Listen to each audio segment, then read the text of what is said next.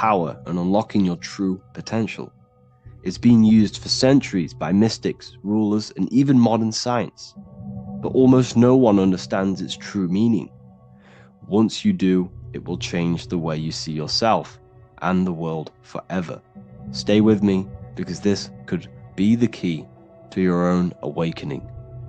The symbol of the snake, or the serpent, is a very powerful symbol that refers to something within you, that we all are on this journey.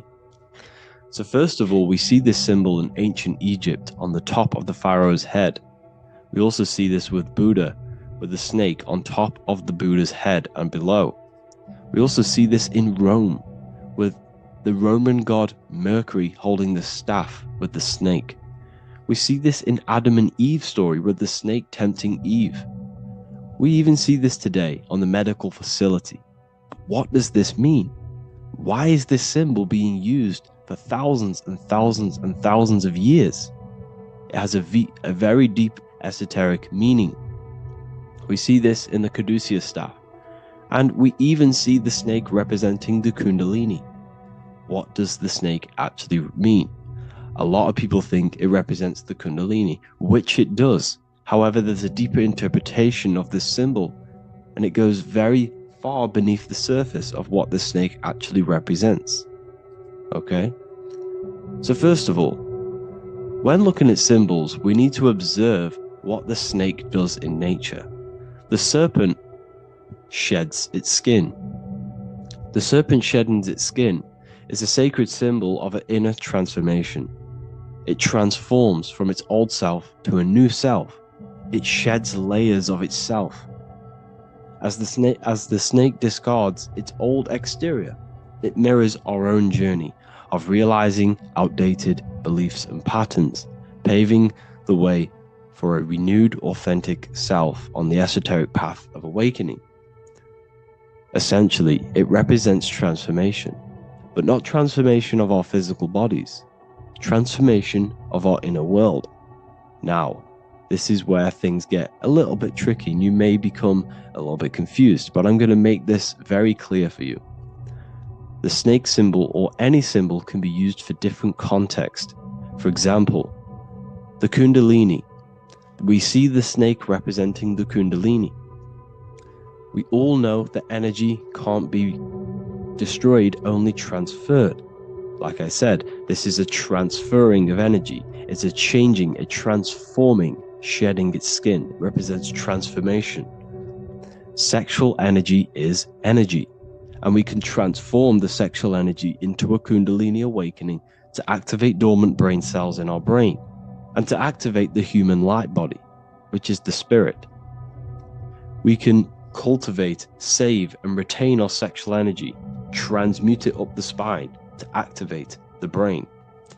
This is a symbol of transformation, of energy in this context. However, when we go to the emergency services, this does not mean the same thing as the Kundalini. The snake in this context represents transformation of health. When we are picked up by the emergency services, we are looking for a transformation. We are unwell, and now we need to transform to well-being. This is why they use this symbol. It represents transformation, especially with the pole and the snake climbing. It's climbing, it's transforming from the bottom to the top, shedding its skin, shedding old layers, transformation. We see this in the Bible with the snake tempting Eve to eat the apple of the tree of knowledge of good and evil. Well, what does this mean? Where's the transformation in this? Well, this is a very hidden one. The transformation takes place in Adam and Eve's consciousness and their mind. They go from a pure, whole state of consciousness, from being tempted by the snake, and they eat it and they transform into knowing the good and evil, into the dualistic ways of thinking and the dualistic meaning of this world. Let me rephrase that. They understand the dualism of this world, and they now understand the two good and bad ways of thinking. They know the knowledge of good and evil, of duality. They shifted from a whole state of consciousness into their consciousness being split into good and evil. This represents the journey of every single soul that incarnates into this world, including yourself. When you were a child, you were whole. You had no understanding of good and evil. But as you grew older, you eaten the fruit. You grew to understand the knowledge of good and evil. Your consciousness split from a whole into a separate and divided way of thinking and divided understanding of the world. We suppressed aspects of ourselves to fit in with society norms. And we just limited ourselves with limiting belief systems. We knew the knowledge of good and evil. Our consciousness split from a whole state. This is what Adam and Eve is symbolic of. We see this with the Roman god Mercury, with the snake. Mercury represents intellect, communication. He's always flying in the air, which represents the air, the mind, the intellect. He's holding the snake to represent transformation of the mind. This is what we call mental alchemy. Turning base metals into gold, turning the unenlightened aspects of our mind into enlightened ones, turning our negativity into power and control. We see this with Buddha, and Buddha is all to do with transformation of the inner world, transformation of the mind and the soul and the emotions. And it also represents the Kundalini. We see this in ancient Egypt. We always see the snake on the head, representing the place where the third eye is, representing the intellect or the mind, the mind's eye, the third eye, whatever you want to call it. This is the place of the invisible intelligence within us. This is our mind or intellect. And this is the transmutation of the mind. This is why the snake is on the head, representing the transformation of the mind, going from the unenlightened into the enlightened, going from the uncontrolled to the controlled mind, so that we can control the very fabric of reality. I've kind of just given that away. Why is this important? Humans are creators. We're the architects of creation, endowed with the divine power to channel the fourth dimension, which is the imagination, into reality. Each thought and intention is a seed. When nurtured with focus and clarity, transforms the unseen into the tangible experience. This creative process bridges the gap between the ethereal and the material. Humans are creators. It's impossible for you not to create.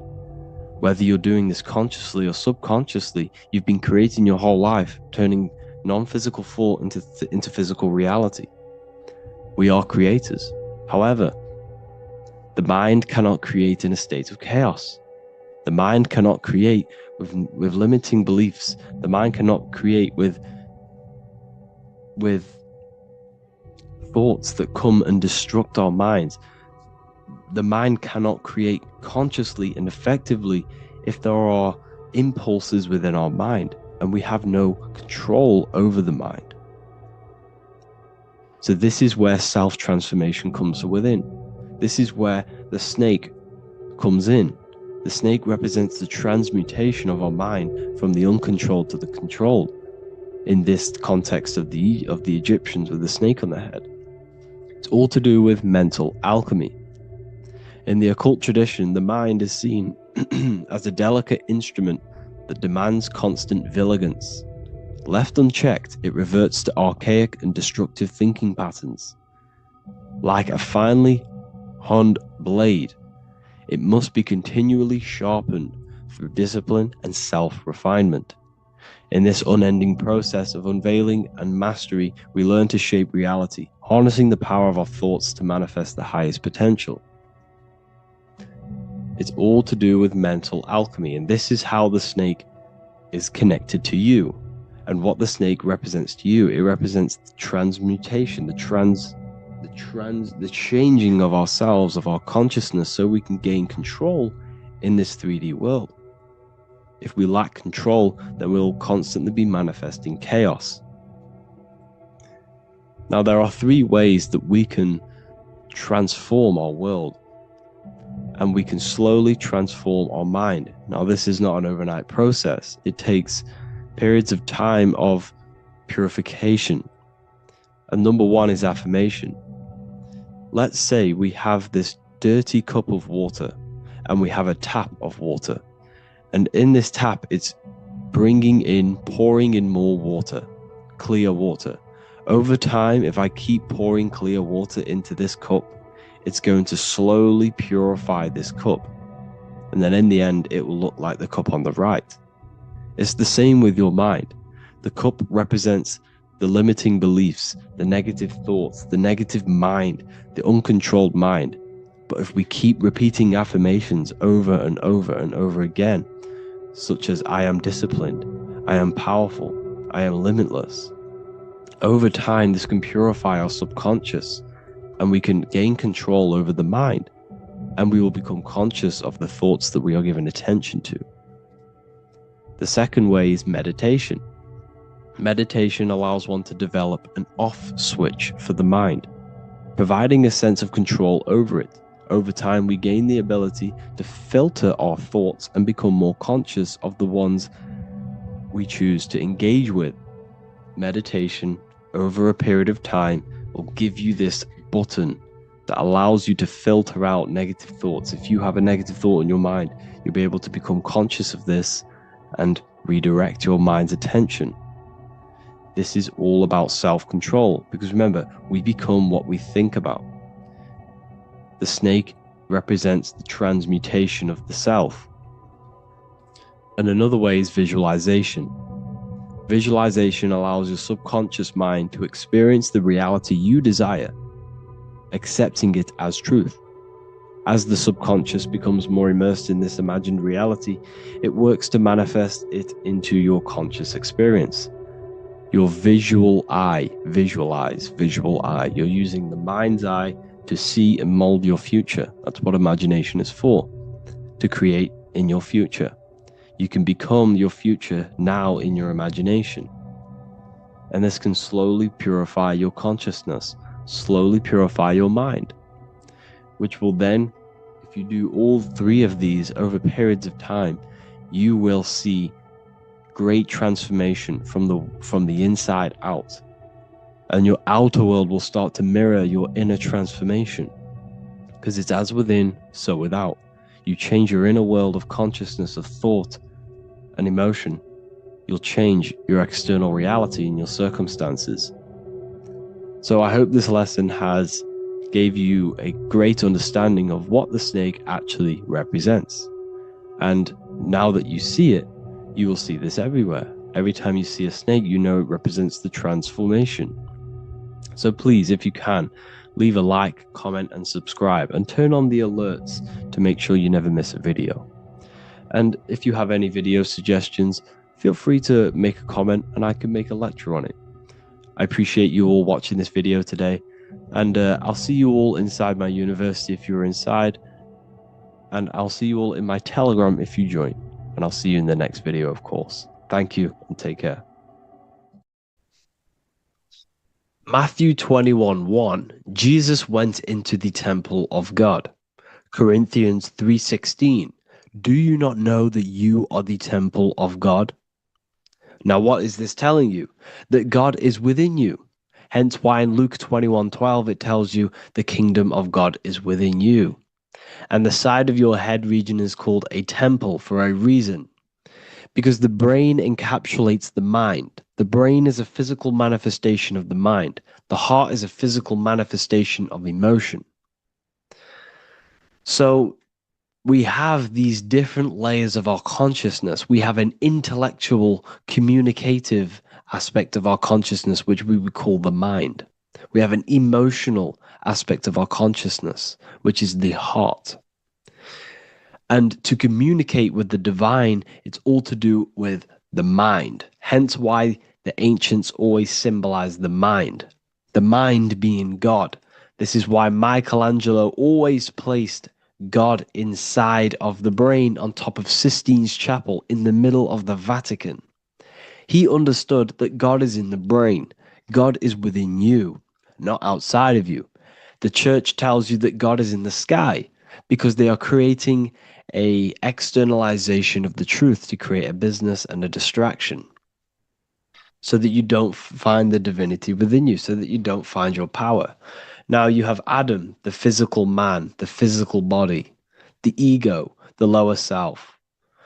And he is resting. He's not trying to reach to God, but God is reaching, because the higher consciousness within you is always trying to communicate with you.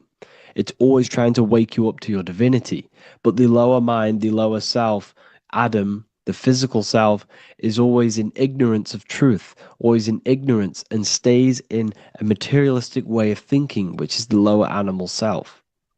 And this is what we call a sleep, or an NPC. This is the lower mind of man. But all you have to do is to move your finger to touch God. You have to look within yourself, within the brain, meditate, and you can find God. This is why in the Bible we see many references to the human body and anatomy to truly connect with God. Kings 6:8, the door to the middle chamber was in the right side of the house, which is the right hemisphere of the brain. The middle chamber is the pineal gland, where the seat of your consciousness is, where the seat of your higher consciousness is, the mind. And they went up the winding stairs, which is your spinal column, into the middle chamber, and out of the middle chamber into the third. So they went up the winding stairs. This represents raising your consciousness up the winding stairs. Your spinal column acts as a stairway of consciousness. Depending on what sort of consciousness you are operating in, depends on what part of the spinal column you are using. Because the spinal column ascends and descends consciousness. What do I mean? If you are in a reproductive way of thinking and you're always thinking about sex, you're jerking off all the time, and you're always eating, all of your brain's power and your mind's power is being descended into the lower aspects of the spinal column, which represents hell, the physical state of man, Adam, the ignorant state. We're basically living off low-level pleasures like an animal. And the stairway to heaven is your spinal column. They went up the winding stairs into the middle chamber, which is your mind, your pineal gland, and out of the middle into the third stage of consciousness, physical, etheric, astral. When you meditate and you start to raise your consciousness during meditation, you enter the astral plane when you turn off thought. But this is the middle chamber inside of the brain. Here we see another painting inside of Sistine's chapel of God inside of the brain. This is the brainstem. This is the brain. This is the frontal lobe. This is the back lobe. This is the back lobe. This is the cerebellum. Here's the reptilian brainstem. Here's the claustrum. This is what we are seeing here. Anatomy. Here is another one in Sistine's chapel in the middle of the Vatican. This is depicting the brainstem. God's neck looks exactly like the brainstem. Here we see a real brain compared to God's neck, because the neck is just below the brainstem. And this is what they are symbolizing, because they knew that God is within you. God is a part of the human body. God is inside of the body, because the body is a vessel for consciousness, for universal consciousness. Inside of you, inside of me, is the same spark of consciousness. And this same consciousness is spread out into every living essence, because everything comes from the one source, the one God, the one consciousness. Matthew 6:22, 23. The light of the body is the eye. If therefore thine eye be single, thy whole body shall be full of light. Practicing the single eye. What is this? This is meditation. This is entering within yourself. So the Bible's telling you to practice the single eye. But if thine eye be evil, thy whole body shall be full of darkness. What does this mean? If your consciousness is in an evil way of thinking, if your mind is filled with an evil, negative mind space, then your body shall be filled with darkness. with evil, with negativity, because negative thoughts destruct the body. Positive thoughts heal and regenerate the body. So he tells you to be, the light of the body is the eye, your consciousness, the inner eye of consciousness, the eye that lets you see. And what do I mean? You look with your two physical eyes, but you see with the inner eye. What you see is perception. You look with the two eyes, and what you see is perception. You are seeing, you are understanding, and that's what consciousness, the mind, gives you. Consciousness, or the mind, is the force that allows you to be a human being, that allows you to understand things and interact with things and make decisions. It's an infinite intelligence. See, the mind is not the brain. This is a big confusion with people. Hence why the eye on top of the pyramid is separate from the bottom half of the pyramid, because the consciousness is separate from the body, the eye, the all-seeing eye. It represents the observer, the eye that sees into this body, into this world, into this. You are the perceiver. You are the invisible spirit within the body. Theologians 4:17. After that, we are still alive, and our left will be caught up together with them in the clouds to meet the Lord in the air. You don't meet the Lord in the physical air. Okay? This symbolism of the ancient Christian artwork is showing you this is symbolic. These things never happened. There's no man in the sky. Moses didn't go on a mountain to meet with God. The air represents the mind. This is why you say you're an airhead when someone's very stupid. Earth is your body. Water is your emotions. Fire is your spirit. Air is your mind, the invisible mind. So Anton Mengs, an ancient Christian art worker, is showing you anatomy of God in the clouds. But this is the anatomy of the human body, raising yourself to the mind and turning the mind inwards on itself during meditation. And that's how you meet the Lord in the air. You meet the Lord in an elevated state of consciousness. The air represents an elevated state of consciousness because the air is up. You have to raise your consciousness to meet the Lord in the air. This is why Moses went on a mountain to meet with God. The mountain represents elevation of consciousness, raising the mind up the spinal column, taking all of the mind's attention away from the reproduction and the physical aspects of self and raising it to the brain and turning off the brain and going inward into the air. It's talking about raising consciousness. It's allegorical. It's a spiritual, metaphorical text.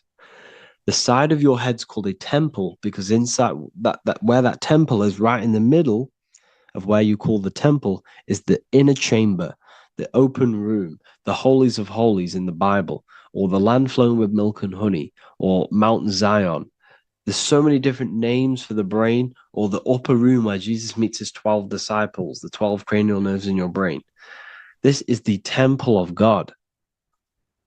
Your body is a temple of consciousness. It encapsulates the consciousness. It encapsulates the mind and soul. John 10:30, Jesus states, I and the Father are one. Psalms 46:10, be still and know that I am God. He's talking about the I am within you, not within Jesus. Everyone refers to ourselves as I. I am God. When you say I, you're referring to the highest aspect of yourself, the aspect that is above all thought, above all emotion, and above all things. When you say I, you're referring to your pure awareness, your pure consciousness, the highest aspect of yourself. And anything after I is egotistical. I is God. The letter I is the Roman numerals for one, because there is one God, one consciousness. The letter I is one line, just like the number one. Matthew 6:3-4, take no thought. Therefore, take no thought. Take no thought. He says this 5 times because you must turn off the 5 senses and take no thought to connect with God. Be still. This is telling you to meditate and know that I am God. The I am within you. I and the Father are one. I and God are one. You, who you think you are, is a completely wrong. The body is matter. Your name isn't you. Your job isn't you. Your reputation, your trauma, your memories, your friends, family, worries, bills, interests, dislikes, goals, passions, anything to do with the thinking mind is not you. Who you think you are is a part of your thinking aspect of consciousness. But once you remove thought, you are no longer your name. You are no longer your body. You're no longer your reputation. You are the I. You are pure awareness, pure consciousness. Pure consciousness. And this pure consciousness has latched on to this name, this job, the body, and your traumas. Your pure consciousness has attached itself to this character who you're playing in the physical world. And this is essentially who you think you are, but you are not. You are the I, you are the self, you are pure awareness. So, in order for you to detach from these things, you must learn how to detach from your name, your job, your reputation. And you do this through meditation by turning off the thinking mind. Turning off the thinking mind allows other aspects of your consciousness to open up. What do I mean? Your whole life you've been thinking, and all of these thoughts has attached you to this physical body. You haven't allowed your consciousness to open up. And you can only do this by taking no thought. That's why Jesus tells you, take no thought. When you turn off the thinking mind, other aspects of your consciousness starts to open up. Other aspects of your being can open up. And this is how you astral project. This is how you do all these mystical things and things to do with consciousness. It's taking no thought. Imagination, emotions, thought, and memory are all to do with consciousness. These things are not physical. You can't touch thought. You can't touch emotions. You can't touch these things because they are not a physical thing. So you must turn off these things for other aspects of your consciousness to open up. Okay. So essentially, the Bible is a metaphorical, astrological, numerological, metaphysical, spiritual, encoded text that talks about human anatomy, spirituality, and the true nature of the human experience. Everything they teach you in school is to make you think that you are this body. Everything they teach you in church is the externalization of the true teachings of Jesus. Jesus was telling you to meditate. Jesus was telling you to practice the single eye. Jesus was telling you to look within yourself and find God. He wasn't telling you to pray to him. Mark 16:19, he was taken up to heaven and sat at the right hand of God, the right hemisphere of your brain. John 21:6, cast the net onto the right hand side of the boat and you shall find fish. Fish is understanding. The boat is your body, your brain. Cast your awareness into the right side of your brain and you will find understanding, because the right side of your brain is all to do with the creative aspect and the intuition and the spiritual sides of your consciousness. This is why God is here. This is why Michelangelo depicted God in the right hemisphere of your brain, because this is all human anatomy. And I speak about all of this in the brand new Book of Wisdom, Volume 2, which is now available. The start of the revolution has begun. This book is truly going to change the way people see the world. It's got so many more topics than the last one. It's truly a revolution. It's written in so much detail. It's very practical. I cannot wait to share this one with you. I just want to say thank you for the opportunity for me to create this book, because without you, I couldn't have created this. And I just love sharing my work with you. And I thank every single one of you for the support, the watch, like the views and the likes, everything, especially the people who have joined the university and stuff like that. And for people who have joined the university, you do get a free Book of Wisdom paperback if you just go to the general chat and follow the description, follow what the instructions that I gave you in the chat, and you'll be able to order a free Book of Wisdom if you are inside of the university. Plus, you get all of my other books, 2 books, and over 45 occult books on occult and esoteric things. You get lectures, live calls, a community, a manifestation mastery course, and a whole library and reoccurring updates every month, every week. So yeah, I hope you all enjoyed this video. Thank you all. Please leave a comment to help the algorithm, and leave a comment on what videos I should make. And yeah, I'll get to uploading on the YouTube a lot more now the second book is now released. I have a lot more time on my hands. No longer using my energy to create the book. I'm now going to redirect this mental energy into the YouTube. So there will be a lot more content coming. So I need some content ideas. So feel free to comment some ideas, some YouTube videos that I can create. Thank you all, people. Have an amazing day.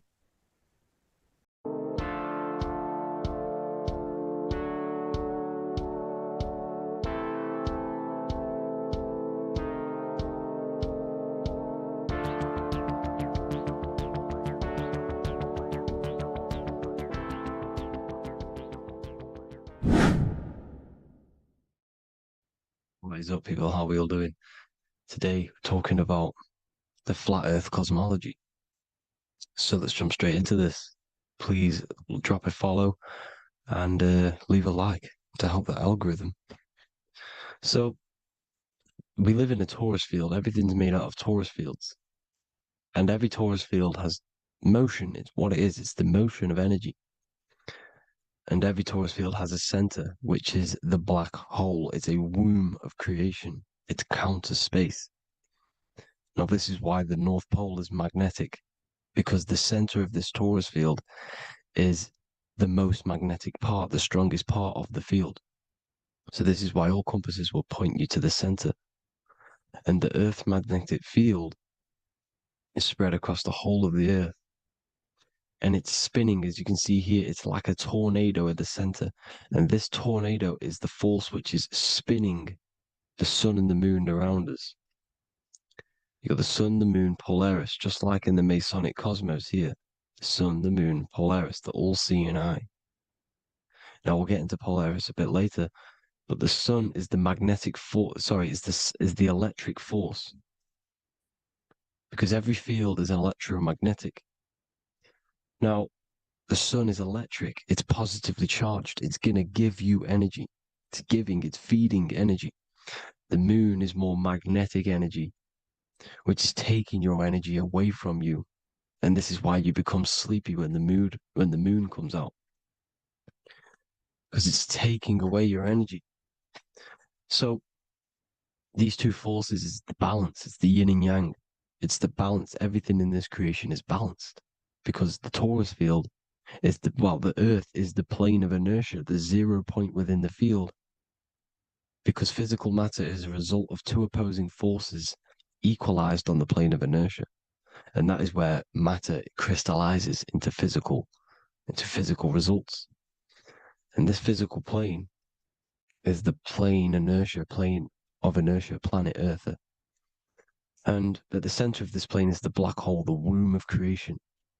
And outside of this black hole gives birth to light. So the torus field is constantly rotating, going into counter space, the black hole, and then out of counter space gives birth to the white hole, white light. You see? So it's going around, black hole, birth again, black hole, birth again. And it just keeps going around. It's an infinite cycle of energy. And this is where the infinity sign comes from. This is the motion, this is the force which is creating everything to spin inside of this circle. Okay? And it's making the stars spin. It's making the sun and moon spin around us around this center point. Now here you see Horus and Set. Horus and Set putting their feet inside of this dome. This is the royal arch, the arch of the dome above us, which is like you see in the Masonic cosmos, the royal arch of Freemasonry. This is the dome above us, the firmament that the Bible talks about. You see, they're putting their feet in because Set symbolizes the moon and Horus is the sun. Horizon, Horus. Horus is rising, the sun. So they're both putting their feet around the center magnetic pole, which is the pole, North Pole. And above the North Pole, you have Polaris, the pole of electromagnetic energy. You see?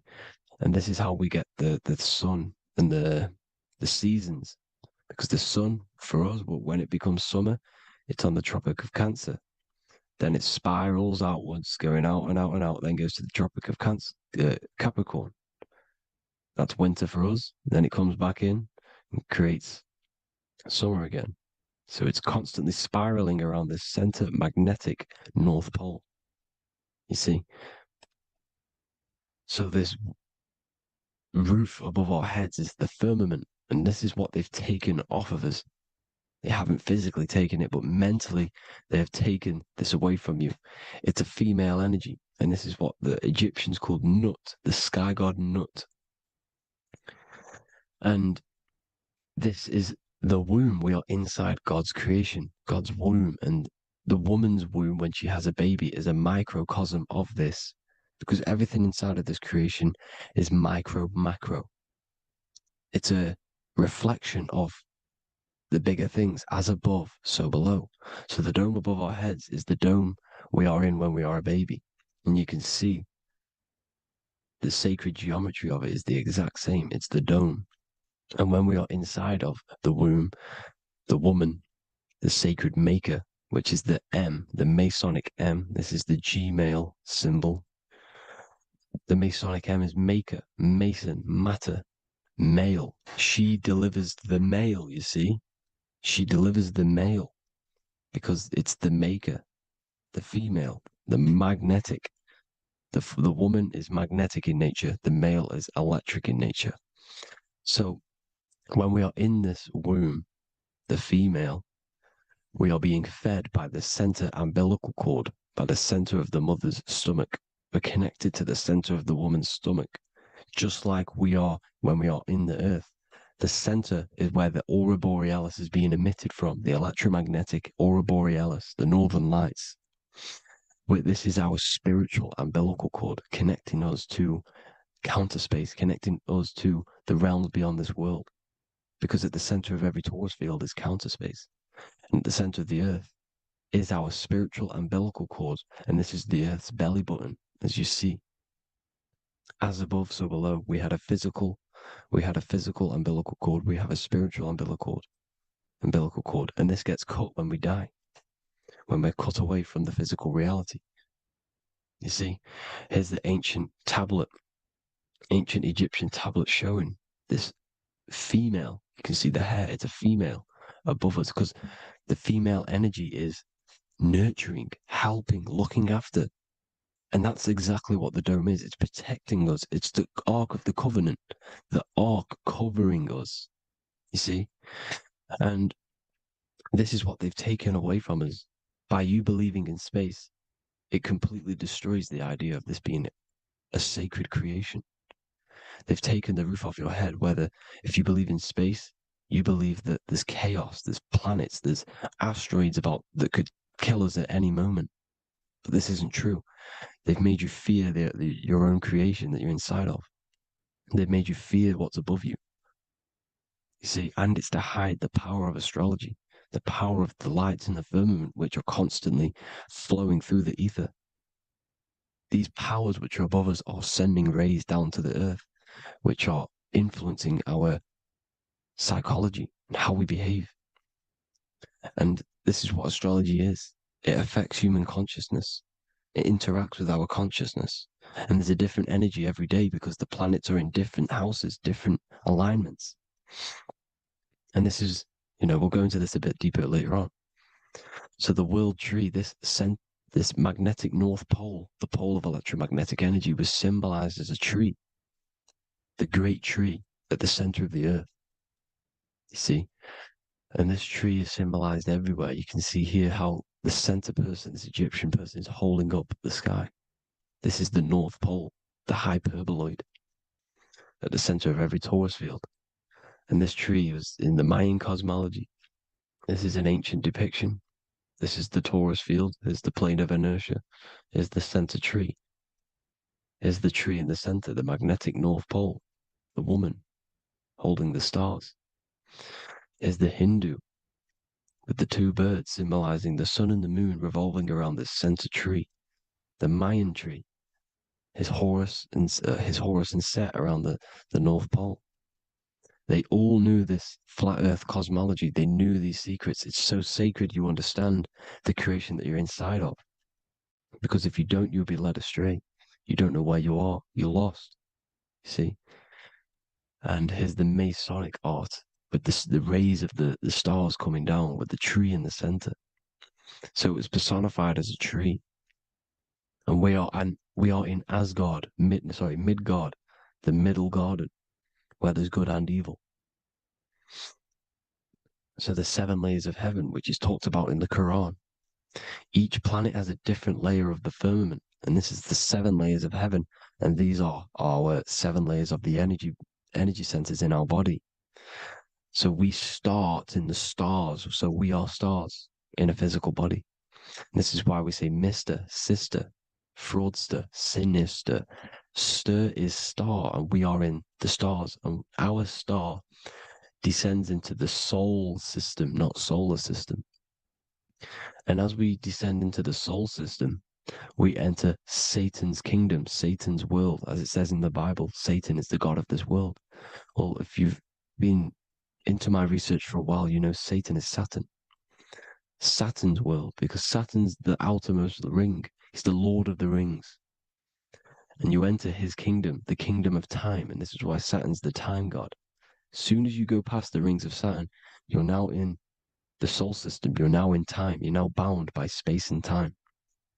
And you're bound to the earth plane, the heart. Earth is heart. It's a rearrangement, it's an anagram for heart. And the heart of the electromagnetic color spectrum is green, and that's why the earth is green. And above green is blue, and this is why the sky is blue. In order to go to heaven on the macro scale, you have to go through the blue sky, through the 7 layers of heaven. In order to reach heaven in your body, whilst you're here, you have to go through the blue chakra to your head, which is heaven. It's micro, macro. Everything is micro, macro inside of this creation.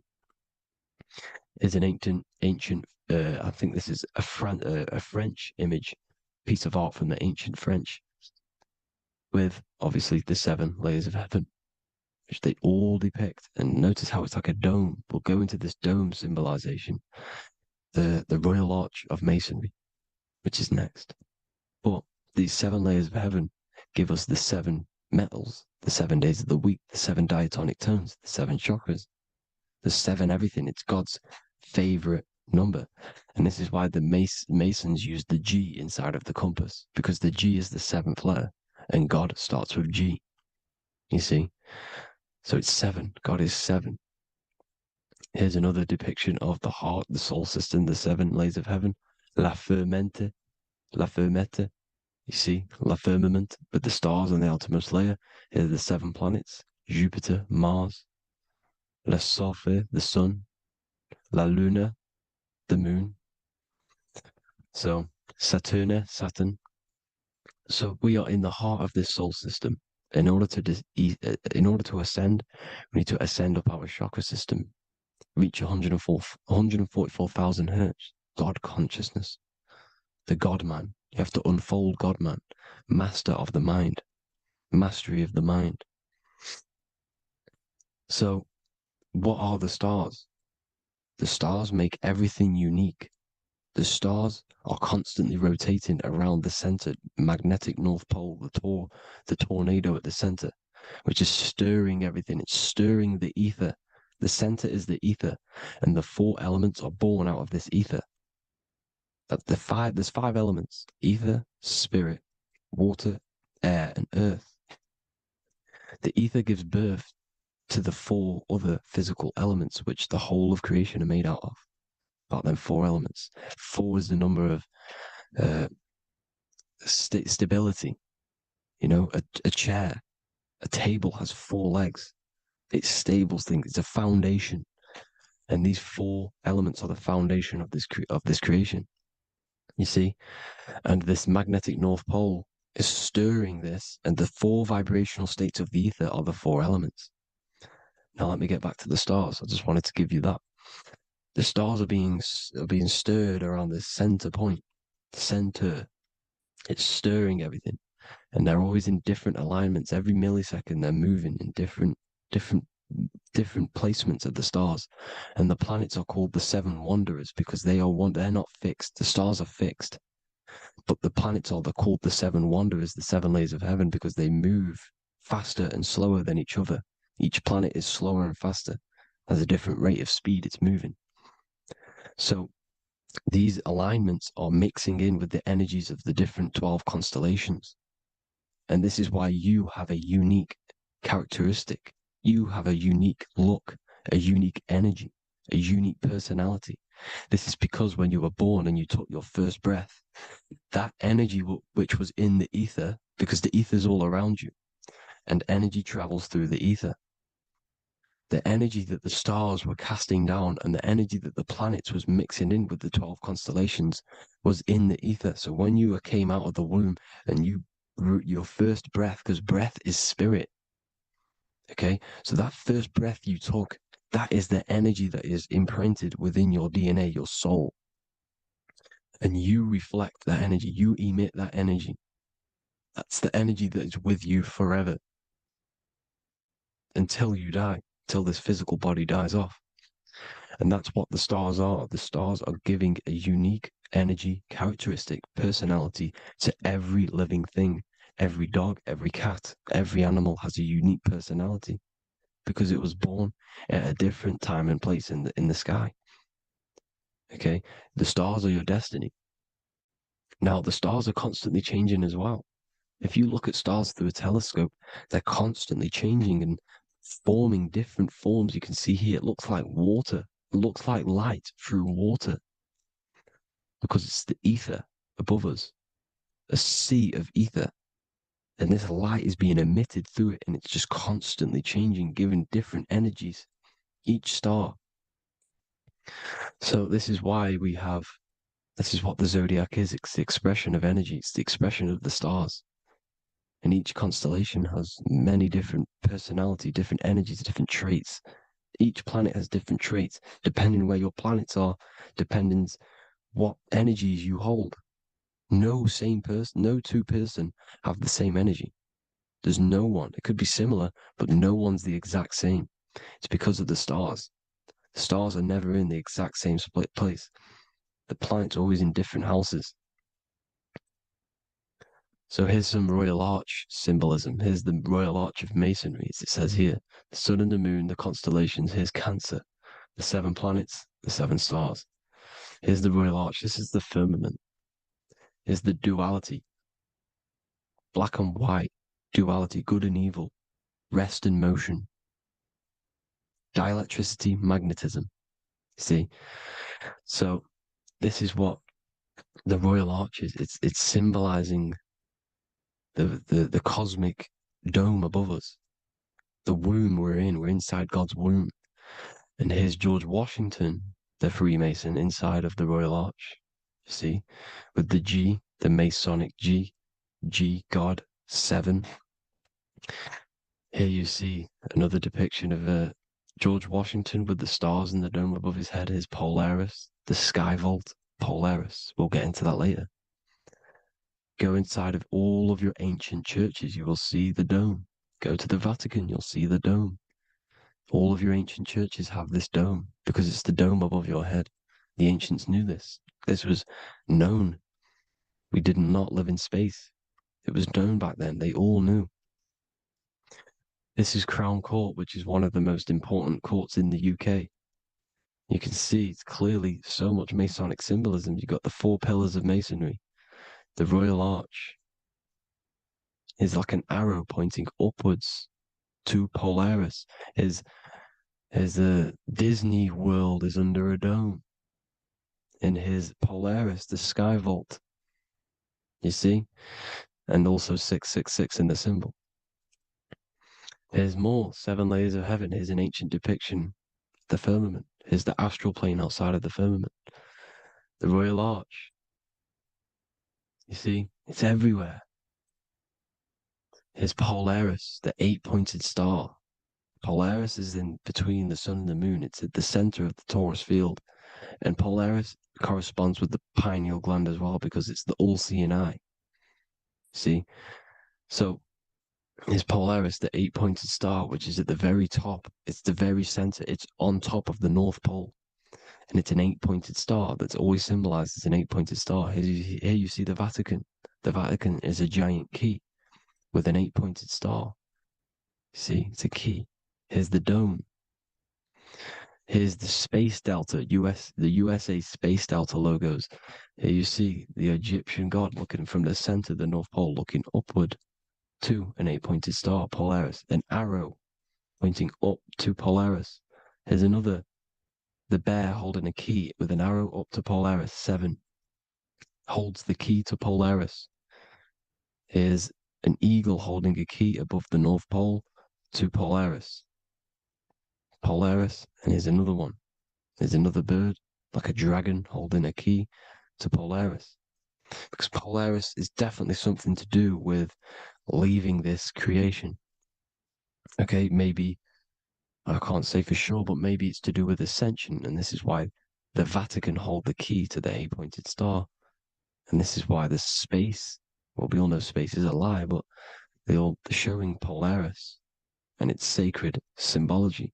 Maybe it's to do with something leaving this creation, going to another. Here's some North Pole symbolism. As above, so below. You see the four seasons of the Big Dipper constellation going around Polaris.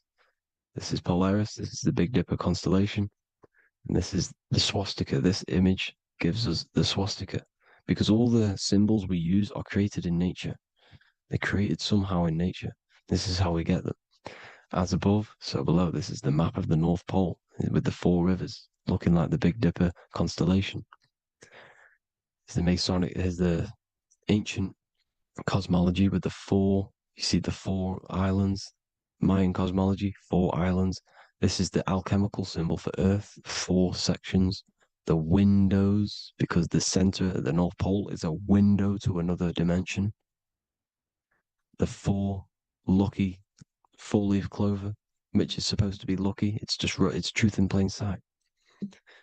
And here's Hitler looking at 2 flat Earth maps. So this swastika has been used for thousands of years, thousands and thousands of years. And it's symbolic for the most sacred land on this plane, the North Pole. Shambhala. Do some research on Shambhala, people. It's a it's a Hindu mythology about the sacred lands at the center of the earth. And it's known to be full of enlightened beings. And it's all symbolized at the center. You can see their paintings of Shambhala. It's all at the center, the North Pole. And it's known to be the most godly place ever, because it takes you to a portal to the higher places. And maybe this is something to do with Polaris, connecting you to this sacred land at the very center. But anyways, people, thank you all for tapping in. Hope you all learned something. Have an amazing day. Please follow, subscribe, like, all the links in the description for the courses, the PDF. Please have an amazing day. God bless.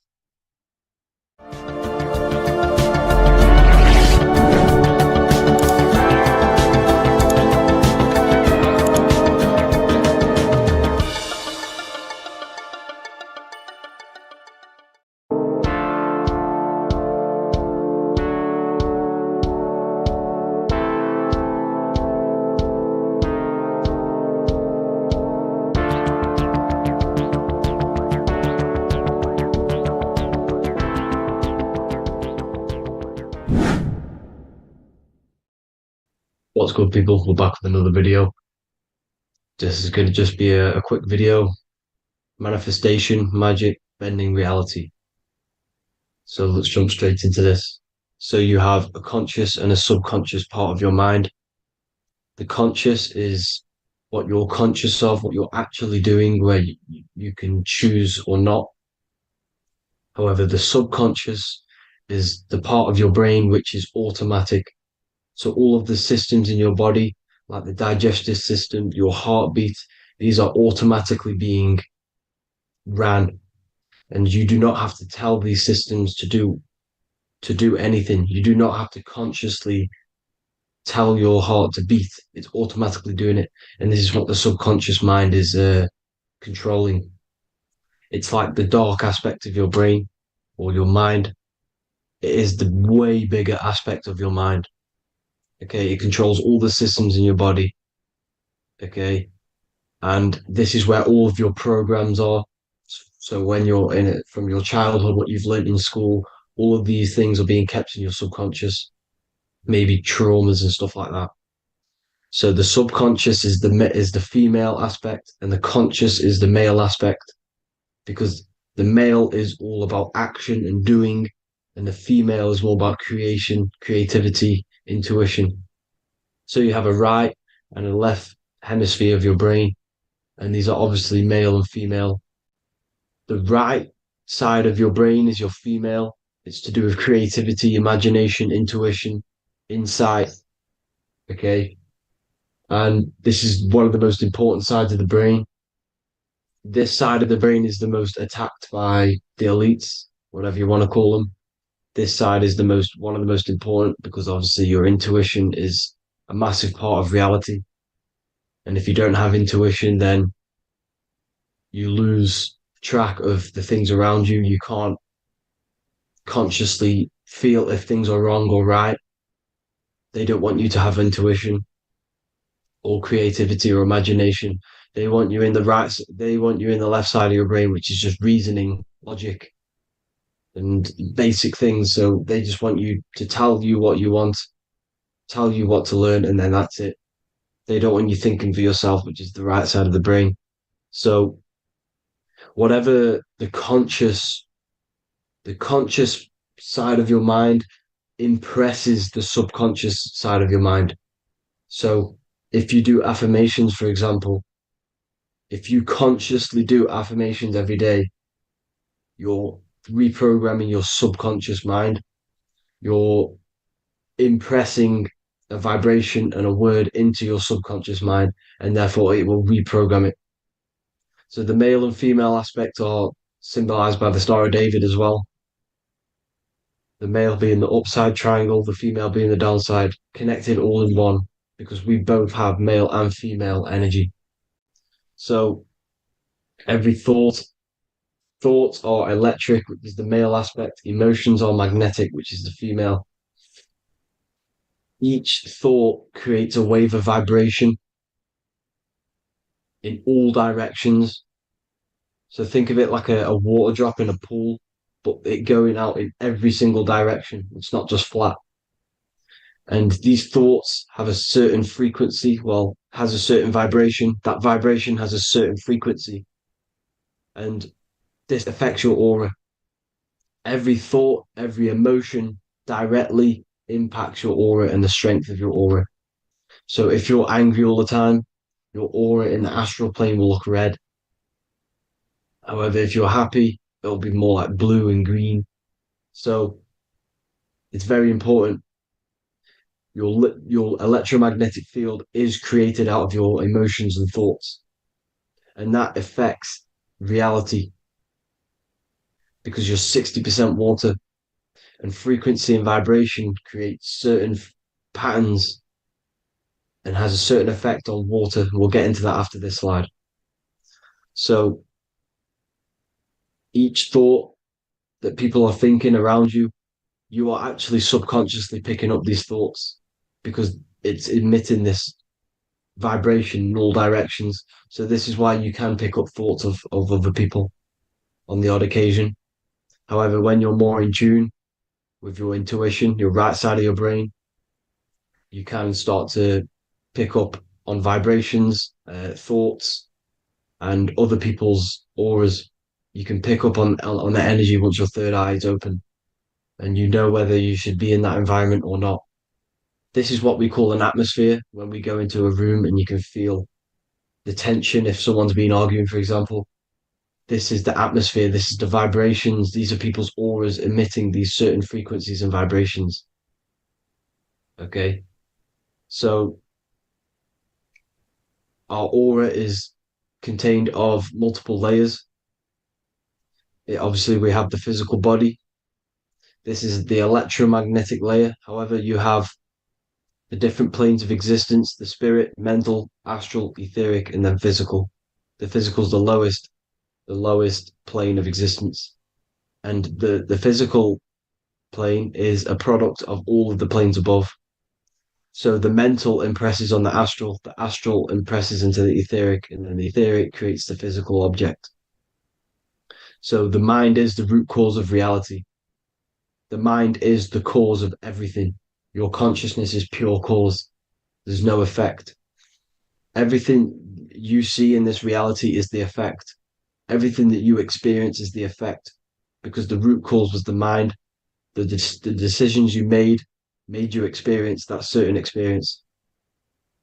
And that decision was created on the mental plane. And this is just pure thoughts. And thoughts are things. If it exists in your mind, it is a thing. It's a certain frequency. So if you have a certain level of thoughts, if you're thinking positive, for example, you're going to have a strong aura, you're going to have a higher vibration. And that attracts like. Like attracts like when it comes to thoughts and vibrations and electromagnetism. So if you're thinking positive all the time, speaking positive, doing positive, you're then creating a higher vibration, and that's going to attract people on that similar frequency to you. Everything is electromagnetism, frequency, and vibration. Everything.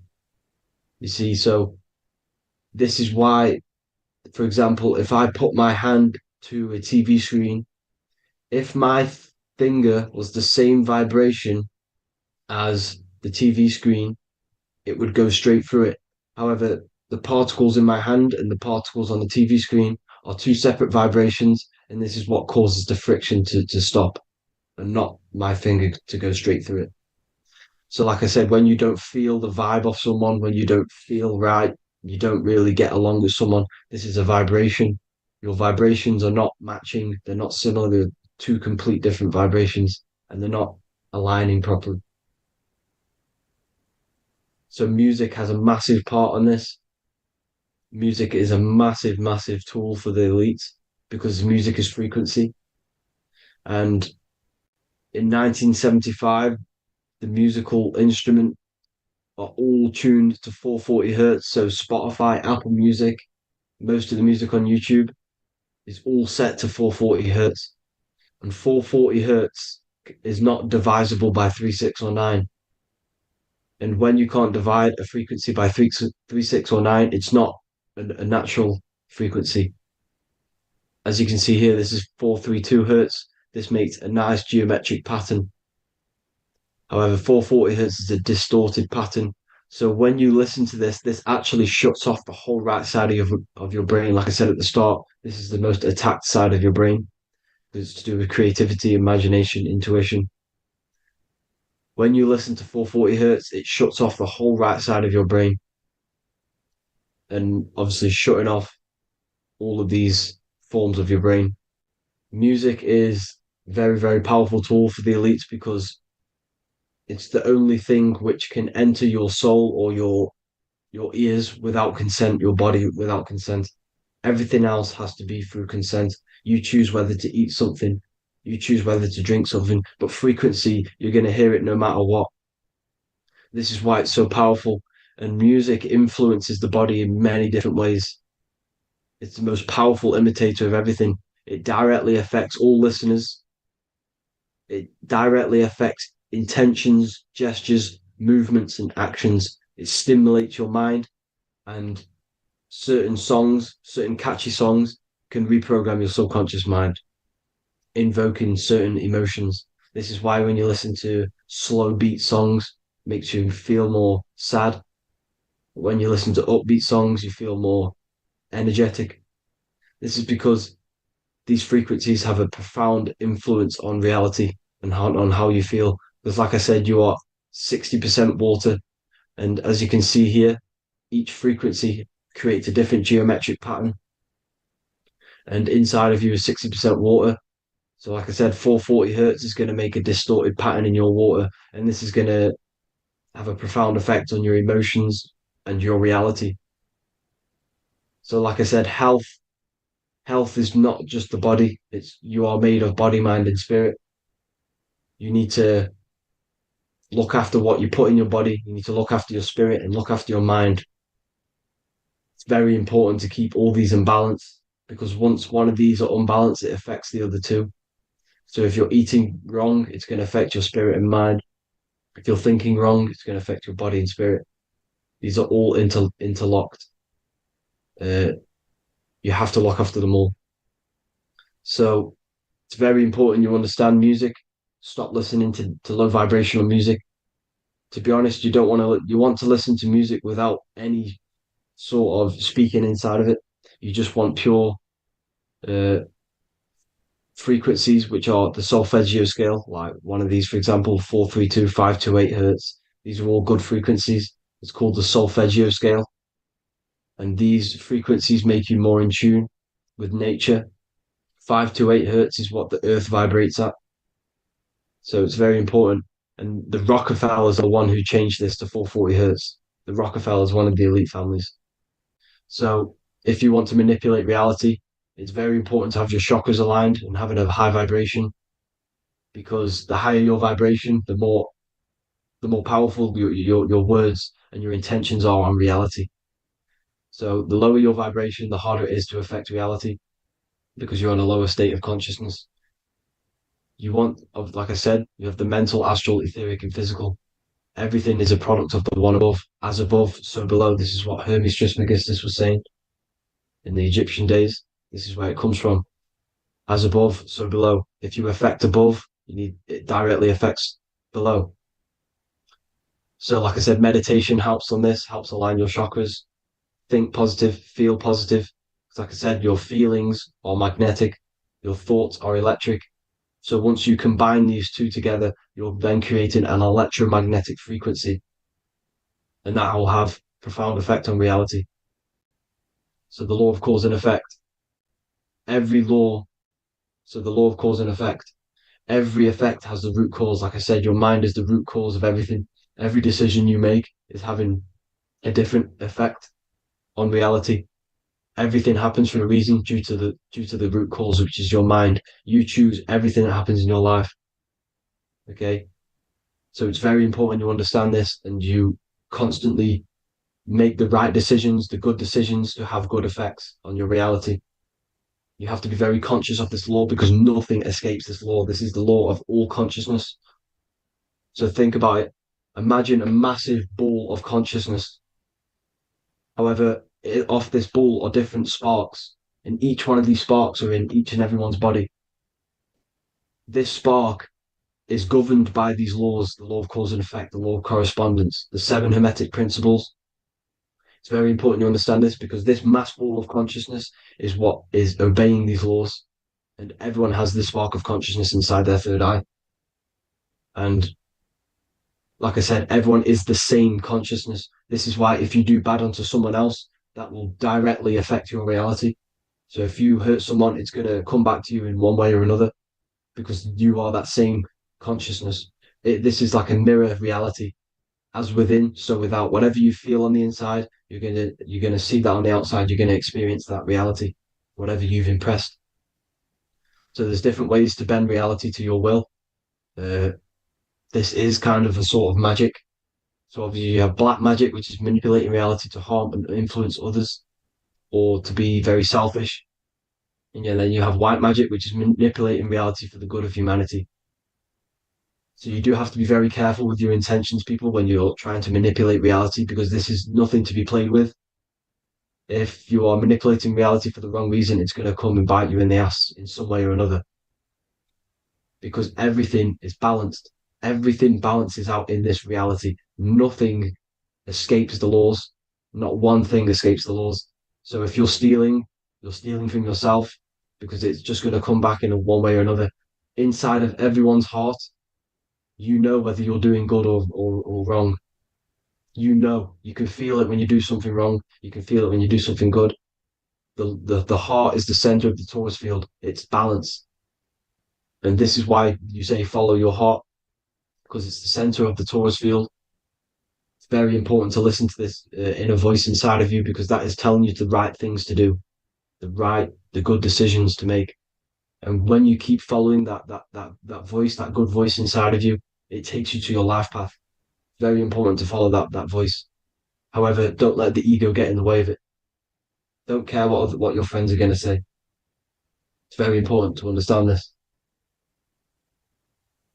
So you have different ways of manipulating reality. You have sigil magic. This is where you create your own sigil or symbol. You create your own sigil and symbol, and then you charge it. You behind that symbol, you have an intention. So, for example, if you want to manifest wealth, you create a sigil which represents what you want. You create that sigil, you draw it out, you charge it, because wherever your attention goes, energy flows. So whatever your attention is, you're sending energy that way. So what you do with your eyes and your hands, you place attention on the sigil. Imagine that it's glowing. Imagine that you're sending energy to the sigil, and then you burn the piece of paper once you've done this. And then after this, you meditate on that symbol. You constantly think about that symbol, because that symbol is the frequency, is the thing that you want to manifest. So that's one way. Or you can just meditate on your reality. So imagine yourself having already what you have. This is what they call a mindset. You must set your mind to the frequency what you want to manifest. Okay. So if you want to manifest wealth, for example, imagine yourself being wealthy. What would it feel like? What would you be doing? Imagine a scene in your mind. Constantly do this, and you're putting out that frequency. Like I said, you must think, because the thoughts are electric, and then you must feel, which is magnetic. Together, this creates an electromagnetic frequency. And this is how you attract things to you. You will attract the certain people to come in your life to bend reality to your will. Okay. Or you've got mirror magic. Stare yourself in the mirror, because a mirror reflects light. It also reflects energy. So you've got to be very careful with what you say to a mirror. You've got to be very, very, very careful, because whatever you send into that mirror is directly sent straight back to you. So if you're thinking negative, you're sending negative energy back straight to you, and that's going to have an effect on your reality. Affirmations are very important, because your words are frequency, your words are vibrations, and each word you say has a certain frequency. If it's positively charged, it's going to affect you positively. If it's negatively charged, because like I say, your brain and your mind is like the director of energy. That's what your brain is. And it directs energy into certain things. You can either positively charge it or negatively charge it. And this brain is creating your reality constantly. It's manifesting your reality constantly in the present moment. So this is what the government knows. The government know your mind is the root cause of reality. This is why they call themselves a government. Government. The New World Order is not being manifested by them. They are controlling the information. They are controlling your perception of this reality. And they know the mind is the root cause of reality. Therefore, if they control your perception of reality and your information, what you believe, you're going to manifest that information, that perception. So we, the people as a collective consciousness, are the ones manifesting this new world order. You see, so this isn't black magic. They're actually tricking us into manifesting their own their plans, this new world order. You see, this is how smart these people are. They know how to get around the laws of reality. They know how to bend reality to their will without facing the consequences. They're getting humanity to do it. You see, there is a collective consciousness. As like I said, we all have that same spark of consciousness, right? So as a collective consciousness, we are on a very low vibration at the moment. However, we are waking up rapidly. There are more and more people waking up at the moment, and light always chases away the shadow. Light is a lot more powerful than darkness, you see. So one person waking up has a massive effect than one person being asleep. It has a profound effect. Because like I say, the light always chases away the darkness. It's more powerful. The light is always more powerful. High vibrations are more powerful than lower. So that's it for this, people. I hope you all enjoyed. This is a short, quick video. God bless you all.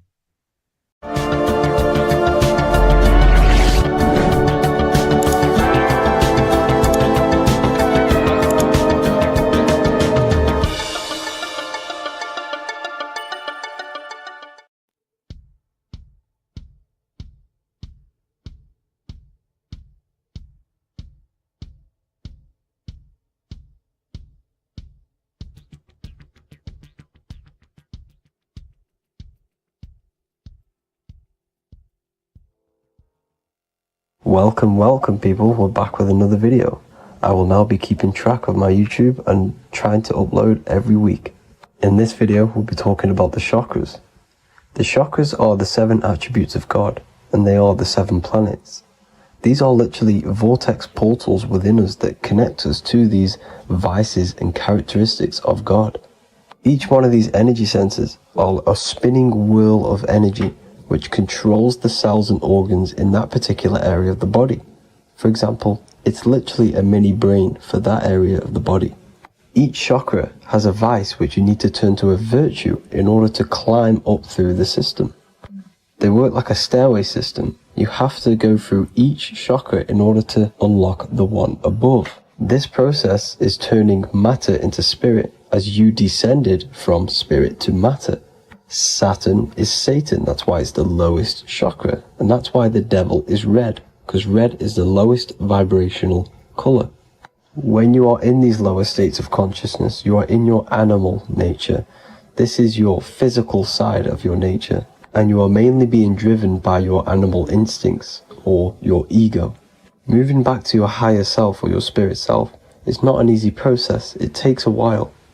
However, with discipline, consistency, and motivation, you can achieve this, and this is what the ancients called Christ consciousness. Once you have achieved this, it is basically a state of mastery of the mind. You no longer lust for the lower animal nature things. Now, let's start with the root chakra. This is located at the base of your spine, and you can feel this chakra by tensing your anus. This energy center is in control of your survival needs, your vitality, stability and security. Now, if this chakra is unbalanced, you will feel insecure, fear, anxiety, unstable, low self-esteem, anemia, over or underweight, and constipation. In order to balance this chakra, you need to feel grounded, embodied, stable, calm, centered, a sense of safety and trust in yourself and the world around you. The next chakra is the sacral chakra, which is located around the belly button area. You can feel this chakra just by sucking in your belly. This chakra is to do with relationships, self-worth, creativity, empathy, and most importantly, sexuality. This is the most important one in order to start to raise your vibration overall, is giving up the over-sexualized nature. In order to balance this chakra, you need to come into harmony with all the toxic relationships that you have. Get rid of the fear, the anxiety, the isolation, and 100% get rid of the over-sexualized nature. Lust is one of the most lowest vibrations you could possibly feel. It is literally manifesting hell. In order to work on this chakra, you need to feel self-worth. You need to do creative things, empathy, healthy relationships, and 100% being confident. The next chakra is the solar plexus. This is to do with personal power, will, metabolism, eating, happiness, and your self-esteem and self-identification. You can feel this chakra just above your belly, below your ribs, and you can suck in this area. If this chakra is blocked, you will feel lack of confidence, difficulty in manifesting your desires, low self-esteem, misuse of power, misuse of dominance, weak will, and shame in yourself. Biggest one for this chakra is overeating, as it's to do with metabolism. If you are overeating, you are literally unbalancing a lot of your lower chakras, not just the solar plexus. In order to work on this chakra and balance it, you want to have a positive self-identification. You want to feel happy, a happy self-esteem, effectiveness to people, not overeating, and a strong willpower. Now for the heart chakra, one of the most important chakras. Chakra is to do with love, understanding, trust, hope, openness, compassion, balance, and forgiveness. The most important because your heart is the tree of life in the body. It is the center of the toroidal field. It is the most powerful chakra. Your heart is 5,000 times stronger magnetically than your brain.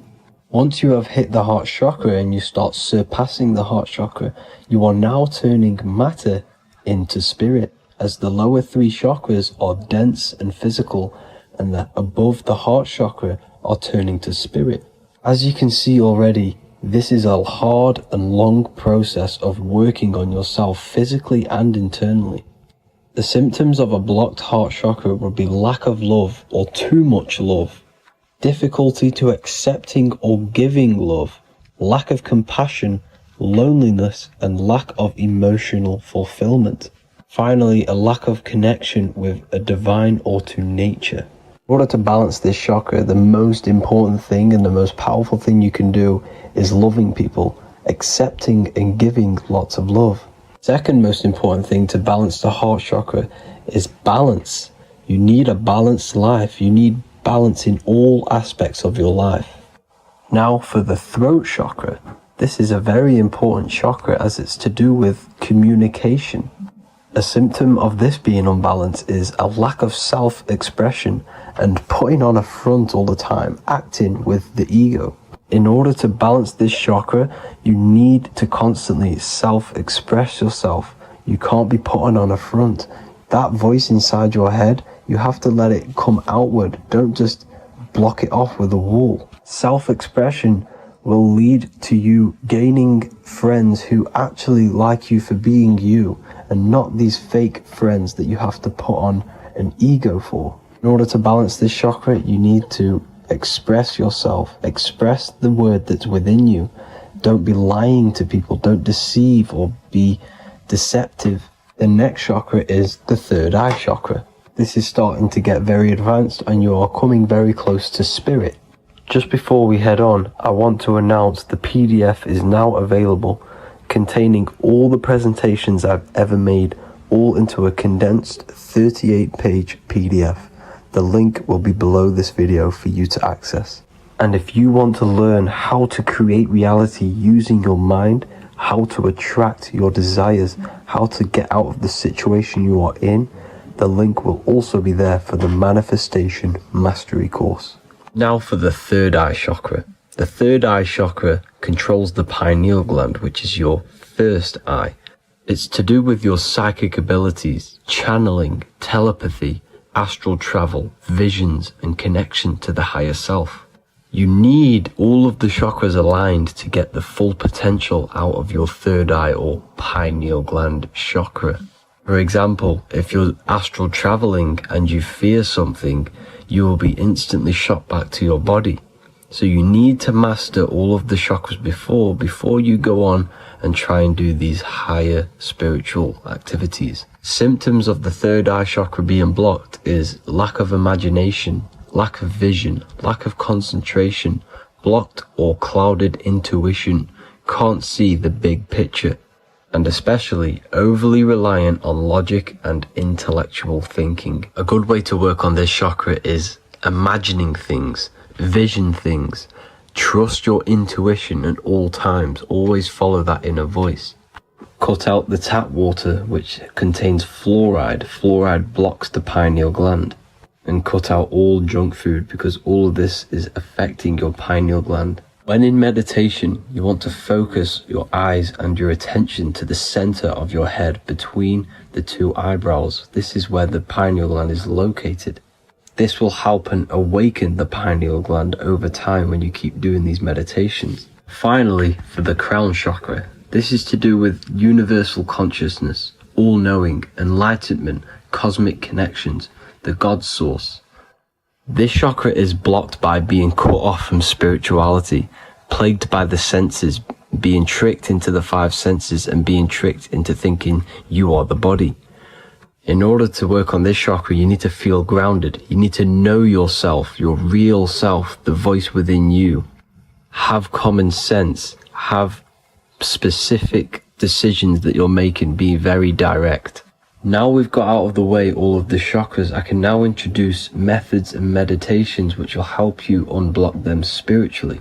When meditating, you want to get into the present moment in a nice, comfortable position.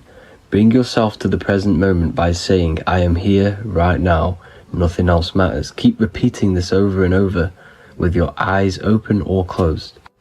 After a couple minutes of bringing your attention to the present moment, you can now start to breathe in through the nose deeply and breathe out through the mouth slower than you breathed in.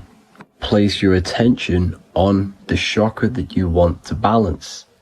Think of a high vibrational emotion like love, and think of this while placing your attention on that chakra. You can do this exercise every day for 10 to 20 to 30 minutes. The longer the better. Another practice you can do is by chanting the Bijis for each chakra. They are here starting from the root chakra all the way to the crown chakra. Or you can chant the 7 vowels. There are not 5, there are actually 7. A, I, A, O, U, M.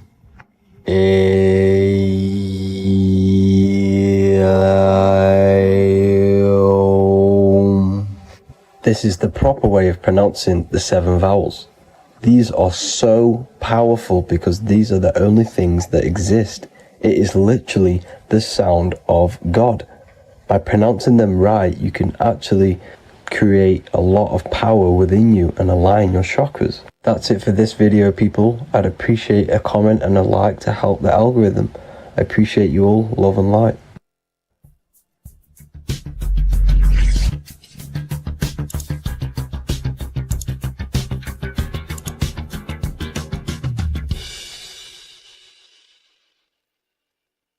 The Freemasonic square and compass is not just a symbol that represents Freemasonry, a lodge, or a secret society. It is a symbol of gaining your own personal power. Now in this video, I'm going to be breaking down this symbol in the most detail I can possibly go into. Most people live in a state of illusion. They live their life impulsively, acting based on their 5 senses, tasting. They want to feel a certain thing like an orgasm, or they're basically just slaves to external things and their 5 senses, which leads to a very dark path where you'll never actually become a conscious creator and you'll never actually be internally happy. The Freemasonic square and compass reveals some deep wisdom about this. Now let me break this down. If you want to gain your personal power, listen up. The Freemasonic square and compass is a compass which is used to create circles. Now, if you notice something about the circle, they have no beginning, no end. You can't tell where it begins and ends. It's eternal, which means this represents consciousness. Now, if you don't know what consciousness is, if you close your eyes, you have an internal world. You have thoughts, emotion, visualization. This is all consciousness, spiritual. Then we have the square. The square creates squares or lines, which represents matter. It has a beginning and an end. You can quite see where the beginning of the end is, right? So we can even link this to Leonardo da Vinci, the Vitruvian Man. We see the man in the square with the circle. The circle is the eternal consciousness, and the man is the square, limited to the physical world. But consciousness is not limited. That's why it's outside the square. This is eternal, the body is mortal. The body will die, consciousness will never die. If we look even closer at the symbol, we notice in this particular symbol, we have the compass overlapping the square. This is very, very symbolic. This represents spirit over matter, also known as mind over matter, consciousness over matter, the circle over the square. Like I mentioned earlier, most people are slaves to their senses. They go through their day and all they do is chase validation and feelings. They eat all day to feel good, which means they're slaves to their taste. They're slaves to their feeling. They masturbate, which means they're a slave to orgasms and external things. They're literally being governed by the external world controlling their internal world. They're literally living life on autopilot. And don't get me wrong, I was guilty of this too. We're all guilty of this when we join this world because we're not taught this sacred knowledge. Until you actually stop and recognize this, you'll be living life on autopilot, literally not even living. You'll be running off subconscious programs, seeking external validation and being ruled by these five senses. The square underneath the compass represents consciousness on top of matter, which means the internal world is controlling the external world. It is the mind controlling matter and not matter manipulating the mind. In the occult and esoteric world, it's very important that you are conscious of every action that you are taking in your day-to-day life. Never act subconsciously. Always be conscious. What are you thinking? What are you acting? What are you giving your attention? All of this is contributing towards creating because you are a creator. Consciousness is a creative force. You need to make sure that the compass is on top of the square, that your inner world is controlling the outer world and not the outer world controlling the inner. As I've mentioned in many videos before, the internal world of consciousness is what's producing the external world. Your life is just a result of every thought and emotion that you felt in the past. Everything you own, everything you possess, your friends are all reflections of your consciousness. They're all reflections of what you are thinking about. When you change your thinking, your external world starts to rearrange itself. On a basic level, this symbol represents the combination of spirit and matter. You are a spiritual being and a material being. You are heaven, the sky, and earth, the ground. You are heaven and earth, spirit and matter infused into one. You are a bridge between the divine and the earthly worlds. And you can bring down these higher realms of consciousness, thought, imagination, and emotions into a physical, tangible reality. To do this consciously, we need to make sure the external world is not manipulating the inner world. Because if your internal world is being controlled by external circumstances, for example, you have a circumstance happen in your reality, an emotion triggers inside of you, and that emotion is a command to create more of that. And the thoughts that you think are creating more of that negativity. So it's a constant cycle of negative manifestation if you let the external world control your internal world of consciousness. So we need to make sure the compass is on top of the square, that the internal world are commands and not reactions to create your external reality. And not only just to create, but to actually enjoy life. If we let the external world bother our internal world, this means that we have some sort of mental or emotional attachment to the external world. We need to detach from the external world. Why do I say that?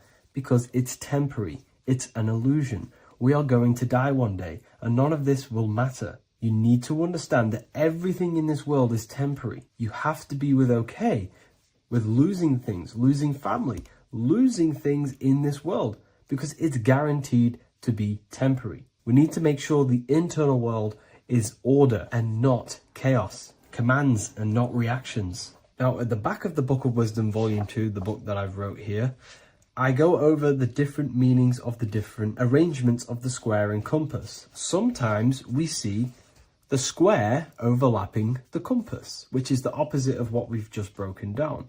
Or sometimes we see one leg of the compass on top of the square and one leg of the square on top of the compass. These are all highly symbolic. When we see the square overlapping the compass, this pretty much represents the beginning of the Freemasons' journey, when their internal world is being controlled by the external. They have a lot of spiritual growth, and a lot of learning and inner work to do. Now, when we see half and half, one leg of the square on top and one leg of the compass on top, this represents the Mason's gradual emergence from the material realm into the spiritual. This interplay of symbols reflects the process of gaining greater light and knowledge as the Masons ascend from material concerns towards spiritual enlightenment. And of course, we've just broken down what this means. This represents spirit over matter. They're not chasing external physical things anymore. They're actually chasing and gaining validation and happiness from spiritual growth, more knowledge, and deeper understanding of consciousness and themselves. Most people chase external material things, which actually don't make you happy in the long run. You could be given £1 million today.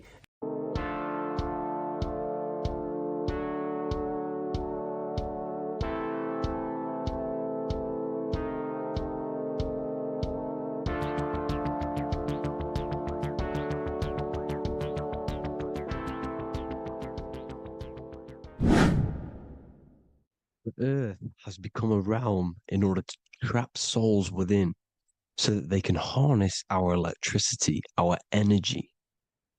Even the Bible is talking about how this realm is controlled by the wicked one in John 5:19. We know that we are the children of God and that the whole world is under the control of the evil one. Ephesians 6:12. For our struggle is not against flesh and blood, but against the rulers, against the authorities, against the powers of this dark world, and against the spiritual forces of evil in the heavenly realms. So the Bible is telling us that this is not the only world. There are other worlds, there are other realms that we can go to, considered as heaven. Heaven being a higher realm where there is no evil, no darkness. This is a midpoint realm where there is good and evil. Now, we're going to explain how the soul trap is how it's working and how your soul is being harnessed for its energy and how you are tricked to come back to this realm after death. What you need to understand is first is that you are the invisible intelligence behind the physical body. You are the mind and soul.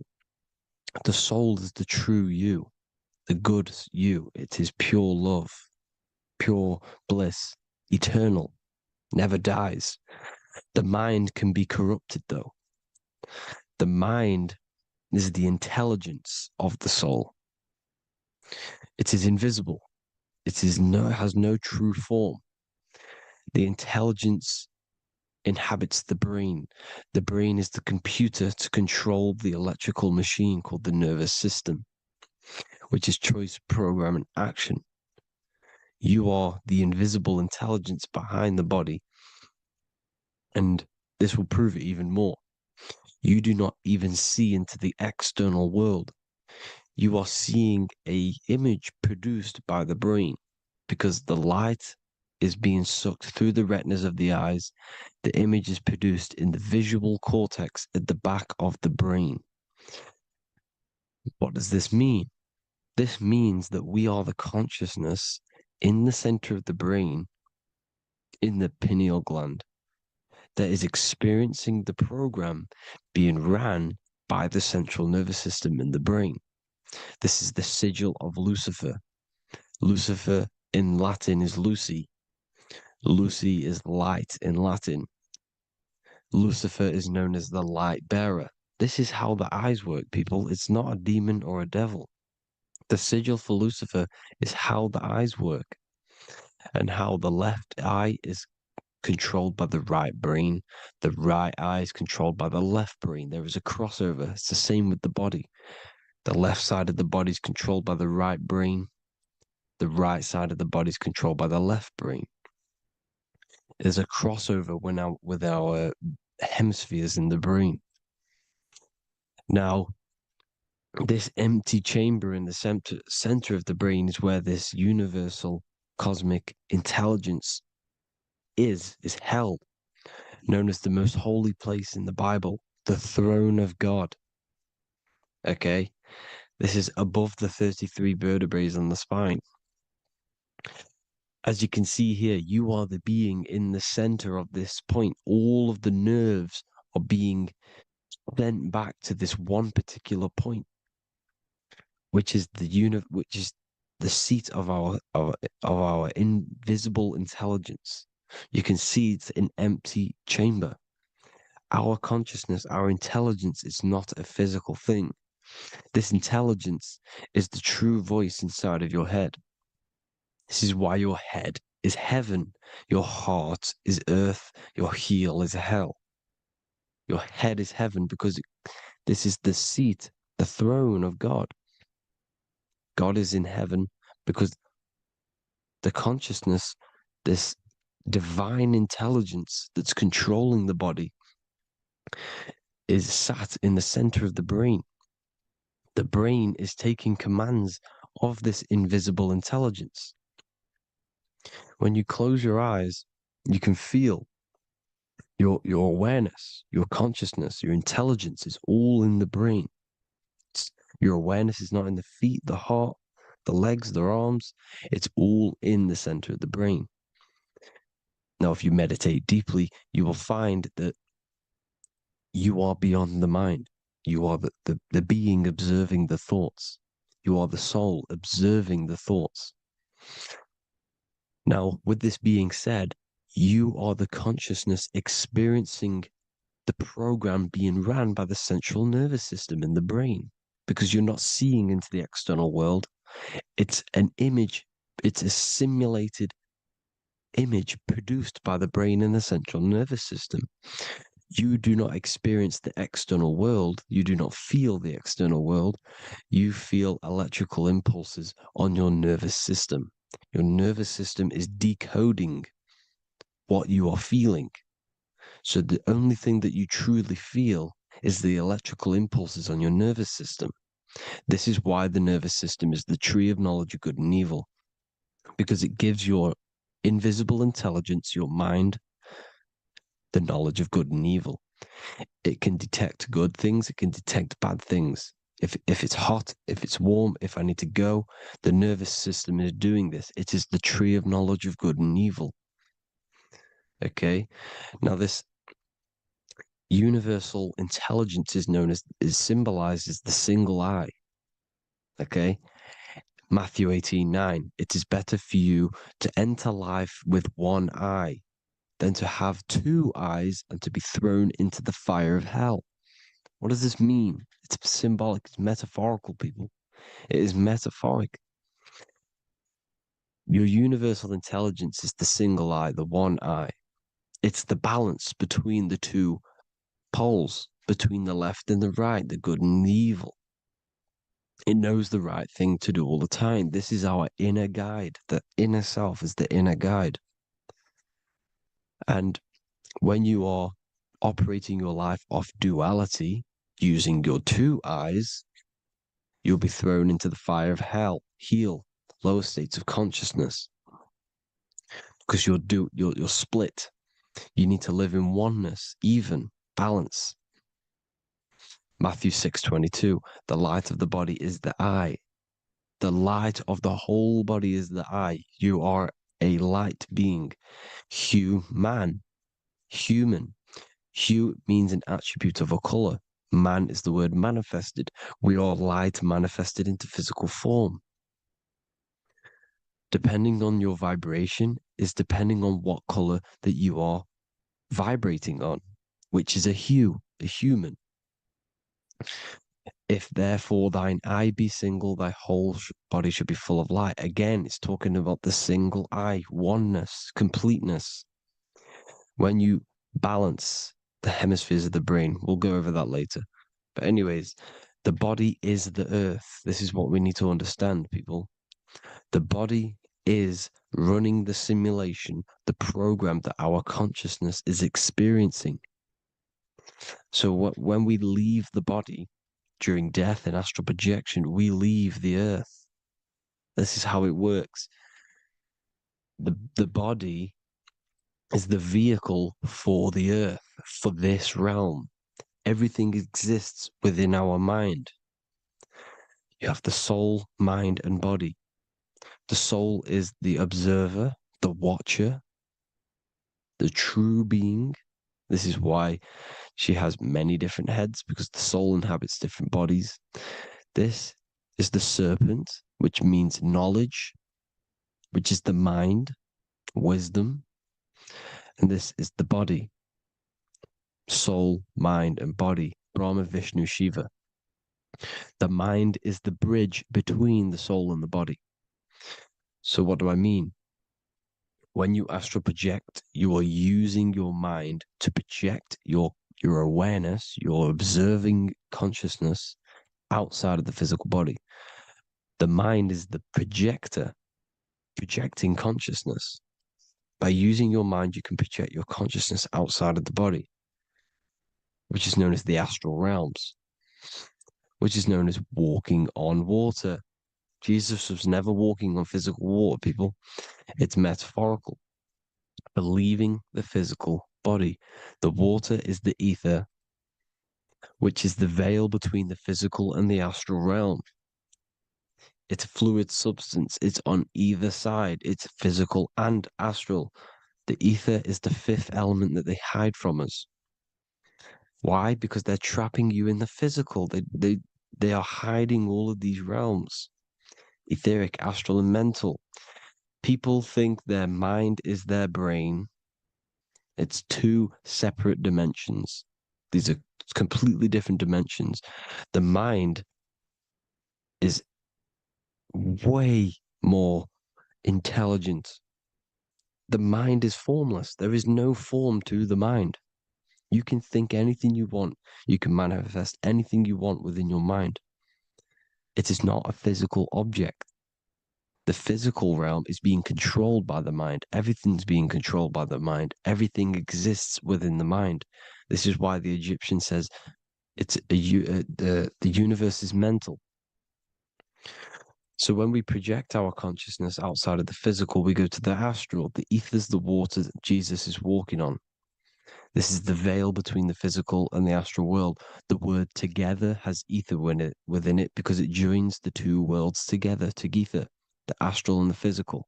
The word either is ether because the ether is on either side, physical and astral, physical and spiritual, physical and non-physical. In the astral realm, the mind can manifest anything we want. We incarnate to restrict our minds. This is why Saturn, if you go and watch my video on Saturn, how Saturn is this simulation, okay?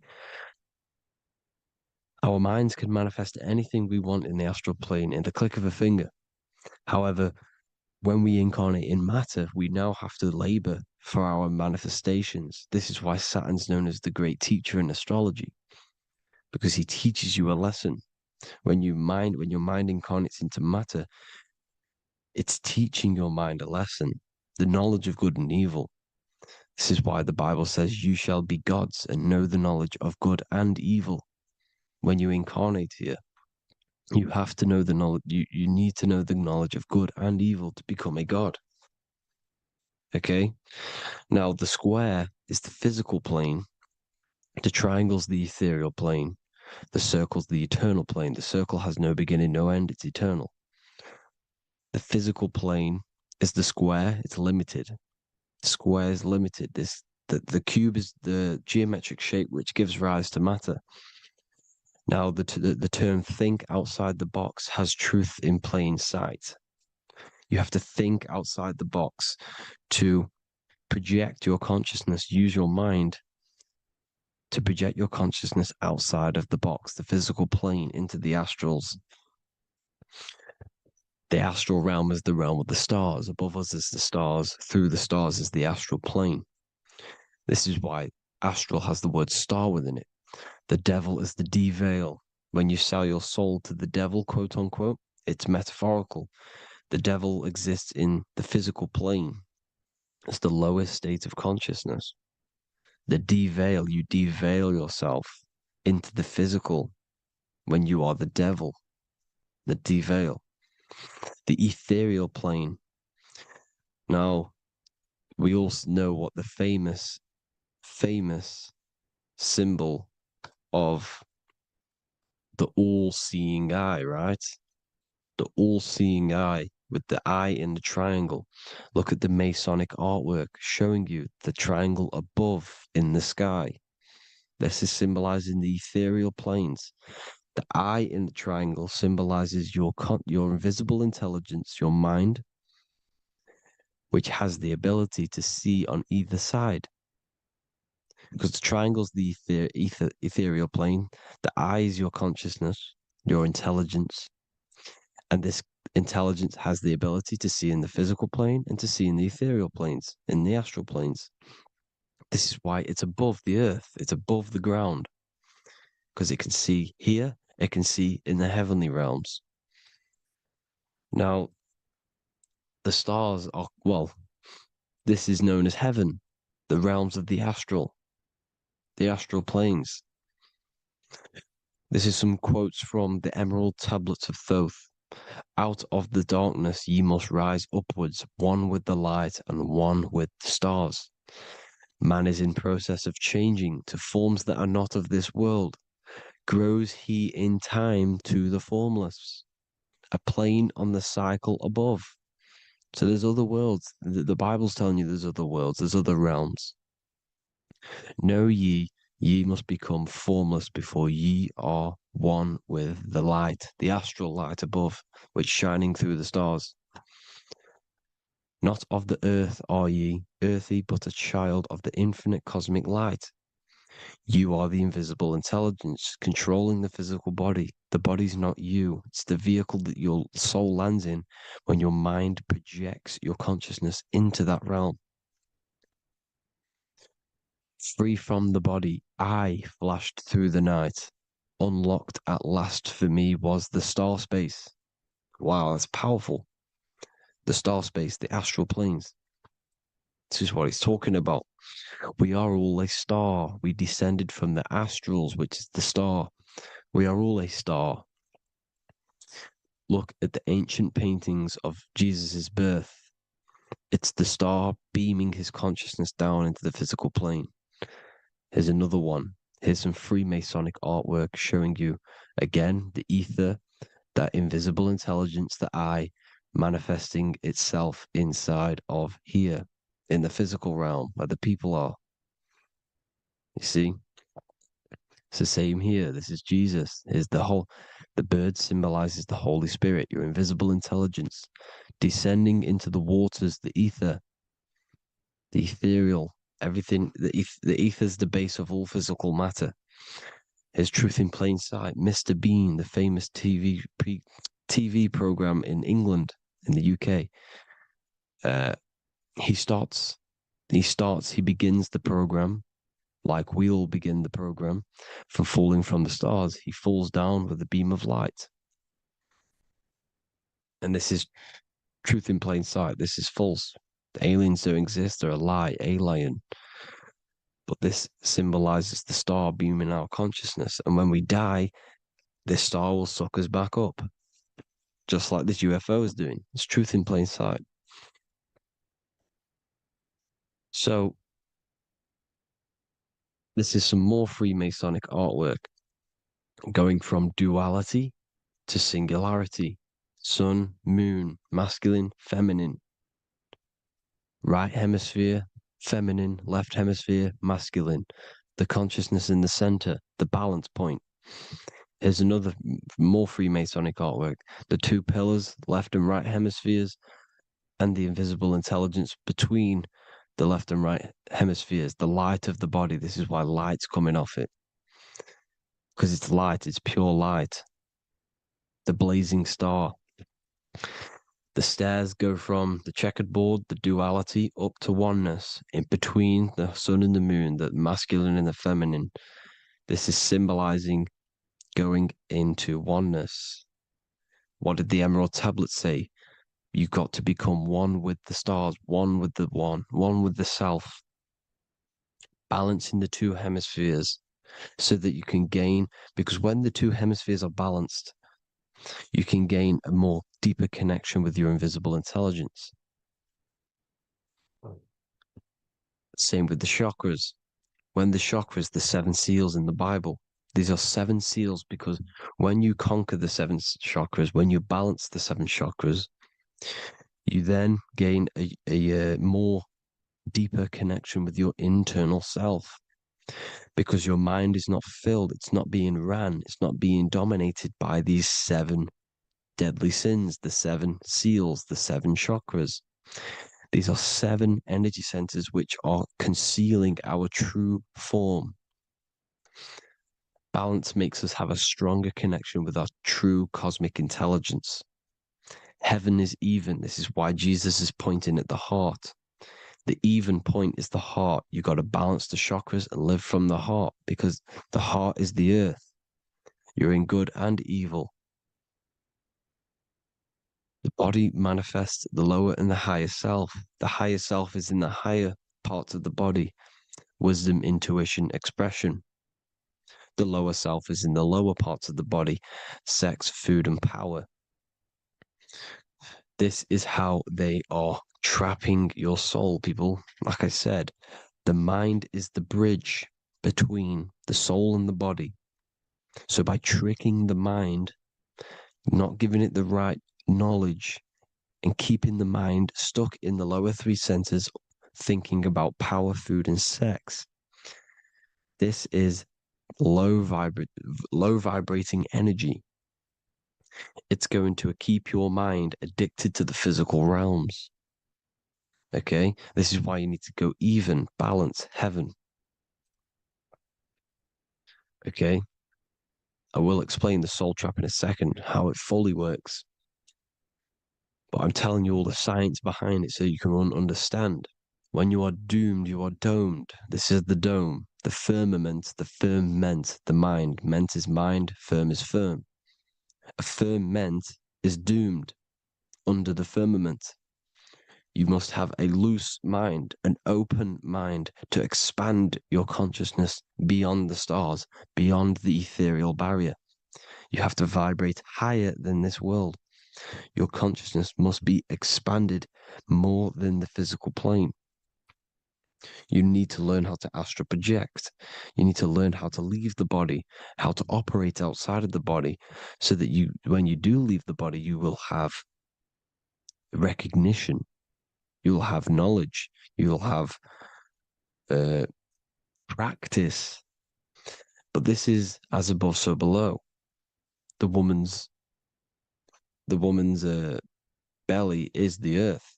It's as above, so below. It's a microcosm of the macrocosm. We are the children in the womb.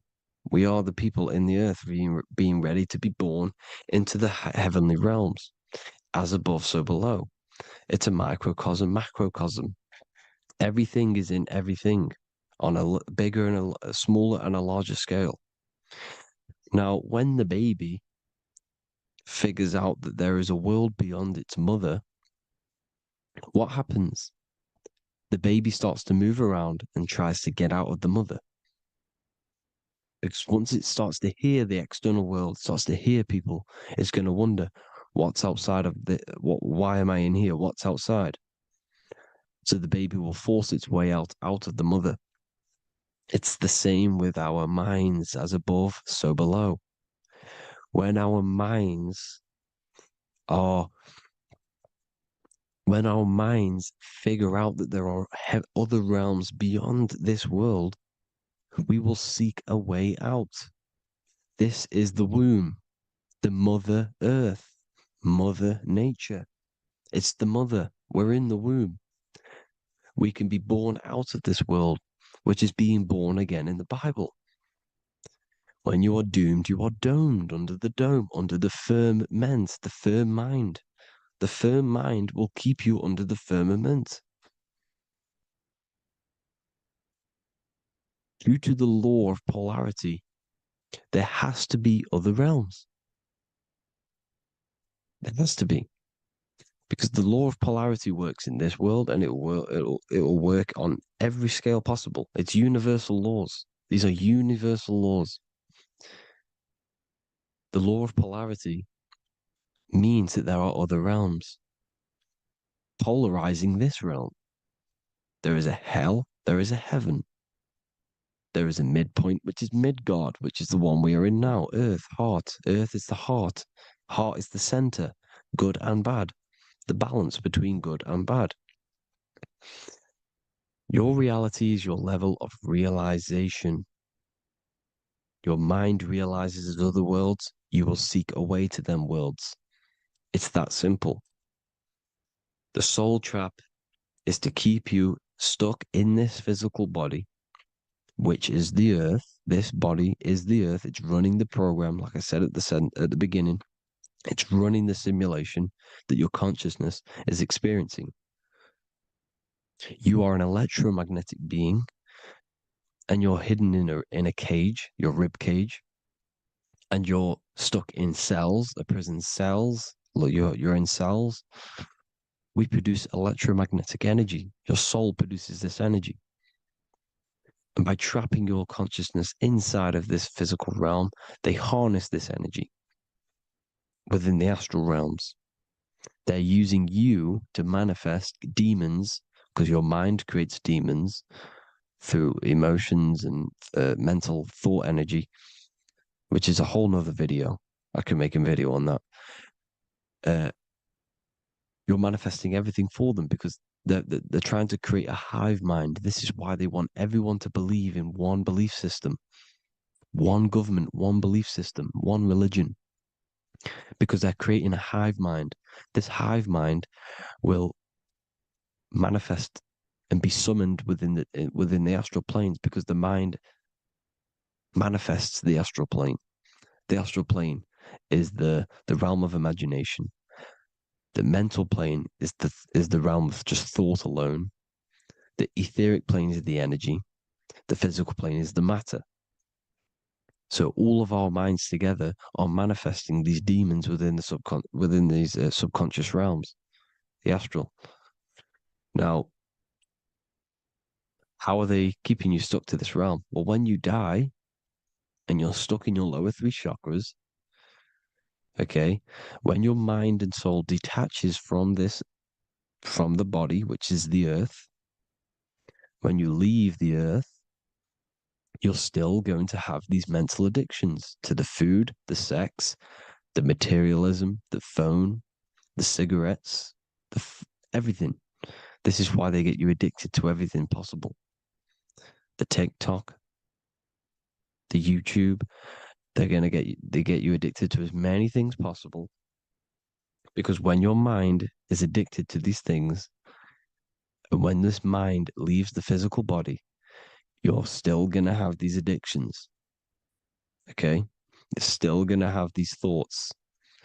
And you will be manifested into the lower astral realms because you're thinking materialistic, you're thinking negative, because your level of realization was your reality. You were manifesting hell on the earth. When you leave the body, you're going to manifest hell in the astral planes, which means you'll be vibrating on the very low, which will put you in the lower astral realms. So guess what? You're going to come back. You're going to come back into materialism. You're going to reincarnate. Because you haven't prepared for life after death. You must detach from the external world. Okay? Moon is mind. The sun is the soul. The earth is the body. The moon is the mind.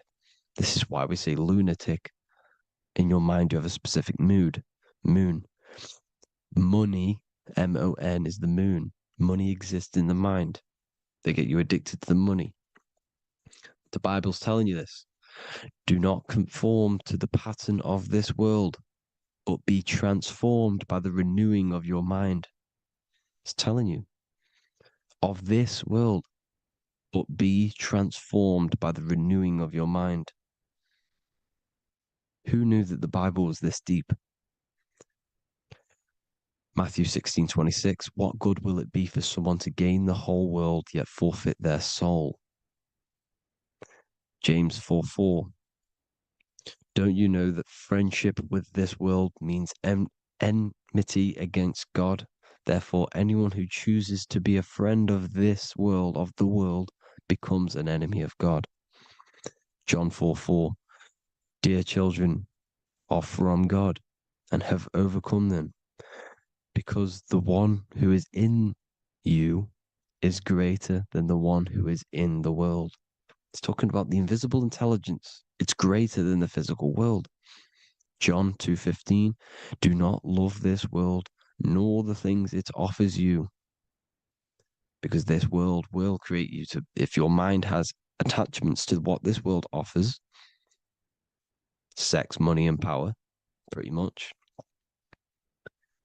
you will reincarnate here. You will come back here. Because when you leave the body, your mind will still have these addictions. Do not love the world, nor the things it has to offer you. All of this is in my newly published book. The paperback versions are now available. Finally, for all the people who have been waiting, the Book of Wisdom. All of this knowledge is inside of the Book of Wisdom. The paperbacks are available. There's worldwide shipping. You can get it anywhere, pretty much, any country. My new website, it's amazing. There's going to be some amazing products coming on the new website. But I thank you all for the support. Before I leave, I need to explain what is going on with the soul trap. Like I said at the beginning, the mind's the bridge between the soul and the body. The body's the realm. By tricking your mind with false knowledge, they are keeping your soul stuck to this realm. They get you addicted to all the physical things, and that is it. As soon as you're addicted and you die, you're going to come back.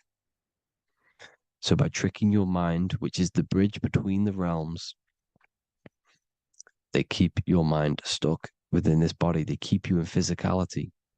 They deveil you, the devil, the deveil.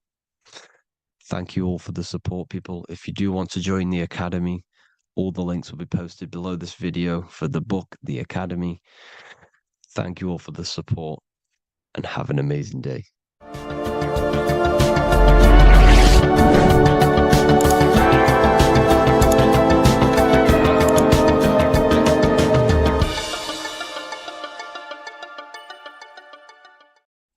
Today's topic is the binary code behind the universe. You will learn the fundamentals of the binary code, deeper understanding of reality, which will give you more of a connection to the universe, evidence supporting the existence of this code, and how to use the binary code to shape your reality.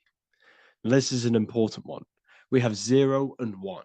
This is the binary code of the universe. It underlies everything. It is the source of all creation. The universe is binary in nature, meaning it exists as both something and nothing, on and off, male and female, light and dark. Everything has its polar opposite. At its core, all that exists is 0, representing nothingness, infinite potential, and 1, representing something, order. 0 represents the feminine, vast, formless, and infinite potential. It is the space from which all things emerge, the womb of creation, the receptive and expansive force. 1 represents the masculine, structure, form, and order. It is the active principle, the initiator, the force that defines and shapes reality. Together, they create the fundamental duality that underlines existence, the balance between chaos and order, the void and creation, yin and yang. We see this in the masculine and feminine bodies. This is deeply encoded into the fabric of reality. And once you see this, you will never unsee this. So please leave a like on this video if you love my content and you love the wisdom that I share with the world. So we see this with the masculine genital areas. Remember, this is the genital area. This is all to do with creation. These are the generative principles, the generative organs in the body that allow creation to continually outfold into new life. The genital areas are all to do with the code. The male is the 1, the action. He's the initiator. The feminine is the 0, which is the infinite potential, the womb of creation. 0 and 1. This is why we have 10 numbers. 0 and 1. Masculine and feminine. We even see this in the bodies. The feminine body is made out of curves, which is 0, curves. And the masculine body is made out of lines. So please leave a like and comment if you love this. And if you have any lecture ideas, feel free and I can make a lecture on any suggestions that you have. So look at the word masculine. Masculine, line. Line is just one line, which represents order. 1. Feminine. 9. 1 and 9 equals 10. 0 and 1. The binary code of all creation. Why is feminine? Why the number 9 for feminine? Because the moon has to go around 9 times to create a human in the feminine's womb. And look at this image of nature. All nature is zeros and ones. Now you can tell. The stick is a one. It's a line, and here we have curves. It's curves and lines. Curves and lines create reality, creates matter. Everything is 0 and 1. We even see this with the sky. The sky represents zeros. They represent curves, the heavens, the heavenly bodies, the sun. These are circles, the moon, circles, the planets, circles. Down here is matter, representing the square. We have the Freemasonic square and compass, representing lines and circles, masculine and feminine. We see this with Leonardo da Vinci, with the circle representing the spirit, the void, the womb of creation, and matter, which is the body. This is the soul in matter, infinite potential in matter. This represents spirit over matter. This represents the architect of reality, zeros and ones, spirit and matter. This is all the same thing. Understanding this binary nature of the universe, where 0 feminine represents the infinite potential and 1 masculine symbolizes order and structure, can benefit you in several ways. Manifestation and creation is the first way it can benefit you. Now that you understand this, you understand that everything comes out of infinite potential. 0, infinite potential. 1, action equals manifestation equals creation. So you must pull things out of infinite potential. If you have ideas but don't take action, too much 0, nothing materializes. You'll never materialize if you sit there imagining all day, visualizing all day. You have to take action. They both come hand in hand. If you only take action without tapping into intuition and creativity, too much 1, your actions may feel hollow and misdirected. Using both effectively leads to greater success in life, work, and relationships. This is the 33rd degree motto, or this is on the 33rd degree of Freemasonry Scottish Rite logo, and it's called Order ab Chaos, order out of chaos. Chaos is the 0, infinite potential. Chaos is the dimension of the imagination. This is where this all ties in now. Imagination is the dimension of infinite potential, pure potential, formless creativity, and the realm of infinite possibilities. It is the void, the unmanifested energy that contains all that could ever be. That is the imagination. The imagination is the dimension that you are connected to, and you can pull any idea out of and materialize it into a reality. Matter, on the other hand, is order brought out of the imagination, chaos. It is when raw potential is structured, defined, and crystallized into form. This is the fundamental principle of order out of chaos, the process of turning the unseen into the seen, the abstract into the concrete, the dream into reality. That's why we say dreams into reality. Dreams are in the imagination, infinite potential, and the human mind is connected to higher dimensions of consciousness, which we can pull ideas, things out of and materialize it into our lives. Whether that's good or bad, that's completely up to you. But we have access to higher dimensions beyond the physical plane. And this is the secret that the human mind is connected to, and that you are not just a physical body. Okay? The universe itself was born from chaos. Before form, there was only energy and potential. Our minds function the same way. The mind is a microcosm of the universe. Our thoughts exist in an infinite field of possibility, but they only become real when we take action and give them form. If your inner world is filled with chaotic thoughts and impulsive emotions and negativity, then creating order within is essential for balance, clarity, and growth.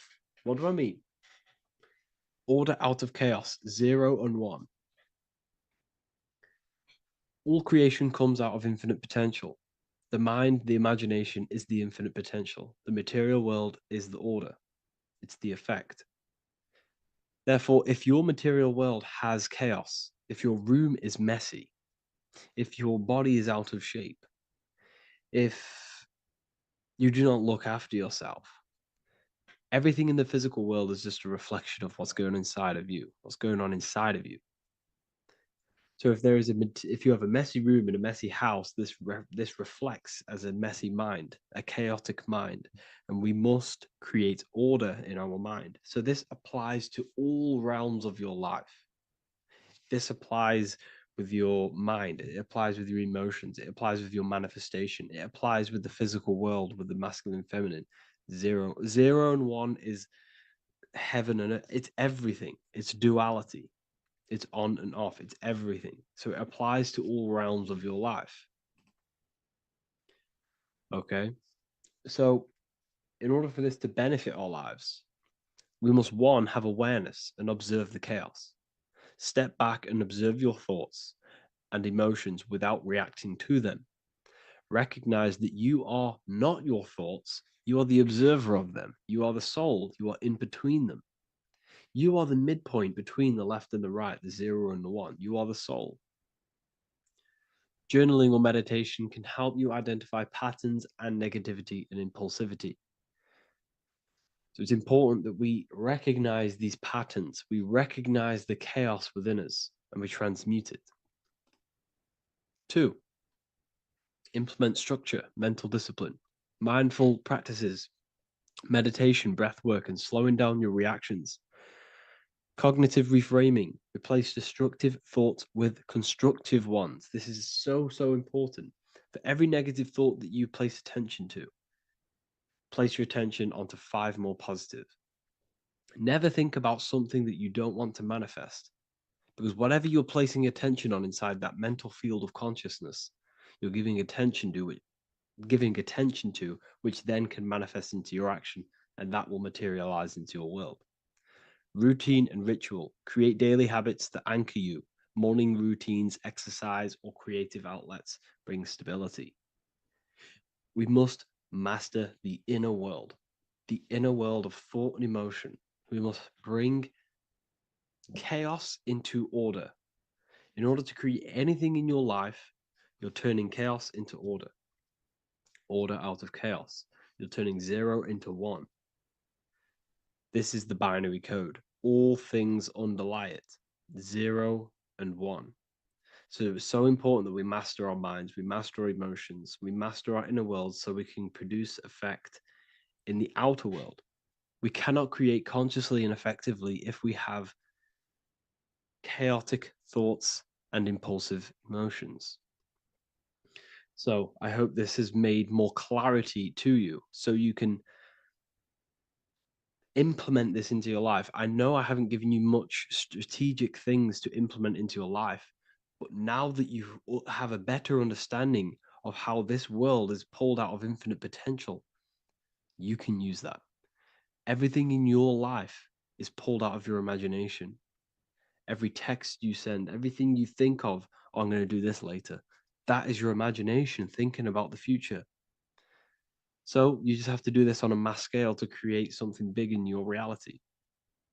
So I hope this gives you a better understanding of how the universe works and has benefited your life. If you have any comments or any suggestions or how this video made you feel, let me know in the comment section. I would really appreciate it. And I'll see you all inside of the Symbolism Masterclass on March the 8th.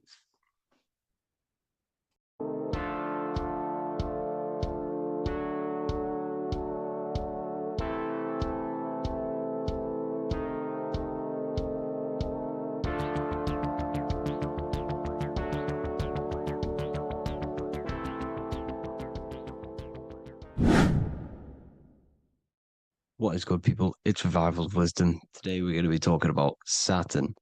I've done this video in the past. However, this video is going to contain a lot more in-depth explanation of Saturn. So the 33rd degree Mason, Manly P. Hall, said, Saturn is the key to crystallization, physical matter. Light is matter, matter is light. They are interchangeable. Low vibrating light turns into matter, high vibrating matter turns into light. And Saturn is the god of this world, this physical world. He crystallizes light into matter. This is symbolized as the Masonic checkerboard, matter and spirit, matter and light, light and matter.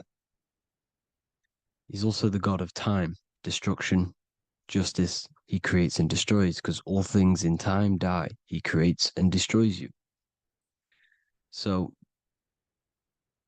because we live in this physical world, which is the electric world, this is why we say electricity, because it comes from the root word of El, Saturn. They used to call Saturn El, E-L. This is why we used to say Elohim is God.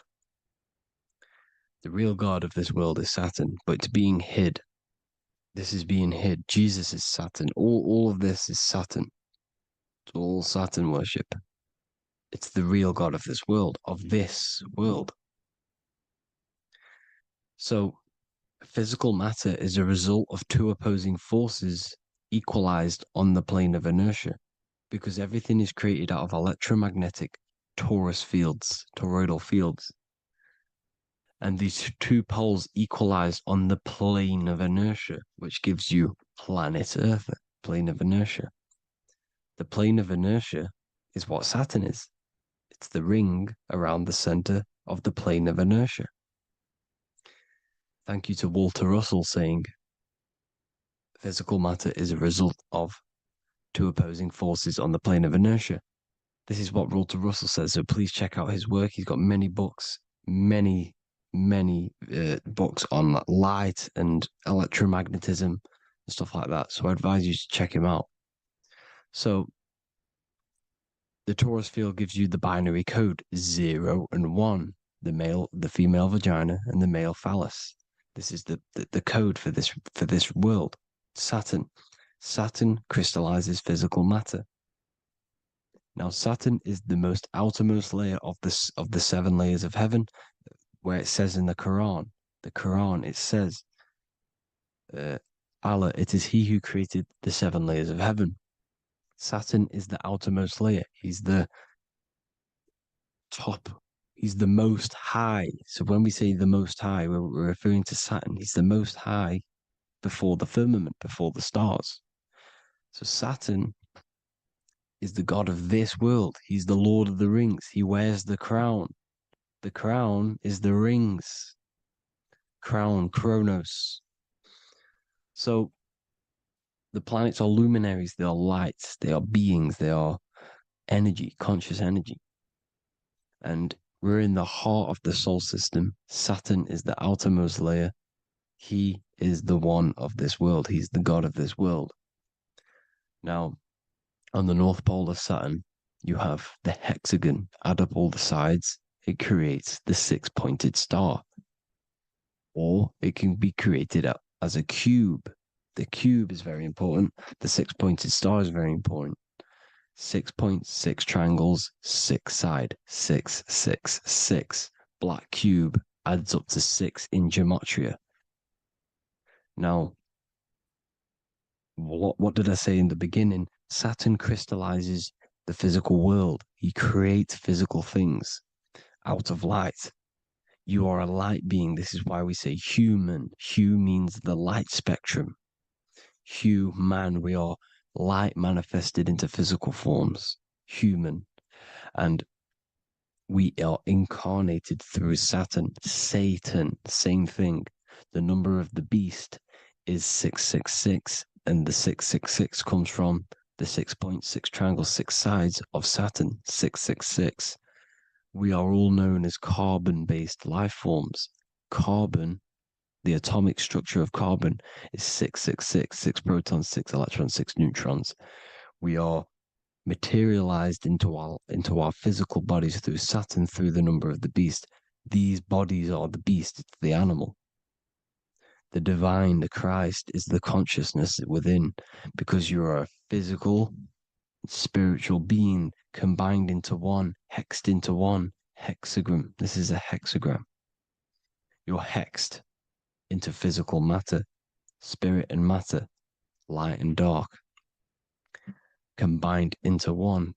Now you contain of the mark of the beast, the mark of your body. Your body's the beast. It says in the Bible, Satan, who is the god of this world. This world. There are many different worlds, but this world is run by Saturn, and it says that in the Bible. Saturn is Satan. It's the same thing. And look at the crown of thorns are wrapped around the heart. The soul is in the heart. The mind is in the brain. The soul is wrapped around the rings of Saturn. You're wrapped in physical matter. This is what it's showing you. This is symbolizing the rings of Saturn wrapping you.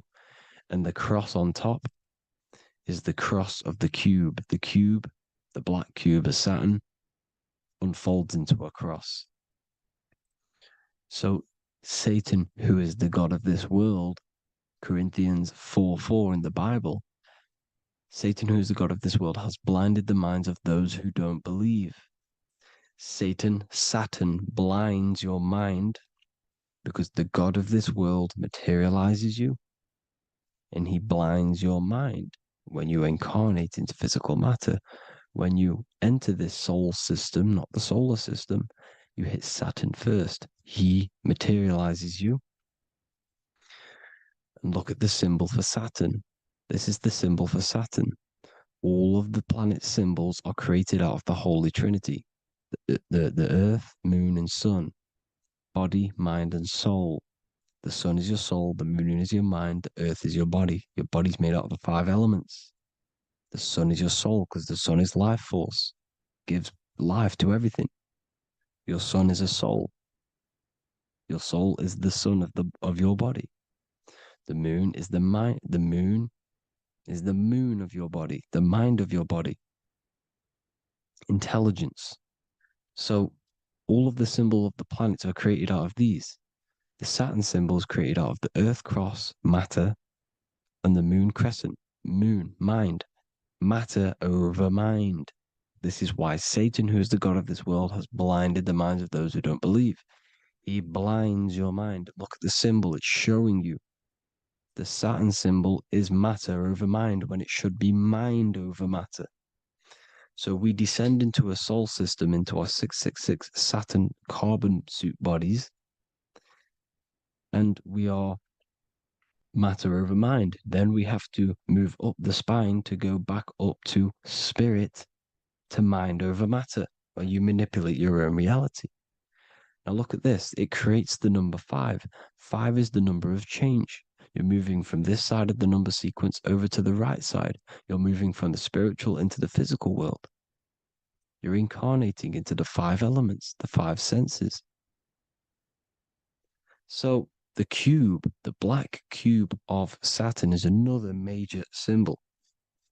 Very important symbol. Here you see the cube, and the color black is associated with Saturn because Saturn's associated with death. He creates and destroys.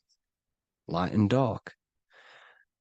Death is associated with black, spirit, because you can't see spirit, which is blackness. So the black cube is black because Saturn rules the nighttime, which is dark, blackness, and he rules the winter, which is death, blackness. So Saturn is the black cube. Cubes have 6 sides: up, down, right, left, back, and forward. Cubes are 6-sided. Everything is 6-sided inside of this creation because you're incarnating, you're materializing, crystallizing into the cube, the world of the cube. Everything's a cube. Everything's got 6 sides. Here's Leonardo da Vinci showing you that you're in the cube.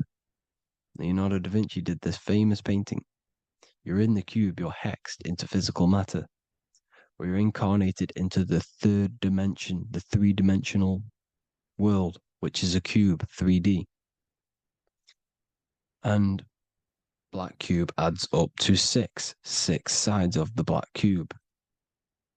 The Kabbalah. The Kabbalah means cube god in Arabic.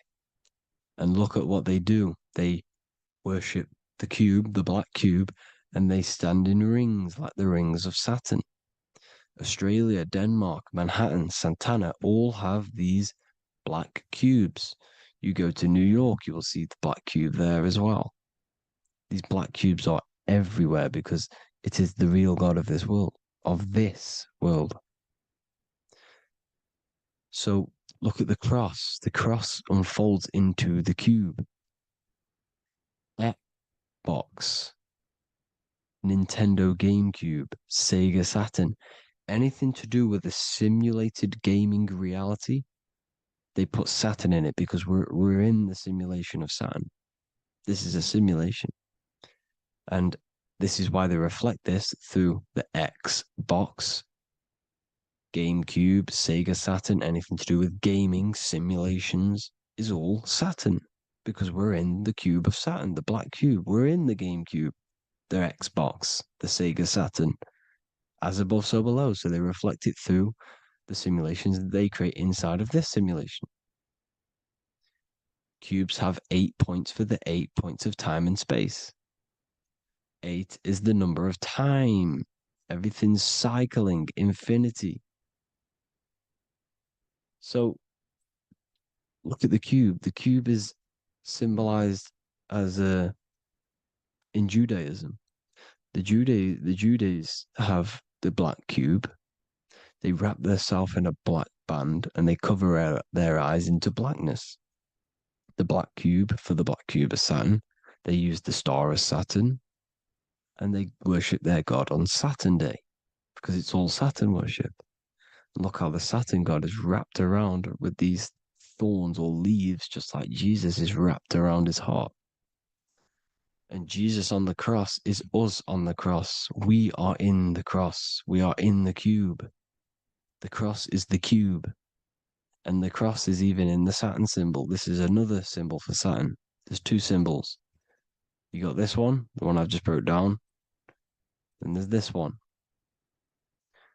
This is the cross of Saturn, the cube god, the simulation, the game cube. Now, Chronos is another word for Saturn. Chronos means time. When you clock into work, you go to the Chronos machine. Well, I did anyway. And I'd tap my card on the Chronos because Chronos is time. Anything to do with time is Saturn. He creates and destroys. Look at the artwork of Saturn with the sand, the time. Look at this, how he's cutting off the baby's wings. He's crystallizing the spirit into matter. He's cutting off your wings. Satan, in the Bible, he falls from heaven into earth and he loses his wings. He becomes a serpent. You see, it's all symbolic for us. We are the fallen angels, fallen angles of light. We're fallen angles of light. We are light beings. Now we're fallen into physical matter. Saturn's chopped off our wings. He's chopped off our spirit wings because when you astral project, you can fly. You will fly around. He's got the Reaper staff here, always depicted with the Reaper staff. Now look at the clock. Saturn Day is the 6th day, the number of the beast, 666. Look at the clock. 6 take away 12. 12 take away 6 equals 6. 7 take away 1 equals 6. 8 take away 2 equals 6. 60 seconds in a minute. 60 minutes in an hour. 24 hours in a day. 2 plus 4 equals 6. That's 666. Everything's 666 because it's time. Saturn. All goes to Saturn. He's the god of time. We're in time now. We're in time. We're in the time, which is God. The god of this world. The god of time. Now look at this. The Reaper is also depicted as the Reaper with the staff, the black cloak, black symbolizing death, spirit. Judges wear black because Saturn is the law. He's the god of this world. He's the law. This is why they wear black cloaks. When you graduate from university, you wear a black cloak and a black cube on your head. You've been hexed. Funerals, you wear black because it's all to do with Saturn, Father Time, Father Crystallization. Now, Saturn, here's another one of him cutting off the wings of a child. Because he cuts off the wings. He creates and destroys your body. We're in the electrical world. Everything that is electrical vibrates. All vibrations have to come back to a standstill point, which is death. This is why your body dies. Your atoms stop vibrating. Corona. Look at the crown. The crown is the corona. Corona means crown. And look at this is an alcohol brand for beer. You can see the staff of Saturn in the symbol with the moon crescent. Corona, which is the crown, Saturn, the crown on Saturn, the rings. And then you've got the staff. It's all Saturn worship.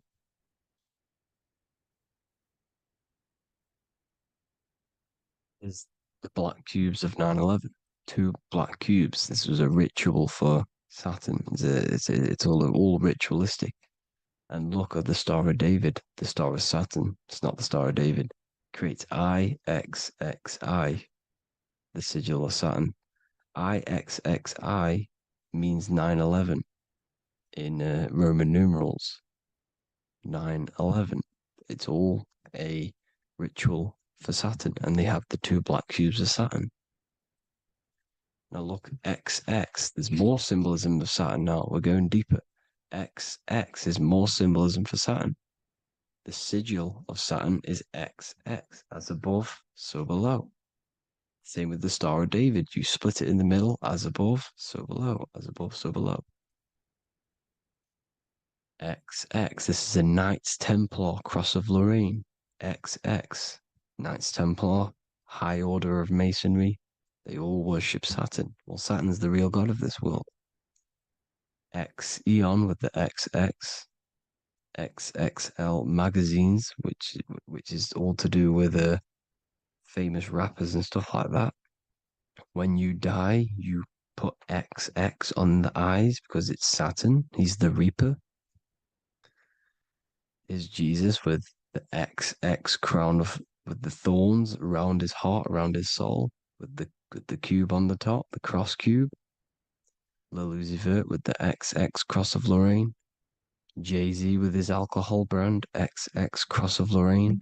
The X Factor with the rings of Saturn. All Saturn worship. The seal of Melchizedek is also Saturn. This is the cube. This symbolizes the cube with the 8 points for the 8 points of space and time. And this is the cube. It's another ancient symbol for Saturn. Here you see the star of Saturn with the Melchizedek symbol around it, which is all to do with Saturn. Here you see an altar, the Holy Grail, the Melchizedek symbol on it, and they're worshipping it. This is why we wear rings, wedding rings for the rings of Saturn. It all goes back to Saturn. Earrings. The 8-pointed star of the ancient Sumerians is all Saturn. It's all Saturn. So the ancients, the symbols of Saturn goes on forever. It's in all of the major corporations. You can see it everywhere, the rings of Saturn. Toyota is an obvious one. Internet, Nike, Target, Sega, Saturn. It's all Saturn worship. All Saturn worship. Because he is the real god of this world.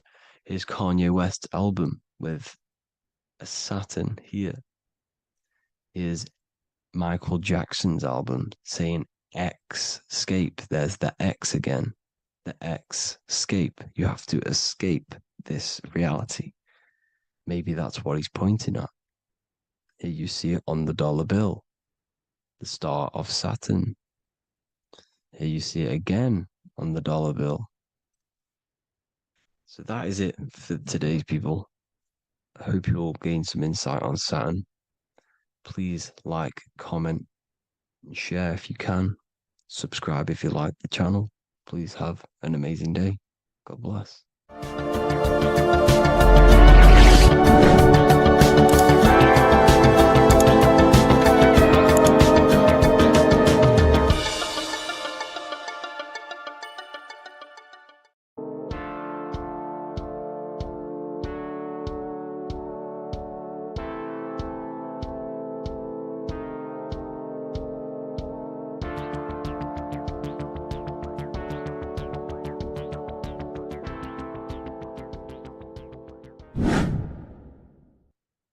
Left and right hemisphere, and what are they doing? How does it contribute towards your perception in this world? And this is what we're going to be talking about in today's video. We're going to be breaking down the two hemispheres of the brain and how they function in your life. So first, we have the left hemisphere. This is the logical hemisphere. This is the analytical, divided, scientific, or verbal hemisphere. The right hemisphere is creative, wholeness, artistic, symbolic, and metaphorical. The right hemisphere does with non-verbal things. It produces a holistic perception. It is more to do with creativity. Because what you must understand is that we are not in the external world. The world is produced by our brain. We see with our brain. Our eyes are a part of the brain. What we touch is the brain's interpretation of electrical signals on the nervous system. What we smell is the brain's interpretation of smell through the nose. What you taste is your brain's interpretation of chemical reactions on your taste buds.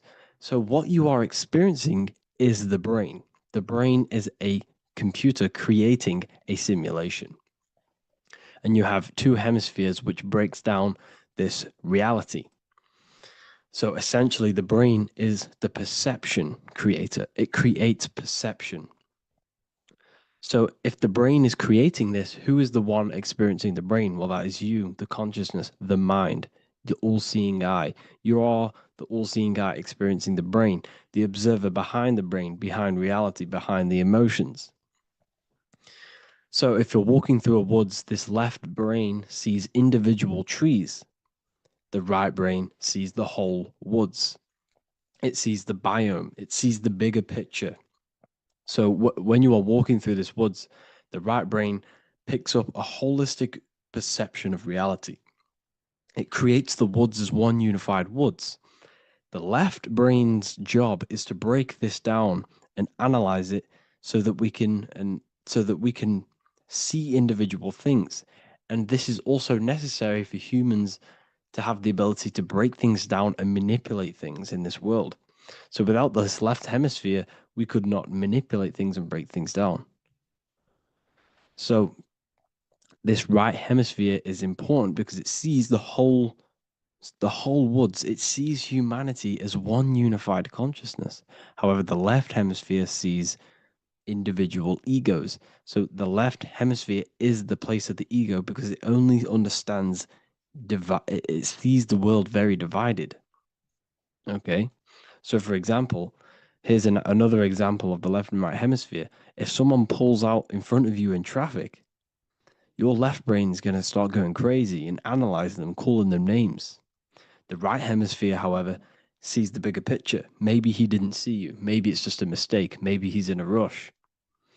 You see how the two brains are very different. They do the same thing, but they function in different ways. The right hemisphere is feminine, the left hemisphere is masculine. So, like I said, this person pulls out in front of you, you start to think with the left. If you start to perceive that in the left brain, you're going to start analyzing them, you're going to start going crazy and calling them names because you're analyzing it. You're not seeing the bigger picture behind it. You're not seeing it from his perspective. So there is a crossover. So the left hemisphere of the brain controls the right side of the body, the right ear, the right eye. Everything to do with the right side of the body is connected to the left hemisphere, and the right hemisphere controls everything on the left side of the body, including your eyes, your arms, your legs. So everything is crossed over, and even your visual field is crossed over. So this is your visual field, as you can see here, and even the left side of your visual field goes to the right brain. There's a crossover. No one really knows. There's not really a reason for this. However, this is how the human body is designed. As we all know, the human body is the most advanced piece of technology on the face of the earth. They cannot replicate the human body. And they tell you it has no creator. This is crazy. People are that brainwashed, they can't even understand that their body is the most advanced piece of technology. Your body is so advanced, the computers that you use are mimicked of the body. Everything they create is mimicking nature, but they don't show you how intelligent nature is because they don't want you to understand you're in an intelligent design. So anyways, let's get back on track. There is a crossover in the brain, and this is why they teach you to write with your right hand. And I was speaking to someone who's in a nunnery, or whatever you want to call it. They were a nun, or they knew someone who was who was a nun, and they forced these people, these nuns, to write with their right hand. You had to write with your right hand. This is why, I'd say at least 70% of the world, or 80%, is right-handed and right-legged, because they taught us this to activate the left hemisphere more, because of this crossover that happens in the body. So when we are using this right side more, we are using that left hemisphere more. Why? Why are they doing this? Well, they also called it writing. Writing is a spell, to cast a spell on you to use that right side of the body so that you use this left hemisphere, because they want you to see the world as a divided perception. They don't want you using the right hemisphere, using that left side of the body to activate the right hemisphere to see the bigger picture and see how everything is all one and everything is created. This left hemisphere domination keeps you from seeing the connections between everything, because that left hemisphere analyzes, it breaks things down. So when we are left hemisphere dominated by using the right side of the body, we are essentially seeing everything as divided. And this is why so many people will not understand my work, because my work connects dots and connects fields of knowledge, and makes you see the bigger picture. So people who are left hemisphere dominated will see my work and think this guy's crazy. But everything, it's all about activating that right hemisphere. So they called it writing because every word you say is molding your mind in some sort of way. The things you see is molding your mind. Everything you take in through the five senses is molding your mind. And language is a massive spell, especially the English language. They called it writing so that you use that right side. It's a spell because your subconscious mind picks up everything you say. And 90% of your daily basis behavior and thought patterns is produced by these subconscious programs within the subconscious mind. Essentially, your conscious mind is only the 10% of you. The conscious mind is just what you're aware of, what you're wearing, how you're feeling, what you're thinking. That's your conscious mind. The subconscious mind is controlling every system in your body. It's telling your heart to beat without you being conscious of it. So essentially, this is what they're programming. They're programming this system in the back of the mind, which is controlling everything through the words. And this is what spells are, because it's all about creating perception in the subconscious. So they want you to use that right side more. I truly believe the ancients, they were balanced. They used the left and the right side of the body. They didn't have a stronger side because they understood this science of the body and how the body works. So this is actually called phonetics. It's not etymology. Etymology is the study of root words. Phonetics is the study of how words sound similar. The way words are spoken. So phonetics, phone, is why we call them a phone, because you speak into a phone. So this is write and writing, to use that right side to activate the left hemisphere more. So your hands are a manifestation of your brain. The left hand is the right brain, the right hand is the left brain. And as a child, we were always taught that when you place your hands together like this is the size of your brain, which is true because your hands are a part of your brain. They're an extension of your brain. Everything, every part of your body other than your brain is an extension of the brain. Everything's working and feeding back information to the brain because you're experiencing the brain. So another trick that you can do, or another exercise, is looking in the mirror and closing one eye at a time. If you close your right eye, if you take your top off, for example, you'll analyze your body if you close your right eye because you're using that left hemisphere. Sorry, other way around. If you look at yourself through your right eye, you'll use that left hemisphere, which will analyze yourself. You'll see individual body parts. If you close the right eye and use the left eye, you'll see your body as a whole. You won't really analyze it. This is how you can analyze yourself using these two hemispheres. So this whole system is created to keep you thinking logically and to restrict you from creating and restrict you from understanding symbolism, allegories, metaphors, and teamwork. They want you stuck in a logical way of thinking and a logical way of seeing the world. This is why when you go to school, you are told exactly what to do. You're told to think this way and no other way. You're told to do orders, do this. It's a very left-brained system because if we all started to open up this right hemisphere, we'd all see, wow, everything is all one, everything is all connected. And this is what my work is doing. I'm showing you everything is one. The physical world is an illusion of duality, but everything comes from the one source, the one mind. The universe is a giant mind. I am mind, you express mind. We all possess mind. Behind the physical body is the same mind consciousness. And we are all expressions and fractals of this infinite consciousness called mind. And this is what they don't want us to figure out, is that we are all just one consciousness expressed. It's an infinite consciousness. It's even in the squirrel, it's in the dog. All of these different animals, they're just different bodies, but behind the bodies is the same consciousness, which is mind. That's what the pineal gland is. The pineal gland is not the mind, and it's not the third eye. The third eye is your mind. If you have a closed third eye, it just means you have a closed mind. If you have an open third eye, it just means your mind has expanded from beyond physical things through astral projection and mystical experiences. This is how you gain an open third eye. It's just an open mind. A mind that has astral traveled, that has explored the realities within the mind. So everything they do is to keep us in a divided state. Divide and conquer, right? That's their motto. All to keep you thinking how everything is divided. Everything they've done is division. Postcodes, countries, everything is divided. Like football teams and all this stuff. It's also a natural process when you grow up, because as you grow up, your brain is constantly analyzing the world. So this is sort of a natural process of how you become more left hemisphere dominated, because your brain is always analyzing. And unless something awakens you, you can awaken that right hemisphere where you can start to see the bigger picture. Even the music, all tuned to 440 hertz, shuts down the right hemisphere of the brain. 440 hertz, Spotify, Apple Music, the radio. Every time you turn on the radio, it's tuned to 440 hertz. This was specifically tuned. It never used to be tuned to this. It was in the 1950s.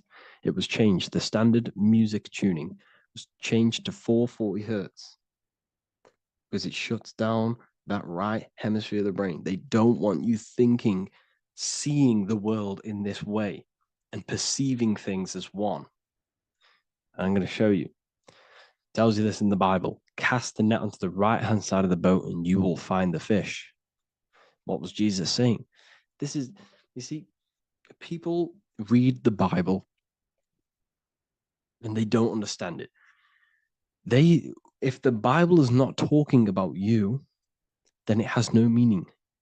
The Bible, everything you read in the Bible is about you and how it can better your life. It occurs to you. So if Jesus says, cast the net onto the right-hand side of the boat, this is an allegory. The boat is your body. Cast the net. It's the awareness, the perception onto the right hemisphere of the brain, and you will find the fish. What's fish? What do fish do? They swim deep in the ocean. It represents the knowledge, deep knowledge. Cast the net onto the right-hand side of the boat and you will find fish. You will find the wisdom. You'll gain understanding when you cast that your awareness into that right hemisphere. You will see that I am you and you are me. We are all one consciousness. You will see everything. You'll see that the trees are the same patterns as the nerves in your body. You'll see everything is connected. Everything is a fractal of the one infinite consciousness. And how many fish did they catch? 153. That adds up to 9. This is now numerology. The Bible's filled with numerology. Adds up to 9. What's 9? Human consciousness. It represents consciousness. You're in the womb for 9 months. Feminine. It's all about consciousness. And in Revelation 14, and I looked and behold, the Lamb standing on Mount Zion. That's the spines, the mountain. With him, 144,000. 144 adds up to 9. It represents consciousness on top of the spine. You see? And he had his name the name of his father written on the forehead. What's the father? The higher mind, the higher consciousness within you. Where is that? In the forehead, the pineal gland. The pineal gland is the radio receiver for the higher consciousness. Because every body part of the body has consciousness. Your heart has consciousness. Your gut has consciousness. You are thinking with these different consciousnesses. You think with the gut. You think with your penis. You are thinking with all these consciousness. And it's about raising your consciousness to the higher consciousness, which is the father, the mind in the head. Don't think with the lower parts of the body because that is your animal nature. Think with the higher parts of the body. It's all representing consciousness. How to activate the right hemisphere of the brain? Well, it's all to do with non-verbal things. So music will activate the right hemisphere. Make sure it's tuned to the right frequency though. 432 hertz, 528 hertz. Any frequency that adds up to 3, 6, or 9 is good for you. Meditation, turning off the thoughts, and you raise yourself to the higher brain. Symbolism. Symbolism is all right hemisphere. Reading between lines, metaphors, determining the Bible. It's all right hemisphere. Seeing the bigger picture. It's reading between the lines. So tithing in the Bible. These people in the churches are giving 10% of their money to the church. It's nothing but a scam. What these people have done is they have externalized the Bible. They have taken the Bible and literalized it so that they can make a business out of it. So what they're doing is 1/10 of the produce of what it says in the Bible, 1/10 of the produce of the land, whether grain or fruit, is the Lord's and is holy. So what's that saying? The 10th of it's basically saying give the 10% to the Lord, to God. What does that mean? Well, what's the land and the fruit? This represents physical things, the physical things that you have. The 10th of the physical things that you have. What's that? That's your ego. All the physical things that you have is all to do with your ego. That's the lower self. The ego, what is the ego? It's the mind's perception of the physical self. You had no ego when you were a child. Okay, when you were a child, you had no ego. As you grew older, you created the ego. But the ego is the full self. It's the echo. Ego, echo. It's the echo of the full self. So it's saying give the ego over. Take away the animal self. In that left hemisphere, that's all to do with the left hemisphere. That left hemisphere sees the ego. It sees individuality. It's divided. So it's saying give that 10%. Give that 10% of you over to the right hemisphere. The 90%. The 90% of you is in that right hemisphere. The higher self. Now, I'm not saying the left hemisphere is bad. Okay, I'm not saying that at all. But it sees it sees things divided. It's like I said, the left, the hands are manifestations of the brain. So when these Christians are praying, they're putting their hands together. What are they doing? They're syncing the brain hemisphere is what you're doing, because everything's an extension of your brain. So if you put your hands together, you're putting the two hemispheres together. And what's happening when you place the hands together?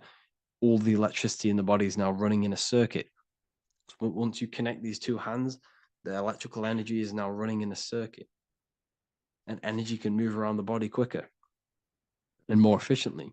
So when you pray, when these people are praying, they don't realize that they're engaging in ancient forms of meditation, of balancing the two hemispheres. So now we're talking about balancing the hemispheres, not the right hemisphere. This is what Israel is. Look at the symbol for Israel, the up triangle and the downward triangle. What's that? The up triangle represents male. The downward triangle represents female. Okay? This is talking about the brains. Israel is Ra. Isis, which is female, the Egyptian god. Ra, El. El means God. Electricity. That's the force of the physical world. It's the force that runs this world, electricity. It's the force of God. El, consciousness. It means God. Is Ra, El. Isis, Ra, and El. It's the two hemispheres of the brain, the holy land of Israel. It's the holy land, it's the brain. Once these two hemispheres are synced, this is how you unlock your consciousness. This is the easiest way of astral projecting. Hemisphering, I forgot the word for it. Hemisphere syncretization, something like that. It's about syncing the hemispheres. This is how you unlock your consciousness. Once the brain is running as one electrical system, this is how you balance the two masculine and male opposing energies. Once these opposing energies are no longer in war with each other, the brain, they come together to work as one. You unlock your consciousness. You are born again. What happens when a male and female have sex? It creates a new child. It becomes one.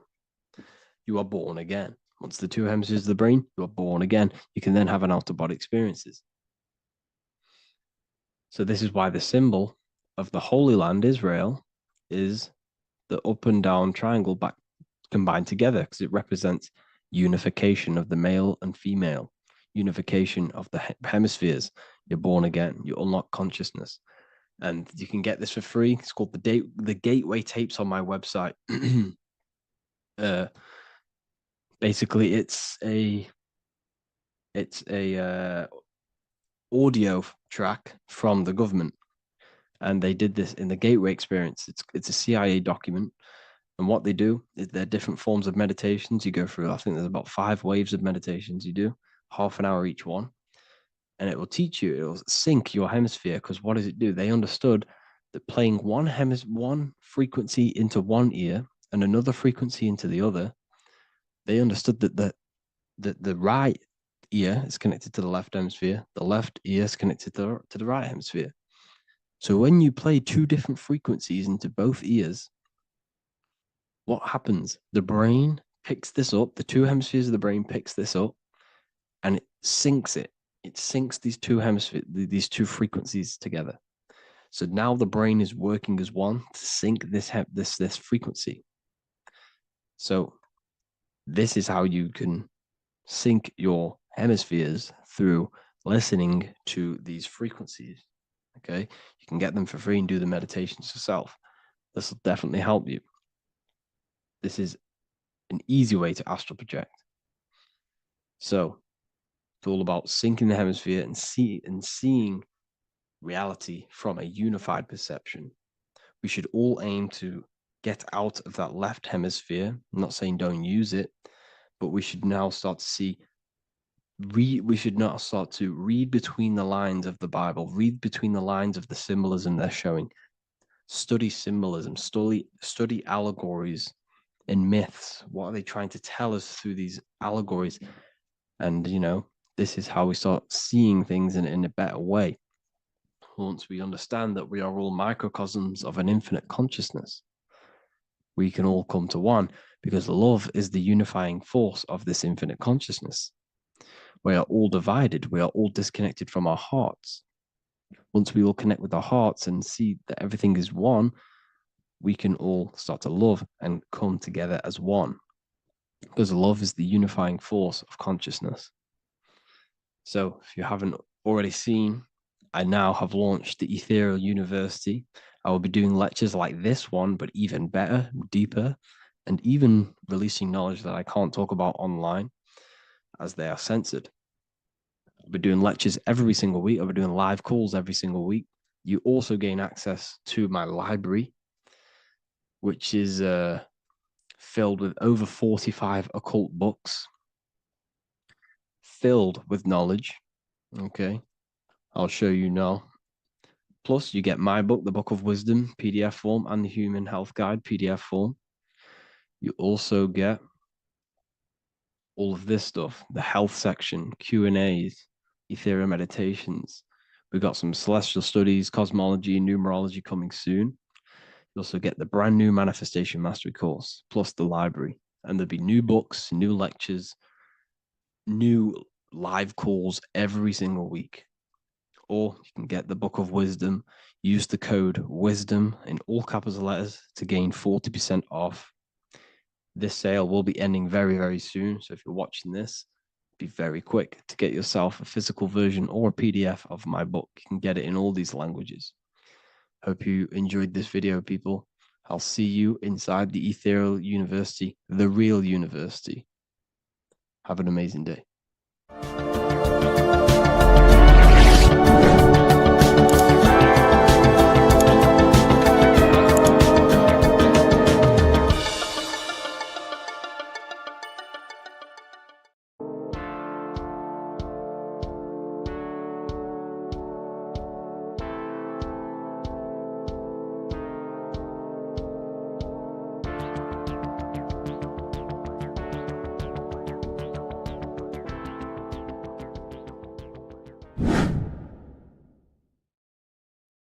How are we all doing today, people? It's Revival of Wisdom, and today we're going to get real deep.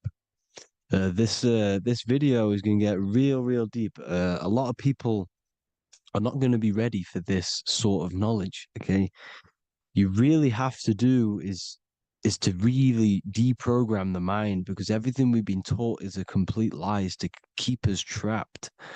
Okay, this is really advanced knowledge. Now, let's get straight into this. All of the ancients depicted other worlds, and they called this place Midgard. Midgard is the mid-garden, the middle garden. This is why the Masonic symbolism on the floor is always a black and white checkered board, symbolizing the polarity here, the good and bad, because we're in the middle garden, the heart. Earth rearranged spells heart, because we're in the heart of this system, or whatever it is, a super quantum computer, whatever you want to call it, simulation. Now, in the Quran, it talks about the 7 layers of heaven. All of these ancient artworks are depicting these different layers of reality. Okay, and look at the Egyptians here with the boat outside of the firmament. Boats travel on water, and this is exactly what the Masons are doing. So they're still using the same symbols. Why?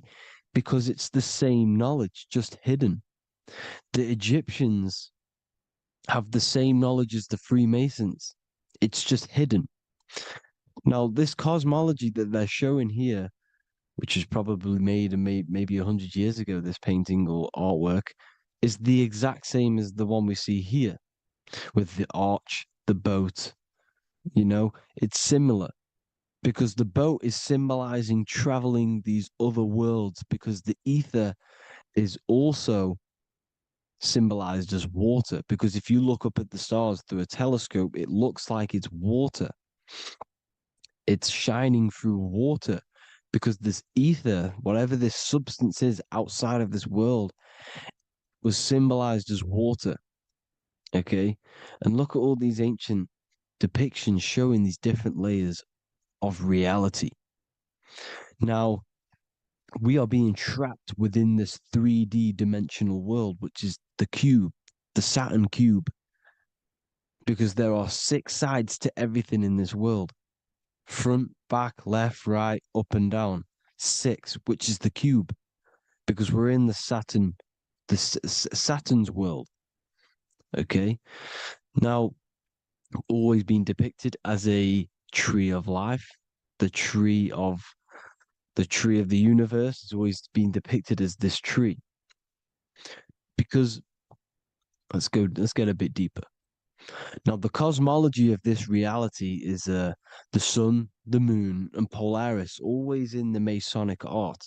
The sun, the moon, and Polaris, the all-seeing eye. If you go inside of the temples of the Masonic temples, they always have this star in the middle, shining light beams. Okay? Look here. The light beams coming from the big star in the middle, which is Polaris. This eye is God. It's God's light shining down from his abundance. Now, when you astral travel, you will see this big ball of light above you, and this big ball of light is God. But you cannot travel towards it until you are pure. It doesn't work like that. You have to become formless. You have to become pure before you can become one with the light. In all these Masonic artworks, it's all depicting the star in the center. This star is Polaris, because Polaris is the way out of this place. And this is why you see the stairway to heaven all the way up to the light beam, the light source. What does it say in the Bible? God is light, because everything is made out of one substance, and that substance is light. And it symbolizes the eye because God is an eye. All things that are alive have an eye. And we all say, I am. We all see these realities through eyes. God is an eye. He's the all-seeing eye. He sees all things at all times. And he is projecting this light. And this light comes down to create all the different levels of the worlds. And this is what the two pillars symbolize the number 11. 11, the number 1, is just a vertical line. It's the one. It's a 1 point. 11 symbolizes the mirror nature of reality. Everything's mirrored. As above, so below. Now, the 11 also symbolizes openings, doorways. And as you can see here, an opening to the all-seeing eye. And you see here again, an opening to the stairway all the way up to the light. This light is the light of God in the astral worlds, beyond this world. Now, Polaris has also been symbolized as the UFO. They put the truth in plain sight. So, you know, in the films, how the UFOs suck people up. That's what Polaris is doing if you ascend beyond this world. If you do not ascend beyond this world, you will be reincarnated in this world. The whole thing is to outgrow this consciousness to the plane above. And I'm not just making this up. I'm going to be bringing in scriptures after this. But you can see with the Christmas tree, we always put a high, big star at the center, at the top, which is the star of Polaris, which is exactly what the Masons are doing here. The star at the top. And it's on top of our Christmas trees. And all of these symbolize the other stars, because Polaris is the most high star.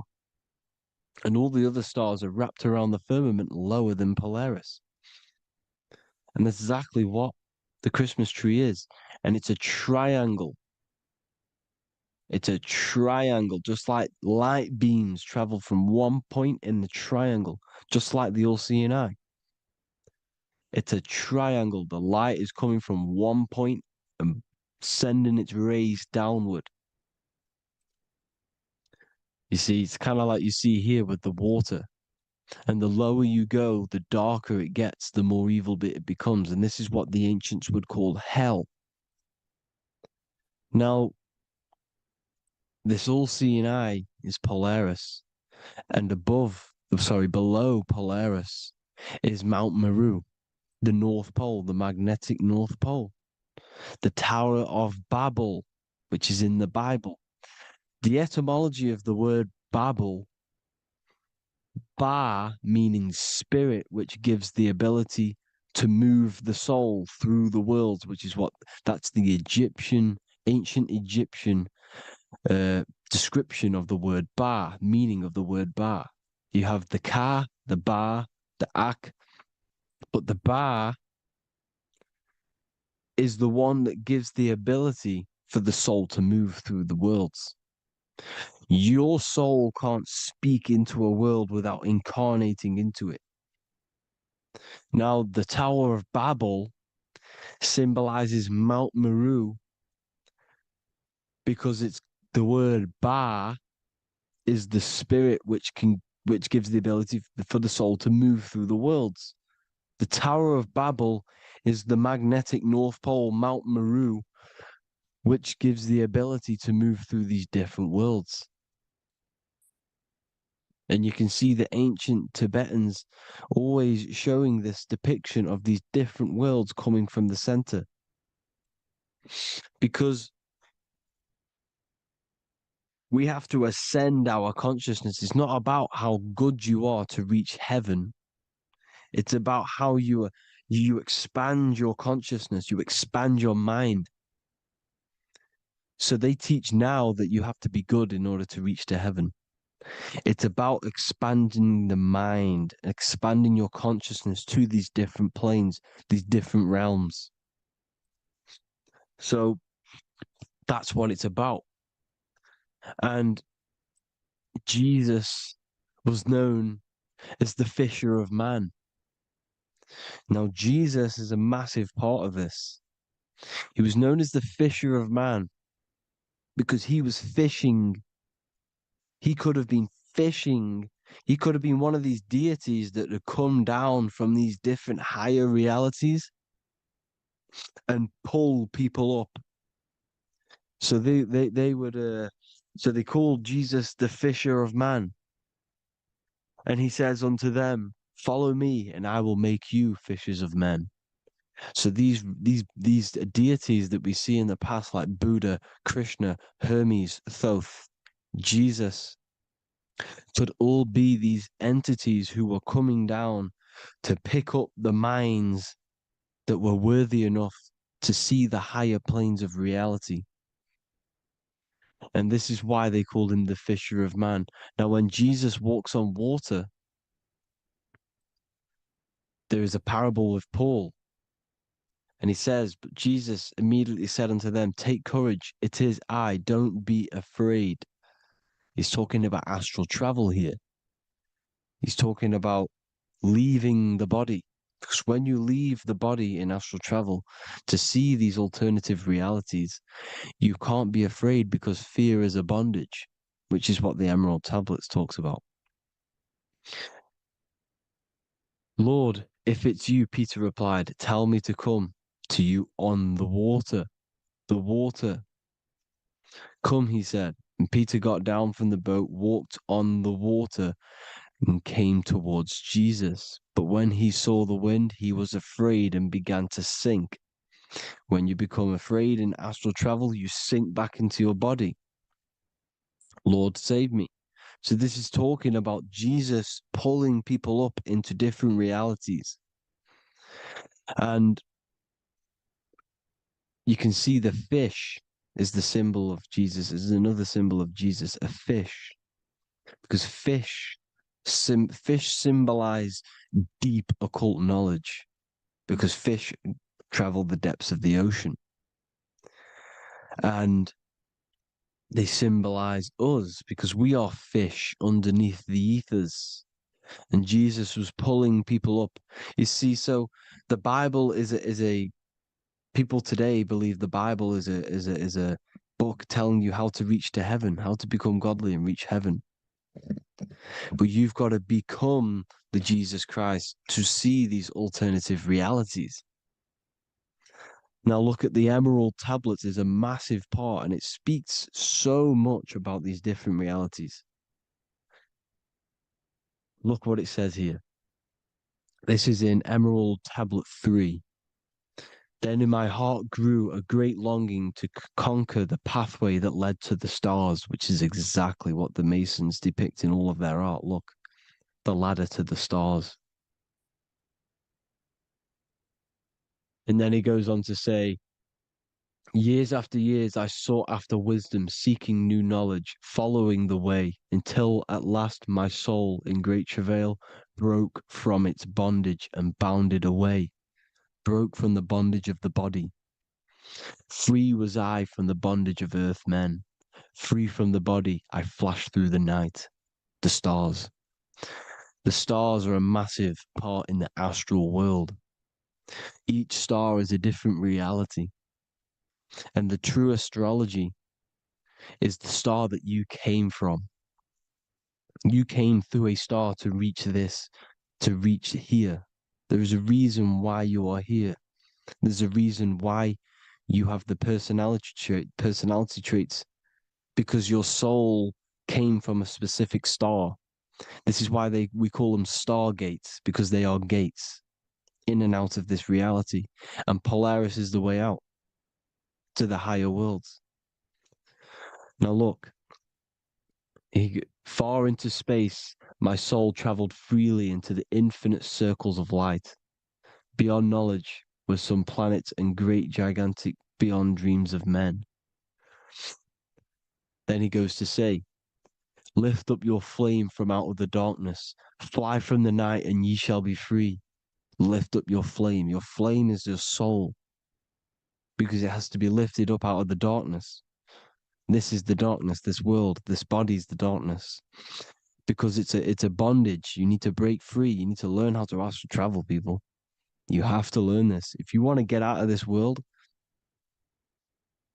you have to learn how to astral travel and see the other realities.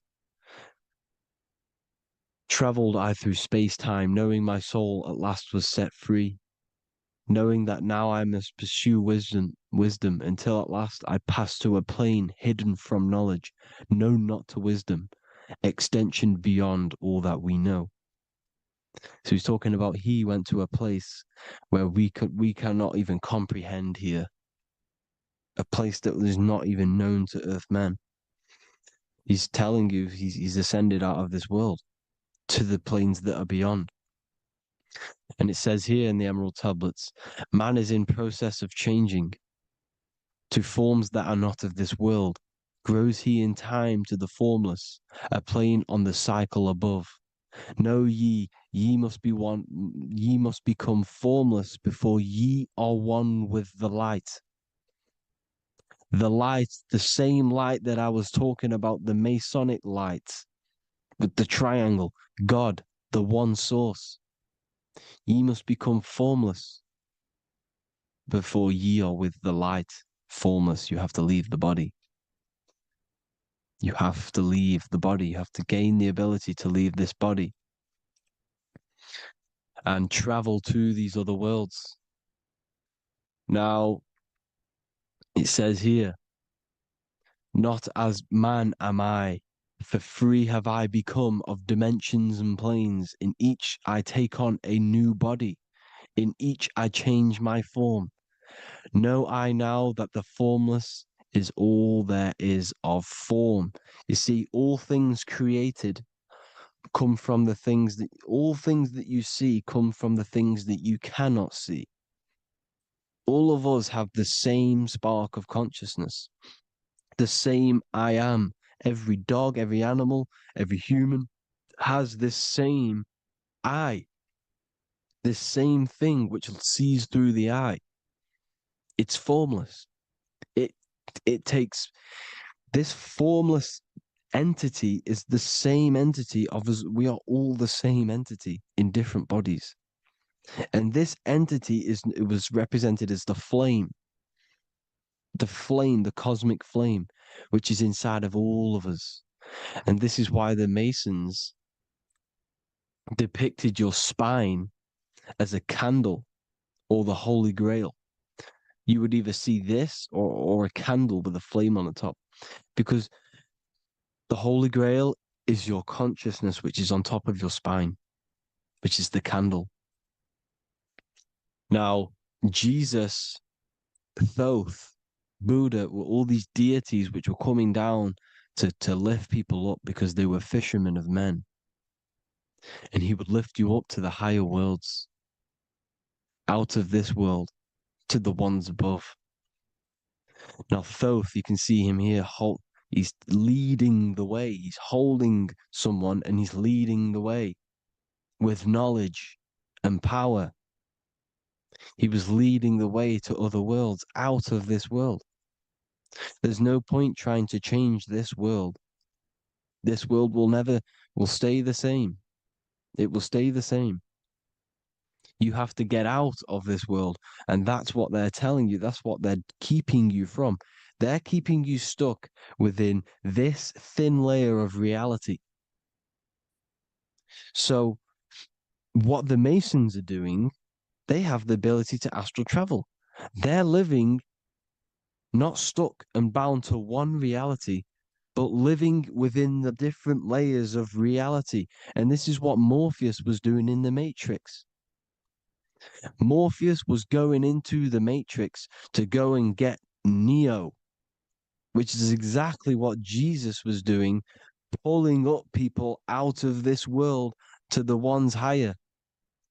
And that's exactly what Morpheus is doing in the Matrix. If you haven't watched the Matrix, go and watch it. It will blow your mind. Everything I'm saying in this video, you will see it.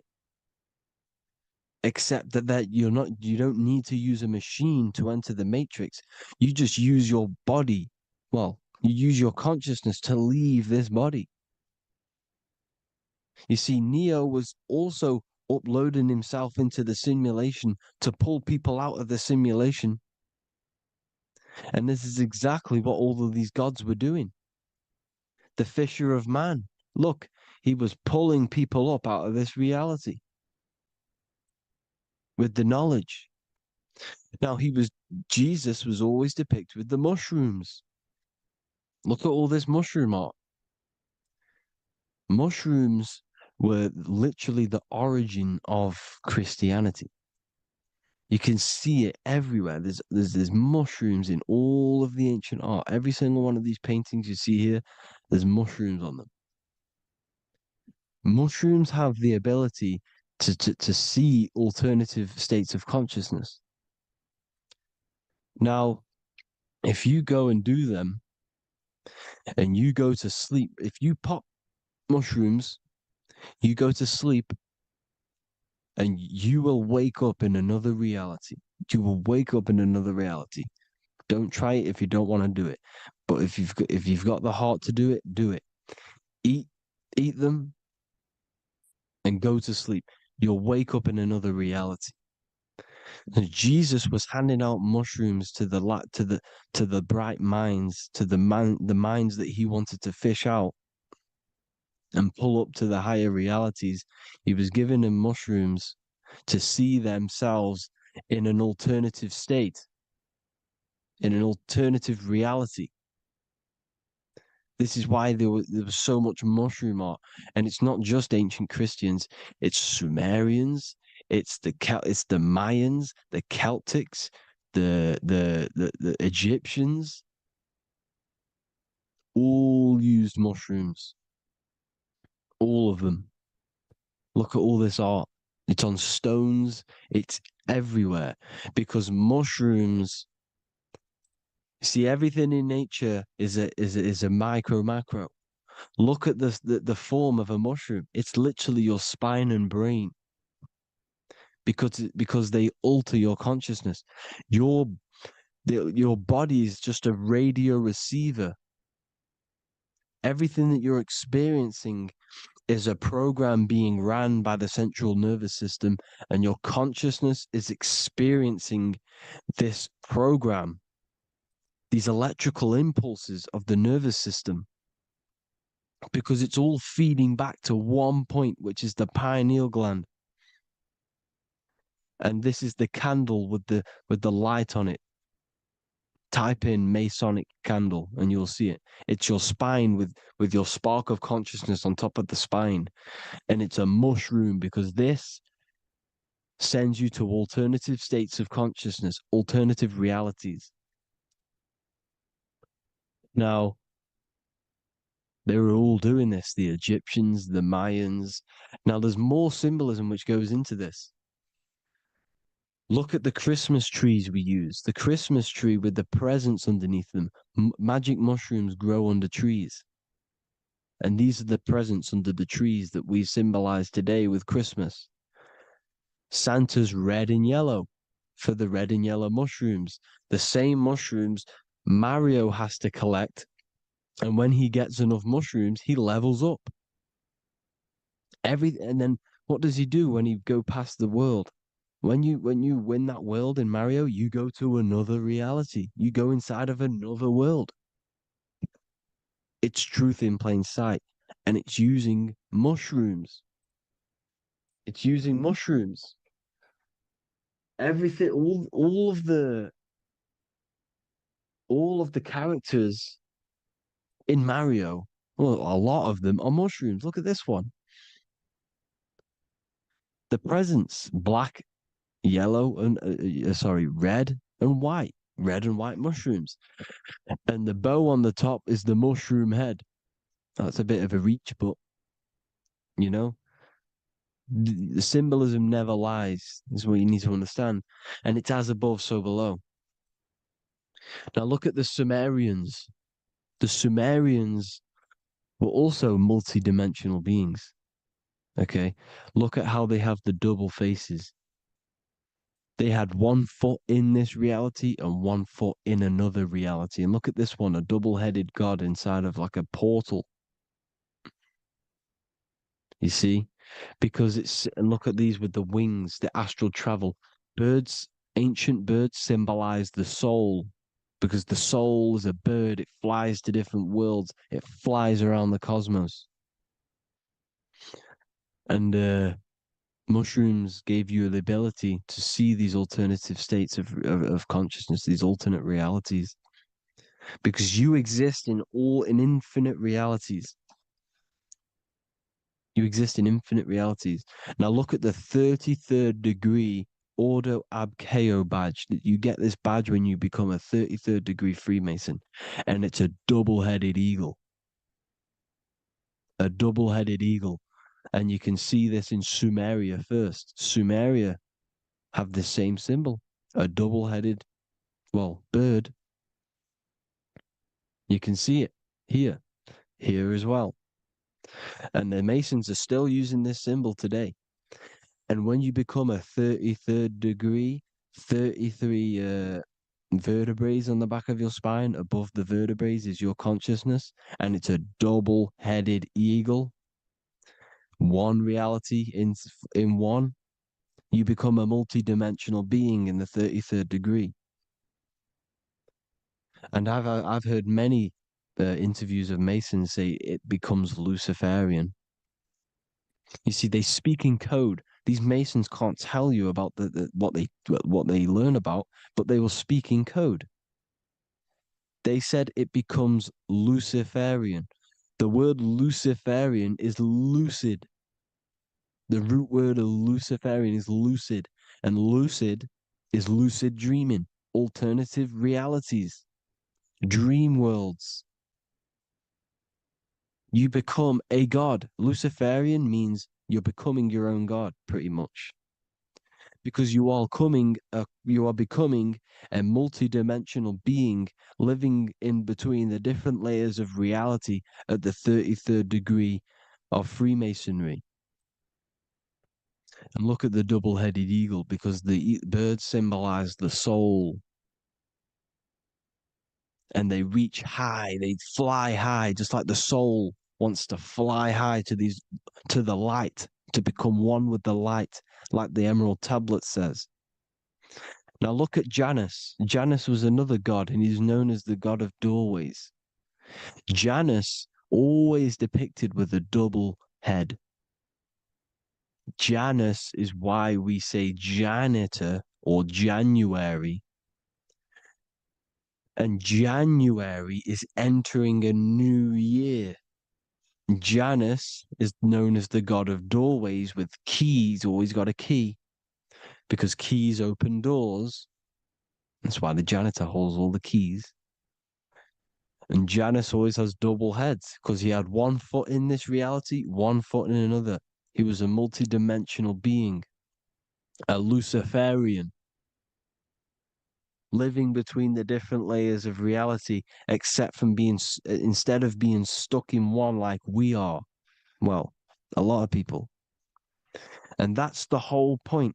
You see, all of this stuff is about like changing the world and stuff like that. This world will probably never ever change. It's probably been like this forever. Well, forever, for a long time. But it's about moving out of this reality to the higher states. And the Masons always depict the ladder to the luminaries, the stars, with a key, the same key of Janus. The Vatican is a key, and it's in charge of all the religions. Why is it a key? Because they're holding back the key. They're keeping you stuck within this reality, keeping you stuck as identifying yourself with the body, identifying yourself with this world. You are not in the world is within you. This is a program being ran by your central nervous system, and your consciousness is experiencing this reality. Now, this is going to be a mind-blowing video for some people. You have to have an open mind. You have to let go of all the programs. I'm repeating what the ancients are talking about and the ancient symbolism. Look at Janus with the double-headed god. He was just another god coming down, giving keys to people who had the worthy mind to be pulled up out of this reality, to be pulled up to heaven, just like Jesus was teaching how to reach heaven. But really, it's an encoded scripture. But anyways, hope you all gained some insight on this video. Have an amazing day. Please like, share, comment. All the links are in the bio for the PDF, for the Manifestation Mastery course, and all the other amazing stuff. And if you want to support the channel, I'd greatly appreciate it if you became a Patreon member. Hope you'll have an amazing day, people. God bless.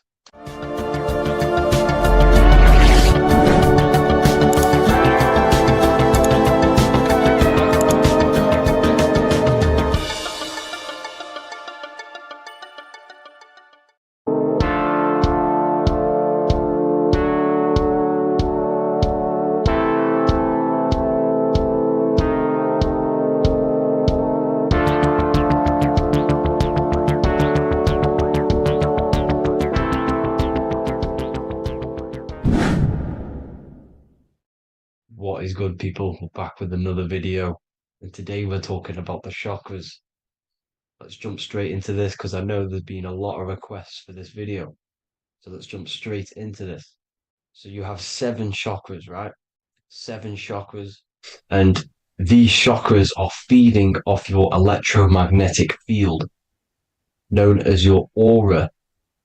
This is both positive and a negative pole, male and female, right?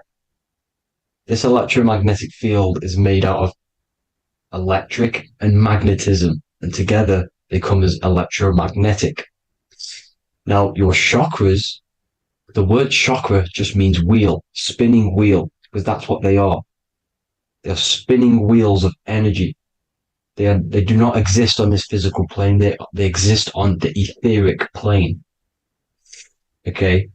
Now, these energy centers are known to regulate your emotions, and each energy center controls the organs and cells in that particular area of the body. So, for example, your sacral chakra will control the cells and organs of your sexual reproduction area. Okay. the navel chakra or solar plexus will control the digestion in your body. Same with the heart, same with the throat, right? So they are like mini brains for each center of your body. They run along up the spine, but notice the crown chakra exists outside the body. It's just above the head.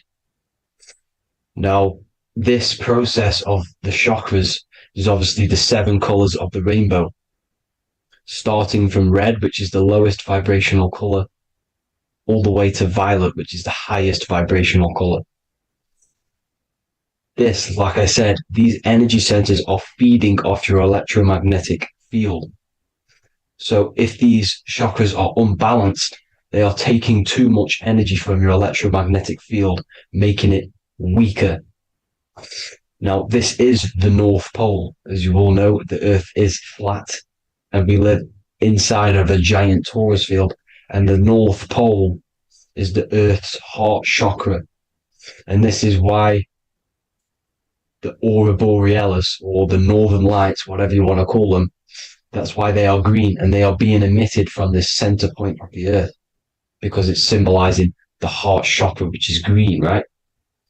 Now, you do work your way up to these. However, this is a torus field. You are a torus field. You have different layers of this torus field, right? And you need to balance all of these chakras, but you can't move up these chakras until you open the one below it. So it's like a stairway. You can't go to your solar plexus without going through your sacral. You see?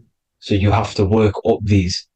However, you have to work up these and then live from the heart, because the heart is the center of the torus field. It's the balance between male and female poles, positive and negative poles. So you have to balance all of these chakras and then bring them all into one, which is the heart chakra. Now, they exist on the etheric plane. They exist on the etheric plane, and the etheric plane is a layer of the material plane. It's the one higher than the material plane. And then after the etheric plane, it melts into the astral plane. So they exist just between the physical and the astral aspect. Now, this is the yin and yang matter, which is the lowest root chakra, physical matter, and then to spirit, because high vibrational matter turns into spirit, low vibrational spirit turns into matter. So they're interchangeable. This is the yin and yang. Now, when you see ancient paintings with the halos, you see this is like a toroidal field coming out the top of his head, you see, with a halo. This was symbolizing in the old days, in the ancient days, that they've aligned their chakra, they've reached Christ consciousness, which is God consciousness, right? Now, this electromagnetic field is the apple that we bit out of in the Bible, because you see that apple is a torus field. So they were metaphorically or personifying the torus field. That's what the Bible is. It's a massive personification. It's all metaphors. You have to read it properly. It's got a greater meaning behind it.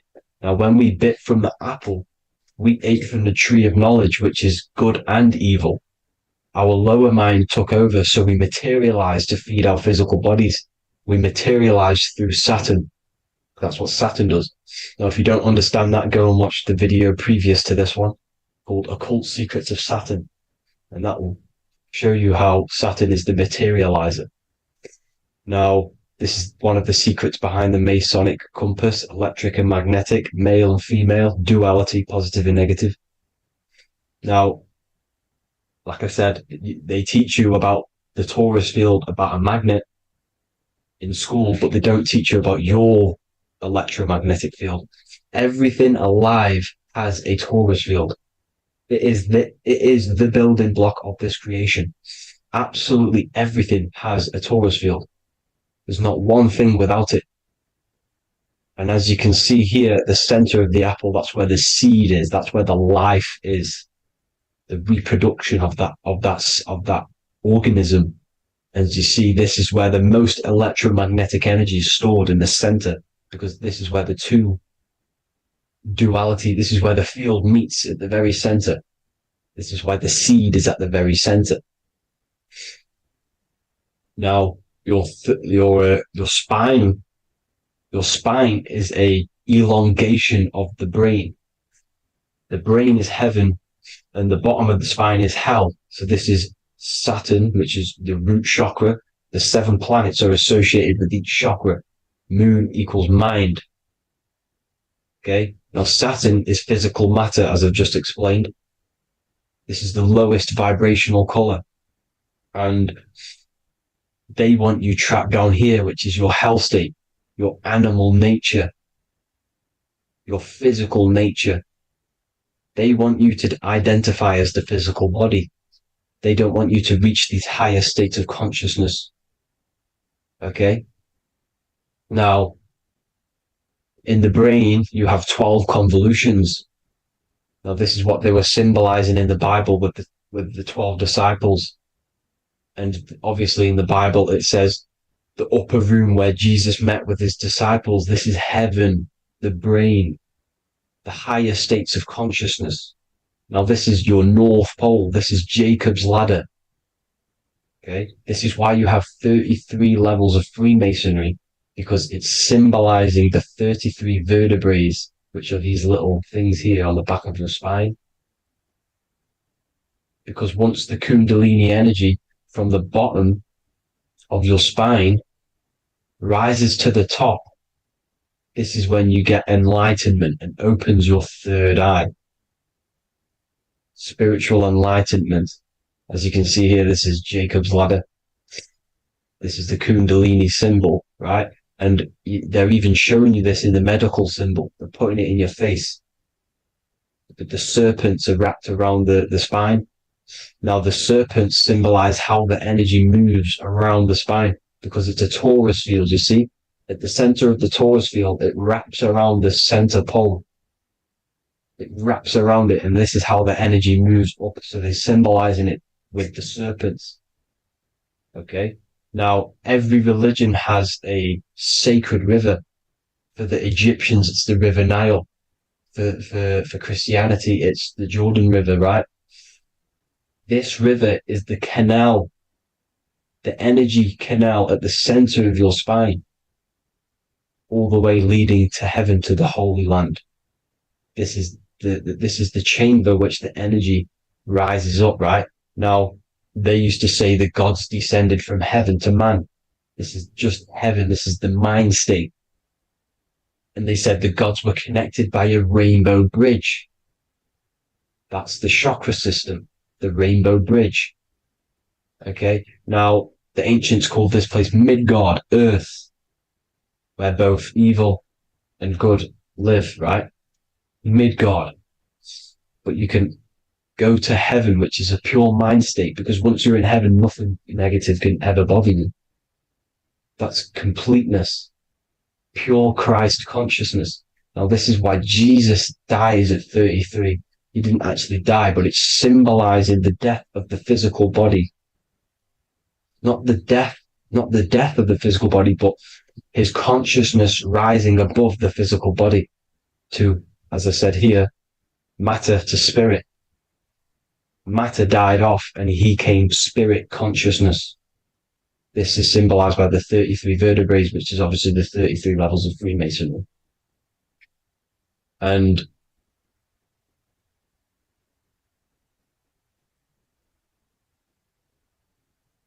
now the pineal gland, which is at the very top of this Jacob's ladder, or the River Jordan, the canal, your 33 vertebrae on your spine. This is where the pineal gland sits, right? At the very top, at the center of your brain.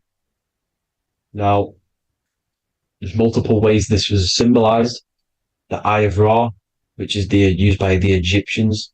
Now, this pineal gland is the seat of consciousness. This is where your consciousness is stored, right? And the ancient Sumerians used the pine cone, hence why it's got the word pineal gland, the seat of the soul consciousness. It produces DMT, dimethyltryptamine, which is known as the spirit molecule. And the pineal gland is wrapped in microcrystals, and we all know crystals transfer frequency and energy. Now, radios use crystals. A radio is a frequency transmitter, turning a frequency into a frequency that we can hear with our ears, right? Because all the radios are actually playing right now in your ears. However, our ears can't pick it up, so the radio transmits it into a frequency that we can hear using crystals. So this is the power of crystals, and this is what our third eye is wrapped in, crystals. Now, this third eye is not actually your third eye, it's your first eye. When you're being materialized in your mother's womb, this is the first gland that is produced, and everything's built around it, because it is the consciousness. It is your consciousness. Your consciousness never dies, ever. It's an eternal essence. It lives forever. You never actually die. Only the mortal body dies. Now that's what we call life. Life is abided by time, and time is change. And change is what we call life, because everything's constantly moving and transforming into different things, right? Now let's not get off track. The pine cone is obviously, this is in the Vatican here. The pine cone is symbolized as the pineal gland, pine. And this is the opened pine cone. The opened pine cone means, or symbolizes, the awakened man, the awakened third eye. But the ones here, which the Sumerian gods are holding, these are shut pine cones, symbolizing the unawakened man. But let's not get confused, people. These gods were not gods. They are human beings just like you. They reached Christ consciousness. They are nothing more special than you. They just had the ability to reach Christ consciousness. And obviously their knowledge was far more intelligent than ours, far more advanced than ours. They knew the truth about this reality to the depths. Now, the ancient Hindus had a goddess called Kundalini, which is said that she descended by the means of a ladder or a cord from heaven, which is symbolizing the spinal cord. Now, this is what Hickory Hickory Dock, the mouse went up the clock and came back down. This is all these stories, like Santa as well. Santa comes up and then down the chimney. This is symbolizing the Christ oil. There's an oil which is produced in your pineal gland, right? And this oil travels down the spine. And once it's down on the spine, you must have to raise your consciousness, just like I said, with the chakras. You have to raise your consciousness, raise your vibration to heat up this oil and turn it into a gas. And it travels back up the spine through like the serpents up the spine, and this awakens the third eye once it's coming back up the spine and hits the pineal gland. This is the secret behind Santa and Hickory Hickory Dock, because Santa comes down and feeds the presents and goes back up the chimney, and he lives in the North Pole, the positive pole. This is the North Pole, people, and the presence is your sacred oil. This oil, your physical body, is the furnace. It's the spiritual furnace, which you have to heat up this oil by raising your frequency and turning it into a gas to rise up this chamber, the River Jordan, to your third eye, right? Now, this is an alchemical process. Your body is the alchemical furnace. It says in the Bible, if therefore thine eye be single, thy whole body shall be filled with light. I shouldn't have cut that out, but that's what it says. The light of the body is thine eye. If therefore thine eye be single, thy eye shall be filled, their body shall be filled with light. This is symbolizing the pineal gland enlightening the body, the spiritual body, filled with light. Now, as I said, they want you kept down here, which is the root chakra, which is your animal nature, which is obviously mind, matter over mind. This is the symbol of Saturn, right? As you say, we're built of body, mind, and spirit, the Holy Trinity. That is the sun, moon, and earth. The sun's your soul, solar. Moon is your mind. Earth, which is the cross, which is your physical body, the 5 elements, right? So body, mind, and spirit. So the Saturn symbol is actually made out of the cross on top, which is the earth, and the moon on the bottom, which is symbolizing matter over mind, because earth is physical matter. You don't want to be matter over mind. You need to be mind over matter. See, they want you identifying as your physical body. They don't want you to realize you're an eternal consciousness. You're an eternal essence of consciousness which never dies. They want you trapped in your animal nature. And this is why the Baphomet has a goat head, because it's symbolizing your animal nature, which is evil. Not evil, but you're more likely to do evil things, right? Which brings bad karma. That's your animal side. This is why the Baphomet has an animal goat head. As you can see here, he's got the Kundalini energy here. So when you see the inverted cross, the cross is your body, as you can see here. The inverted cross means your chakras downwards, down here. Your head's down here. Your mind is down here. But your mind needs to be up here, which is the upwards cross, which is Christ consciousness. And as we all know, 7 colors of the rainbow, 7 planets, 7 chakras. Red light is low frequency and long range. This is why Saturn is the slowest moving celestial body. And it's the lowest chakra, because it's low frequency, long range. The moon being the crown chakra, which is high frequency. This is why the moon moves around the quickest. The moon is your crown chakra, which moon in mind. See, so there are multiple ways of your chakras becoming blocked. Now, each chakra has a specific intelligence. It has a specific thing that it's doing for the body, right? Now, this can be overused. It can be abused. For example, masturbation. That keeps you down here in your sacral chakra, because you're abusing the energy center. You're abusing your sexual energy, which is then becoming unbalanced. So this is how energy, this is why these centers are pulling more energy out your electromagnetic field, because these centers are wheels. The chakras just mean spinning wheel of energy. So when you're abusing these certain centers, you're pulling energy out of your electromagnetic field, which is making your field weaker, which is making your frequency lower, which makes you prone to diseases, prone to lower negative energy, right? So you need to align these chakras. You need to unbalance them. And as you can see here, you can screenshot these to see how they're blocked. I'm not going to go over each one because it'll take me forever, but have a little read yourself. This is why they're blocked. Now, the ancients used to say Aum when they meditated. Now, these are the 7 vowels. There's not 5 vowels, there's actually 7. Now, when they say Aum, they're aligning all their chakras by saying this when meditated. This is where the Aum originated from. Now, emotion is energy in motion. So if you're feeling a certain way, that's the energy you've put in motion.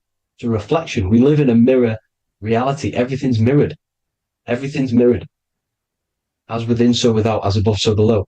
Everything's a reflection of some sort. So whatever you're feeling, you're doing something wrong. It's telling you you're doing something wrong from the root cause, because your energies are the effect. You're feeling the effect of something you've caused. The law of cause and effect. Nothing escapes it. Now, the Jehovah's Witness believe that exactly 144,000 faithful Christians go to heaven or be resurrected, right? This is not true. This is symbolic. 144,000 go to heaven. Now, the petals on the chakras, this is the root chakra, this is the crown chakra. Now, if you add up the first 5 chakras, the petals, Add up the petals on the first 5 chakras, you get 48. And then you get to the third eye, which has 2 petals. 48 times 2 equals 96. 96 plus 48, which you got from here, equals 144. The last chakra has 1,000 petals. Times 144 times 1,000, you get 144,000. This is a frequency. This frequency is the frequency of the ascension up your chakras. This frequency is a high frequency which turns that oil into gas, which rises up the spine, activating your third eye. Right? So this is all the religions are all symbolic for this sacred secret of Christ consciousness. As it says in the Bible, the kingdom of God is within. It's not out there, people. You must look within yourself. You are God. You are a spark of his consciousness, infinite consciousness, right? So 144,000 is a frequency, and you must achieve this. Like I said, these people in the past, they're not gods, people. These were just humans. Nothing special. They just reached Christ consciousness. Now, they keep you in these lower vibrational states with the food, right? And as you can see here, all of these fast food restaurants are mainly are red and yellow, which are these lower states, these lower 2 chakras, lower vibrational colors, because they want you trapped down here in matter. And these foods are so low vibrational, they will keep you down here because your gut produces, I think it's like 80% of melatonin. Melatonin is your feel-good hormone. These foods will not make you feel good. This is very low vibrational. Meat. It's not meat, it's raw flesh. These animals are stripped from their family, put on a conveyor belt, watch their friends be tortured, and then get slaughtered in a slaughterhouse. Think of all the fear that's running through their blood, all the hormones, all the fear, and you're going to go and eat that very low vibrational energy. As you can see here, this is the light photons within fruit. You can see the life force in this fruit. You must think, feel, and do positive to raise your vibration. As you can see, earth equals heart. If you rearrange it, everything in nature is green, right? The aurora borealis is green. You must align all these chakras and then live from the heart, because the heart's the center of the Taurus field. You must become the consciousness in the center. So that's it for this video, people. Thank you all. God bless.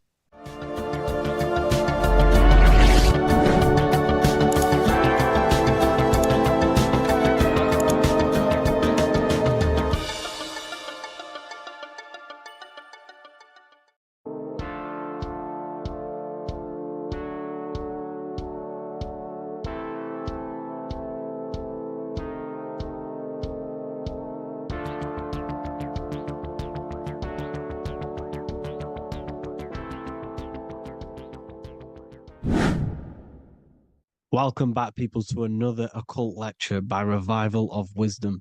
Today we're going to be talking about magic and how it's being used on us for the New World Order. Magic has the word mag within it, which is magnetism. Magnetism is the force. Magic is influencing forces, natural or supernatural forces, and using it for a certain agenda to gain something out of it. Now, magic is not what everyone's being thought. It's not some sort of fantasy thing. It's actually very common, and we all do it, whether you believe it or not.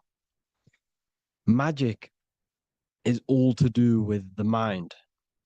As I said, always say in my lectures, your mind is what creates matter. Your mind is what creates your external world. So it's all about manipulating and planting seeds within the mind, because your mind is a garden, and thoughts and words are seeds which are being planted in that garden. Your life your physical life, the people you have in your life, your friends, your car you own, the job you have, is all a reflection of the thoughts that you've been thinking in the past. You are where you are in life because of the thoughts that you've been thinking. Therefore, your life is a direct reflection and manifestation of your mind. The Garden of Eden. Okay? The mind is what they are targeting. What you see, say, and hear has a direct effect on your mind. Me talking to you is influencing you. The words I'm saying is planting seeds within your mind. Now it's up to you to consciously act on these thoughts or these words, or to maintain these words. As above, so below. As within, so without. What's inside of me is outside of me. What comes into the storehouse comes out of the storehouse. You have the left, you have the right, you have the up and you have the down. As above, so below. Whatever is in your mind will be expressed in some sort of way, consciously or subconsciously, spiritually or physically. The mind is what manifests everything. And this is what we need to understand. We need to understand is that the mind is not physical. All things spiritual manifest physical. All things seen come from the unseen. The words you're thinking, that everything you have is coming from the unseen. The actions that you do come from the unseen mind. Another expression for as above, so below is you are the universe itself. You are a universe, a mini universe. But just because you are mini does not mean you are the whole thing. If I take a little piece of infinite, let's say there's an infinite light source. Let's say I take a little chunk of that infinite light source. That little chunk I took is still infinite because it's been taken from infinite. You are the universe. Your awareness, your mind is the universe.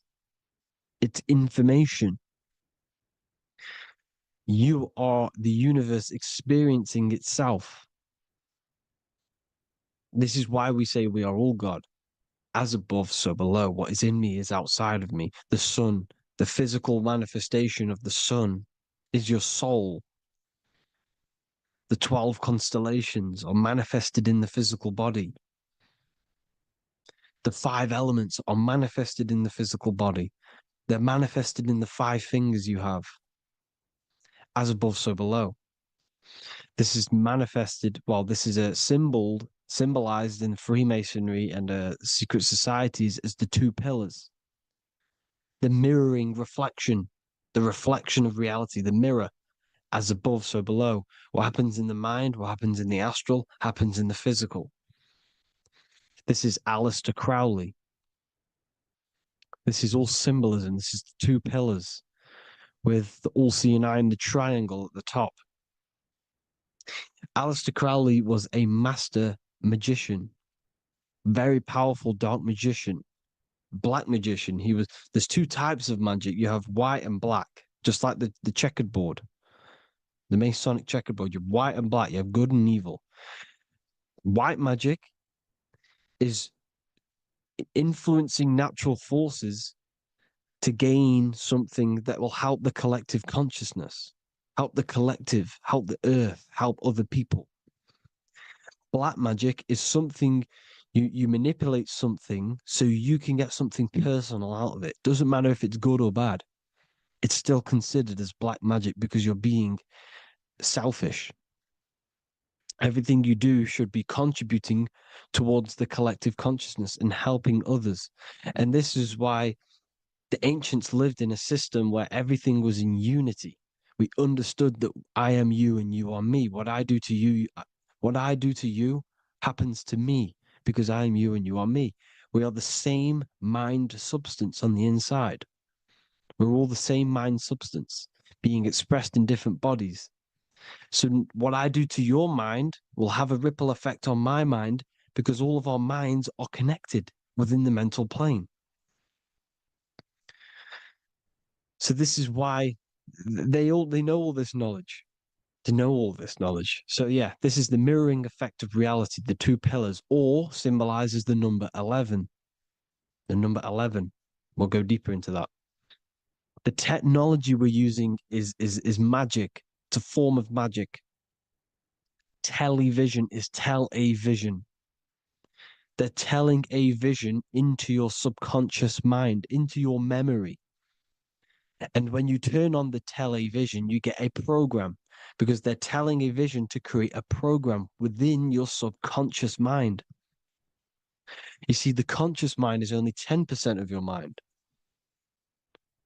which is to do with your, what you're aware of, your five senses. What are you consciously aware of? Well, I'm aware I'm here, I'm talking. I'm aware of what I'm wearing, the five senses, what I can hear, taste, smell, hear. What I'm wearing, I'm aware of what I think of. But the subconscious mind is the 90% of your mind. It's the hidden part of the mind, which is telling your heart to beat, telling your body to breathe. It's storing all of your emotions. It's storing everything you see, storing all the belief systems that you have. It has everything. It stores all of the habits you have, the values. It stores everyone's name that you know. All the words that I'm speaking right now is all coming out of the subconscious. Everything is subconscious. And it literally manipulates 90% of your daily basis behavior. Most people don't know this. What you did yesterday is what you will do today, because of these beliefs and mental programs within the subconscious, stored within the subconscious. So the subconscious is what they're aiming at. They're trying to create programs within the subconscious, because the subconscious manifests 90% of your thought patterns, 90% of your actions and words. They know all this stuff. So the subconscious mind is the most powerful part of the mind. Another way the subconscious manifests and influences your life is, let's say you were in a car crash years and years ago, 10 years ago. Let's say you're in this car crash, right? And you really hurt yourself. The emotion you felt in that time when you were injured in that car crash had a great impression on your subconscious mind. You see, the stronger you feel something emotionally, the stronger impact it has on the subconscious. You can remember and recall that moment, and very vividly, because of the impact it had on the subconscious. For example, you become that terrified of cars that it manifests into your life today, that you are wary to go in certain cars. You don't want to go in cars at all, maybe, because of that moment that stood within the subconscious.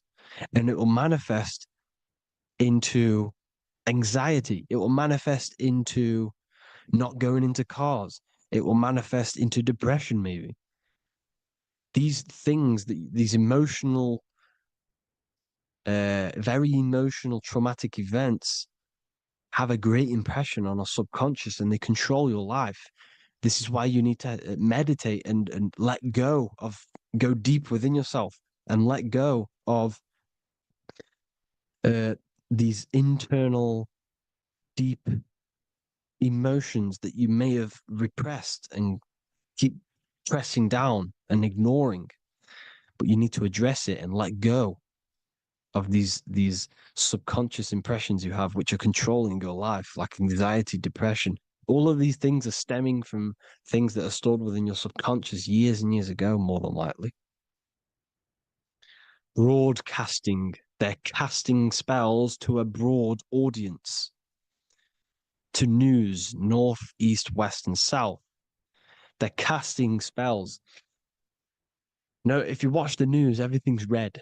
breaking news in red writing or the red background. Everything's red. Why? Because red's the root chakra, which is all to do with survival. They want to stimulate this root chakra because they want you down there in survival mode. They want you in survival mode because you're easier to control.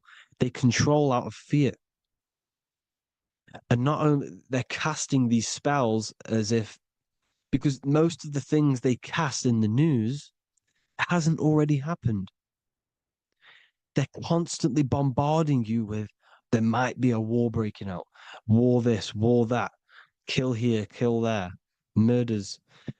It's impressing, it's casting spells on your subconscious mind. So when the event does turn up in real reality, in physical reality, you're less emotional, you're less surprised. You're not as surprised because you've already heard it before. Your subconscious has already heard it all before. If you never heard of a war and then a war broke out, you'd be going crazy. So they subtly program your subconscious mind through the words, because the words they say is impressing your mind. It has an effect on your mind, which will have an effect on your behavior, your words, your conversations you have with people. They're casting spells to north, east, west, and south on the television. They're telling a vision by broadcasting, by saying spells. This is why we call it spelling. Even the word, listen, the words we say cast spells. Bless. Oh, bless you. That's be less. The subconscious mind only picks up literal things. You see, when I say bless you, your conscious mind picks that up as, oh, thank you, you're blessing me. But your subconscious picks up as be less. You see? Because the subconscious it has no filter. It's just, it is what it is. Everything is factual in the subconscious. Therefore, if I call you an idiot, your subconscious, my subconscious will think I'm talking to myself and calling myself an idiot, and it will take that as true. That is truth. Everything is truth within the subconscious. And the subconscious manifests your behavior. The devices this is the biggest one. Black scrying mirrors, device, the devil's vice, the device. Okay? Black scrying mirrors, black screen is scrying. Black scrying mirrors were used to communicate with spirits within the astral plane in the medieval times. They're still being used now by black obsidian mirrors. And look at your phone, it's a black mirror. And there's some sort of, I'm not saying this is facts, but personally, I believe these are portals for spirits and ethereal entities to come into your life, to come into your surroundings. So this is the next big thing: the TVs, your iPhone, your iPod, all black mirrors. And mirrors are very, very powerful. Even just a normal mirror. Mirrors have an effect. Whatever you say into a mirror, what you say is energy. And when you say something into a mirror, you're saying it into yourself. It's an infinite cycle of words of energy because it's being reflected infinite times. When you say something into a mirror, it has a massive effect. You're saying it directly into your eyes, into your mind. So what you say in a mirror should be said with precaution. Never say anything negative into a mirror, because mirrors are very, very powerful ways for you to reprogram your subconscious mind for the good. You can say very positive things into mirrors and it will reprogram your subconscious mind. Okay? Manifesting is all magic. It's all magic. Everything is magic. But consciously doing it is what they're doing. They hid this knowledge. Your phone is magic. It manipulates your mind. The iPhone, okay. See, magic isn't all of this with wands and see, Harry Potter, okay, that was created to give you this perception of a mystical and amazing form of magic with magic wands and all sorts of stuff like that. Yes, that stuff was true when the collective conscious minds were on a higher level and our belief systems believed in these things, because the universal mind, all of our minds contribute to reality. If the masses don't believe in magic, if the masses don't believe in a certain thing, it's going to have an effect on physical reality. So when the collective minds are higher and have more open minds, things like Harry Potter can come true. See, it's all in the mind. The iPhone, the eye is the symbol for the mind, the invisible intelligence. The triangle is the ethereal plane. Okay. So the eye in the triangle is the eye that sees into the beyond the ethereal planes. The square is the physical plane. So the iPhone, your phone, is a black box, just like the Saturn black cube. It's a black mirror. It's taking photos of you every 2 seconds. And it's your mind. Your mind is in that phone. Everything you like, everything you text, everything you type in Google, everything you say to someone, every conversation is all recorded on the phone. Therefore, it is a direct reflection of your mind. Your mind is imprinted into your phone because your mind, everything you think in your mind, you're manifesting into typing, saying, taking pictures into the phone, and it's collecting it and storing it. And what they're doing, and this is for all forms of magic, it's manipulating the mind. It's all manipulating the mind. Reels, Instagram, TikTok, this is all dopamine. It's all controlling the mind. Every like you get, every follow you get, every share that you get is dopamine within your brain. They're literally targeting your brain and mind. It's all manipulating, because what they're pushing through the phones, through the media, through the news, through the televisions is visions and programs. You are the one manifesting the New World Order. They're not manifesting the New World Order. They're giving you the information so you can manifest the New World Order. Everything they say is contributing to your mind. For example, digital money and all the information they put out for you to see is contributing to your enslavement. Your mind is manifesting the New World Order. They know this. They don't manifest it. There's billions of us. We could easily run over them physically. But on a mental level, these people have the knowledge and they hide it from us, and they let us manifest reality because we are the collective. They give us the information which manifests their agenda. It's all magic through the phones, the media, the television. So your phone is a manifestation of your mind. It's a record of your mind. Hollywood, holly tree, holy tree. They used to make wands out of holy trees, because it was the most holiest wood, the best for casting and transmitting energy. So they used holly trees to cast spells. That's what Hollywood is. And in Hollywood, they have the red tear, the blood drop.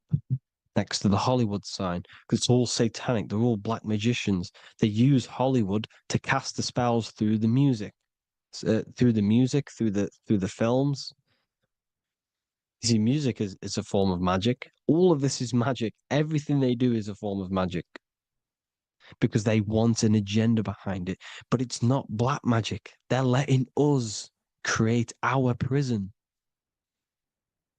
This is what you have to see. Yes, they're evil, but they're not doing anything evil, or else they would face the karma. They let us manifest this agenda through giving in the information, by telling you what's going to happen in the movies. Everything that happens in a movie, it's all there on purpose to program your subconscious, to plant a seed within your garden, your subconscious, your mind. Because when the mind is already seen something, when it comes up and turns up in physical reality, you will be less shocked and you won't rebel. So they lure you slowly. They make you aware of these things over time. They make you gradually think it's okay. Like the technology, we never used to use these phones. How did we become so addicted and reliant on them? Well, because first they gave you a little flick phone. Well, no, sorry, they gave you a phone in your house. And then once you got used to that, they say, oh, here's the newest version of a little flick phone. You started texting your friends. Everyone was loving it in high school. They could now meet up without saying, let's meet on the weekend at this point at this time, like your parents probably did. Or maybe some of you watching this, you probably had to tell your friend to meet on the weekend at a certain time because you had no way of communicating. So everyone got these phones and got addicted to them. Then they slowly got addicted to the new iPod with the touch screen. Now they invented touchscreen. Then everyone got addicted to touchscreens. Then because all of this is producing dopamine in the brain, which creates you to become mentally addicted to things and physically addicted, chemically addicted. Because dopamine's a chemical. Your subconscious becomes a program within your subconscious, and your body becomes chemically addicted to these phones. And these phones are the enslavement of humanity, technology. Without this, we wouldn't be in this mess without technology. Because they're creating a hive mind. We're creating a hive mind. So back on track anyways, they program you. Look at the films, 9/11, 9/11, produced by Hollywood. Here's the 11, like I said at the beginning, the two pillars which reflect reality. What happens in the mind happens in the physical. What happens in the astral happens in the physical. Okay, what happens in the physical happens in the mind. It's the two pillars, the mirrors. 9/11. 9 plus 1 plus 1 is 11. Flight 11 was hijacked. New York is the 11th state. New York adds up to 111. This is not a coincidence. It's all a form of magic. It's a ritual, energy harvesting ritual, because your mind produces energy. Your mental attention produces energy. And they're feeding off this energy in the astral plane, these demons. Music is the most powerful. Personally, I think the music is one of the most powerful forms of magic they're using. Okay. Music is hypnosis. It puts your brain in a hypnotic state. It influences your electromagnetic field through vibrational energy. It reprograms your subconscious mind. Why do you think you remember the lyrics? You see, your subconscious stores all of the memories. Remember, the subconscious manifests 90% of your behavior. So therefore, the music you're listening to is manifesting your behavior. You wondered why some people wonder why they have drug addictions and they can't get out of violence and they can't get out of all this negative mind space. It's because the music they're listening to is creating a negative mind space. The words you listen to have plant seeds within your mind. So the reason you remember the lyrics is because that song created a program within your subconscious. Yes, that is what happens. You can use magic to reprogram your mind, but you can use music to reprogram your mind because it's all forms of magic. It's using natural mental energy forces to manipulate the physical reality. You manipulate your mind, you manipulate reality, physical reality. Okay. So the music, another very, very big one. When you turn on the radio, it's just all talks about alcohol, drugs, and sex because they want you down in the lower three chakras. They want your mind attached to matter when it's mind over matter. Your mind's not physical. You see, the word spirituality is the new trend. It's not about your spirit. It's not about your spirit. It's about your mind. It's not about, you know, uh, spirituality and looking after your spirit. And they've got you focused on your spirit. Why? Because they hide your mind from you. You see, a lot of people think their mind is their brain, but the mind is everything. There is no physical reality without mind. You can have a brain. Imagine if you had no mind but a brain. It wouldn't work. The mind is everything. The mind controls your avatar. It begins in the mind before it happens in the brain. Then the brain manifests through the body. The brain's just an electrical computer. So that, they've got people scared, or do I have a soul or not, and all this stuff.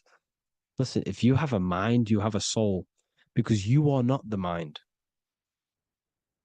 This is why everything is sort of an illusion, because beyond the mind is your soul. But what is the soul without a mind? You can't have a soul without the mind. But if the mind didn't exist, the soul doesn't exist. You are the person listening to your mind. I shouldn't say person because you're not the body. You're the entity behind the mind. But if you didn't have that mind, you couldn't understand what you even were. You would just be an observer who couldn't think. So yes, we all have a soul. If you have a mind, you have a soul. Everything is mind. Everything has mind. Mind creates everything. God is mind.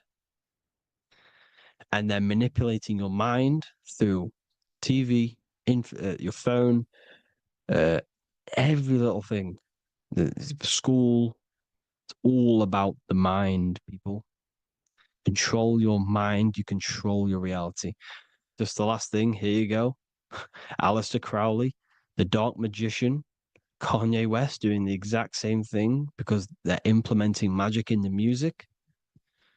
Here's the Beatles with Aleister Crowley in the background. Bet you never noticed that. Aleister Crowley was influencing music and placing magic within the music to influence the subconscious. This is what Baal worship was. This is why they kill children. They sacrifice these children. Why? Well, because in order to ascend, in order to raise your consciousness internally, godly, by being good, God, or being in order to be good and raise your consciousness and to get something in the physical world, you have to sacrifice yourself. And what do I mean by that? In order to raise your consciousness and ascend, you have to sacrifice the lower nature of yourself. You got to abstain from having sex to retain your sexual energy, to transmute it, or staying away from some poisonous foods like meat. So staying away from blood. We shouldn't be consuming other animals' blood. We should be keeping our blood pure. We are humans. We shouldn't consume chicken blood, chicken germs. We are the most divine creatures on this creation. We are the most intellectual creatures in this creation. Therefore, we should keep our temples pure. We are not animals. If you want to associate yourself with an animal, go out in the wild, go and find a wild boar and go and try rip its guts out with your bare teeth, because you can't do it. You're not a cat. You're not a carnivore. Okay? So in order to ascend, you have to kill and sacrifice your lower part of yourself to ascend up to your spirit self, your mind self, the highest version. And the elites don't want to do this. So they sacrifice other things like babies to kill them, to exchange their life over to the astral plane, so these demigods in the astral plane can give them something in return in physical. They don't want to sacrifice their lower self, so they sacrifice other things for exchange, for physical pleasure. But the godly person sacrifices their lower self for their higher self to do good and ascend. So this is what all the Baal worship is, people, and this is why they're doing it. Hope you all had an amazing lecture. If you haven't already, go and get the Book of Wisdom for more information. You know, I don't go into dark stuff in this book, because all I do is enlighten people in this book. You can get it in Spanish, English, German, Italian, and French. Worldwide shipping. You can get the PDF or paperback. Or there is also a new one called the Human Health Guide 2.0. It gives you a list of all the foods, grains, oils, nuts, you know, everything that's alkaline and positive for the body and not man-made and hybrid. It tells you all the products to stay away from, how to fast, how to improve vision, how to improve everything, literally. So the Human Health Guide has been released. If you want that, I'll put all the links in the bottom of the description. Hope you all enjoyed the lecture, people. God bless you all.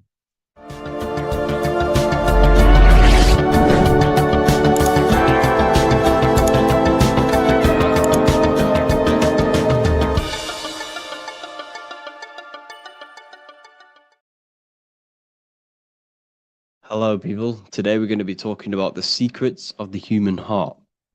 Everything they told you about the heart is a complete lie. There are secrets behind it, and you're going to find out why. And it's very important that you understand that the heart is not a pump. It's not a pump. They lied about this. The lungs is a pump. The lungs is what pumps the blood around the body. It's the oxygen.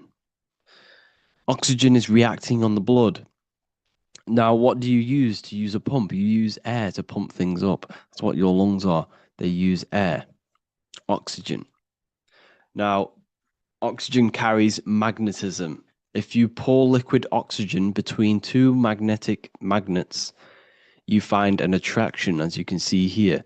So this attraction proves that there is magnetic principles within oxygen, liquid oxygen.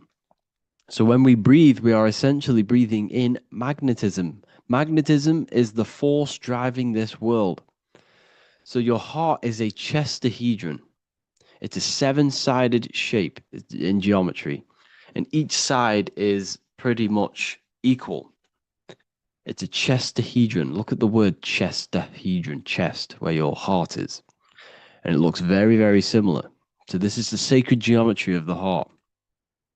And when a chestahedron is placed in an angle, when it's placed in a box, a cube, it sits at an angle of 36 degrees off center. This is the same angle which the heart sits within the chest. That's why it's called a chestahedron, because that's what the heart is. It's a chestahedron.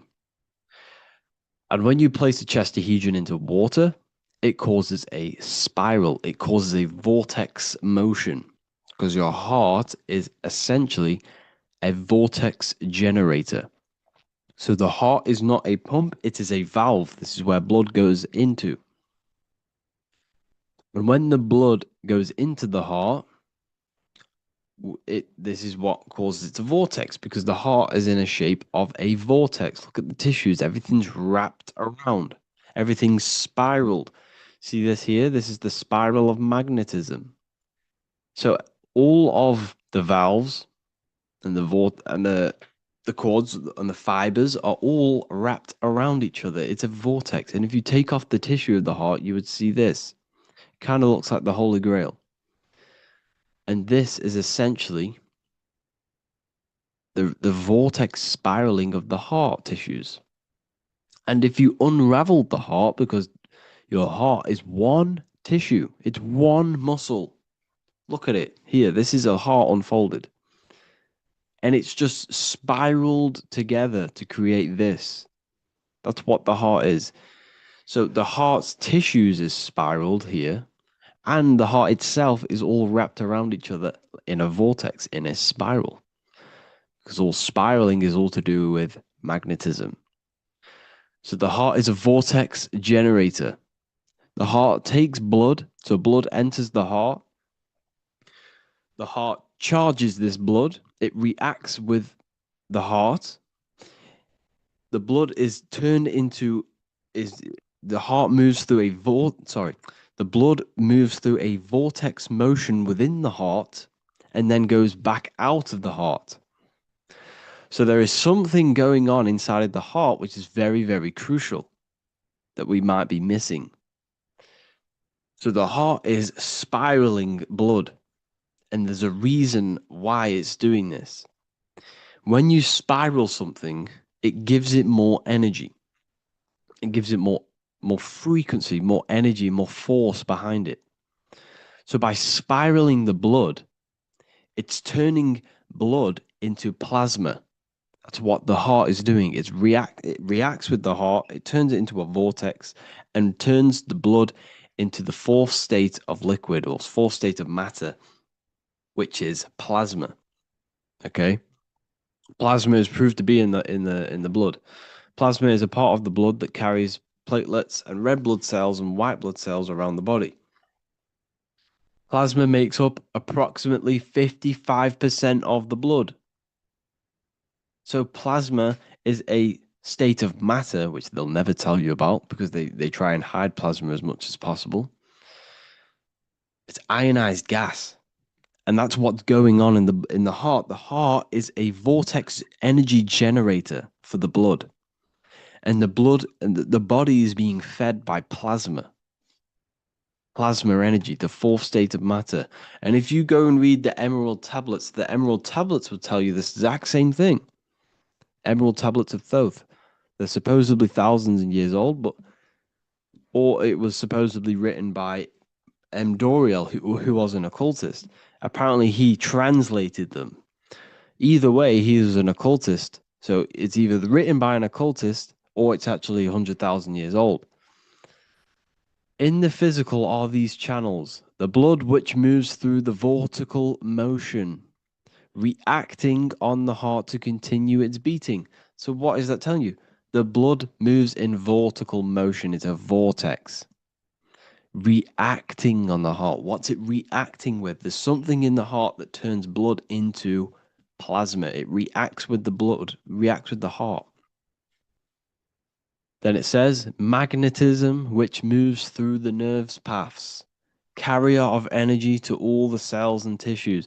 So your body's being fed by magnetism, people. They'll never ever teach you this in school. That your whole body is running off magnetism and plasma. You're literally you are an energy being. When you understand this, you are made of energy. You're running off spiritual, etheric energy that you cannot see. They just teach you in school that you're running off blood and oxygen. It's way deeper than this. We're being run by magnetism. Magnetism is the driving force of all creation. Magnetism, which moves through the nerve paths and carrier of energies to the cells and tissues. Akasa, which flows through the channels, subtle yet physical, completing the channels. Personally, I think Akasa is plasma. Okay, plasma is Akasa. completing the channels, each one of the three attuned with each other, each affecting the life of the body. So all of these three things, okay, the heart, magnetism, and akasa, they're all working together to create the body, to create the life. Form they the skeletal framework through which the subtle ether flows. So it's telling you ether is real. Ether is the substance that connects the physical and the astral. It's your etheric body is where your chakras are. So your chakras are your etheric energy body. And these energies, these 7 energies, is what gives life to the physical form. They feed energy into the physical form. So the ether, subtle yet physical, is charging the body through the skeletal framework. So it's telling you this, and even the word heart has ether within it if you just rearranged A and the E. Put the H on the beginning of, well, put the H on the end of heart and you get earth. Because what the heart is actually doing, it's taking the energy of the electromagnetic field around us, which is everywhere, that everything is filled with magnetism and electromagnetism. The Earth is a giant electromagnetic torus field, and all of this energy from the center is feeding directly into your heart. Because the center of this Earth is the heart of the Earth. The center of you is your heart. And the center of the aura borealis, whatever you want to call it, this energy that's emitted from the center of this Earth is feeding directly into you, and your heart is transmuting this energy from the Earth to react with your blood, and your blood is then feeding your physical body through plasma. That's what's going on. You yourself and your heart is directly connected to the Earth. That's why your heart rearranged its Earth. You're directly connected to the cosmos. Everything they do to poison you and give you all this stuff is to keep you disconnected from the universe. You yourself are the universe. Your body is directly in correlation electromagnetically with the Earth. So the heart is the balance. That's how you connect with things, through the heart. Okay. You see Jesus with the Sacred Heart, always pointing at the heart. Matthew 6:21, for where your treasure is, there your heart will be also. What's that telling you? What's your treasure, your goal, what you're doing in life? There your heart will be also, because your heart is a guide through this lifetime. Your heart has an intelligence. Every single organ in your body has consciousness, and you think with it. You can think with these different organs. You can think with the brain, you can think with the heart, you can think with, the reproductive area. That's why, everyone always says you're thinking with your penis. For if you're a man, you know about this. People say that. That's just a saying, but it's true. You think with these body parts, people, and your heart is a guide. It knows everything that's right. It knows the things that you need to do. So that's why your heart is called a chest, because your treasure chest is in the chest. Sorry, your treasure is in the chest. And what's the treasure? Your heart. All of the wisdom, all of the understanding, all of the guidance is inside of that heart. And you need to follow your heart. That's why we say follow your heart, to find your treasure in this life. Find your purpose. That's what your treasure is, your purpose in this life.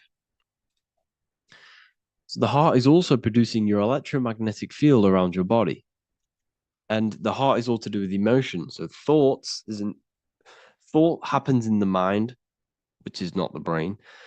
Then the thought in the mind produces brain activity, electrical signals, and then these electrical signals are sent to the heart, which produces an emotion. So essentially, the brain and the heart are directly connected. You need to sync them. You need to sync the heart, the brain and the heart. Why? Because you need to be thinking with emotion behind it. If you think with lack of the heart thinking also, if you think without the heart, you are only thinking for yourself and not for the empathy of others. You have to think before you take action of the emotion of others and have thought of people's feelings behind. So you must sync the heart and the brain. The actions you must take must be in line with your heart. Your heart tells you everything. Before you do something, you can feel whether it's right or wrong. You can feel it deep down within you. When you quieten your mind, you can feel it. Where if you know when you're doing something wrong, especially when you're a child, because this, as you get older and you constantly do negative things, then yes, you can block out the heart completely. But deep down within people, they know what they're doing and they know whether it's right or wrong. You feel horrible when you do something bad. You feel it inside of you. And Manly P. Hall said, every time you go against the heart, you are destroying your electromagnetic field. It kills the magnetism of your body every time you go against it. Obviously, I don't know if this is true, but I agree with this. Manly P. Hall was an enlightened individual who understands the anatomy of the body, understand all of the occult things. And essentially, every time you go against your heart, you are killing the magnetism of your body, your cells, and everything about you. Because your whole body is magnetic. You have magnetic attraction all over you. So there's a saying, well, obviously in Christianity, what happens in heaven happens on earth. Well, what happens in the brain happens in your heart. Heaven is the head, earth is the heart. Every thought you think produces an emotion in the heart. Every single thought triggers an emotion. You know, when people say they got a broken heart, because all of that emotion is in the heart. Not in the heart, but in the invisible intelligence behind the heart. You must understand there's a consciousness, an invisible spiritual consciousness behind every physical thing.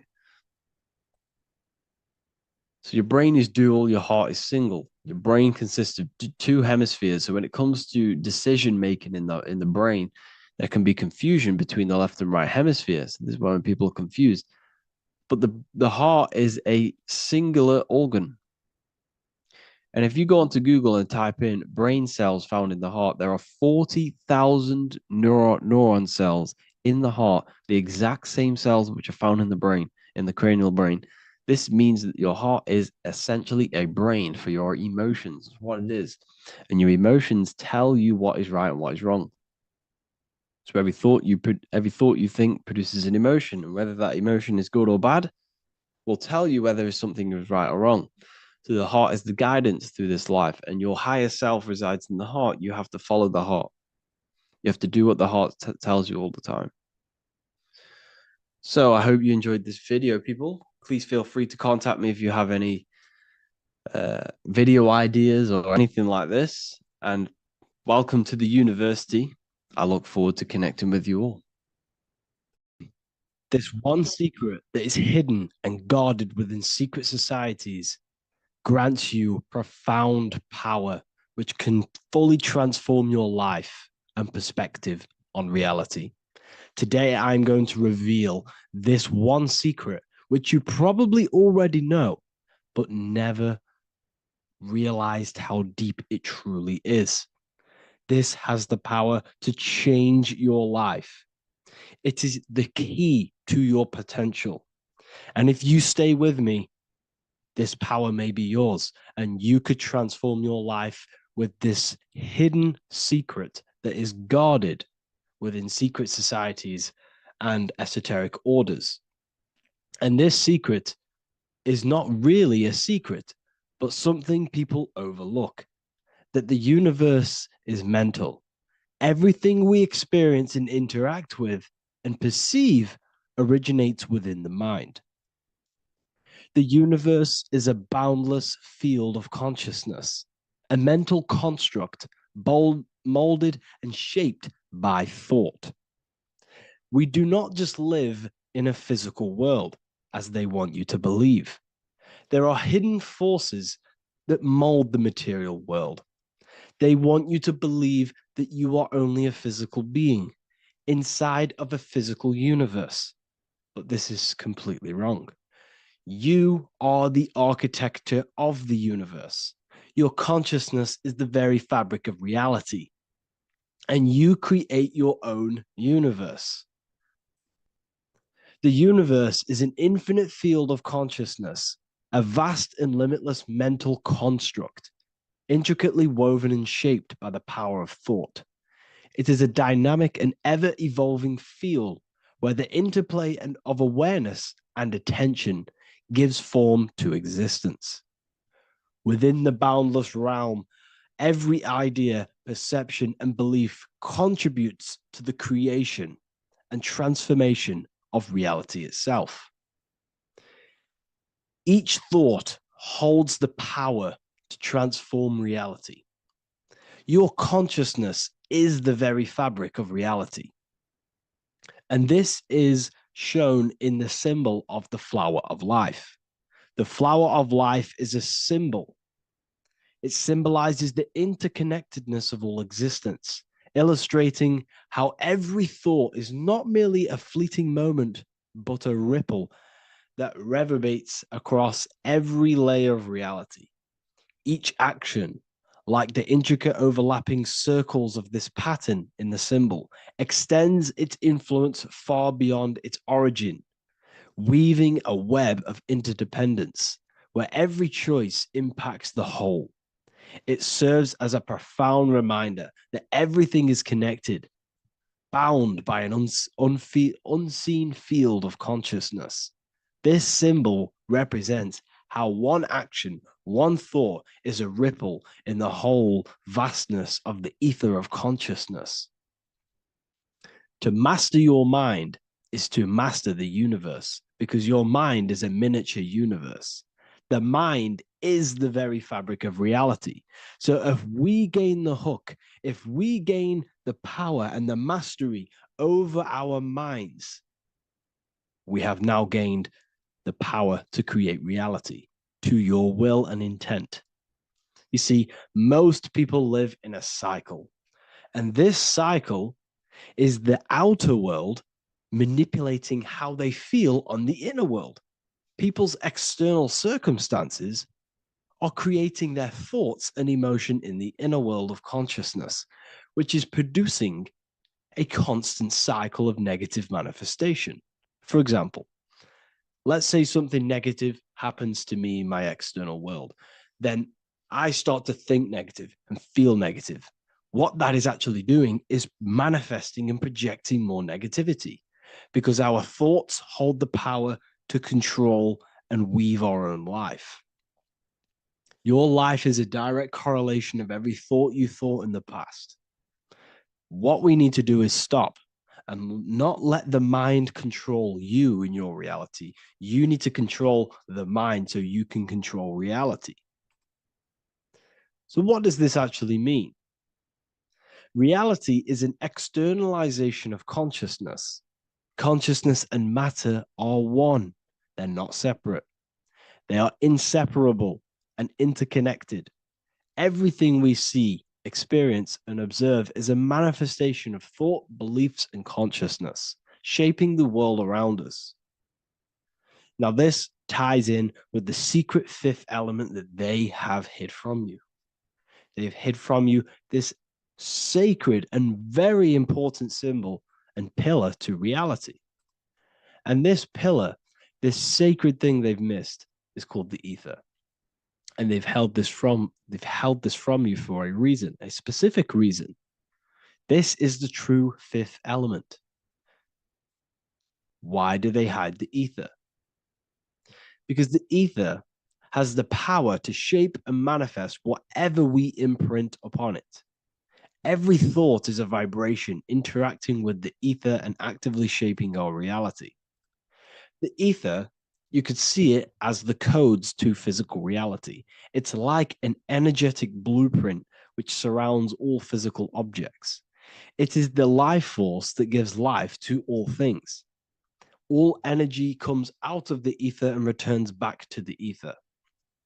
Energy, it's 0 point energy, and it is infinite source of energy. So this is why they hide the ether, because whatever our mind can imprint onto the ether, we can create into a reality. And we imprint the ether through thought and imagination. The mind holds the power. The mind is the very source of reality.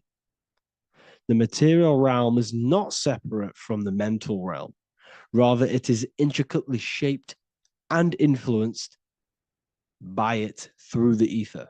This subtle, all-pervasive medium bridges thought and matter, allowing consciousness to mold and manifest the physical reality. To transform our lives, we must first transform our minds. True change begins within, as our thoughts, beliefs, and perceptions shape the reality we experience. By shifting our mindset, we unlock the power to reshape our world and recreate the life we desire. This is the power of the mind, and this is the power that's been hidden from you. We're not taught these things in schools for a reason, because they don't want us all to be conscious creators. Instead, they feed you your beliefs. They feed you your thoughts through the music, through the entertainment, through the movies, through the news. They're controlling your thoughts with this information. They're installing beliefs and information into your mind. So you are producing their reality. But this is what we need to stop. We need to take control. We need to stop consuming their music, their movies, their information, their news, because all of this is contributing towards your reality. They have the collective consciousness at the tip of their fingers. They do not create the world. We create the world by believing their beliefs and their thoughts and installing their information into our minds. You see, it's mind over matter, and most people live in matter over their mind.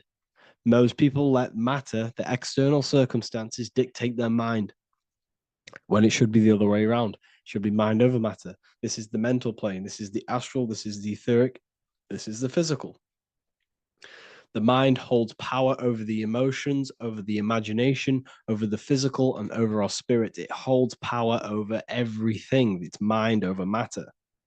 It's the mental body that we must transmute and change. Most of us live in a chaotic state of mind, and this is what we must change. Turn chaos into order. So we need to be mind over matter. We need to install this belief into our subconscious. I, Harry B. Joseph, have created the ultimate esoteric school on the earth. As a member, you'll gain access to live mentoring calls twice a week, along with new lectures, books, and exclusive content released every week. Additionally, you'll have a full access to all my life-changing programs. If you're ready to transform your life and start your journey today with me, join Ethereal University. These are the campuses. We have the real lecture sections filled with lectures that you can watch. Manifestation Mastery, which teach you exactly how to reprogram your subconscious mind so you can live that reality. Sexual Alchemy, the path to empowerment of how you can transmute your sexual energy.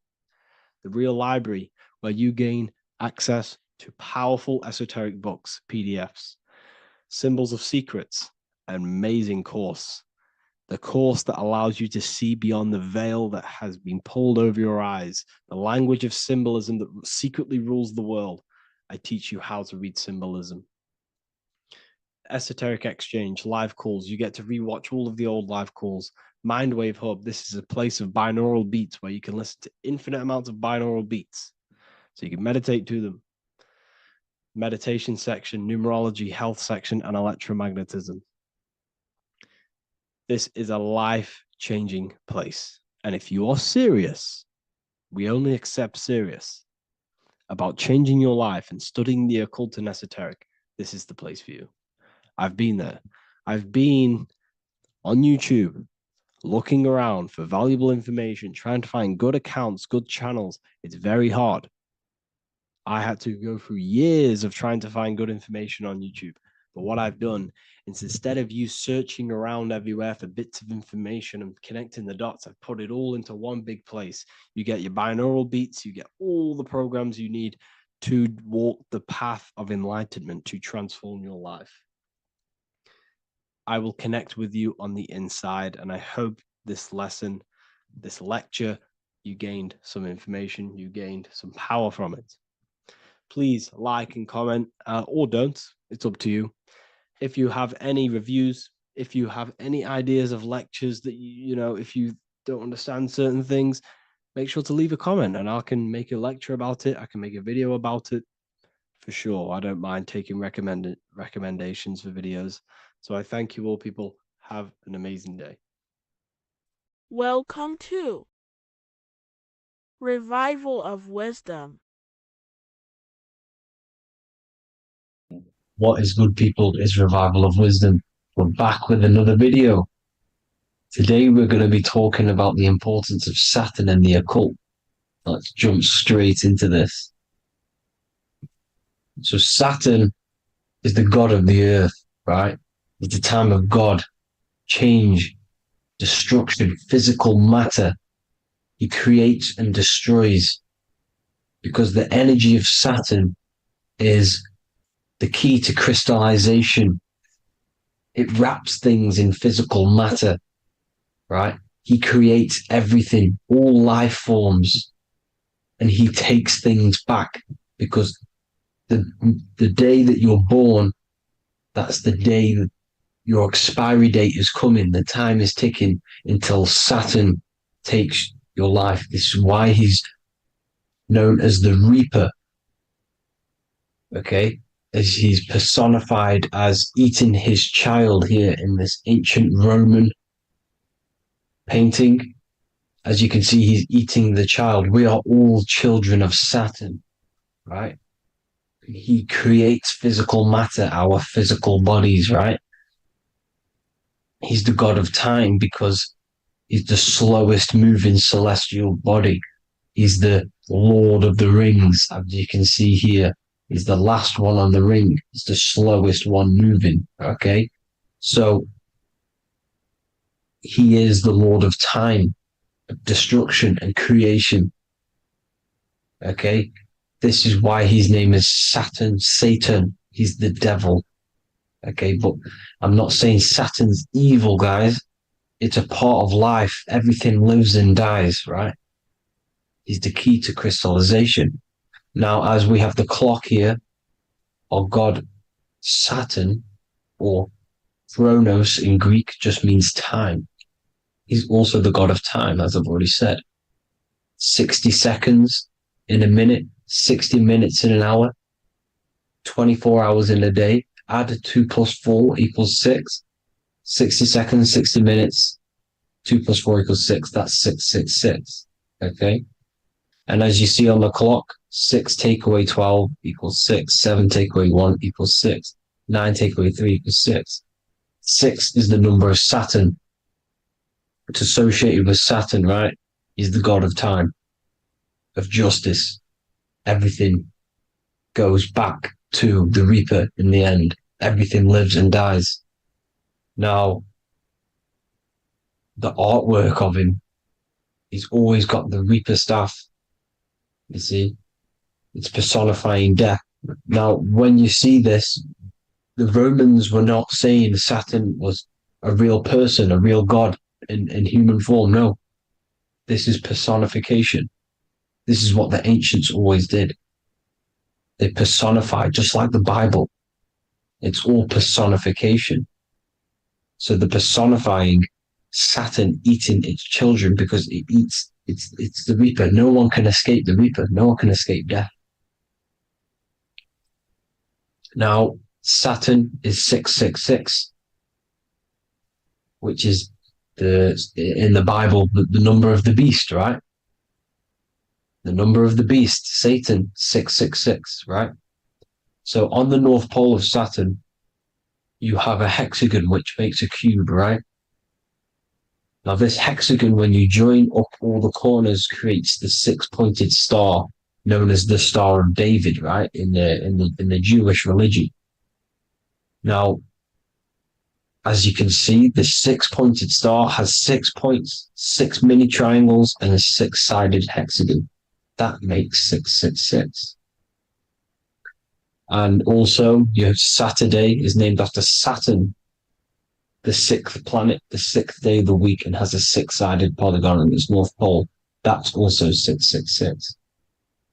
Now, this Star of David, this symbol goes back thousands of years, and it originates from Saturn. It's not the Star of David, right? It originates from Saturn.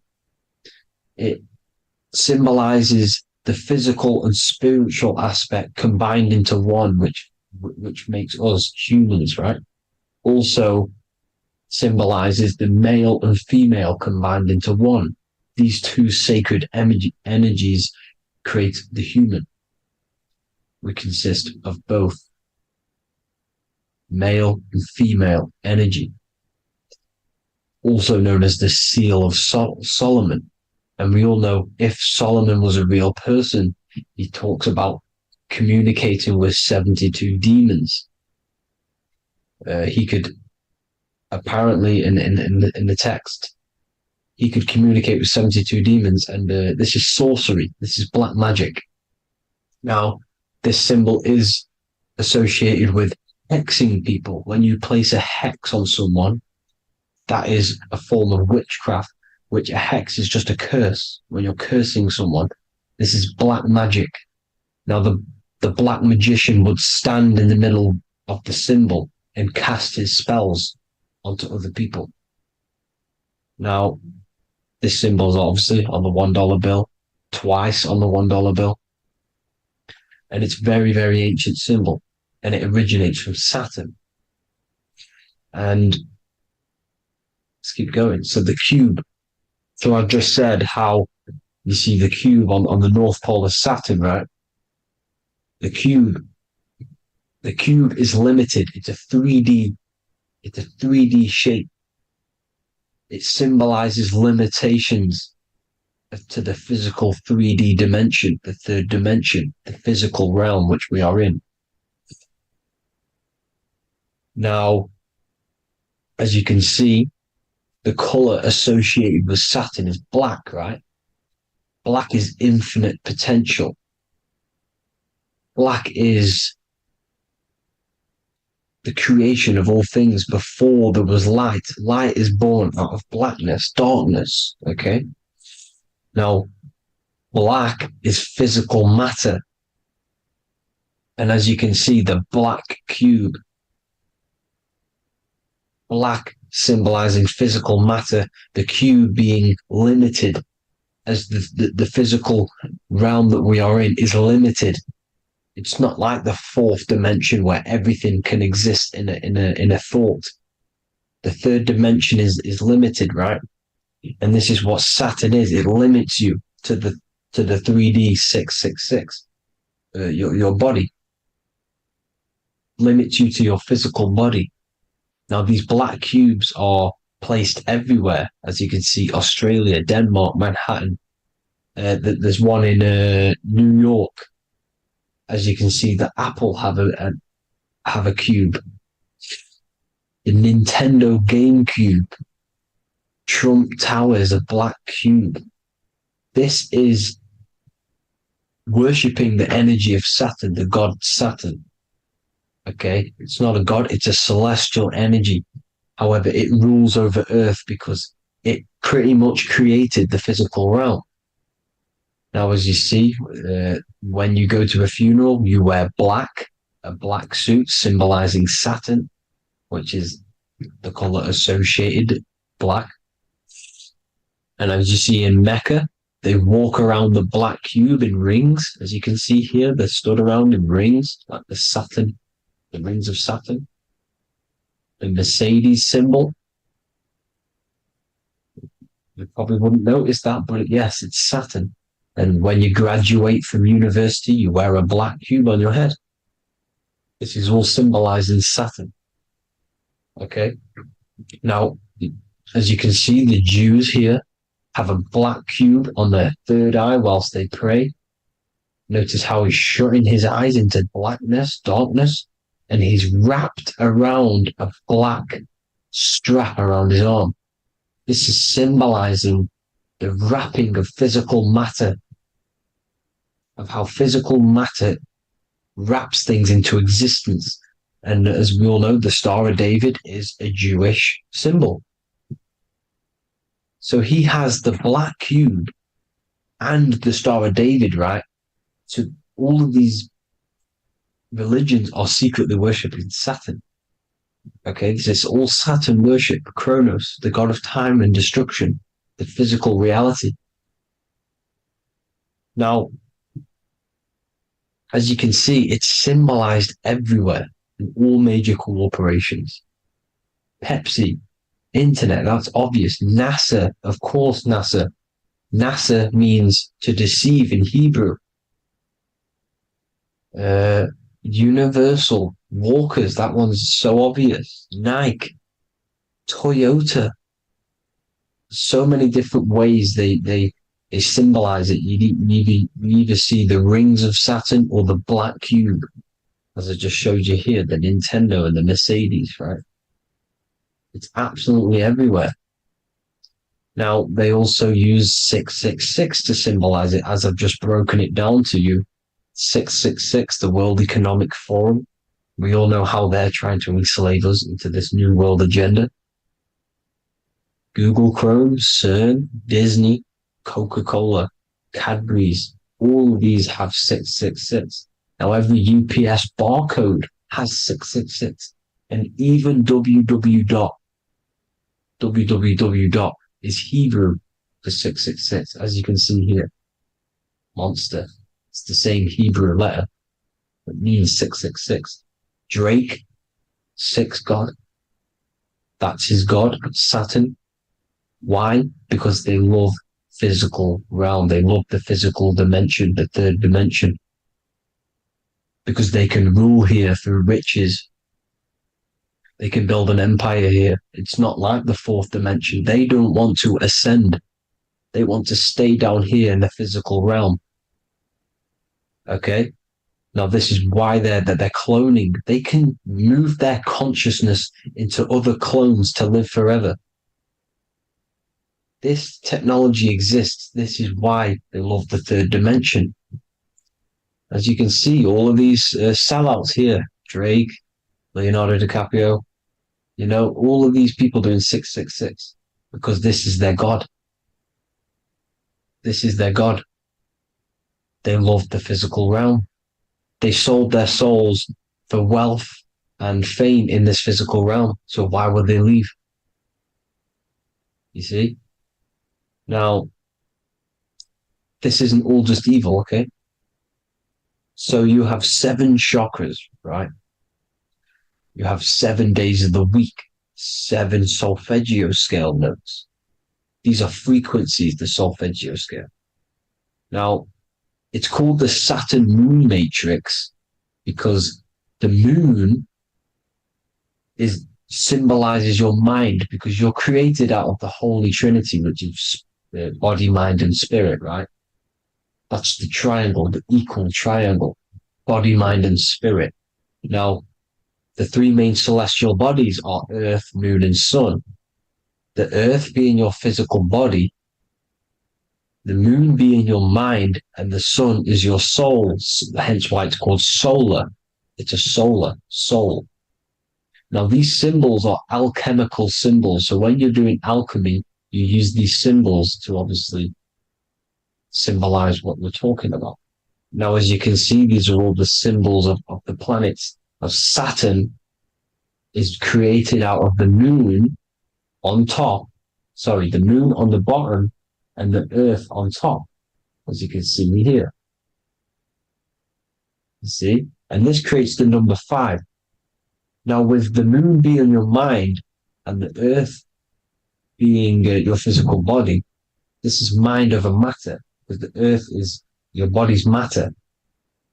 This is matter over mind. You don't want to be matter over mind. This is low states of consciousness. You want the mind over matter, you see, to manipulate matter, to create your own reality. Now, obviously, we all know Saturn is associated with the lowest chakra, which is the root chakra. This is to deal with your animal instincts. When you're down here, you identify as the physical body. You don't know anything spiritual. You're pure a physical, you have a pure physical mind. You don't believe in anything spiritual. This is survival mode, consumption. They want you trapped down here, which is matter over mind. They don't want you to create your own reality, which is mind over matter. You see? Now, that's what Jupiter is.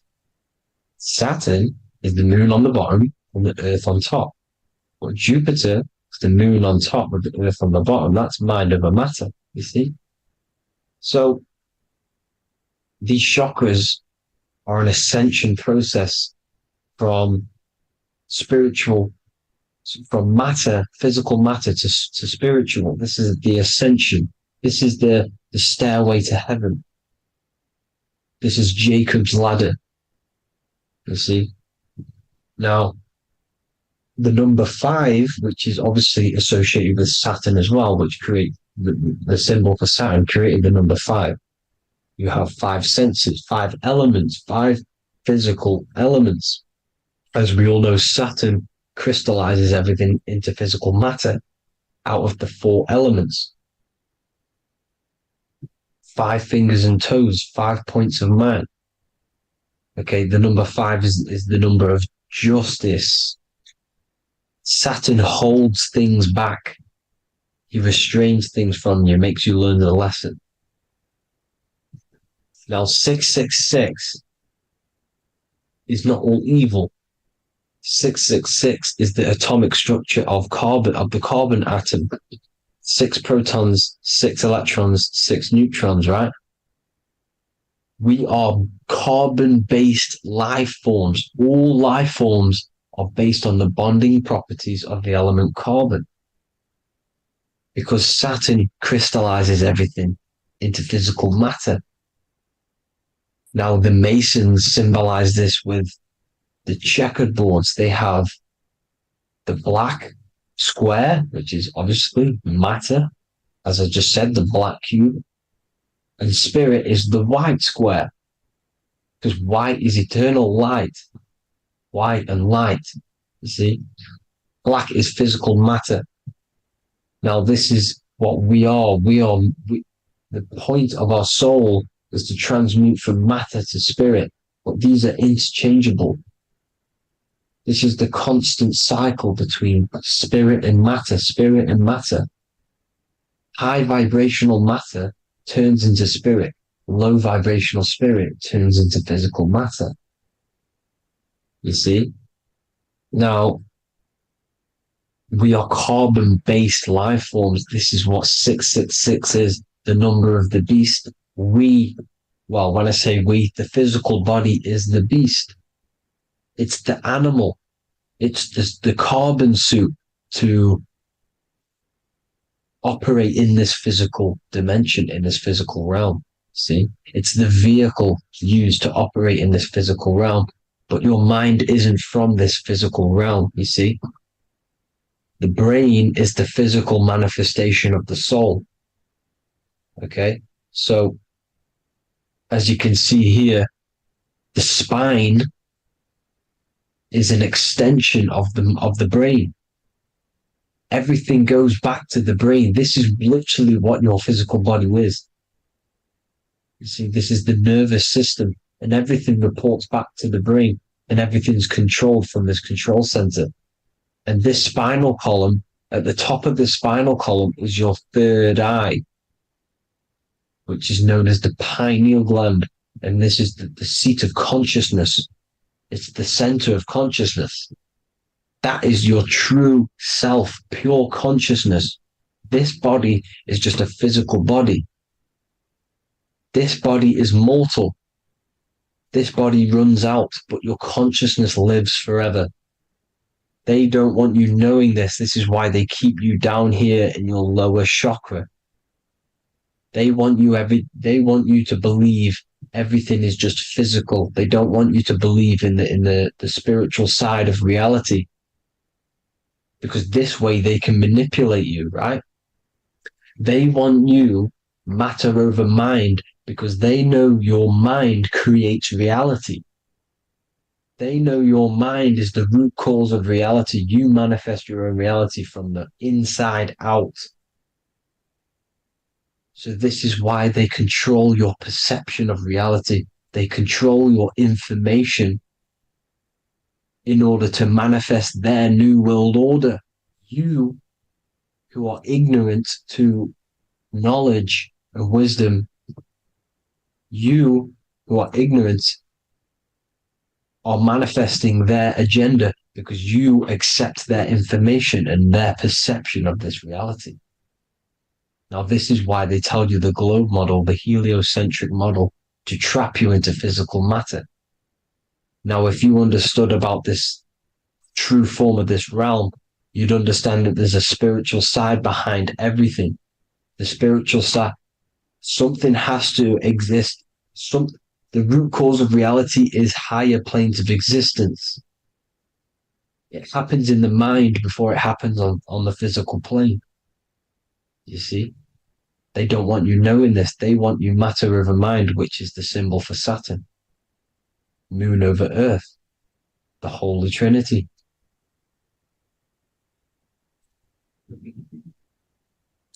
Now, as you can see, the cube also makes IXXI. This is Roman numerals. This is Roman numerals, and when it's translated from 9/11.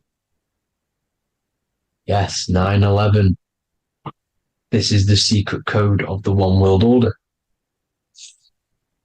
The two twin towers, when the two become one. Okay, when the two become one, this is how you reach the higher states of consciousness, the physical and spiritual. Now, as you can see, the 9/11 memorial are two black cubes. It's two black cubes. This is all Saturn worship. Now, I'm not saying that Saturn is an evil celestial body, right? No, everything has a good side and a bad side, right? It's duality. The spirits of Saturn on the dark side are the most evil demonic spirits. Now, these are the spirits that these are invoking through these rituals, right? Yes, 9/11 was a massive ritual. It's a satanic ritual, okay? Now, we all know Elon Musk. Elon Musk is coming with the mark of the beast. And English gematria, this equals 666, right? 666, as I said, is the number of the beast. You are the beast, your physical body. You see how the Bible twisted things up to make things more confusing, right? But it's there. You just have to have the knowledge to be able to read the Bible properly. As we all know, we had this virus. I'm not going to say the name because I'll get flagged. This virus adds up to 666 because this is all part of the New World Order. It's all part of keeping you in this physical dimension. Okay? Now, as you can see here, Novus Ordo Secularum on the back of his shirt, on Elon Musk's shirt, this is also on the $1 bill, Novus Ordo Secularum. This means New World Order. Yes, New World Order. This is on the back of Elon Musk's shirt. And as you can see here, he owns Neuralink, which is the brain chip, which they're going to be putting into implanting this onto your brain. This is the New World Order to connect you and merge your consciousness with AI. Neuralink and Meta, he owns Meta as well, which is the metaverse. These are going to be linked in, hence why they have the same symbol, but just in a different format. It's the infinity symbol. And the infinity symbol comes from the Taurus field, as you can see here, your electromagnetic field from around your body. Now, the end goal is for this New World Order is to trap your consciousness inside of an alternative reality being projected from the metaverse. Because the metaverse will be the reality, Neuralink will be the brain chip inside of your brain, projecting your consciousness into an alternative reality while they harness your energy of your physical 666 body. Now, this stuff gets real deep, people. Now, this is the end goal of the New World Order, is to connect you with AI. This is why they're trapping you and keeping you in these lower states of consciousness in the Saturn-associated root chakra, so you don't find out about the spiritual side of reality. Because if you knew the truth of this reality, you wouldn't connect to AI. You see, you have the power within you to travel to other worlds, the astral plane, for example. You travel to different worlds when you are sleeping. Okay? They want you to know it's just a dream. However, their end goal is to trap your consciousness and feed off your energy, spiritually and physically. Okay? I don't know why these people are just pure evil. As I said, evil love bondage. They love the physical dimension. They don't want to ascend to other realms. These evil love the third dimension. This is why evil spirits will inhabit bodies, exorcisms, because they miss being in the physical realm. They miss it. Evil love bondage. So this is why they're cloning and putting their consciousness in clones to stay in this third dimension, to stay as further away from the source as possible. Okay? This is why they're doing it. And this is how it's all linked in. So I hope you all enjoyed this video. Hope you gained some wisdom.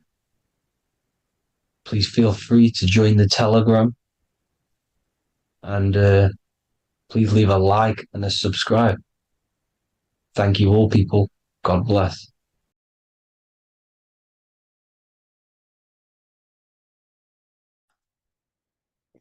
In this video, you're going to learn exactly what Christ consciousness truly is and how to cultivate this into your life so you can live a better life, create the things that benefit yourself and humanity, and ultimately to bring heaven on earth. This is the true way. If you're familiar with my work, you know that, I'm pretty much obsessed with symbolism. Symbolism is such a massive topic, and it unlocks profound ancient wisdom that is hidden behind these layers of symbolism of the ancient paintings, symbols, and texts. So I was going through some Christian artwork and I came across this painting. It's a well-known painting called The Sacred Heart of Jesus. And it just blew my mind what this is revealing about human consciousness and Christ consciousness, which is what Jesus represents. If you're not familiar with Christ consciousness, you should definitely do a bit of research on that. But I'm going to explain it today in detail. So when we look at this painting, we are looking at symbolism. We're looking at consciousness, a state of being, a state of living, a way of thinking, a way of feeling, and a way of acting in the world. As I've said this many times, we're all creators. We all create and generate reality. And you don't just have your personal reality, you have a collective reality. Your reality is affected by the collective consciousness. Depending on the collective consciousness's understanding of reality will also affect your life. We have a collective life and a collective experience. So Jesus in this depiction here is in a way showing us instructions to reach Christ consciousness, whether you see it yet or not. But I'm going to decode this for you. And your mind might be blown after watching this. Okay, so so what is the meaning of Christ consciousness? What's the whole purpose of this? Very simple. Like I mentioned before, we have a collective experience on this world. And Christ consciousness is the natural consciousness that we all need to be functioning on to generate peace, love, and unity on the earth in this experience we call life. That's what Christ consciousness truly is.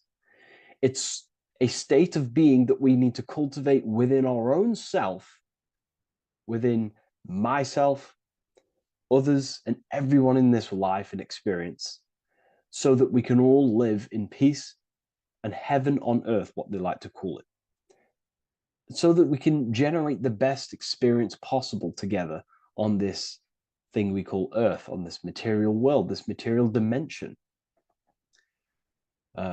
The material dimension is simply just a physical dimension of thought. It's a physical outcome of thought, but that's a whole other lecture. So please leave a like, leave a comment if you have any topics to talk about that you wish for me to cover, and definitely leave a subscribe if you like my content and channel. So to go deeper into this, right, we've explained what Christ consciousness is and what it actually, will do to the earth and what it will do to reality and our collective experience. And it's also representing a profound understanding of self, a deep understanding of the true nature of self, the true source of self, what the self is, pure consciousness, pure God. We are all Jesus. Jesus is you, a physical manifestation of the divine made manifested physically. A physical manifestation of consciousness, okay, of spirit descended into matter. However, Jesus is a symbol that should not be worshipped, but something that we need to cultivate, maybe look up to, and cultivate within our own mind and hearts and actions. So he is someone that we should embody into our own very own being. We need to reach a level of intellect, the mind, a level of emotional understanding, and ultimately this creates Christ consciousness. Okay, and now I know that was very, very vague what I just said, but I'm going to explain it a bit more. I don't want to give it fully away yet because you need some more information, more keys. So let's observe the top end of this painting. Jesus with this circular light emanating around his head is symbolic of the mind, of the our thinking aspects of consciousness, the way we generate thoughts, ideas. The mind is also good at also ruling communication. It also rules what we give attention to. Okay, so this is symbolizing the mind of every human being. The mind is a very powerful center of consciousness located in the head, of course. This is why Jesus is the head at the top with the circle around it, representing the mind. Now, to reach Christ consciousness, we need to purify our minds. Purification of the subconscious mind. The subconscious mind is the hidden aspect of our mind with all of our memories, belief systems, and everything we've ever experienced is stored within there. We have traumas there. We have bad belief systems that hold us back.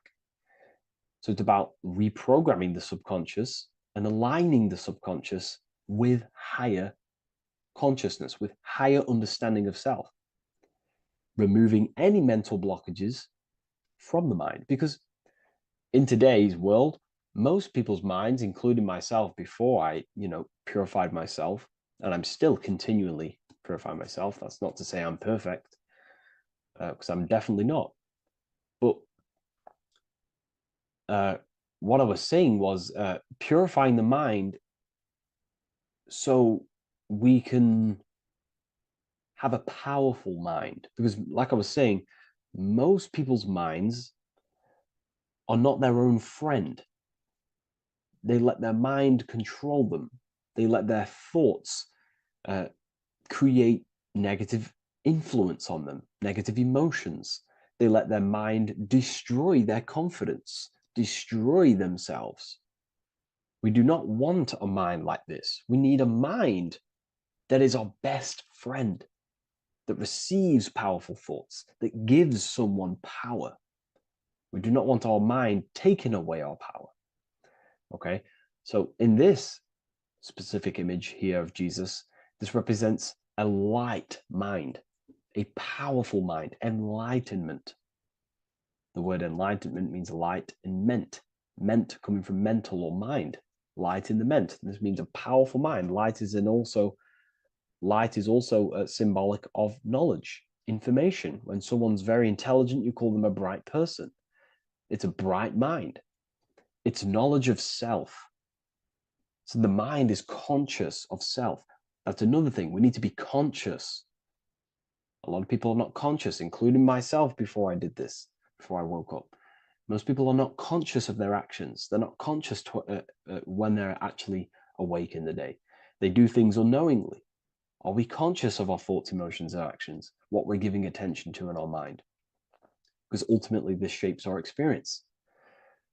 There's a great quote, I think it's Julius Caesar or one of the Roman emperors, who says the quality of your life is dependent on the quality of your thoughts. Something along them lines. I don't know if I'm 100% correct there, but it's very true. Our thoughts dictate our happiness. So to cultivate Christ consciousness, we need to be conscious of our actions, conscious of our thoughts that we're giving attention to. There is a level of mastery that we can achieve within ourselves where we become conscious of every single thought that enters our mind. That sounds easy, but it's definitely not. But that's a high level of mastery that we can achieve and cultivate within ourselves. So we're looking at a powerful mind here from Jesus, a powerful mind, a purified mind. And we purify the mind through, affirmations, meditations, ritual work. Rituals are things we do every single day with an intent in our mind and an emotion in our heart to impress that state of consciousness into our subconscious, so we can slowly rewrite our consciousness and align our consciousness and sync it with higher thoughts and higher emotions, with love. We can sync our consciousness with love, which is ultimately what Christ consciousness truly is. Well, now we're going to go on to that now. So we've gone over the mind. Now we go over the heart. Now notice, before we go into the heart, Jesus is revealing. He's pulling back the robe, symbolizing opening the heart, revealing the heart, revealing the soul, the light of the heart. Our authentic self lies in the heart. Our pure intentions, our love, our soul needs to be shining through our heart. And our soul is unconditional love. Now, that's not to say that we can get corrupted hearts. We surely can have corrupted hearts, for sure. We can love sick and twisted things, and that's evident in today's world. People love killing people. People love hurting people, manipulating people. People love power. Now, that's obviously an inversion of the natural state of consciousness for humans. When we're born with a natural state of love, of unconditional love for the self, for everyone else, for animals, insects, the earth. We love everything as a child. And not only do we love everything, we actually act upon this. As a child, we do not act on anything we know is not good. And I'm talking early stages of being a child, before we're indoctrinated, before the mind and heart become corrupted. We are pure. This is symbolizing this. Light represents also purification and truth, because when you shine light on something, it's the truth. You see it. You shine it through the darkness. It reveals. So light, this is symbolizing revealing the light of the soul, of love consciousness, holding love in the heart, true love, not love for sick and twisted things, but true love for the self, the body, and for everyone else and all things. Holding love in the heart. There's a famous saying of keeping the sun in your heart. Keep the sun in your heart. It's a very famous saying. What the sun is a symbol of love. What does the sun do? It gives abundantly. All it does is give light, give energy, power, light to the earth, and everything is feeding off this source. The sun expects nothing back. It just abundantly gives. It's a symbol of love. This is the love principle of creation. Now, the heart is also governing our actions. What we think about, okay, in our mental field of consciousness is directly corresponded and observed in our hearts. What we think about directly corresponds with what's going on and what we feel in our hearts. Okay? Thoughts produce emotions. So if we give attention to negative thoughts, there's no wonder we're having negative emotions in our hearts. So purification of the mind is also having an effect in purification on the heart. Because when we purify our thoughts and only give attention to powerful thoughts and positive thoughts that uplift yourself and humanity, then we're going to also see this change in the heart, see this emotional change in our consciousness. Okay, so this represents the purification of, a purified heart, the light emanating around the heart. Love for the self, love for one another. And you're revealing this, you're shining the heart on others. This represents, revealing your true self to everyone without suppressing aspects of self. Revealing the light, not holding back the light. Because people in darkness will look at people who are spiritual and say, oh, he's into the woo-woo stuff. It's about revealing that and not caring about others. Because when you shine a light, you're also planting seeds in other people. Now, I'm going to tie this together with the hand gesture. Now, what we're looking at here, we're looking at a hand gesture with two fingers up. We have the middle finger and the index finger upwards. And notice how they're crossed over. They're crossed. They're not separate. They're crossed, representing unification.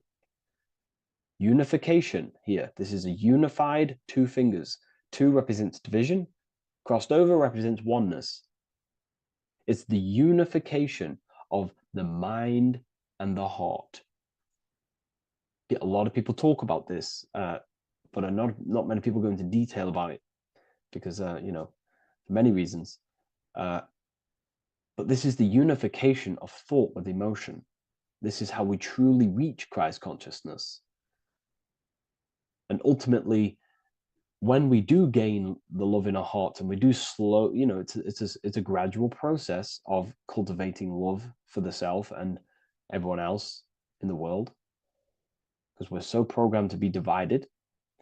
But it's a slow progress. But when we do cultivate love in our hearts for the self and one another, love is a very, very nurturing and growing force. Like I said, the sun earlier, that is pure love energy. It makes everything grow on the earth. While love in your heart grows connections with people.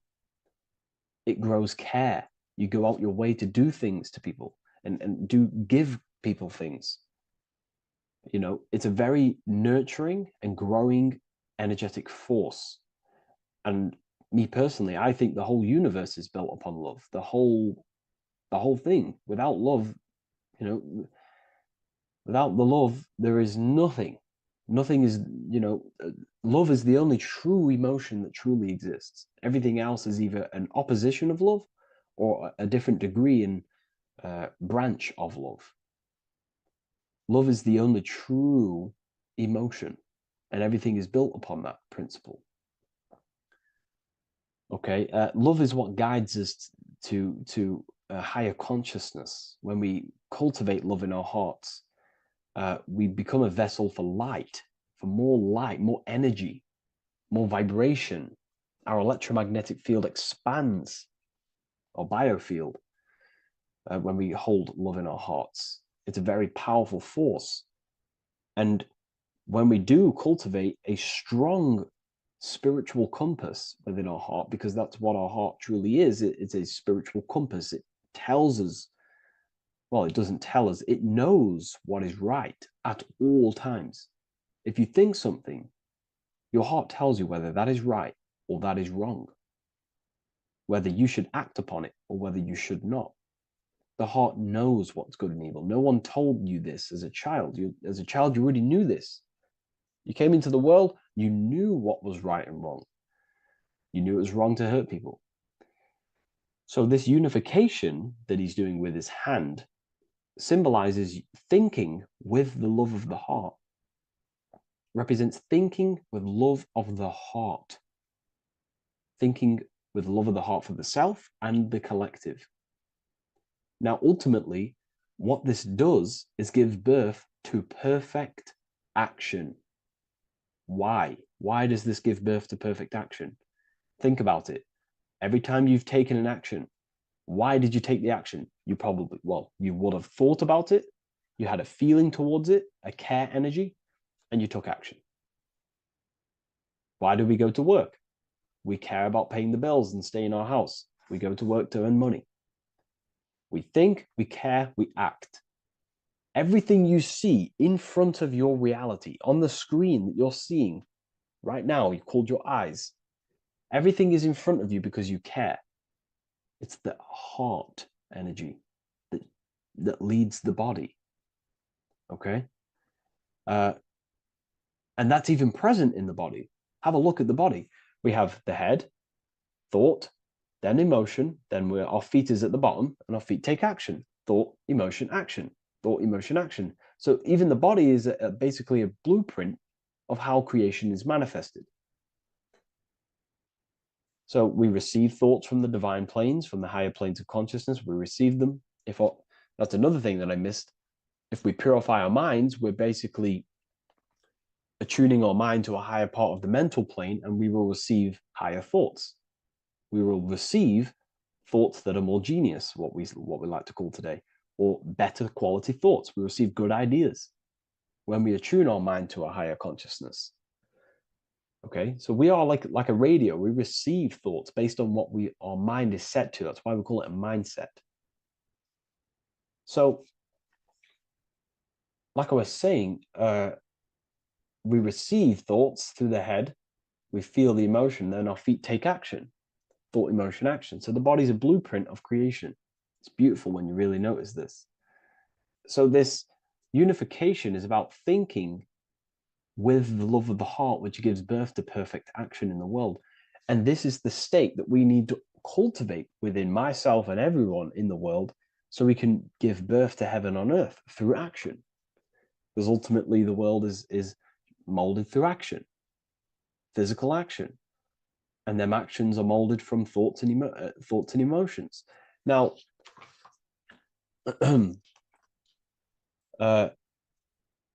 just to have a little announcement, I am now opening 10 more spaces inside my Symbolism Masterclass.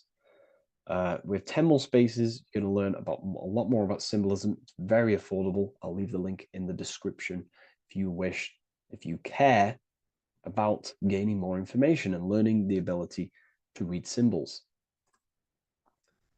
So what is the inversion of this? What is the inversion of this consciousness? Well, that's what we call Satanic consciousness. Satanism. Satanism on its true level is the opposite, the the natural state of consciousness that we are born into. It's about thinking with no emotion, thinking and acting. This is what the skull and bones represents here. So the skull and bones secret society, this is their main logo.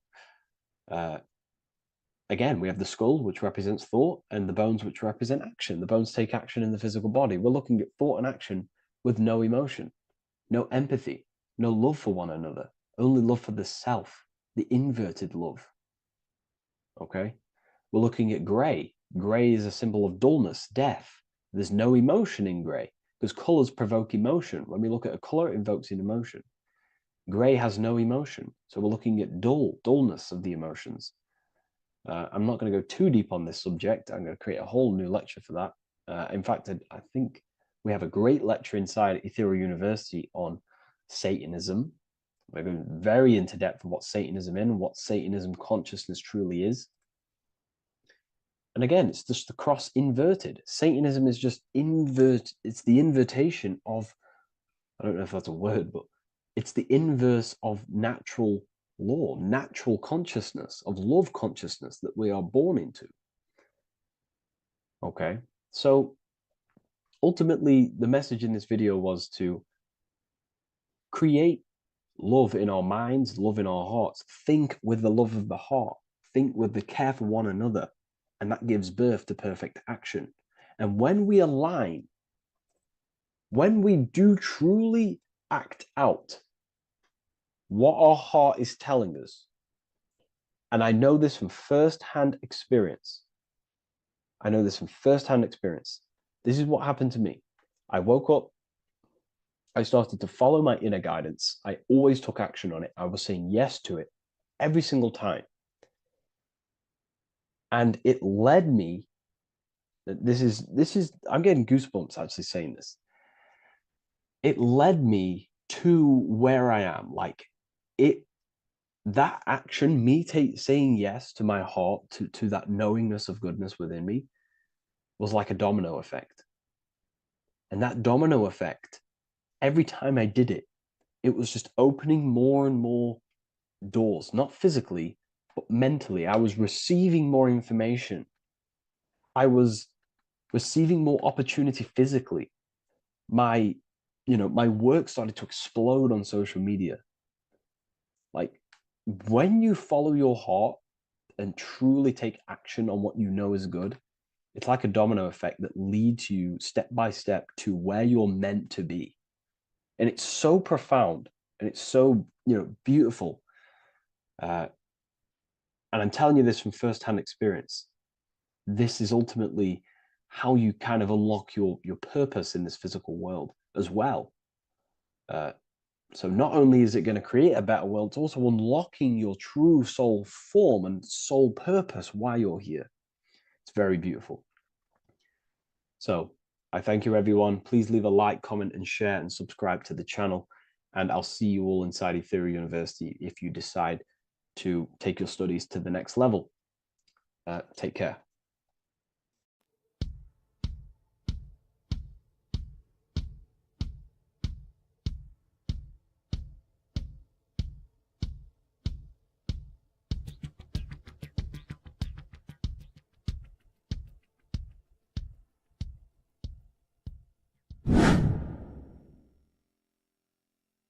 What is good, people? How are we all doing? Today we're going to be talking about the different planes of existence, the occult side of the world, the things they don't teach you in school.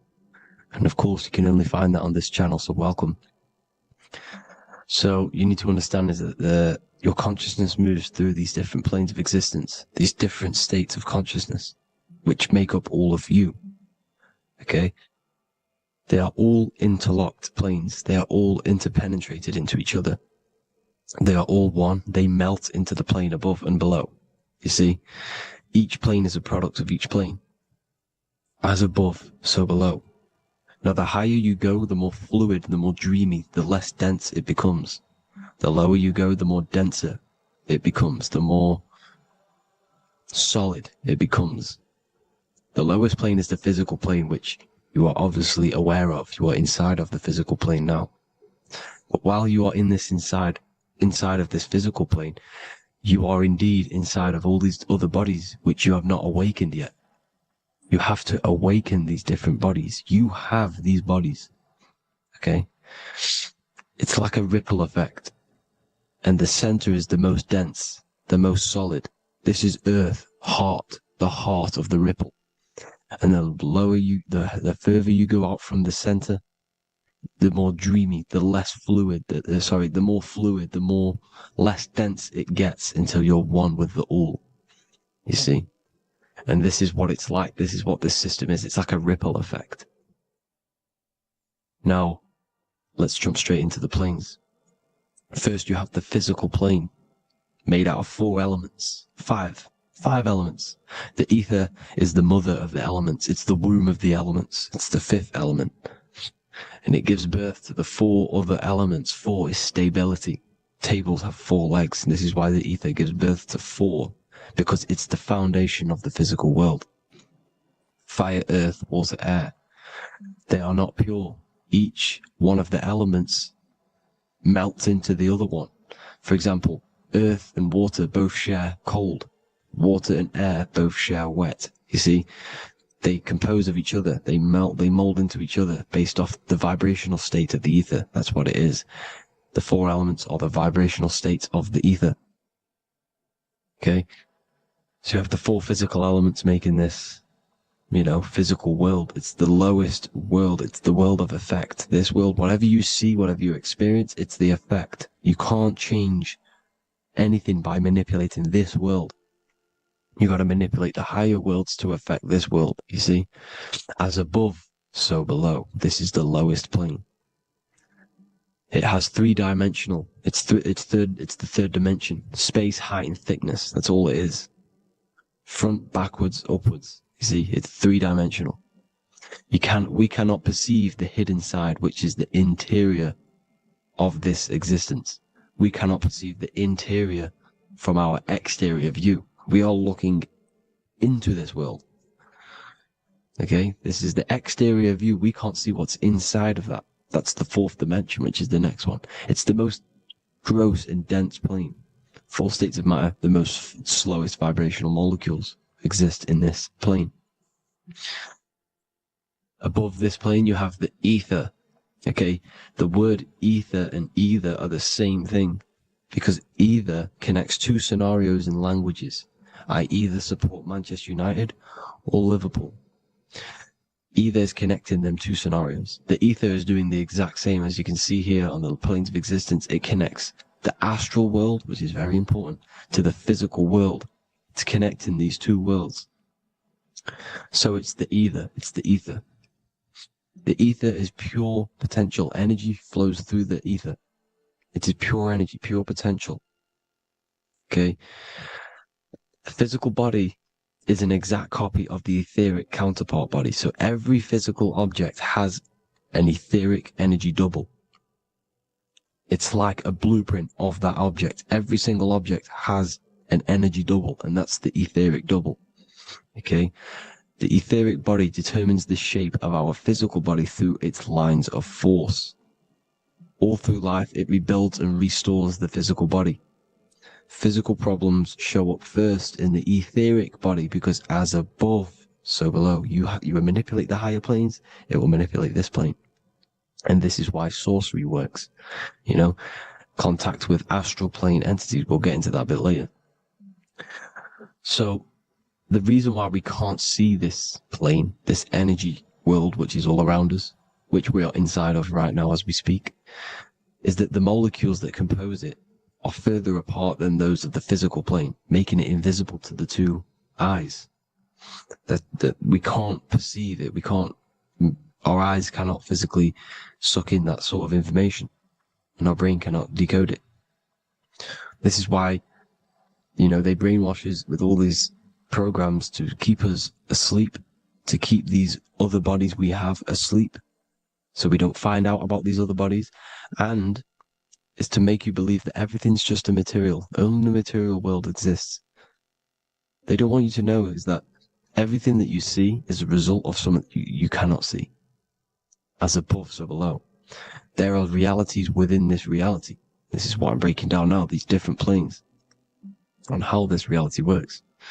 So your etheric double is your energy body. You can see here the physical, etheric, astral. Astral is your spirit. The ether is a part of the physical plane. It's like just above the physical plane, but it's still part.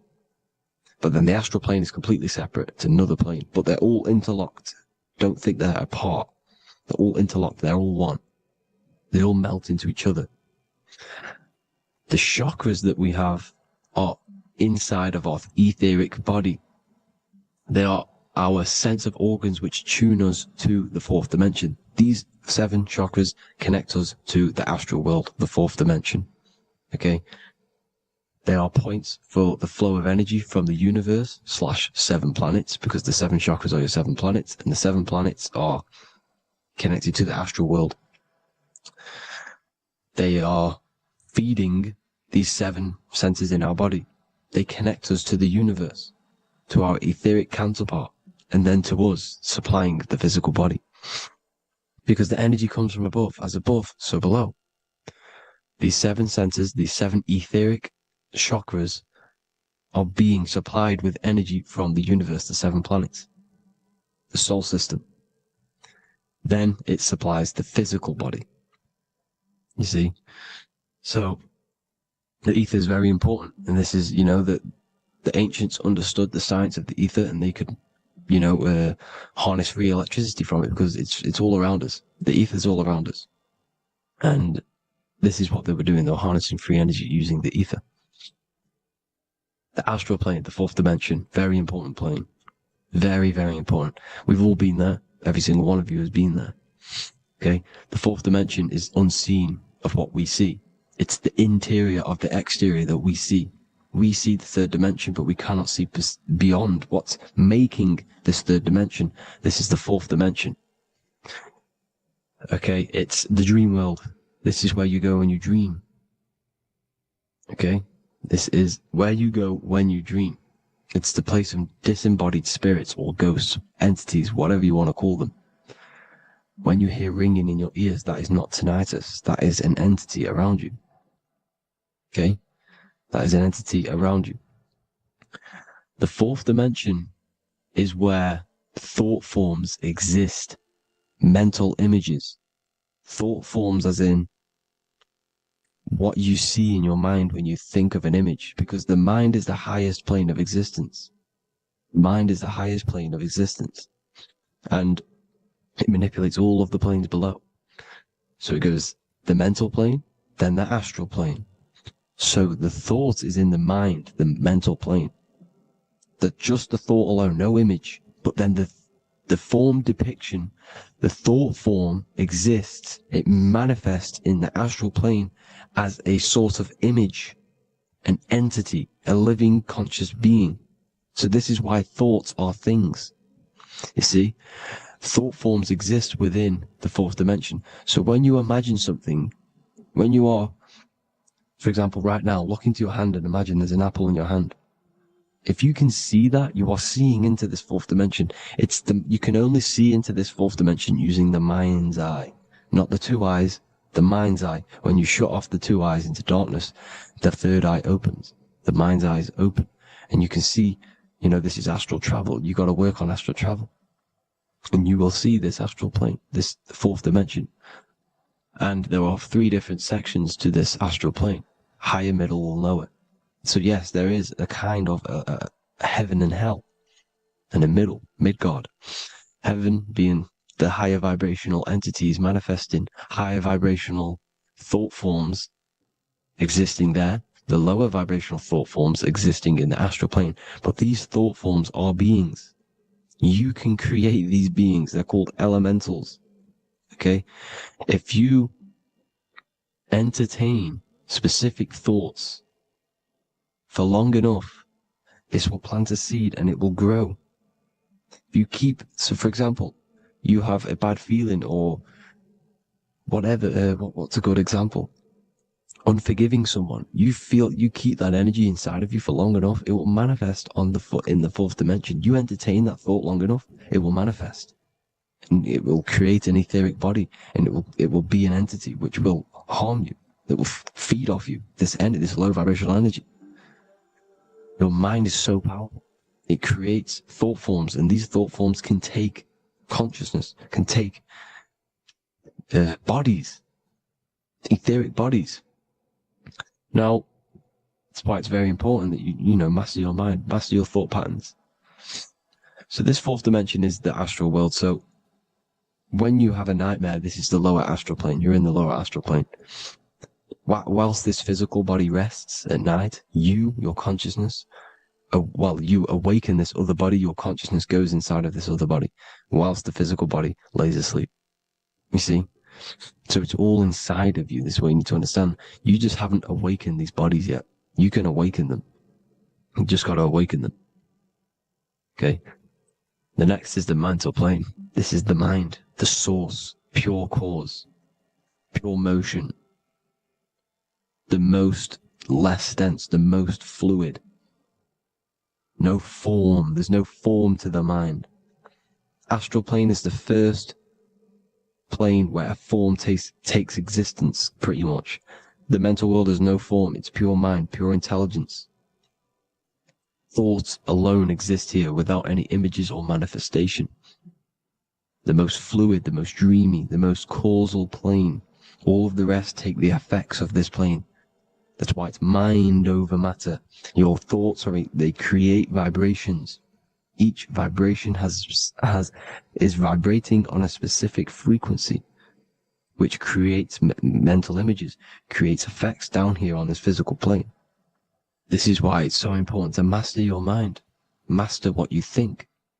Master your mind. It's the hardest thing to master. You could conquer the world, but it's probably harder to conquer your own mind than to conquer the whole world. I can promise you that, because the mind can play tricks on you. You got to listen to that inner guide within you that will constantly manifest the good things. So anyways, people, hope you learned a lot from this. Please work on trying to activate these other bodies. I will maybe do another video on trying to activate these bodies if you wish. Please comment down below if you would like to see that. And have an amazing day. Please like, subscribe, comment down below any video ideas you want me to do, any information you want me to spit. Thank you all. Have an amazing day.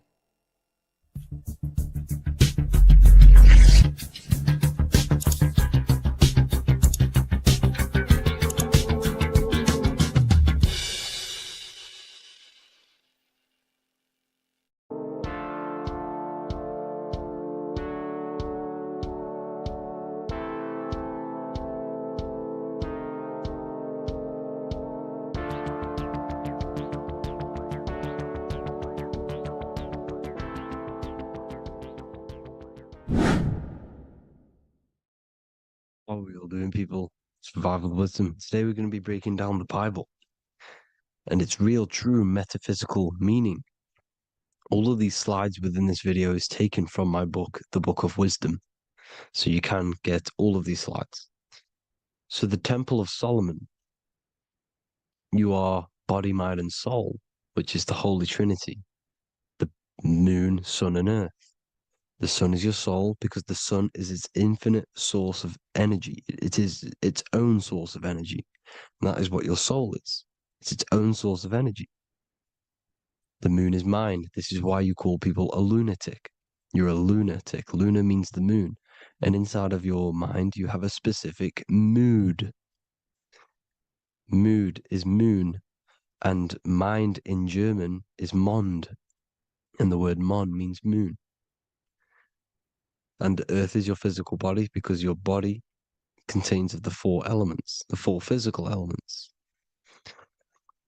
Well, the Temple of Solomon is the temple of the soul and the Mon, the soul and the Mon, the soul and the mind. And it's the temple of the Holy Spirit in the Bible. Everything leads back to one singular point in the center of the brain. The brain is not the mind. It's mind over matter. Okay? The brain is the physical manifestation of the mind. The brain is the electrical computer which decodes the light waves given to it by the mind. This is why everything in the body leads back to one singular point. And we'll go over this in a minute. but this is controlling the physical body. This is the within. If you rearrange within, it spells high twin, because within you is your twin, your true self. And it's just an entity in the center of the mind. And if you shut your eyes, you can feel it. Your awareness is in the center of the brain. So there's just an empty chamber in the center of the two cherubs, the two brains. They are two separate brains. They're two hemispheres.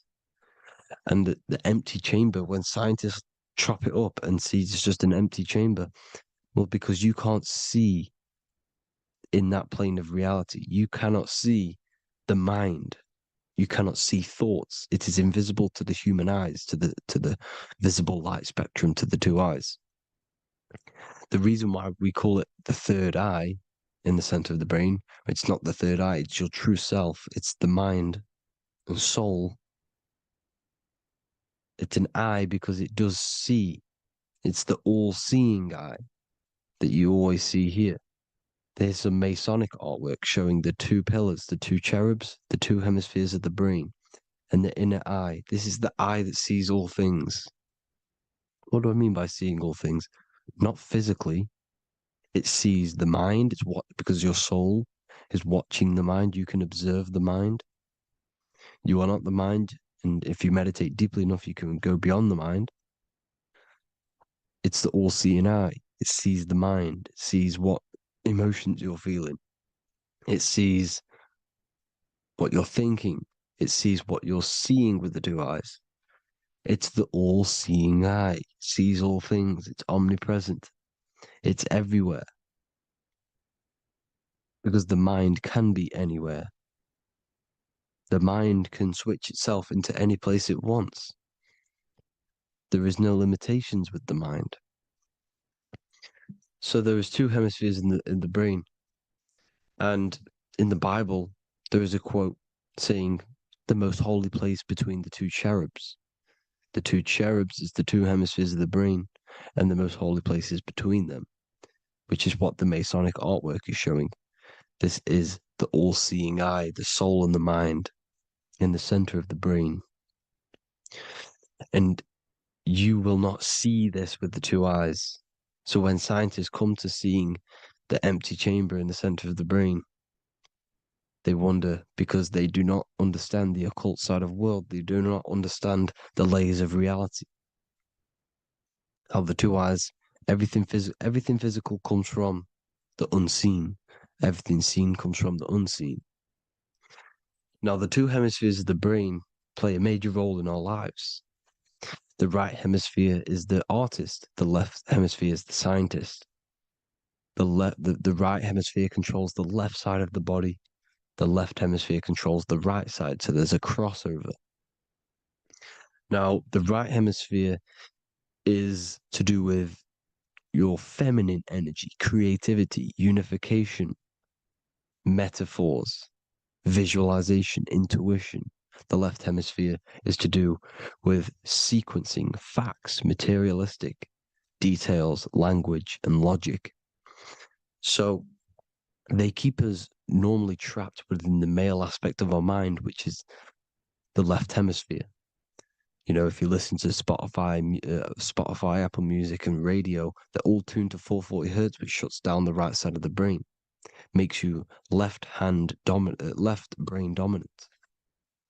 And we learn, well, 90% of people learn to write with their right hand. They're taught to learn with their right hand, which is to do with the left brain. You see, so we are being trapped within this left side of the brain, which is all to do with logic, thinking logical, not creative. You know, very analytic. But the right side of the brain is to do with your creativity. So the right side of the brain is perceiving reality as a holistic perception. Now, what do I mean? If you're riding through a woods, for example, if you're riding through a woods, your right hemisphere is seeing the whole woods as one unified woods. The left hemisphere's job is to break down the the perception given to it by the right hemisphere and break it down into individual trees. So what am I saying? The right hemisphere is seeing humans and everything in creation as one unified consciousness. The left hemisphere is seeing individual egos. This is why the left hemisphere is the place of the ego, the right hemisphere is to do with the higher self. They're both needed, though. I'm not saying one's better than the other. It's balance. Now, they don't want you to see the unified picture, perception of creation. They want you to think everything is individual, everything doesn't come from the one, because all things come from the one. And we experience the two in this reality, dualism. In order to understand the one, we have to experience the two to advance. So, anyways, let's get away from the two hemispheres. The right hemisphere, like I said, is to do with the higher self. And this is why in John 21:6, it says, cast the net onto the right-hand side of the boat and you will find fish. Meaning, cast your energy, cast your perception into the right hemisphere of the brain, and you will find God, unification, and higher self. You will see things from a unified perspective. How we are all one, because we are all the same consciousness. The same spark that is in me is in you. This is why I am you and you are me. We are all the all-seeing eyes of God, just split up into individual bodies. We are all made up of the same essence, consciousness. And that consciousness, that mind and soul, is in the center of the brain. You are just in different avatars. And until we see this, we'll forever be divided and conquered. Until we figure this out as a collective consciousness, we will forever be divided and conquered and ruled over. This is why the Bible says, ye are gods. You are the sons of the Most High, because we are. We are the Word made flesh. We are God made flesh. Mark 16:19. So then after the Lord had spoken unto them, he was received up into heaven, head is heaven, H-E-A, and sat on the right hand of God. God is the consciousness in the center of the brain. Heaven is the head, and the right hand of God is the right hemisphere of the brain, meaning he sees things in unification, creativity, intuition, the higher mind, the higher brain. When Moses crosses the Red Sea is the corpus callosum, moving from the left to the right hemisphere of the brain to see unified perception of reality. Head, H-E-A, heaven, same root word. This is why the ancients always depict God in the center of the brain. Here you see ancient Christian artwork showing God in the center of the brain, the light. Here you see it here. Here you see Ganesh, an Indian god, which is the brain. Here you see the Father, the Son, and the Holy Spirit in the dome, the brain. This is the brain, because you are God made flesh. That's what consciousness is. The upper room where Jesus meets the 12 disciples. It's the upper brain on the upper room. The upper room is the chamber, the empty chamber in the center of the brain. That's the room. And the 12 disciples are the 12 cranial nerves in the brain, which pretty much rule the body, all the cranial nerves. The tree of life, the cardiovascular system. This is why in Genesis it says the tree of life was in the midst of the garden. Midst meaning middle, because the middle of the body is the cardiovascular system, which is controlling all of the systems in the body. The tree of knowledge of good and evil is the nervous system. It's the spine and brain.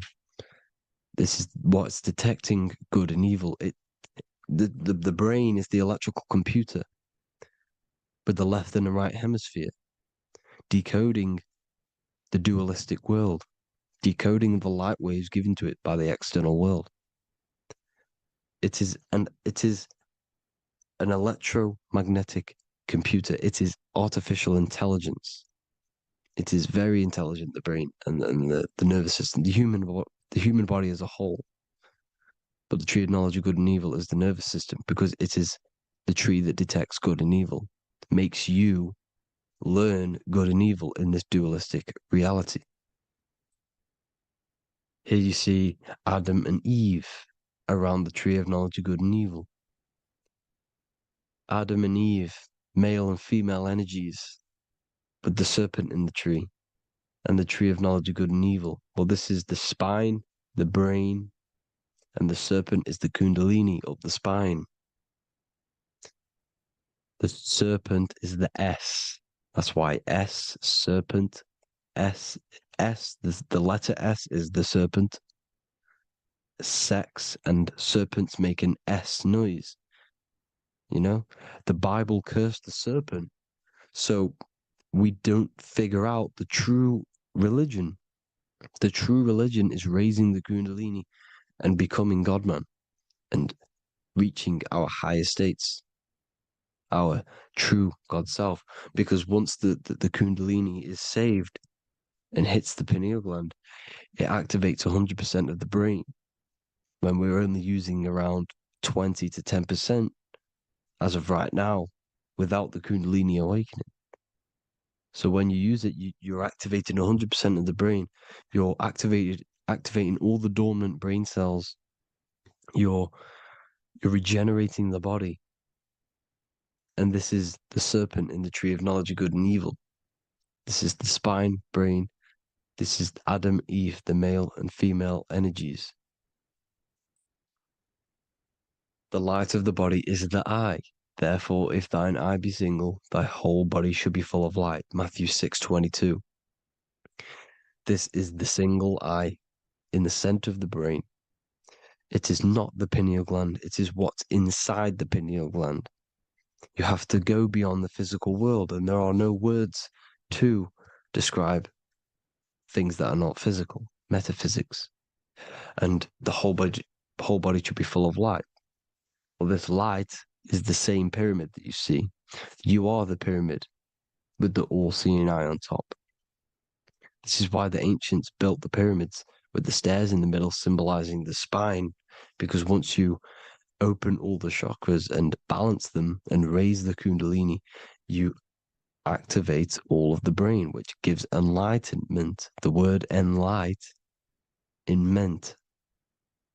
Ment means mind, light in the mind. Enlighten the mind. And this is enlightenment. We are the temple.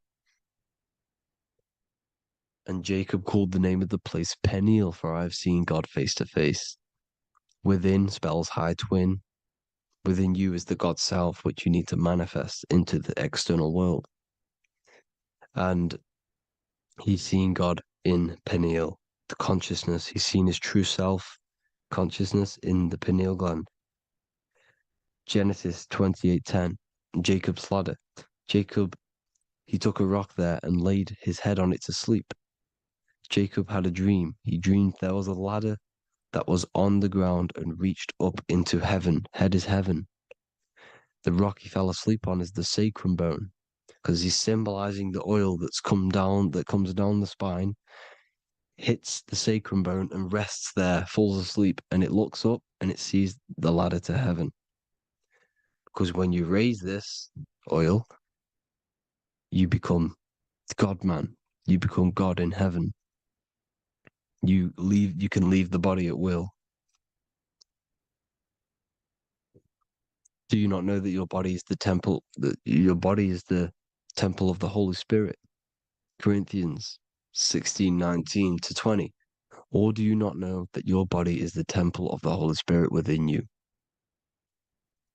Your body is the temple of the Holy Spirit, the soul and the mind within the center of the brain, the temple of Solomon, temple of the soul and the mind. Romans 8:10. Christ is in you. It's not external. When you give where attention goes, energy flows. When you give your energy to external things, your attention, your worship to external things, you're giving energy, meaning it's draining you, and you're feeding something within the astral plane, a mental thought within the astral plane.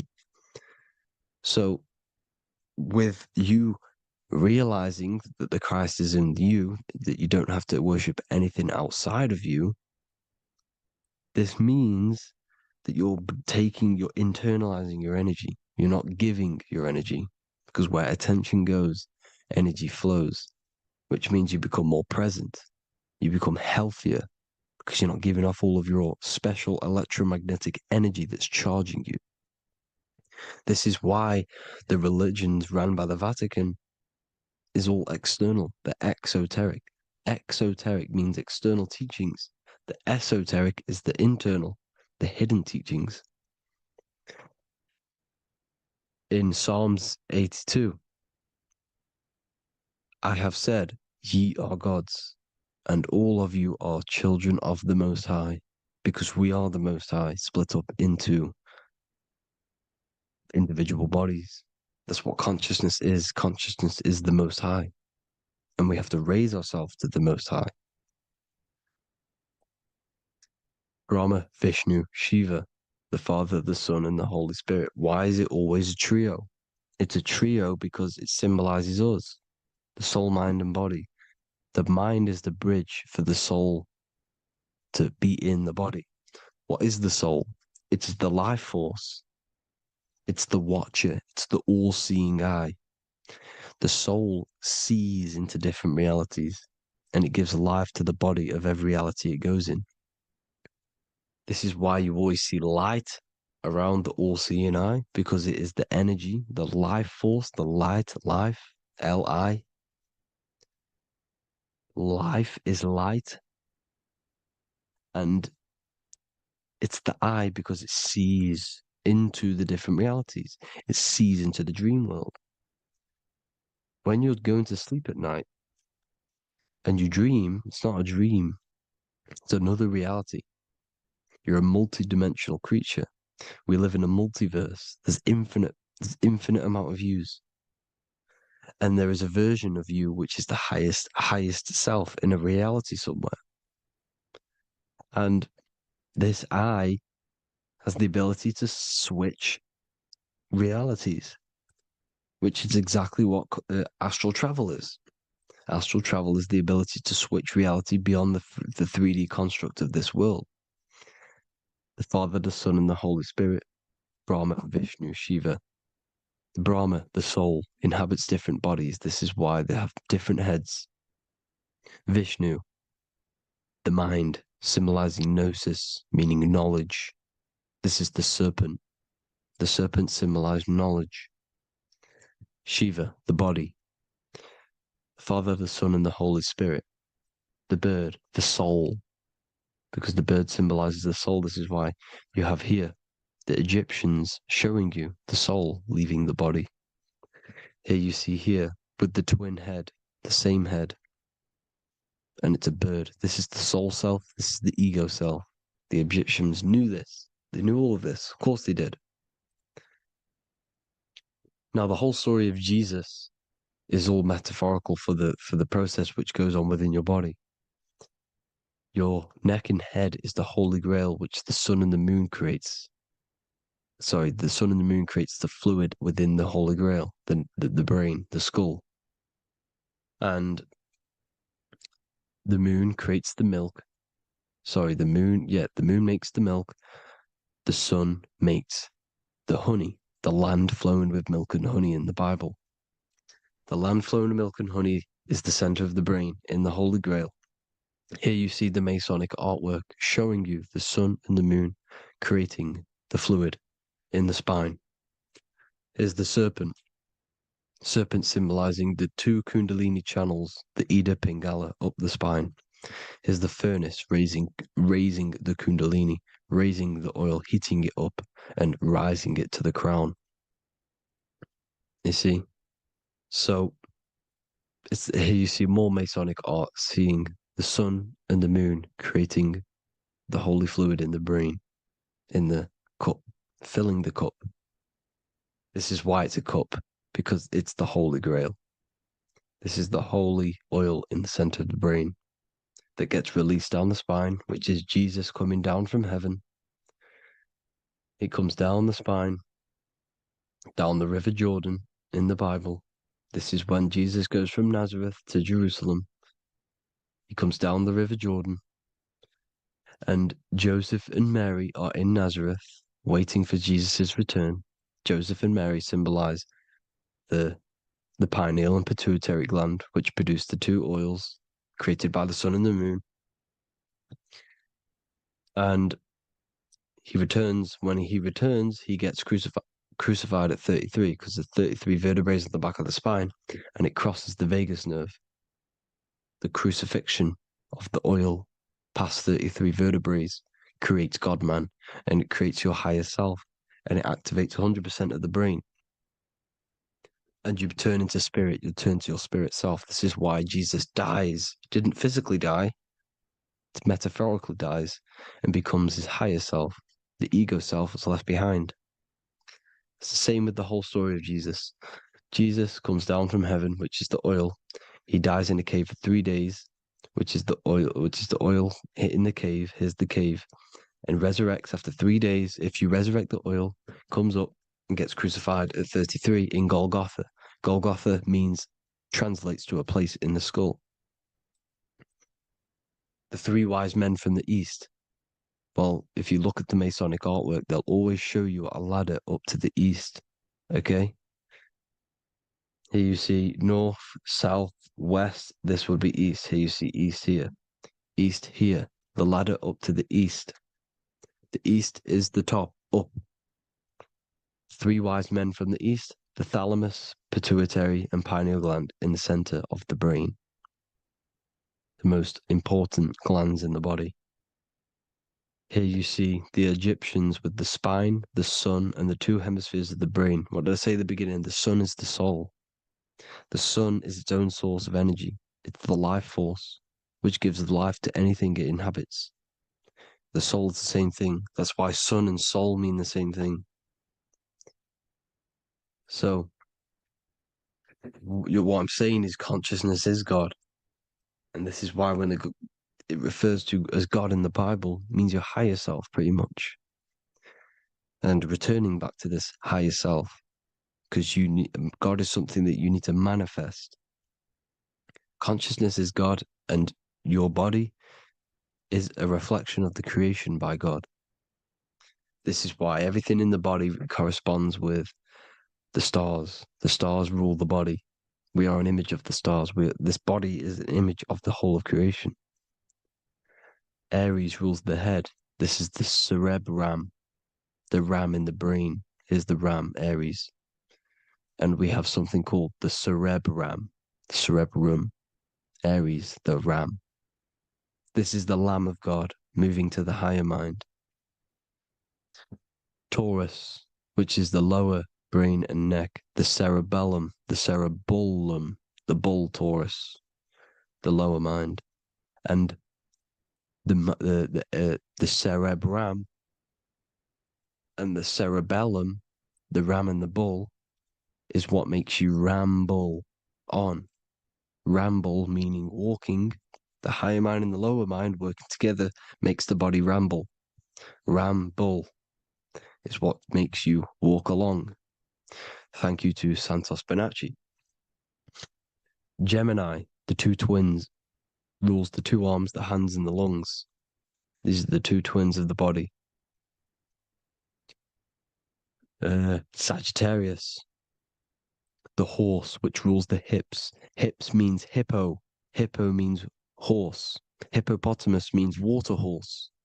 Hippo means horse, and this is why we call them hips, because horses have massive hips. Capricorn, the kneecaps. Pisces, the two fish, the 2 feet. Then they make us swim. We are an image of the stars, people. Well, the body is anyway. Consciousness is God, and the body is the image of the whole of creation. It's a reflection of the whole creation, as above, so below. 12 systems in the body, 12 cranial nerves for the 12 constellations, 12 cell salts. The body's made out of 12 cell salts. So, this is where it gets kind of deep. This is where we get deep. And he said Jesus was known as the Fisher of Man. And the Fisher of Man meaning man does not mean man as in the male. Man means mind. He's the fisher of minds. So the Bible is not patriarchal.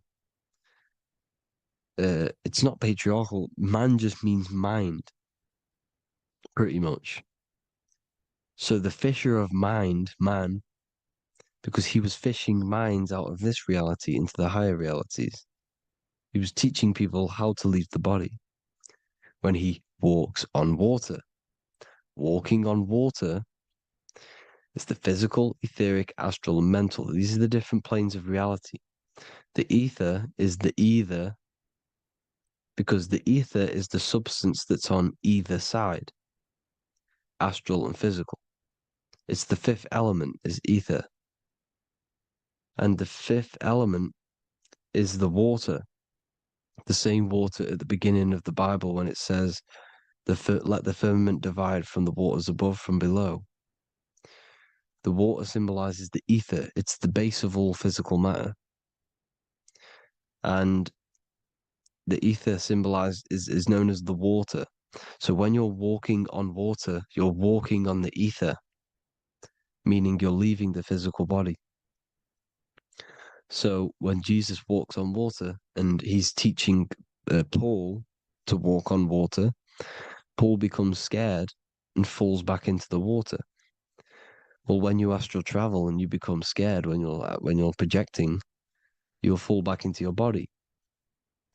So he's pretty much saying walking on water is leaving the body, and walking on the ether, because the ether is the veil between the astral, and that's what devil means. Devil has the word veil in it, because the devil is trapping you between one veil, which is this world.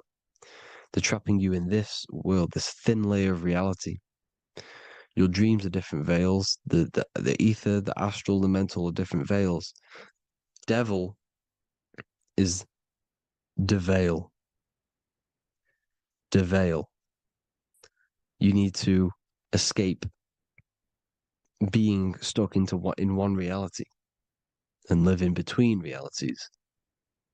And this is when you truly become a multi-dimensional being, because your soul is just the eye. That's what you are. You're just an eye, and you see into different worlds.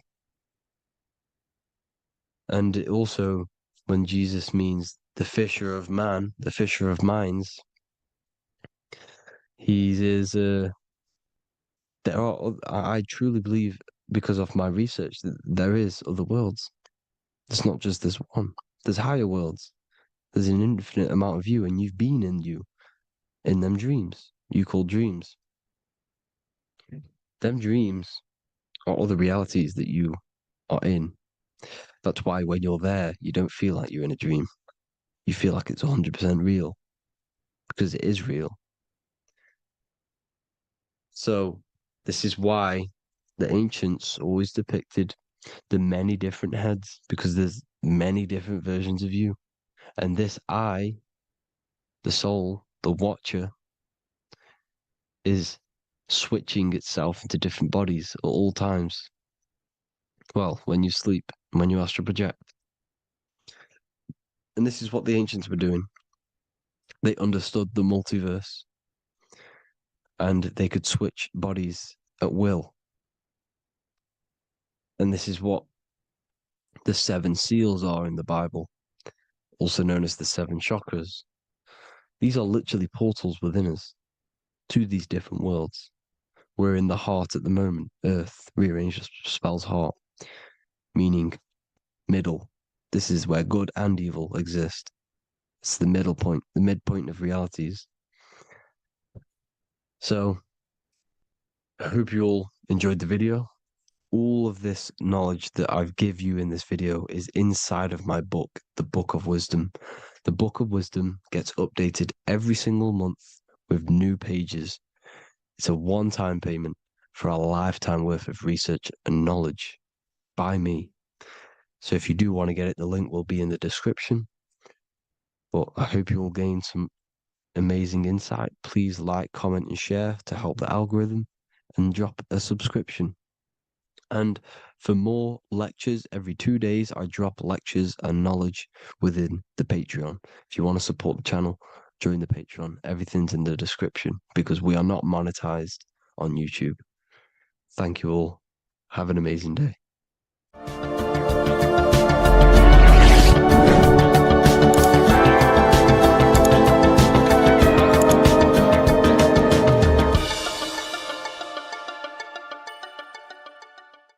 What if the word Yahweh is proof that God is embedded in our very own being? Stay with me because what I'm about to show you might change the way you see yourself forever. Today's topic is decoding the mystery name of Yahweh, the sacred name of God from the Hebrews. By the end of this video, you'll uncover the true meaning of the word Yahweh and how your connection to it unlocks your own personal power. When we look at the word Yahweh in Hebrew, we flip it on its side. We're actually looking at the human body. These are the legs, this is the torso, here are the arms, and here's the head. So if we actually switch this on its side, we see the human body. The Hebrew name Yahweh often translates to I am. The I am. Now, what is the I am? The I am, when you say I, you're referring to your highest self. Everything with the letter I in the beginning, most of them words are referring to our inner self, inside, intelligence, internal, in.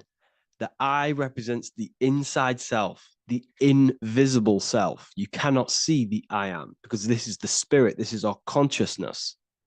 It's the intelligence controlling the human body. When you say I, you're not referring to your name, your job, your reputation, your ego, or your thoughts. You're referring to the observer who is beyond the thoughts, the one who's observing the thoughts. That's the soul. Look at the word Yahweh, Yahweh, the sacred name of God. Yahweh can be observed in the natural rhythm of the human breath. When inhaling, we subtly hear Yah. When exhaling, we hear Way. Do this yourself. Breathe in through your nose, you'll hear Yah. Breathe out, you'll hear Way. And in fact, the letter H, H, when it's pronounced, it carries the soft sound of wind or breath, a gentle exhale that mirrors the very essence of life, giving air. Breath is the spirit of life. It's what connects us with consciousness. If we stop breathing, we lose consciousness. The body shuts down. We're breathing the spirit of breath. We're breathing in the spirit of life.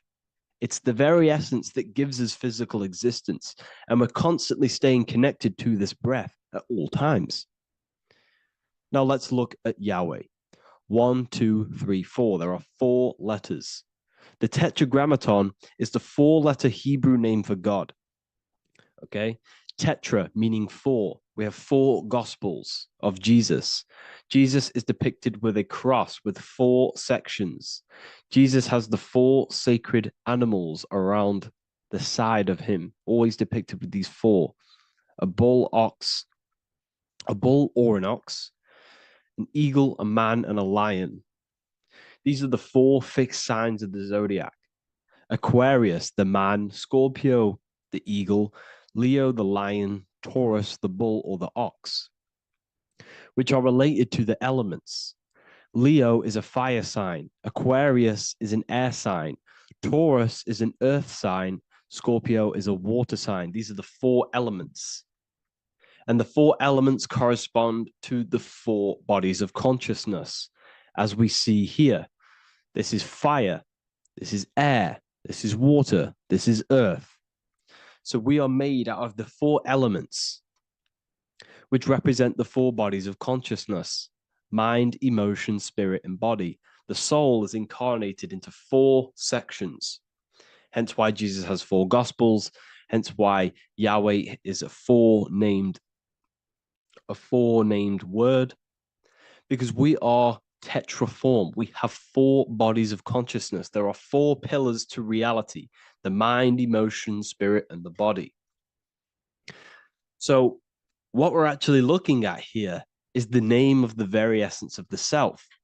Yahweh represents the universal consciousness that we're all tapped into, because the body is like a radio. The body is basically a radio antenna, which is picking up the stream of consciousness, and we're all the same consciousness, just experiencing it in a different body. And Yahweh is the name for this intelligence that we're all acting out, that we're all manifestations of. So now let's look at the word Yahweh, where we read it this way in Hebrew, which is 10565. 10565 in the Hebrew letters and the numerical values. And the DNA is made up of 4 bases. These 4 things which create the DNA. This basis is the genetic code for all living things. Each DNA strand is held together by sulfur bridges that appear in a repeating pattern of 10565. This pattern matches the numerical value of the Hebrew letters of Yahweh, Yod, He, Va, He, which are 10565. This means the structure of DNA, the code of life, follows the same number sequence as the sacred name of God, Yahweh. This is a factual observation. So we're looking at 10565. So let's look over this one more time. Yahweh represents the breath, Yahweh, inhale, exhale. It translates to I am. It's written in our DNA. The word Yahweh on its side looks like the human body. Now, this is where things get a little bit deeper. 10565 adds up to 26. The number God, well, the word God adds up to 26. Allah adds up to 26. There are 206 bones in the human body, 26. 26 adds up to 8. 8 is the number of infinity. We are all the infinite consciousness. Consciousness will never die. It's immortal. It's infinite. We are all infinite. We are not these skeletal structures. We are Yahweh, the universal consciousness. The creator of all things is our essence. We're all God with individual identities, but the highest versions of ourselves is God. The ego is our own personal experience of God. Does this make sense? So in conclusion, Yahweh is not the name of a separate God from us, but rather the reflection of the divine consciousness manifesting through the human form.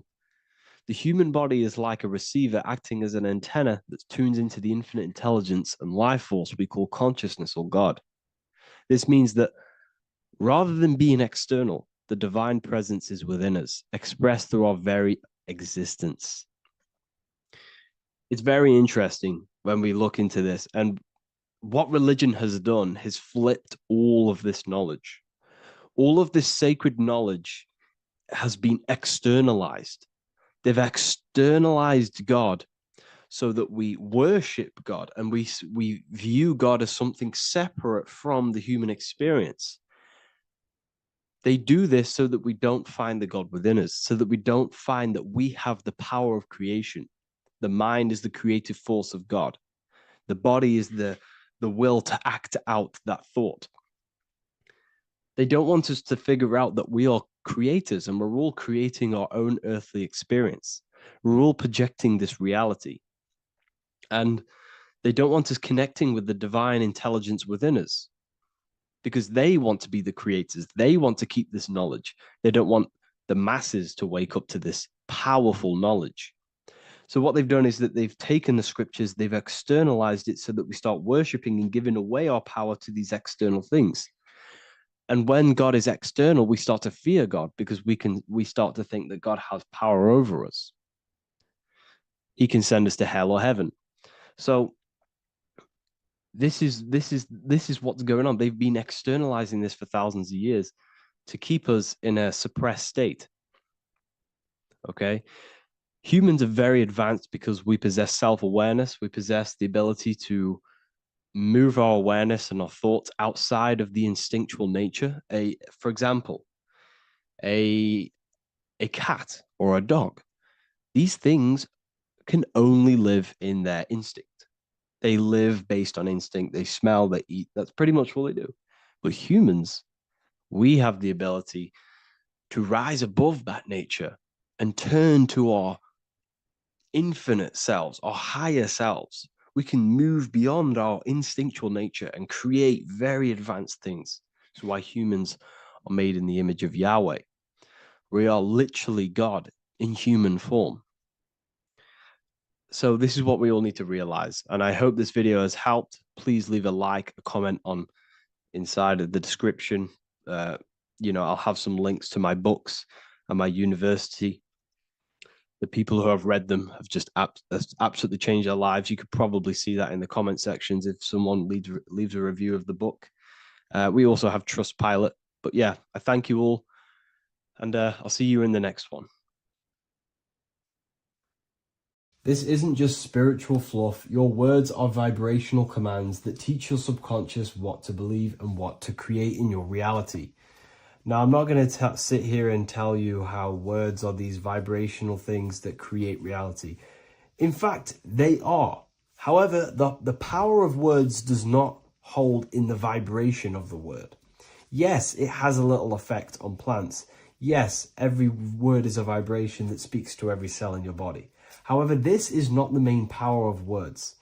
The main power of words is restructuring your consciousness and invoking energy inside of your own consciousness. I'm going to go over these two in detail for you. Your life is an externalization of your consciousness. Your belief system, your internal world, are building blocks to create your external world. What you believe in is how you see reality. It is the filter that you see to see reality. If you want to change reality, you have to change your consciousness first. There's no point trying to create a change, a manipulation in the external world, because it won't last very long.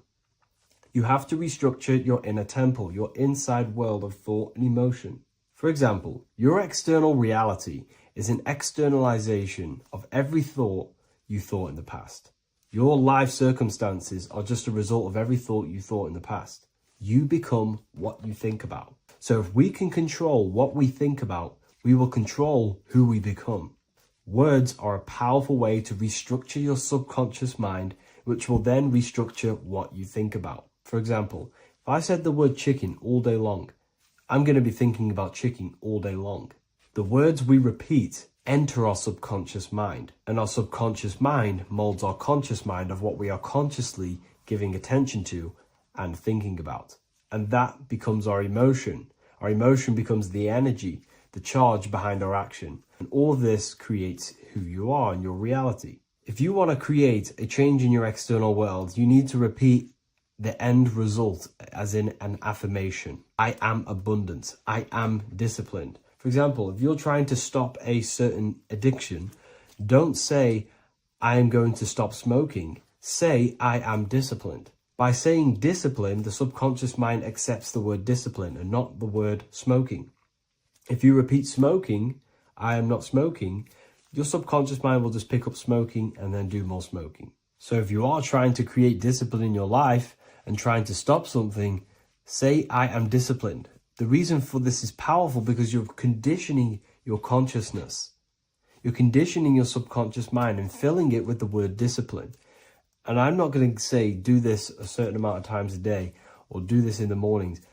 I want you to do this as much as possible. I did this as much as possible. Whenever I had free time, whenever I had a free minute, I would say these words either physically or mentally, just to condition your consciousness. Words are the most powerful way to restructure your belief system and restructure your inner world, which will then mirror in your outer world. Words are also a powerful way to invoke energy. This is why when you see these magic occult rituals, you see people chanting and doing these things. It's because if you slowly chant a word, you can actually invoke the emotion. There are three aspects of creation: thought, emotion, action. Emotion is energy in motion. By repeating a word over and over again, you can actually begin to invoke that energy, that emotion inside your heart. And you can start to feel the reality as if you are already living it. And this is just another powerful way to condition your consciousness to become a certain thing before you have it. This is what magic is. Magic is all to do with reprogramming the subconscious mind, aligning the subconscious with a certain belief or reality, which will then produce an effect in our thoughts our emotions, and our actions, which will then create that reality. So if you want to create something in your life, literally just repeat, I am something. I am is referring to your consciousness. I am is the highest aspect of you. It is the true self. Whatever you condition your consciousness will be mirrored in your external reality. I am abundant will condition your consciousness to feel and believe you are abundant, which will then seep into your thinking. And then you will start to act more on this because you are thinking about it, which will then change your external reality. Words are vibration, and vibration is powerful. However, if you truly want to change your reality, you have to change your inner world of consciousness. And words are the best way to invoke feelings to become the reality you want. And words are the best way to condition your consciousness to a certain belief or a thought. And by doing this, you're actually creating a root cause. The cause is your consciousness, your mind, and you have to restructure the mind to create that reality. Words are a great way to restructure your consciousness and create reality. If you are struggling with the internal chaos, if you are struggling with emotional chaos, if you are struggling mastering your mind, or if you are isolated from your high intelligence, because intelligent people are not welcomed in our population today. I have created an amazing space, Ethereal University. Check it out. I'll leave all the links below. And I'll see you inside, where you can learn everything you could possibly imagine about occultism, esotericism. I'll see you inside. What if I told you that reincarnation is real and that there is a metaphysical, spiritual science behind this? Most people leave this world just as lost when they entered it. That they carry their fears, attachments, and addictions with them, only to be born again, trapped in the same cycle, repeating the patterns of lifetime after lifetime. This lecture is not just about preparing for death. It's about mastering yourself before death, so you don't take them burdens with you. Because the truth is, whatever addictions, fears, and unresolved emotions you cling to in this life, you carry with you into the next. Unless you break free now. You must master yourself before death. Death is not the end. It is the great passage. But how we transition depends on our mastery of the self. This was symbolized by the Ouroboros, the snake biting its tail. Every ending is a new beginning. It's an infinite cycle of consciousness. Now, your human body is basically an antenna tapped in to a stream of consciousness. Just like a radio is tapped into a specific frequency to play that radio. Your body is basically an antenna, a crystal picking up the consciousness of God.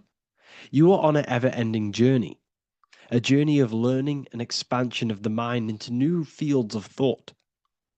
This was symbolized as the Ouroboros. When you die, it is a new beginning. It's a transitioning, not an ending. Everything is eternal in this universe, as consciousness is formless and constantly transforms into new forms of life. Let's break down the word death. Death contains the word ether. Now, the ether can be found in the word heart or earth. Ether. Everything in this plane comes from the etheric plane. The etheric plane is the barrier between the physical plane and the spiritual plane, the astral plane.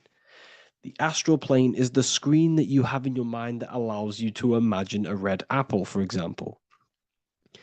This is the imaginative plane where thought forms start to take form. Everything begins as a thought, then the thought form becomes an imagination, then energy, then physical. Everything in the physical plane is a shadow of thought. All objects manifested as thought. You came from the astral. You came from the stars. This is why we say reach for the stars. Or this is why you say you are a star. Cis star, miss star, fraud star, stir is star. And when you become famous, you become a superstar and you gain a star on the Hollywood floor. You are a star. The ether. The ether is the infinite energy source which all things come out of and return back to. This is the cycle of life and death, summer and winter, day and night, sleep and awake. The ether is the infinite energy source which all things come from and will return back to. Okay, sorry about that little error. The ether is the boundless source of energy from which all things emerge, to which all things return to. We can see this in the cycle of the sun. The sun does this wave of creation. It rises and it falls. We have the day and the night. The daytime represents our conscious mind when we are alert. The nighttime represents our subconscious mind when we are inside the spiritual realms. The nighttime is spirit, the daytime is matter, spirit and matter, awake and asleep, conscious and subconscious. We see this in the yearly cycle. Summer is life, winter is death. Spring is the morning, summer is midday, autumn is evening, winter is the night. Everything is a macro and a micro cycle of being born out of the ether and returning back from life and death. Life and death is manifested within the cycles of the sun and everything outside of you, as within, so without. This is why we say sleep is the cousin of death. The macrocosm is death, the microcosm is sleep. Every time you go to sleep, you are essentially it's a miniature death. You're entering into spirit and then returning back into matter in the morning when the sun rises. Everything is a reflection of the macrocosm cycles. Preparation for death. The first thing we must do in order to prepare for death, for life after death, in order to stop being reincarnated in this cycle of materialism, in order to progress as a soul, because remember, you are a soul in a body. Just like the sun gives power and life to the earth, your soul gives power and life to your body. When you say I, you're referring to the soul. And your soul can be stuck underneath layers of false identifications. Who you believe yourself to be is merely a collection of subconscious programs running within your mind. Now that's very deep. That is very, very deep. Who you think you are is a part of your thinking mind. Your name, your job, your reputation, your family, your friends. These things are not you. They're all aspects of the thinking mind. What happens if you meditate and you turn off the mind? Then all these things do not exist. You're left with the pure soul, the pure awareness, the pure observation. If you turn off the thinking mind, you're no longer your body, you're no longer your reputation, you're no longer your friends, you're no longer your job and your labels. You are the soul. That's the true you, the observation of the mind, not the thinking mind. The ego is the echo. It's an echo of your true self. The ego is your mind's perception of itself shaped by experiences, trauma, emotions, and beliefs. It is merely an echo of your true soul self. The ego is not you. Your mind is not you. You are the soul. And this is the true self that we must express within our life and we must connect with before we die. Because when we die under the echo, under these false layers of the emotions, the traumas, the experiences, the addictions, the emotional attachments, when we die underneath all of this, when we don't know our true self, the soul is still hidden. The true you is hidden underneath these layers of false identification. We must remove these layers of false identifications. We must remove them. We must destroy the echo. Remember, the ego, you never had an ego when you were a child. When you were a child, you were pure. You didn't, you didn't show off things. When you were a child, you were pure. You expressed yourself freely with you didn't hide anything. You didn't hide any aspect of yourself. You didn't suppress any aspect of yourself to fit in as a child, as a baby. Because the ego was not here when you came here. The ego grows with experience. The ego is a false perception of yourself while being incarnated in this material world. It's your mind's perception of itself through, and it's created through your experience. Remember, you are unconditioned consciousness, and your experiences, thoughts, traumas, emotions, and beliefs have conditioned your consciousness into believing you're only a physical body, but you are the soul. We have to remove these layers. How do we remove these layers? Like I said, the best thing, meditation. Meditation, there is a great meditation that you can do every single morning and every single night time.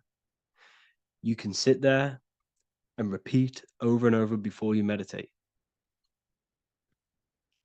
You can repeat that you are not this, you are not that, you are not this. You can label them one by one. Start with, I am not my body, I am not my job, I am not my name. And then detach from absolutely everything until you are left with nothingness. And when you start to meditate, detach from everything. Nothing matters. I am here right now. And what will be left? The only thing that will be left is the language that your mind is using. Now, this is very deep. Not many people will tell you this, but I've lingered in meditation many times. And I can tell you from experience that the only thing left once you detach from everything is the language that your mind is attached to. So whether that's English, Italian, French. Once you detach the language of the mind that that little voice in your head's using, you're left with the soul. Once the mind is switched off, you're left with the soul, and you have detached from all of these external things. You're left with the soul. That's you. That's the power. That's the source of all creation, where everything you've ever done has come from. Every thought, every idea has come from your soul. Number two, that's meant to say number two. Sorry about that. Mental addictions and emotional addictions. Okay. These two are very important. Mental addictions, this could be thought patterns. This could be the labels that we've just been talking about. Then you have emotional attachments, which is maybe you're too attached to an external thing. Maybe you're too attached to your phone. Maybe you're too attached to family. Maybe you're too attached to loved ones. Yes, I'm not saying don't love them, but what I'm saying is do not rely on anything in this world to make you happy, to fulfill your emotional needs. Everything is found within you. You must look within, and if you're looking without, if you're trying to find yourself in the outer world, you'll never find yourself. You'll constantly be looking around in loops. Because nothing, you cannot find yourself in the outer world. Nothing will long-term give you long-term validation. Seeking validation in the outer world will leave you soulless, leave you feeling empty inside and sad and depressed. You have to find yourself within. You have to detach from everything you are relying on to give you emotional stableness. You have to detach from all. Yes, love your children. Yes, love these people, but do not rely on them. Because everything in this world is temporary. Do not conform to this world. The Bible tells you this. Everything in modern society nurtures the body, but neglects the soul. They keep you addicted to as many things as possible. Smoking, you have to detach. Drugs, you have to detach. Alcohol, detach. You cannot rely on anything. This is why this path is very, very difficult to walk. But I'm showing you the way. These are the things you must do before death. You have to detach from absolutely everything. If you die and your mind and soul is still addicted to these worldly things, then you guess what? You're going to reincarnate. You're going to reincarnate because your mind is still thinking about these material earthly things. And if you are operating in that vibration, you're going to project that vibration and come back here. You have to detach. You have to master the soul and master the mind. Like I said, the matrix is designed to keep you addicted to as many things as possible. Your phone, food, smoking, drugs, alcohol, clubbing, all of these things. Everything in society is made to trap your soul and reincarnate in this world. That's why it's very, very, very difficult to walk this path. Very difficult. Matrix, matter tricks. John 2:15 to 17. Do not love this world, nor the things it offers you. For when you love the world, you will lose God. Do not love this world, nor the things it offers you. Do not conform to the pattern of this world, but be transformed by the renewing of your mind. Great quote. Do not conform to the pattern of this world, but be transformed. Let this world transform you. Learn from this, expand from this, but do not be mentally and emotionally attached. Okay? What good will it be for someone to gain the whole world yet forfeit their soul? Like I said, everything in the Bible is telling you the truth. You just got to read it correctly. This is spirituality. This is spirituality. The Bible is spiritual. It's a spiritual text. We must disconnect from everything outside of us and connect with the true soul. Here we have the Egyptians showing you the soul leaving the body. Here we have the soul here. Here we have the Masons showing you the soul coming out. The soul is real. You are the soul. And when you leave this physical plane, you will go into the astral plane. That's where you came from. You came from the astral. You came from the stars. You incarnated into this physical body. Your consciousness fell into this material form to experience limitation, to experience a 3D world. So in order to ascend properly before we die, we have to let go of all the attachments. Every addiction you have, write them down. And one by one, tackle them.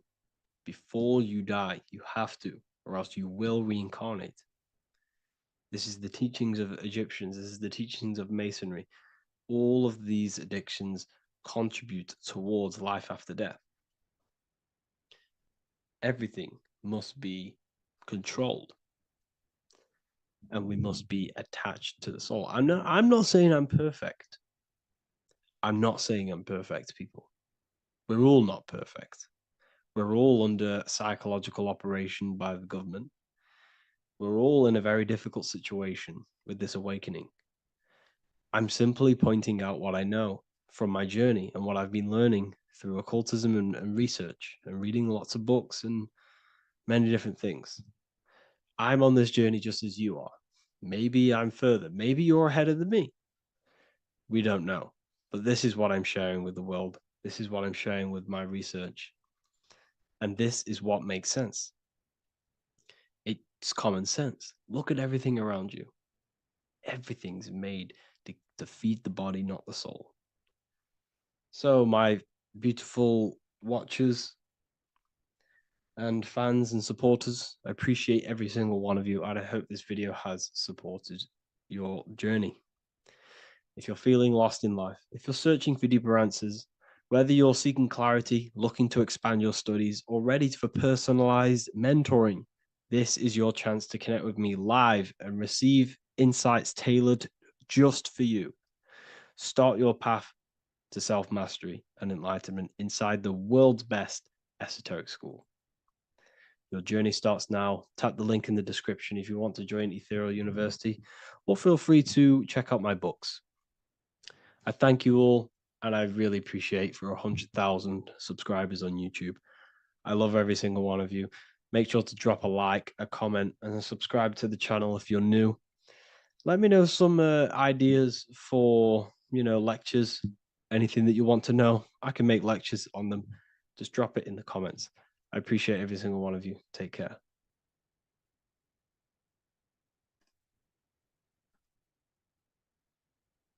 Welcome to Revival of Wisdom.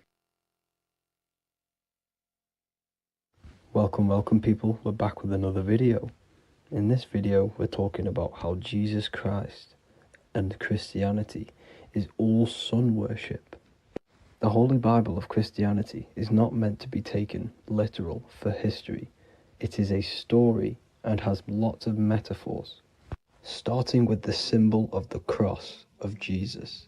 This cross originates from this ancient cross of the sun.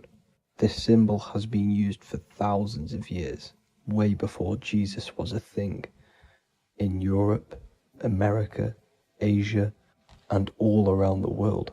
In fact, this symbol is still being used by Christians today, not knowing it represents the sun. This is a 4,500-year-old artifact, a golden plate with an equal-armed cross found in England. The gold to symbolize the sun, and the equal-armed cross for the 4 equal seasons of the year. So this is why in the Bible you have Matthew, Mark, Luke, and John, symbolizing the yearly cycle of the sun and the 4 equal seasons. Also in the Bible, Jesus is referred to as the light of the world. So yes, Jesus represents the sun. He is a metaphor for the sun.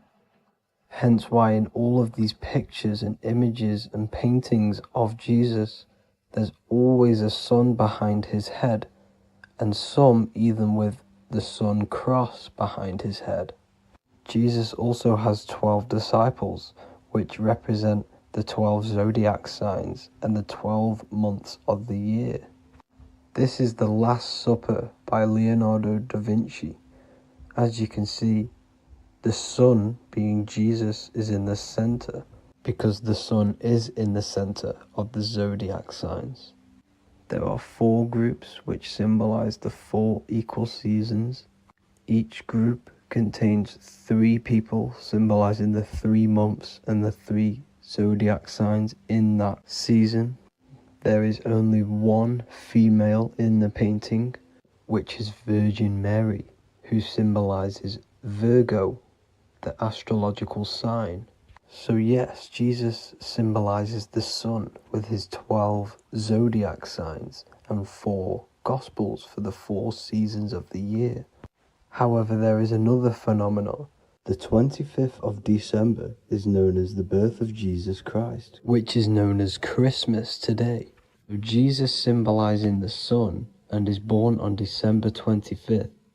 This is the day the sun moves 1 degree northward, bringing back the warmth, the growth of crops, the life and light back to the northern hemisphere. Everything is springing back to life, as we call it, spring.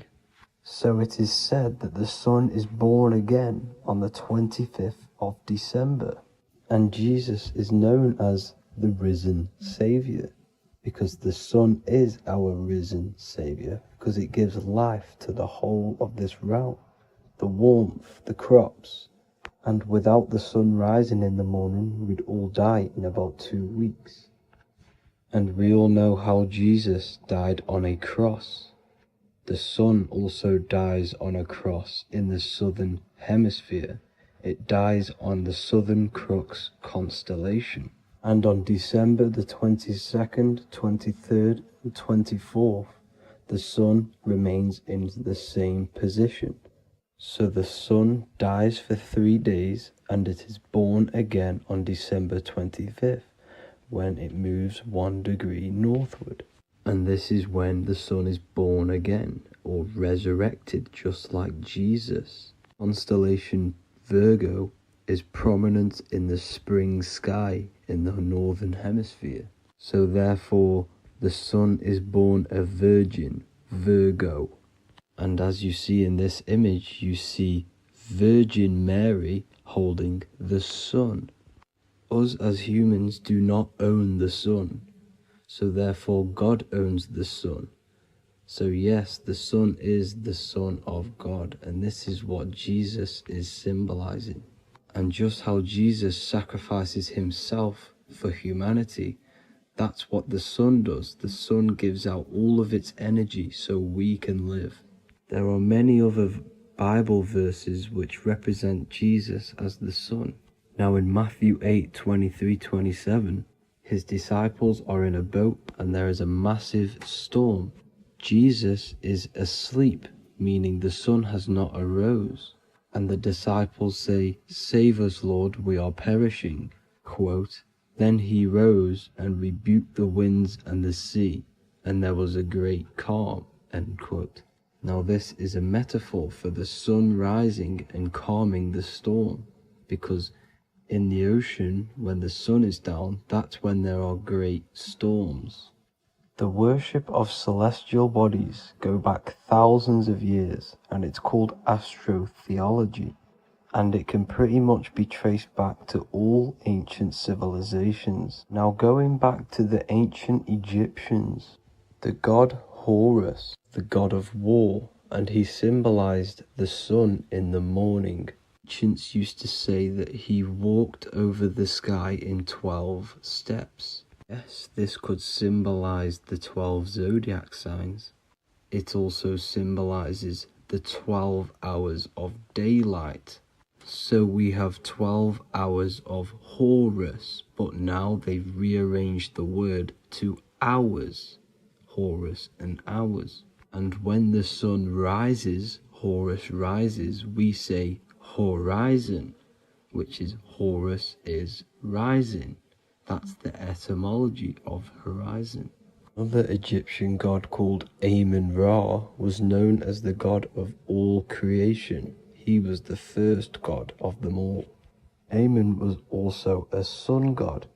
Therefore, after every Christian's prayer, they say Amen, sending their prayer through the sun to God. So this all goes back to the worshipping of the sun. Sun worship was around way before the Romans. However, in the Roman times, their sun god was called Mithra. Mithraism was the main religion before Christianity came into play. Mithra was the son of God.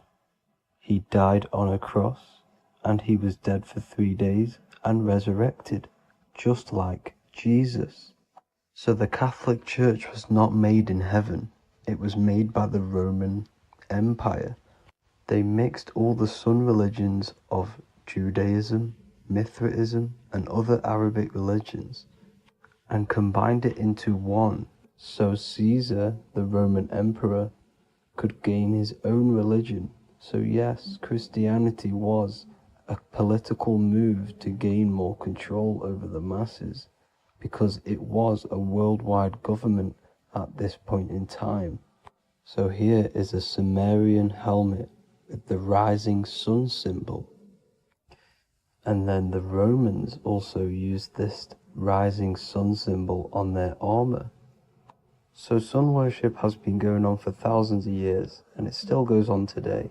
However, with all the programming and the low IQs, today we do not get the full interpretation of the Bible and these stories from the past. And Christians and other religions are all brainwashed to not question their religion and not realize their true origins and where they come from. I do advise you all to do your own research and come to your own conclusions. However, I'm just pointing out the facts and connecting dots for you all to see. That's it for this video, guys and girls. Thank you all for tapping in. God bless.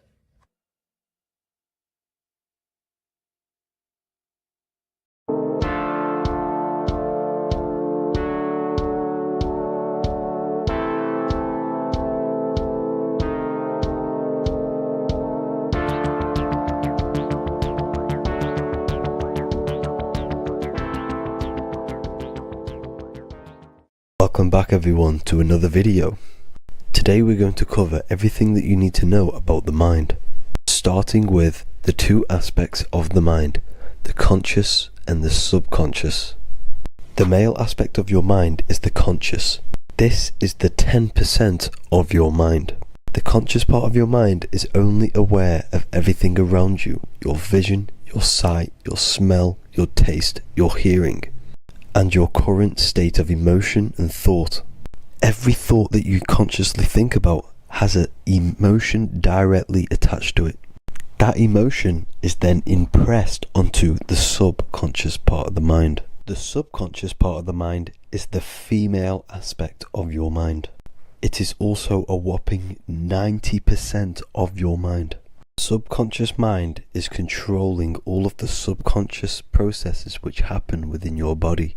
For example, your subconscious mind is controlling your heartbeat, your digestion of food, and all of the things that you do not have to tell the body to do. It is the hidden part of our mind which is controlling all of the hidden things. The subconscious mind is like a recording supercomputer. Everything that you have experienced in your life is all recorded and stored within the subconscious mind. One of the most important things about your subconscious mind is that it stores your mental programs. Everything in the subconscious mind manifests into behavior and actions within the body. Your daily basis routine and habits are all mental programs within your subconscious mind. These mental programs are created by mainly two ways. 1. Repetition, and 2. Emotional impact. The repetition is fairly simple to understand. The more you do something, the more it impresses onto your subconscious mind and becomes a program. That program will then manifest into your behavior. However, with the emotional programs, they work a bit different. The stronger that you feel an emotion, the stronger it is impressed onto the subconscious mind. And then that emotion becomes a program. For example, you had a very traumatic moment happen when you were a young child. The emotion that you felt was so strong in that moment that it impressed into your subconscious mind so hard that you can recall that moment like it was yesterday. That traumatic event that happened to you when you were young will still manifest into your daily basis behavior even to this day. However, it manifests subconsciously. For example, if you were in a car crash, you will be wary to enter cars with certain people. All because of that traumatic emotion that you felt and impressed onto your subconscious mind. Another example of the subconscious manifesting into our behavior is posting on Instagram. Most of the time, the reason why you post is because your subconscious mind is seeking gratification. So before you actually do something, question yourself and find out the root cause of why you are doing this. Another thing that you need to understand about the subconscious mind is that it takes everything you say in here literally. So for example, if you go and say, "You are an idiot" to someone, your subconscious mind will only pick up the word idiot. It only knows yourself. It doesn't know anyone else. You are casting a spell on yourself just by saying that to someone else. This is why the golden rule is to treat others like you'd like to be treated. Now, you can rewrite these programs which are already in your subconscious mind. However, it does take consistency. You have to change these programs which have been running for years. And by changing these programs, you change your behavior, because these programs manifest into your behavior. The best way to do this, personally, is to listen to affirmations first thing when you wake up in the morning, and do this for 10 minutes every single morning. Then at night time, you want to think and feel that you are becoming the reality that you desire. The more that you feel this reality, the more it will become a program and impress your subconscious mind. For example, you're trying to gain financial freedom. If you trick your subconscious mind into creating a program saying that you are financially free, this will manifest into your behavior. You will start doing more work. You will start looking for ways to make money. Your mind will be set on the frequency of money and financial freedom. Therefore, you will receive thoughts based around this program. If you take enough action, your life will dramatically change because of this program that you created in the mind. This is why we call it a mindset, because your mind is a frequency tuner which sets its frequency onto different thoughts, because thoughts are frequency. If you fill your mind with a specific frequency, you will gain thoughts and ideas based around that frequency. To create a stable mind, you need to master your emotions. You need to change your mindset. Everything that you experience is neutral. Based upon the mindset that you see it, you either give it a positive or negative charge. By understanding this deeply, You will then control your emotions. I hope you gained some wisdom and enjoyed this video. Please, if you can, leave a comment and a like, and subscribe to the channel if you like this content. Love and light to you all.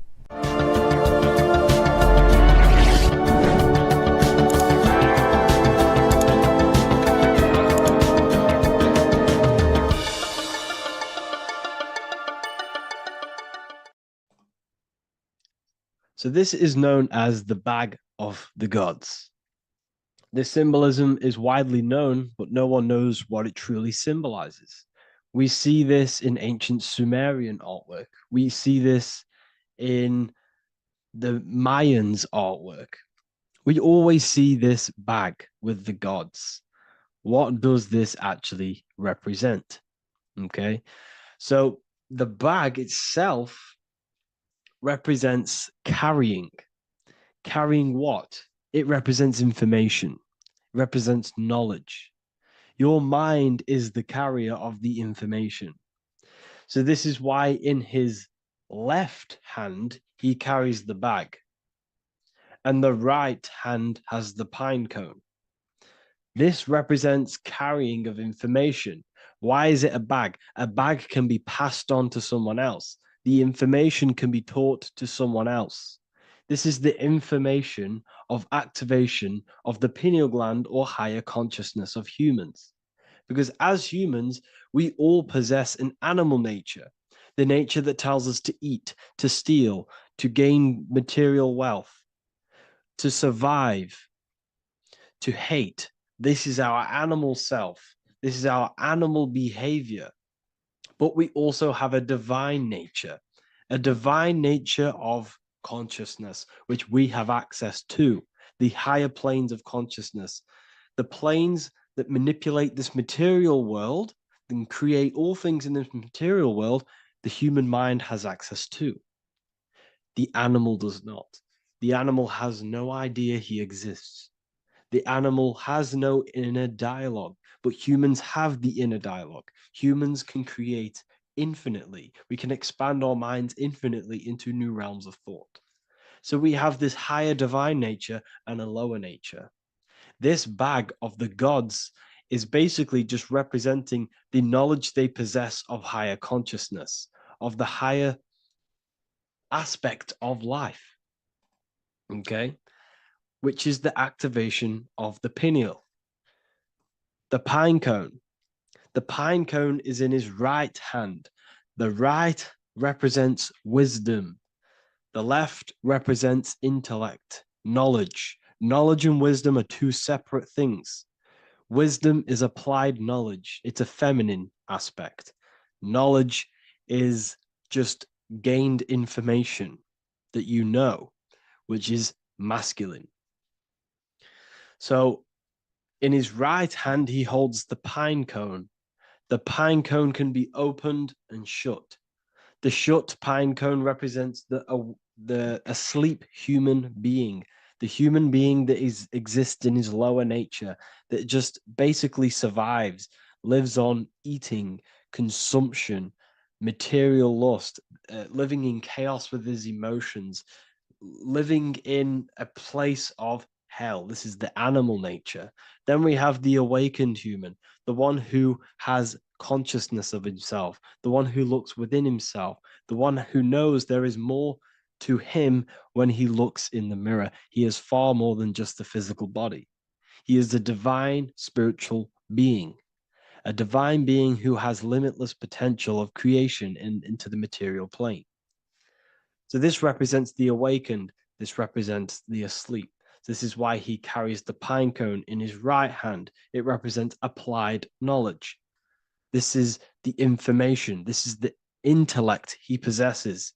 And this is the applied knowledge of the awakening, of activation of the pineal gland. Because remember, the pineal gland is not your consciousness. The pine, pin, pineals, the same root word. Pine cones were always symbolizing the state of consciousness one was living in, whether he was asleep or awake. We see this at the Vatican. We see the pine cone over the two pillars. This is the two pillars of Freemasonry, and the dome. This is the Royal Arch of Freemasonry. This represents your head.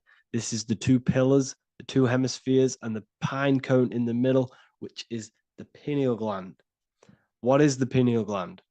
The pineal gland is not your consciousness. It is not the third eye, and it is not the mind. It's not the mind's eye. The pineal gland is a radio receiver. This is your body. Your body is an antenna. Most people think they are this body. This body is nothing but a receiver and a downloader of consciousness. Your brain does not produce consciousness. You are not this brain in your head. This brain is a downloader of consciousness. Consciousness comes from a way higher divine plane, which is what this image is showing here with the clouds. The mind is light. Consciousness is light. And this light is coming down into the material plane, and your body is basically a crystal antenna which is receiving and downloading this consciousness. So you can experience a three-dimensional reality. So God can experience himself in a divided, separate state. This is what this represents.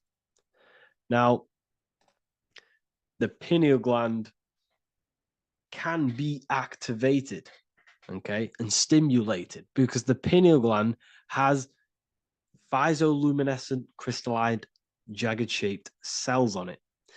And obviously, these are crystals. Crystals are on your pineal gland. And what do crystals do? Radios use crystals. Your phone uses crystals.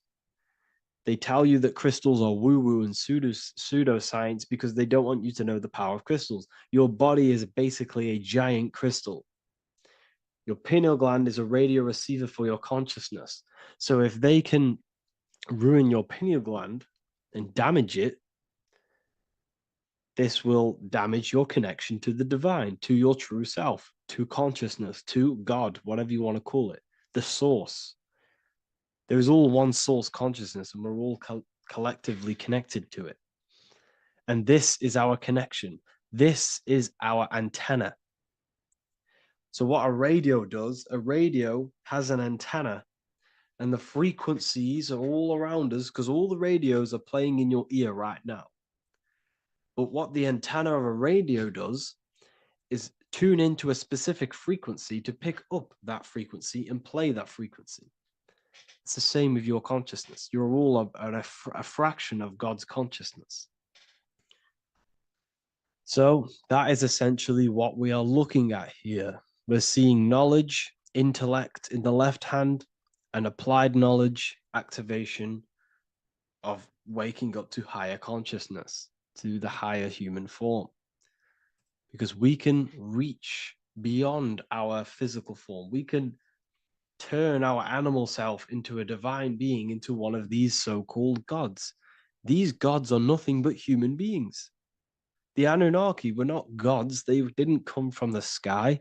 These are normal, regular human beings who activated their higher consciousness. This is what we have here. This represents spirit. Birds represent spirit. So do we have any questions? I'll take some questions now. That was just a short lecture on what that symbol truly means. Okay, so if we have any questions, feel free to go ahead and ask some questions. Anything that you don't understand, anything that you want to know. Okay.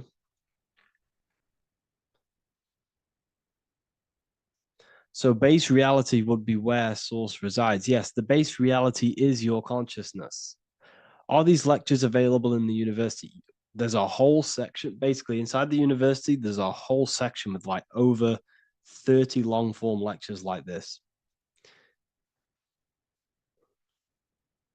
So the base reality is where the source resides. Yes, the base reality is your inner world, your consciousness. That is the only thing that exists. Your outer world is just an effect of your consciousness. Your consciousness, everything that has gone on within the mind and emotion is pushed outwards into your reality. You have thought and felt your way into your external circumstances. Your life is a direct correlation of every thought you thought in the past. Therefore, your inner world of consciousness is creating and molding your outer world.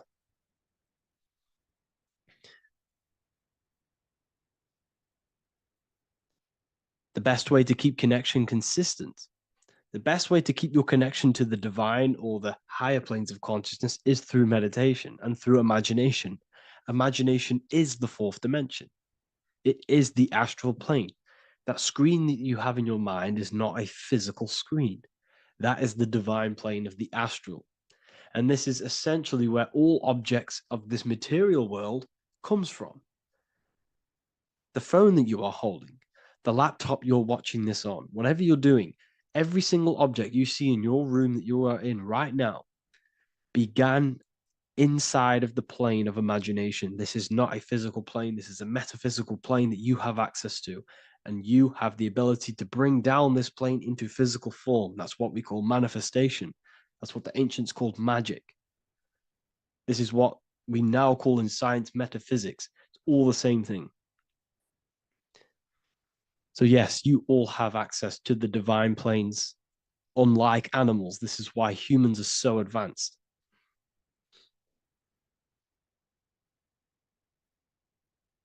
Okay.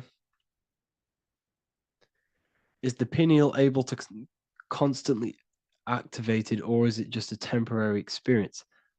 I don't fully understand that question, unfortunately. Maybe you could word it in a different way.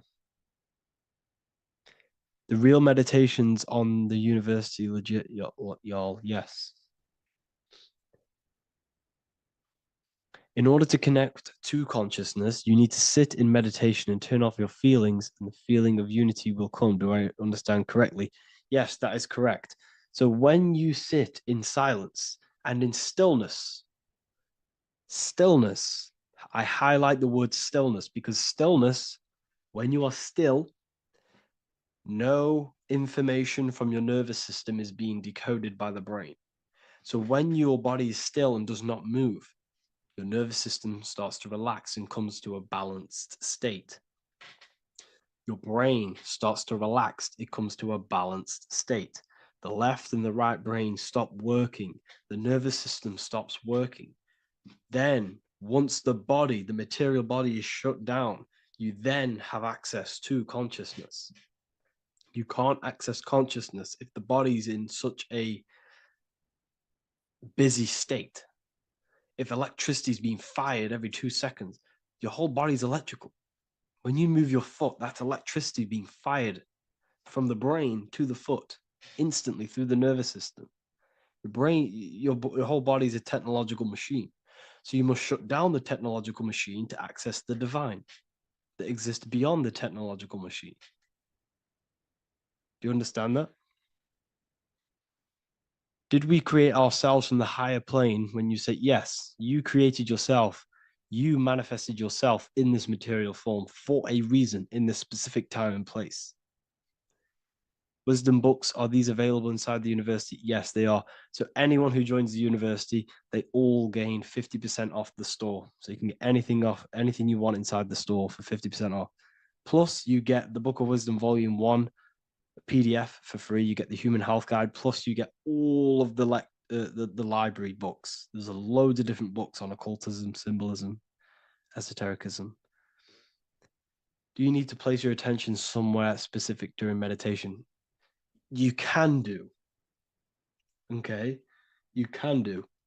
So if you struggle, when you first start to meditate and you struggle to turn off the thoughts, think of the back of the brain, the back of your head. Don't think of it, place your attention on it.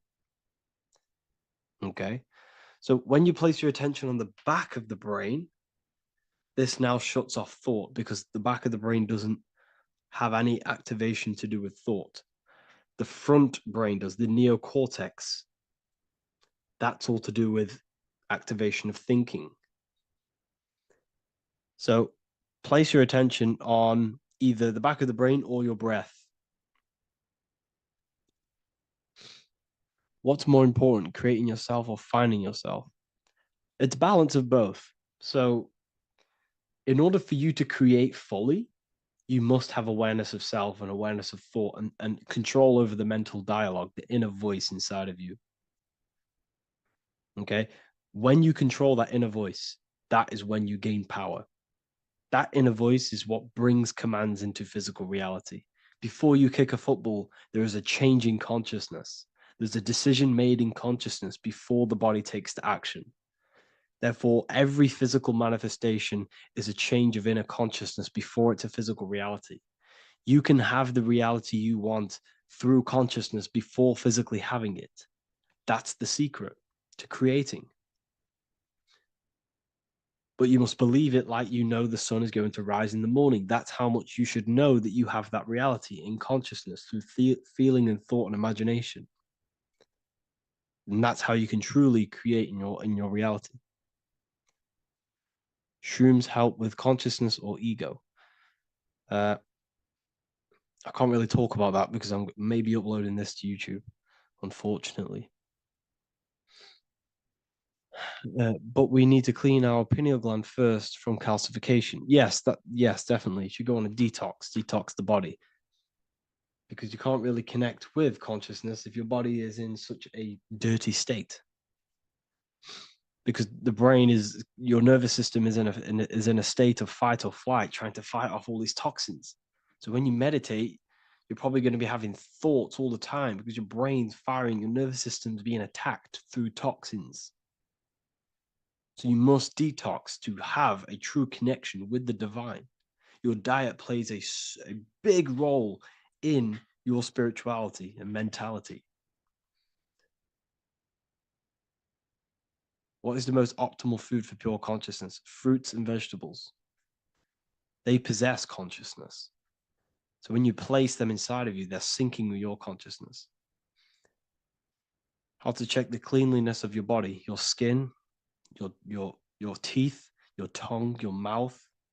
If your skin has spots, different colors on it, you're not clean because your skin is a reflection of your inner organs. Coffee's not the best for you. Coffee gives you fake energy. Okay. So what coffee does, that buzz you get off coffee is actually the toxic effect of the chemicals reacting with your body. If I'm inside the university and wanted to buy your book, you said it would be 50% off because we are your student. Is that automatic or we need to have a code? You will have a code. Yes, I'm going to releasing a code for all the students after this. Caffeine equals neurotoxin. Yes, it fries your brain. It fries your nervous system. It fries your dopamine receptors. Will the Q&A last week about money symbolism be posted? Oh, I didn't post that. That's my bad. I totally forgot. I will post that after this. Thank you for reminding me. How to detox the body.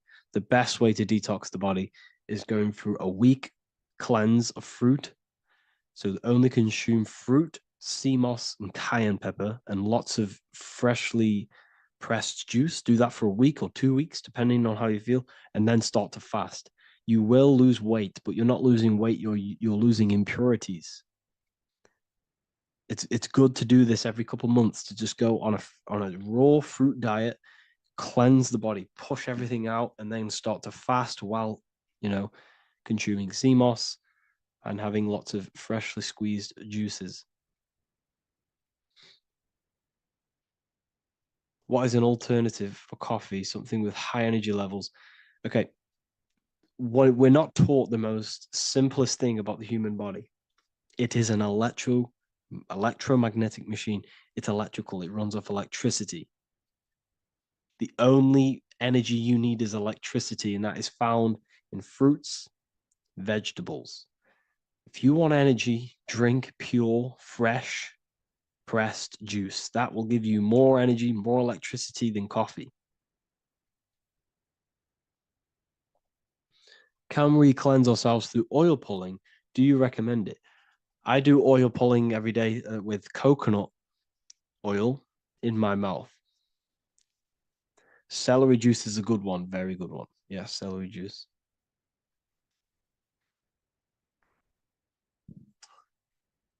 Any more questions? What kind of music do you listen to when lifting? For me, rap, hip hop push me work harder, but I know it's terrible for my subconscious. Yes, very. At least you're aware of it. You should be definitely try and stay away from the hip hop music. Try and stay away from anything that's talking about anything negative because it's all programming your subconscious. And your belief system is your reality, people. Your belief system is your reality. Okay?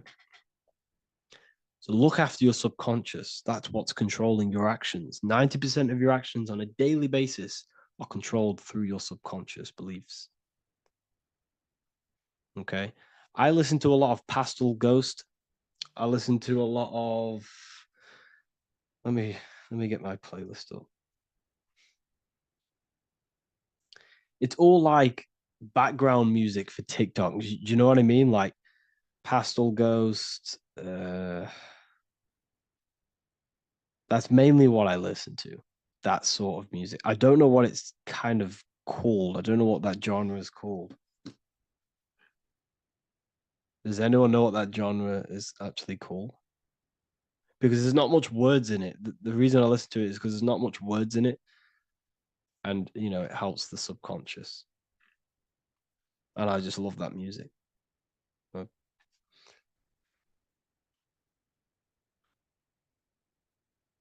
Like lo-fi, yeah, a bit of lo-fi.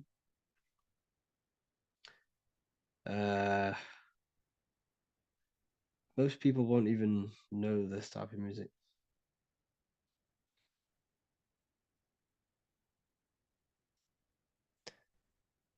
Can you tell us how you use cayenne pepper? So I mix it with freshly squeezed orange juice every morning. So the first thing I have, empty stomach, I have a teaspoon of cayenne pepper, mix it in and just down it every morning. And sometimes at night.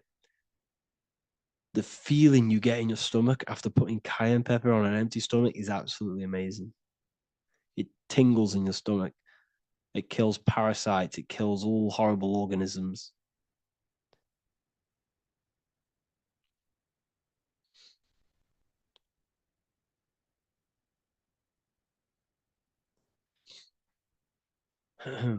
Mix it with hot water. Yes, hot water and key lime water. That I bet that's powerful.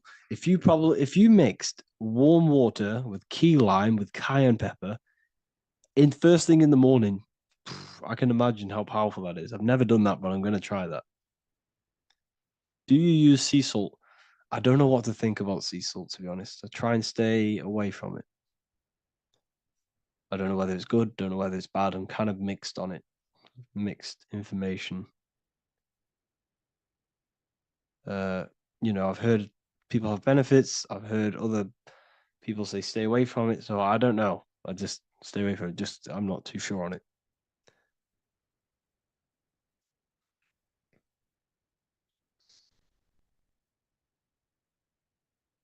I drink fresh pressed celery juice every morning. Yeah, definitely.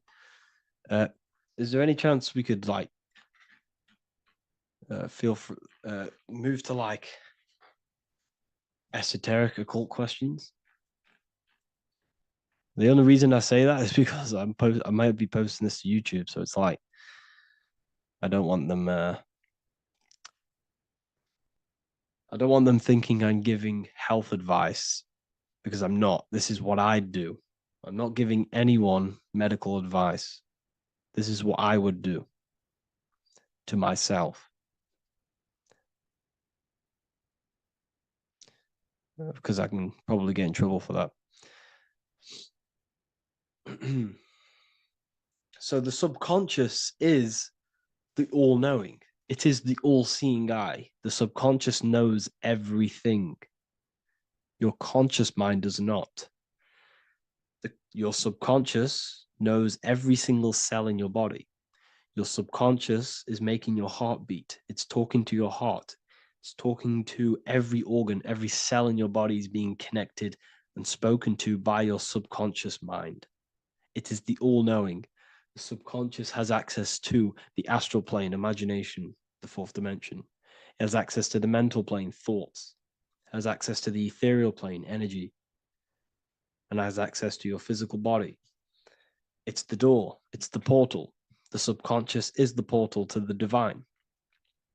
You must go through the subconscious in order to access the divine. Any coupon codes for book 2? Yes, inside the university, there will be a 50% off coupon code. Speaking of ancient civilizations, why did they use symbols to give us true knowledge? This is a very, very good question. Very good question indeed. The reason they use symbols is because symbols are their keys. They hide meanings. They hide things. For example, if it was written down, if all of this sacred knowledge that I'm speaking now was written down, it can be easily taken. It can be easily misused. Someone can take it, read it, and steal it and misuse it and abuse the world and create horrible things. The reason they use symbols is because they're hidden. They hide the teachings.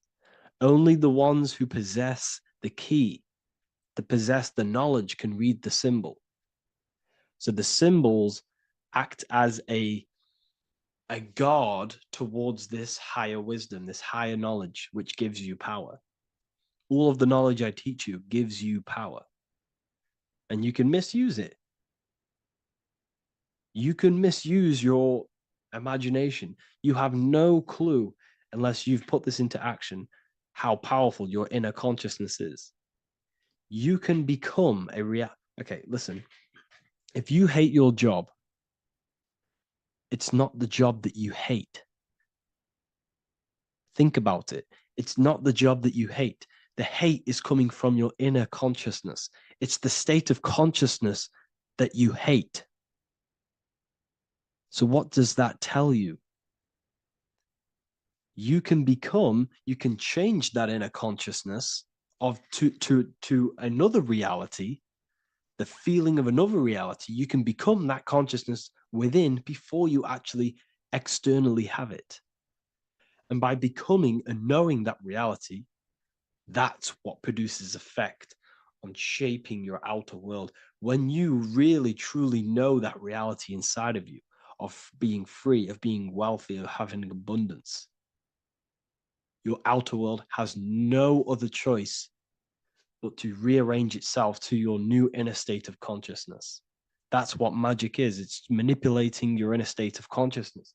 It's convincing yourself that you already have it, not believing it, knowing it. Okay? Knowing is different than believing.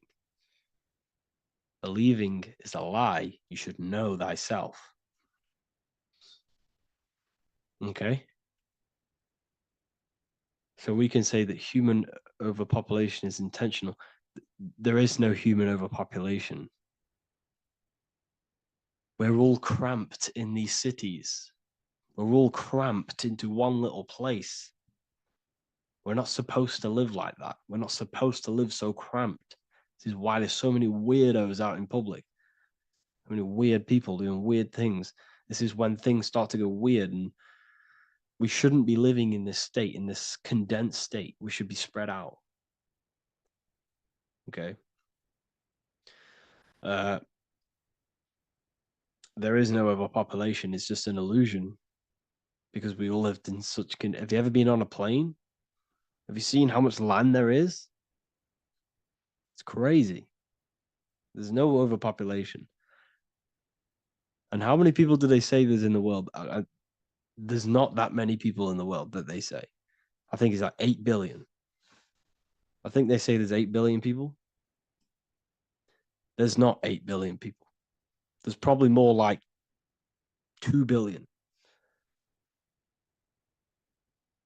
And the reason I say that is because I have a friend who only has like 300K followers. So that's a lot of followers, okay? And he gets recognized everywhere he goes. And he's into all this stuff. And he says, listen, the population is definitely not 8 billion or whatever they say. I think it's like a couple billion. It's probably more like 1 billion. How to properly manifest intentions. Thought, emotion, and imagination are the key. You must know that you have that reality. Don't believe it. Become that reality within your consciousness. All day long, as much as possible. Feel it. Imagine it. Say it. And have zero doubt. How to have zero doubt. You can't, well, okay, so the doubt, that little voice that will seep into your mind saying, you can't do that. You can't do this. That's your old voice of your subconscious program. Listen, the reason why most people fail in life is because they have trained their subconscious that they will fail. They have told and believed that they will fail. The reason I will succeed for the rest of my life is because I have trained my subconscious to say, I will win, I will succeed, I will solve any problem. That's my belief system. And if my belief system is that, then my external reality, my conscious mind, will seek a way to fulfill that belief. It will seek to control and create that belief in my external world. It will seek to solve any problem. I've trained my subconscious mind to know that I already have the reality, to know that I'm abundant, to know that I have everything that I already need. Therefore, if any problem comes, I can sort it straight away. But most people have a different belief. It's not your fault. We've been kind of manipulated and told this, that they will fail, that they can't do anything, that it's too hard. And that basically casts a spell on the conscious mind, where your conscious mind is just like, no, I can't do that, because of this subconscious belief that you hold. So you must reprogram your subconscious that you can do it, that you will solve any problem, and that you are abundant. That's the reason why successful people succeed. It's because they have a complete different mind state, a complete different belief system in their subconscious.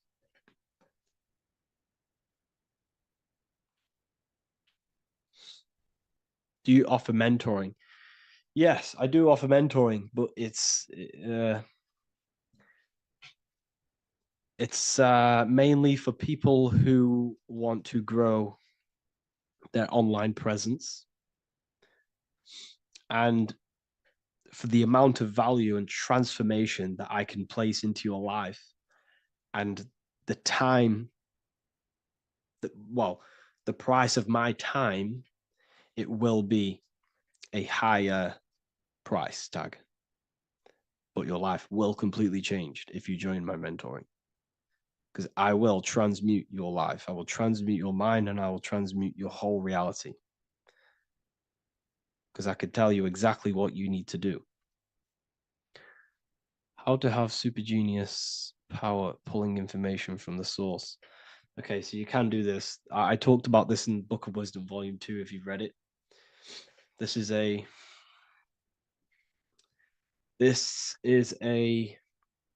technique that Albert Einstein used. This is a technique that Thomas Edison used. This is a technique that all of the ancient geniuses have used. So you get on a chair, you place metal below you or plates, and you hold a metal ball in your hand, and you fall asleep. And every time you fall asleep on the chair, you're going to drop the ball, because your body will become unconscious, and you will basically drop the ball, and it will wake you up, because it's going to hit and make a loud bang on the plate. And every time you go to sleep, basically what this is actually doing is shifting your consciousness from conscious into the subconscious. So from physical into the astral, your consciousness is shifting between these two planes. And as you do this, you can bring down great ideas from these higher planes. So when you fall asleep, have an intention. And when you fall asleep, you'll drop the ball. And when you wake back up, you'll have an idea, and you just got to write it down.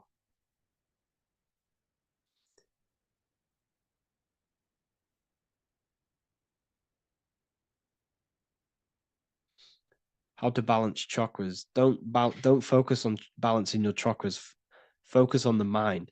The mind is the cause of the chakras being blocked. If you have a blocked throat chakra, this is a problem in your mind, not the chakra. You see, the chakras are a result of the mind. You transmute the mind, you can transmute the chakras and cleanse them.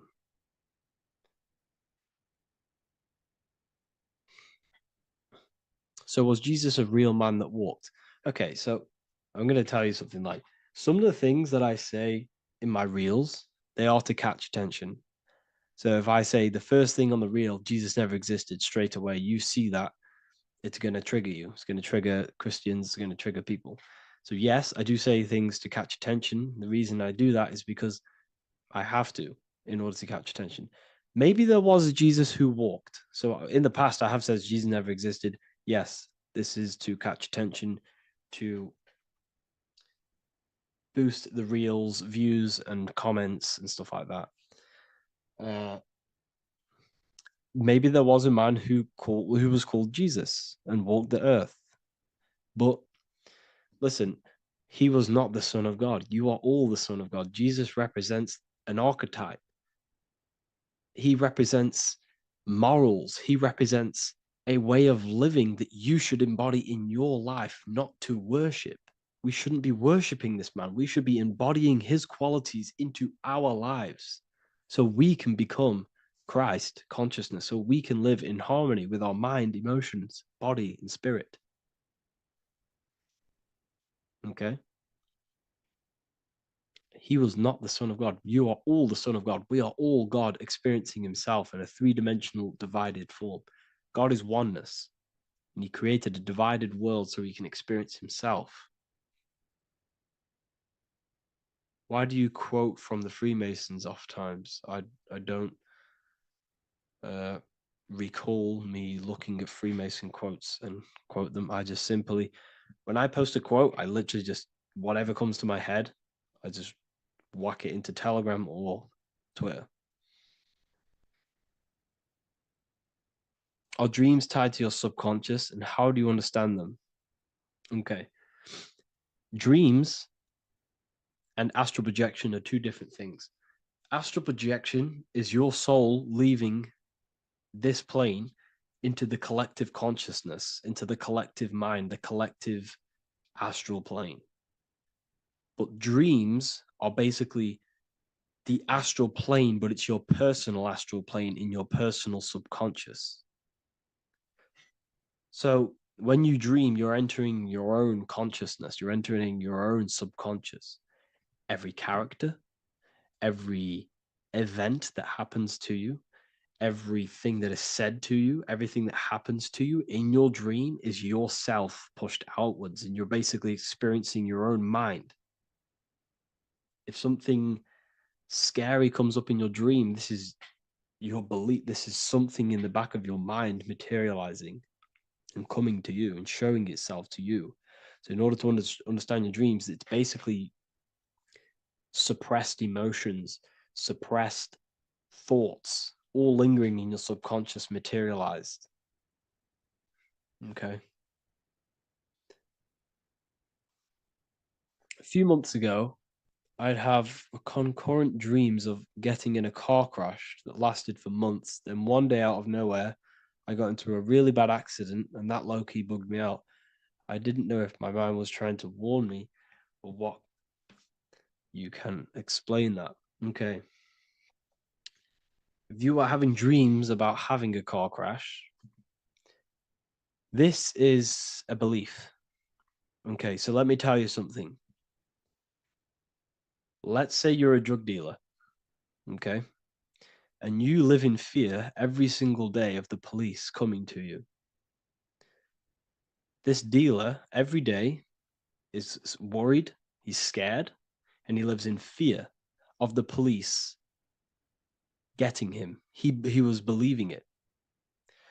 This fear, this emotion he was feeling on a regular basis, repetition, and the emotion is basically impressing your subconscious. It's impressed his subconscious that deeply that he now believes it. It's now become a belief. So one day the dealer gets caught and he goes, prison.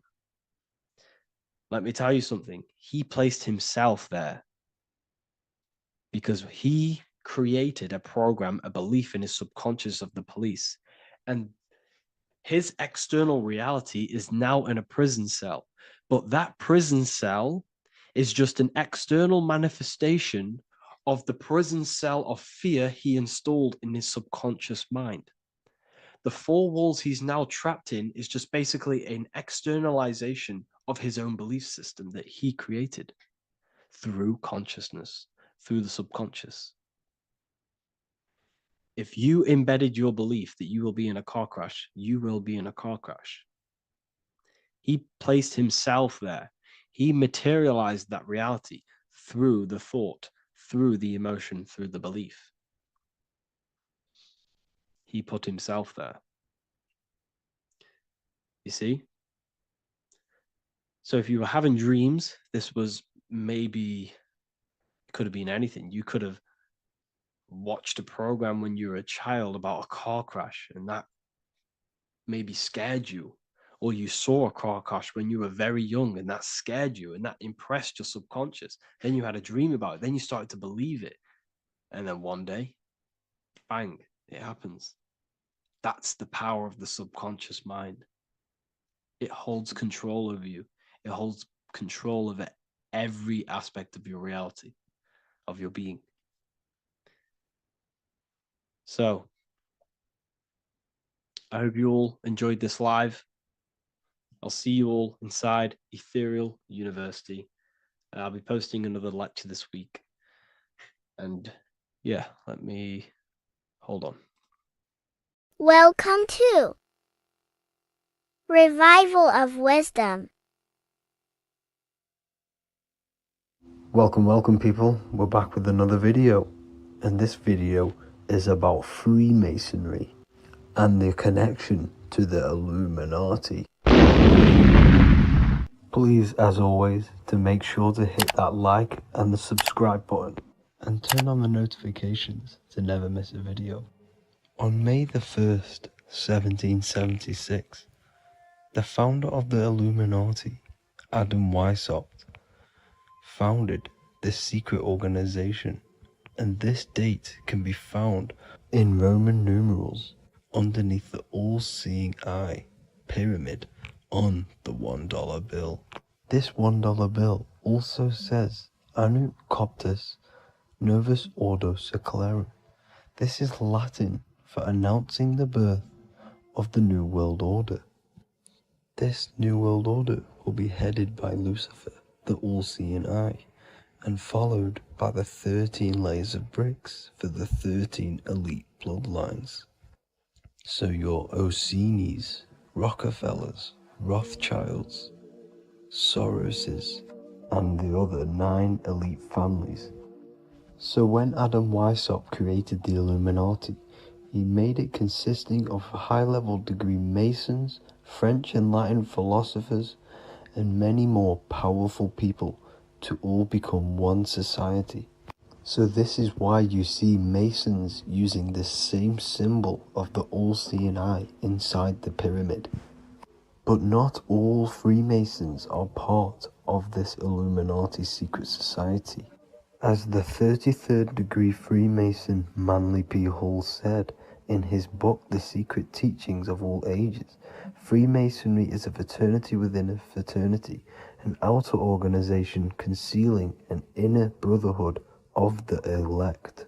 So what he's saying here is that Freemasons have to go up the degrees of Freemasonry, and once they hit the top, they either get elected or not into these secret societies like the Illuminati, Skull and Bones, and Knights Templar.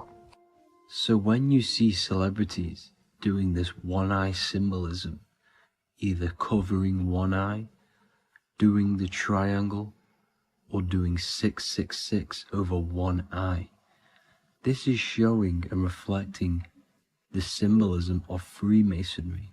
They have taken the oath to never speak on anything they learn about Freemasonry.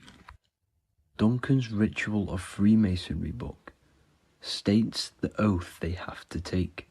Quote, I ... of my own free will and accord, that I will ever conceal and never reveal any of the secrets, arts, points of Master Mason's degree to any person whomsoever.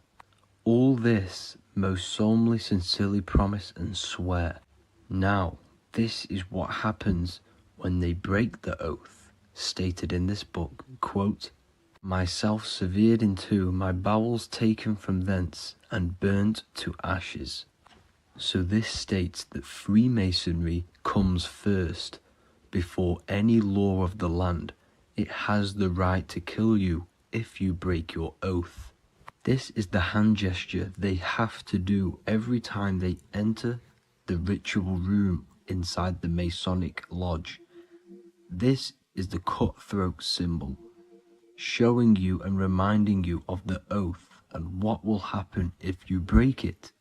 Now in this book, Richardson's Monitor of Freemasonry, it states, if you break your oath, binding myself under no less penalty than to have my throat cut across, my tongue torn out by the roots, and my body buried in the rough sands of the sea. If they do not decide to kill you, this book states this by pointing him out to the world as an unworthy vagabond, by opposing his interest, by dearranging his business. In other words, they have the power to frame you and destroy your reputation to the world, and destroy your business if you break this oath. So yes, they do kill to keep this truth hidden, because this truth of this reality is what keeps them in power. They have the ability to manipulate people, because people do not know what manipulates them. This is why they call themselves the government. They govern the ment, which is the mentality, because the mind is the root cause of reality. They control what you perceive to control what you manifest. By knowing the truth, you are set free, and you no longer need no controller above you. So this is why they are willing to kill and do whatever it takes to keep the truth concealed within these high-level degrees of masonry and these secret societies. However, going back to Manly P. Hall's book, it states, part of the symbols are displayed here to the initiate, but he is intentionally misled by false interpretations.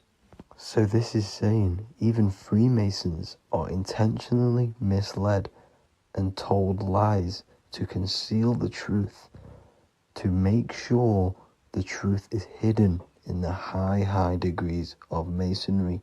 So that's it for this video, guys. Thank you all for tapping in. Please leave a like and a subscribe. God bless.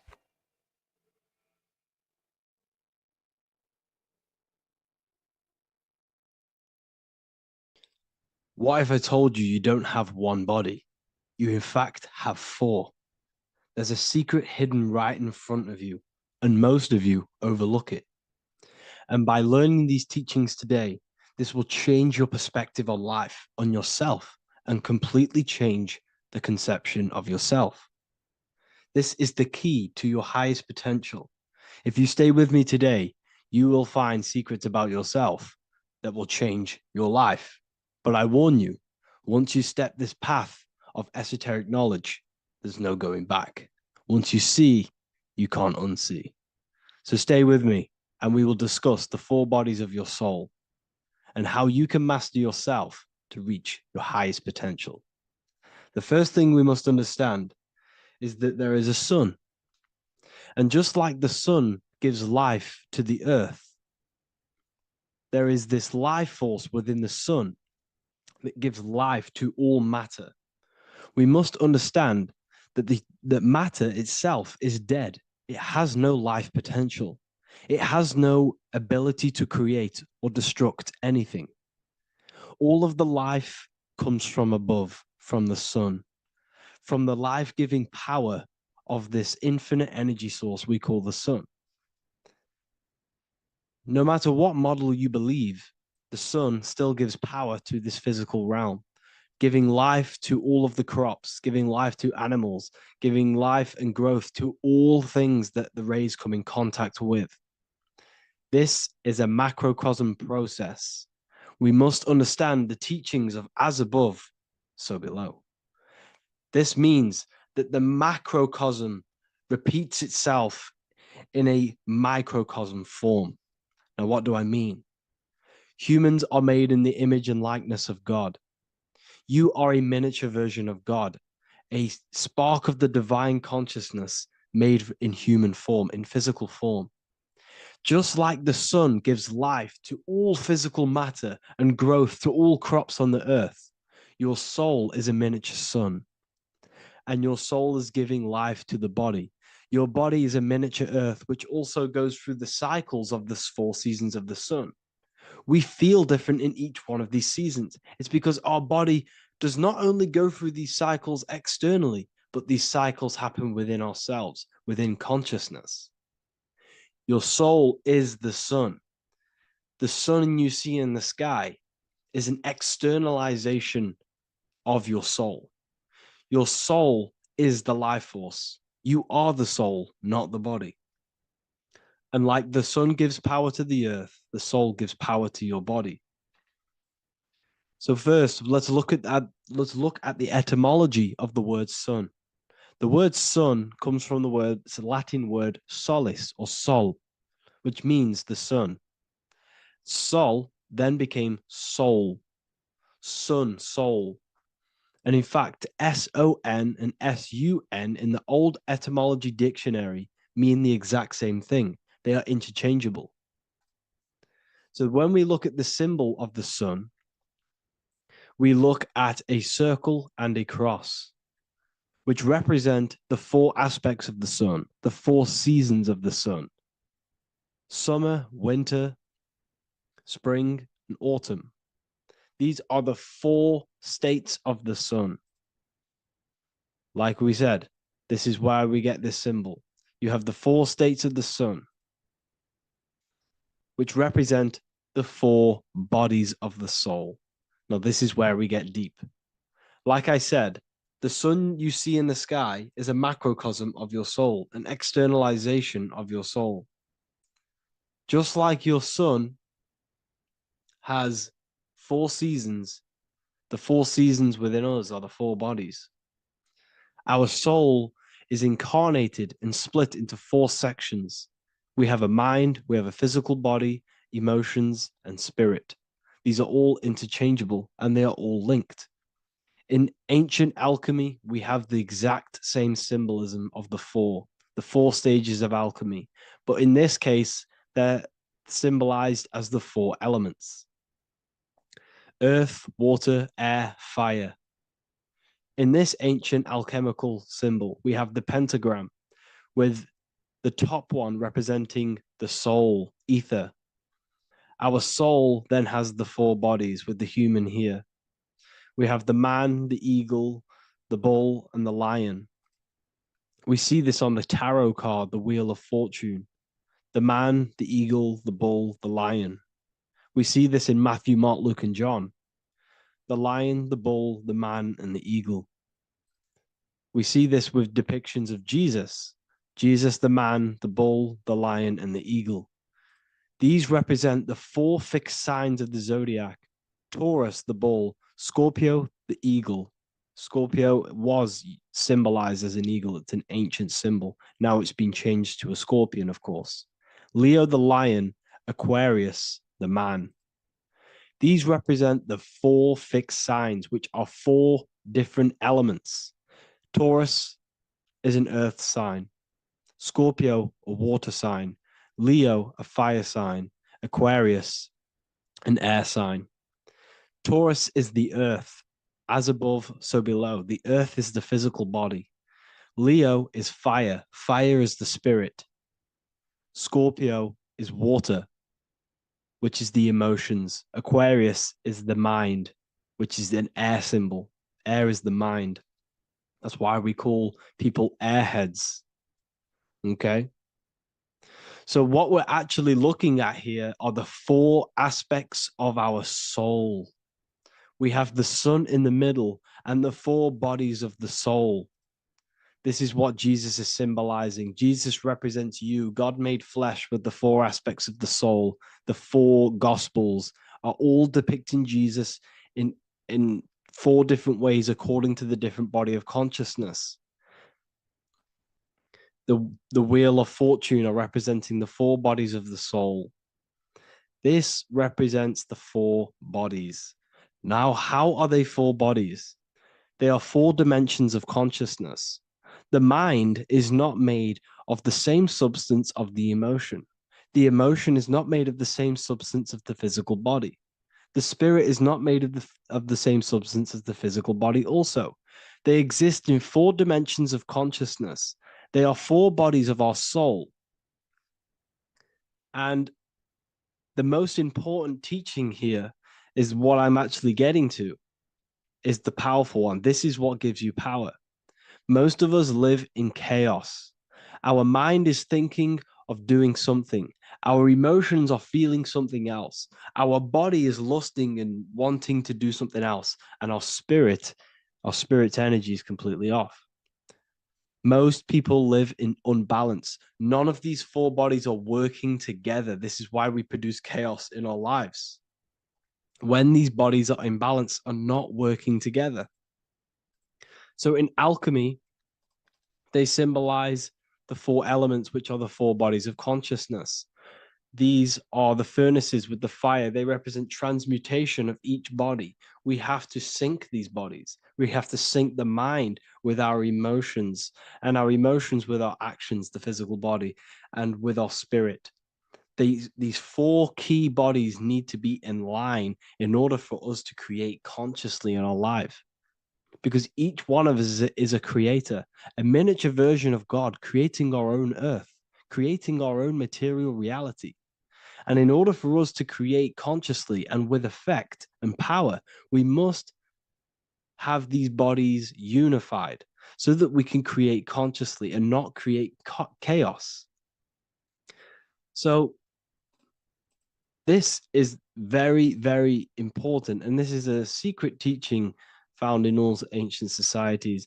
But this is what the hidden symbolism of astrology actually is. The sun is our soul, and the 12 zodiacs are 12 aspects of our soul. And we have the four aspects of the four main bodies. This is what we're looking at. We're not looking at the sky. We're actually looking at aspects of ourselves, aspects of our soul that we must master and transmute in order to become our highest potential. So I hope this makes sense. And it may take a while for you to fully understand this, but the key knowledge in order for you to understand any of these teachings that I've gone through today is the major, major teaching of as above, so below. What is above is below. What is within is without. Your inner reality projects the outer reality. What is inside of you is outside of you in some form or way. Whatever trees, whatever roots that go down will always shoot up. When you throw a bouncing ball, you shoot it down, it will go up. As above, so below. As within, so without. God did not make a creation separate from himself. We are all extensions of the divine made in physical form. And we are incarnated into four sections. Our soul is separated into four sections. These are the four corners of reality. These are the four pillars of reality that we must control. So in order to access our soul in meditation, we must turn off these four things. Turn off the mind, the emotion, the spirit, and the body. And then we access the soul. So I hope this video helps today. And you can learn all about this in the Book of Wisdom, Volume 2. This book is a revolution in consciousness. I do not recommend everyone reads this book. This book is only for people who are serious and want to transform their lives. This book is a book that will change the scope you see reality. It will change your perspective on yourself because you will resonate with this. This book does not just give you information. It gives you a sense of well-being. it gives you truth, and you will find your power from this information. This information is not just information, it's a key to your path of enlightenment and transformation. So you can find this book in the description of this video. And if you are part of the university, I will see you on the live calls. Thank you, everyone. Please leave a like, subscribe, and a comment, and let me know whatever videos you want me to make next. Anything that you fail to understand or have any confusion with, I can make a video on it. So let me know in the comment section any reviews or anything I should do. Thank you all, people. Have a great day. Hello and welcome to another lecture from Harry B. Joseph, also known as Revival of Wisdom, the author of the Book of Wisdom series from revivalofwisdom.com. In this lecture, you will learn how to decode Freemasonic symbolism, gain a deeper understanding of yourself, expand your awareness of consciousness and reality, and receive guidance to navigate life with greater clarity. So today we're going to be breaking down this particular piece of artwork, this Freemasonic artwork, and how this relates to you and reaching a higher consciousness. Ultimately, this is what it's about, okay? Freemasonry is considered a craft, and this craft is crafting a better brain and heart, crafting a higher consciousness, crafting a better self. Why? So we can operate in the world at a higher degree, operate in the world more efficiently, live a better experience in the world, and getting to know thyself, okay? So we're going to start from bottom to top, because this is important. Every placement of this symbolism is on purpose, has meaning, especially the placements of the symbols, okay? So we're going to start from the very bottom of the artwork, which represents lower down. When we're looking at symbolism, especially occult symbolism, that's what the word occult means. The word occult means hidden, hidden from the eyes. It has its roots in the word oculus. I'm pretty sure that's Latin, which means eye. So the word occult comes from oculus, which means eye. And the word occult means hidden from the eye, the unseen, studying the unseen aspects of self. We're studying the brain. We're studying consciousness. We're studying the body, the heart. We're studying the self, the hidden aspects of the human psyche and the hidden aspects of self. Okay? Because ultimately, this is what gives you power in the world, depending on how you use that power, whether for good or bad, depending on the consciousness wielding that power. This is why we say knowledge is power. But I would actually say knowledge of self is power. Because when you know how you function, you gain power. You gain personal power. You gain mastery. Ultimately, this is what Masonry is about. Self-mastery. Crafting a higher consciousness. So at the very bottom of this artwork, we have a checkered board with a coffin. The coffin is the beginning of the artwork, the very base. This is the foundation of consciousness. The coffin symbolizes unconsciousness, the state that myself was in, maybe yourself, before we woke up and before we came conscious of our spirit, before we came conscious of ourselves. That ignorant state of acting without purpose, acting unconsciously, experiencing the world and not actively living in the world, simply reacting to external circumstances. This is an unconscious state where one is ignorant. 80% of the world is in this unconscious state. And this is symbolized as the darkness, the tomb. Look at how the tomb is fully blacked out, representing dull, no emotion, it's dark. This represents the darkness of self. The spirit is buried. The spirit is in the tomb. They're not even aware that they possess consciousness. They think they're the material body flying on a ball millions of miles per hour through space, and the sun is, they think they're a monkey evoluted. They've never questioned themselves. They stay in ignorance. They're in the spiritual darkness, okay? And they're furthest away from the light. Look at the top. This is the light sources. They're in the darkness, okay? They're in spiritual darkness. They're in ignorance. And they're in division. Their mind has no power. Their thoughts contradict themselves. They say they're going to do something, but then their mind tells them, oh, I'm going to fail. Or I want to do this, but my mind says this, and I believe this about myself. They want to, I don't know, they want to write a book, but their actions are scrolling on TikTok, and their emotions about, feeling about their past person in their life. That's division between the self. That's divided consciousness. They also have a divided brain hemisphere. They do not see reality through a true lens, because the brain acts as like a lens on how we perceive things.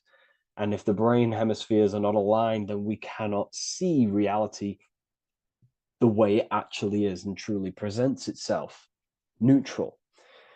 If we're left hemisphere dominated, we see everything as divided. Nothing's interconnected, nothing's a whole. But if they're, right hemisphere dominated, they see everything as a whole. We need to look in the middle of that, okay? So we'll go into that a bit later. But ultimately, they're in a divided state of consciousness. They're in ignorance. But the tomb, the tomb is symbolic of that. The tomb is, you're not even aware they are divided.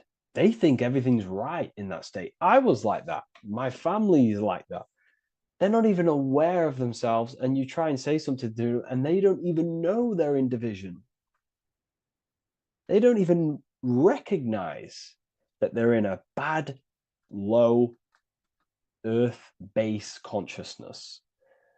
Okay?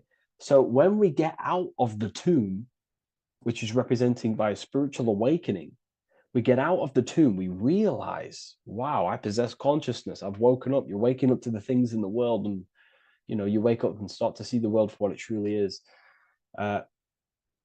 When you become aware and you rise out the tomb, you're born again. You start looking within. You start to become conscious of your thoughts. You start to become conscious of your actions. You start to become conscious of the evil in the world. You start to become conscious of the things. You rise out the tomb. You start to become conscious of your intuition. You then step on the checkered board. The checkered board is now you realizing you're in a divided state. Okay, so you're now putting down the ego, because remember, when you're in the tomb, the ego is fully in domination over consciousness, over your consciousness. It doesn't allow you to say that you are wrong. It doesn't allow you to think that there's evil in the world. It doesn't allow you to believe you have a spirit. It doesn't allow you to see that there is maniacs running the world and trying to control you. The ego is so stuck. But when we start to realize this is part of our awakening, we start to realize that the ego is trying to keep us safe at all times and keep us locked in that state of thinking and believing that we were in before. It's always seeking safety. Okay? So when we come out the tomb, we start to put down the ego and start to, how do I say this? We start to acknowledge that we were wrong about the world. And that is a lot about awakening. You have to acknowledge that you do not know everything. There are people with such higher knowledge. Okay? So when we come out the tomb, we put down the ego. We start to actually say, I was wrong about the world. I was a victim of mind control. I was in ignorance. I was in darkness. Spiritual, I'm divided. My thoughts, emotions, and actions are not aligned. My, my intuition and my action are not aligned. I'm not taking action on I'm not taking action on what I know is good. I'm taking actions against what I know is good. That's a sin. That's a sin against the spirit. Okay. So when you acknowledge this, you acknowledge you're in division, you then take the first 3 steps, which is the Freemasonic Blue Lodge degrees. These 3 steps. Okay. Ultimately, this checkerboard represents illusions as well. You're in an illusion. Okay. This is why we see it heavily used in the music industry. It represents base consciousness, base level awareness, 5 sense thinking. It represents you versus me thinking, walking down the street and thinking everyone's trying to hurt you, and it's always you versus me, judging people in your own mind. That's low thinking, lower thought. And not to notice squares. Squares are an unnatural state. They're an unnatural shape. We do not see squares or 90-degree angles in nature. It's the lower mind. So it represents base consciousness, base level awareness, only aware of the physical body, only aware of the 5 senses, never looked within. That is the base. And this is the foundation we have to rise up to the light from, up to higher consciousness. So this gives us a strong foundation when we realize this about ourselves, that we were in division. Our thoughts, emotions, actions were not aligned. Our brain hemisphere was not aligned. I'm not thinking with love of the heart. Okay? So that is the state we're in. Now, hopefully that's cleared things up about the chessboard. Before we move on, please leave a like, maybe a comment if you wish for me to discuss anything in the further lectures. Please smash the like button, and it would really help me out. And share this with a friend who is interested in the occult. Okay, so the steps are the first steps of the Freemasonic degree, the 3 Blue Lodge degrees. Now, this can be represented as the number 3, a very powerful number, a very symbolic number. Number 3 is the 3 expressions of consciousness. How do we express consciousness? How does consciousness express itself?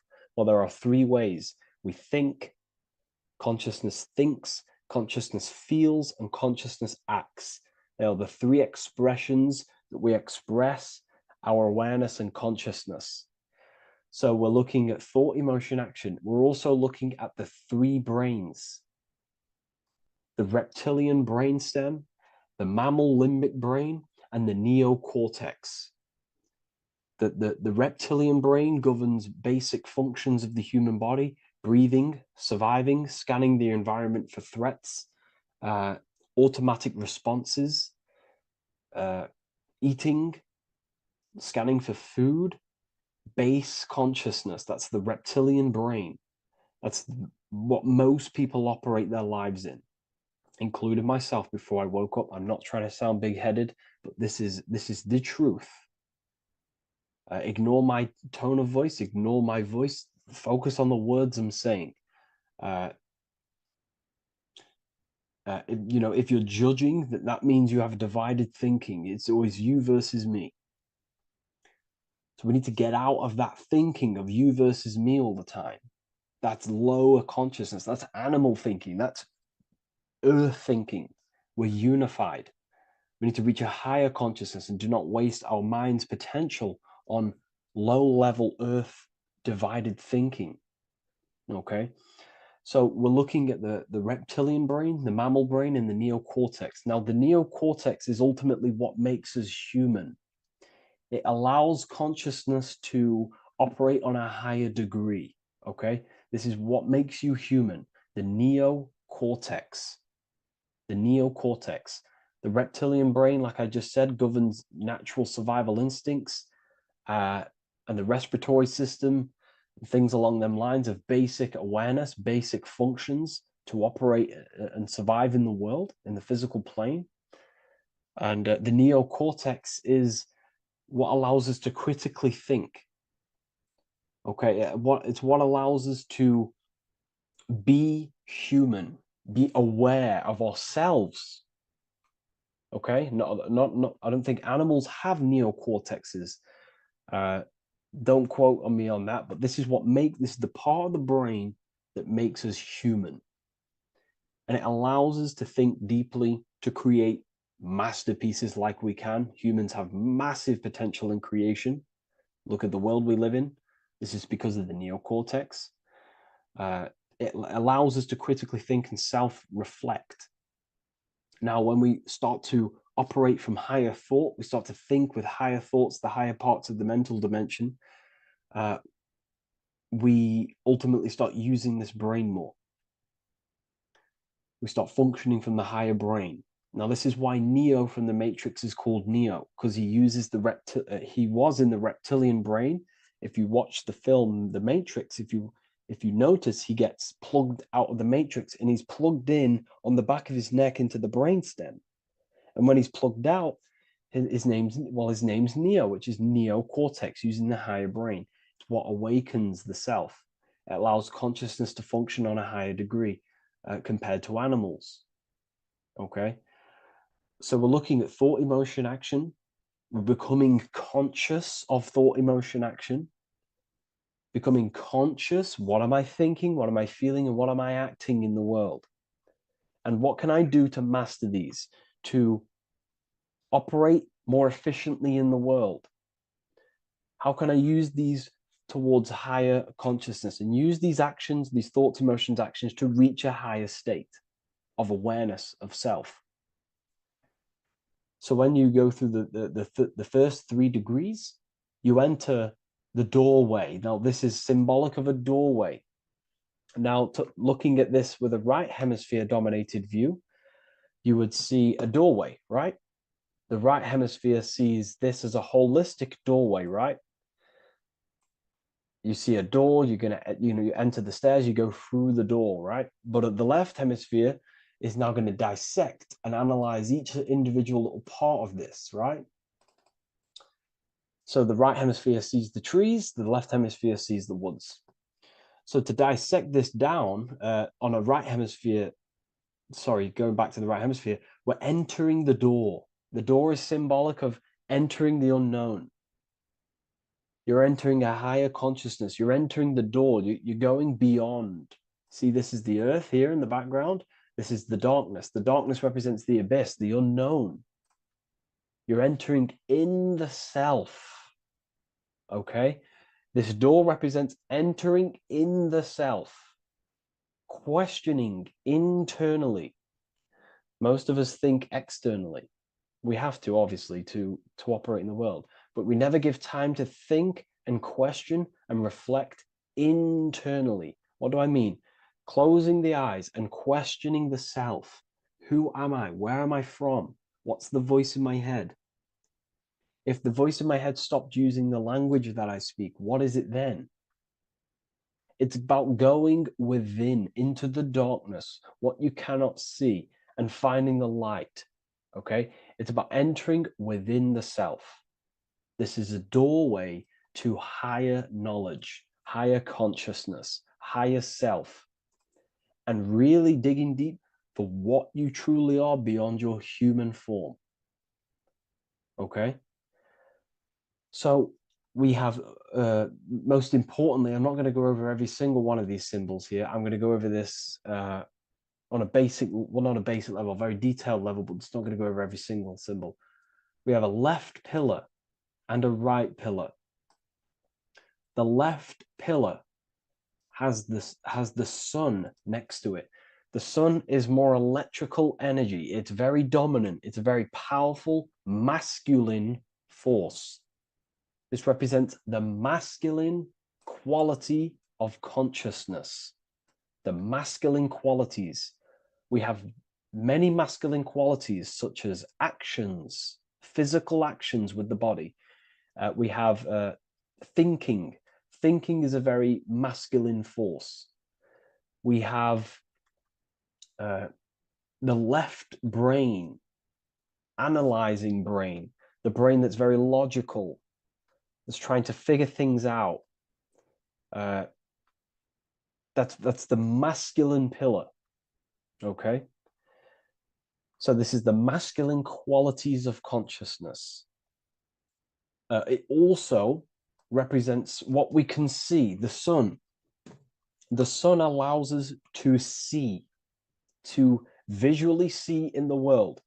So the sun represents the external world, the world outside the self. When we close our eyes, we have a self, an internal dialogue, an inner voice. We have an inner world, outer world. This represents the world we take physical action in, the material external world outside you. Okay? The world we can see.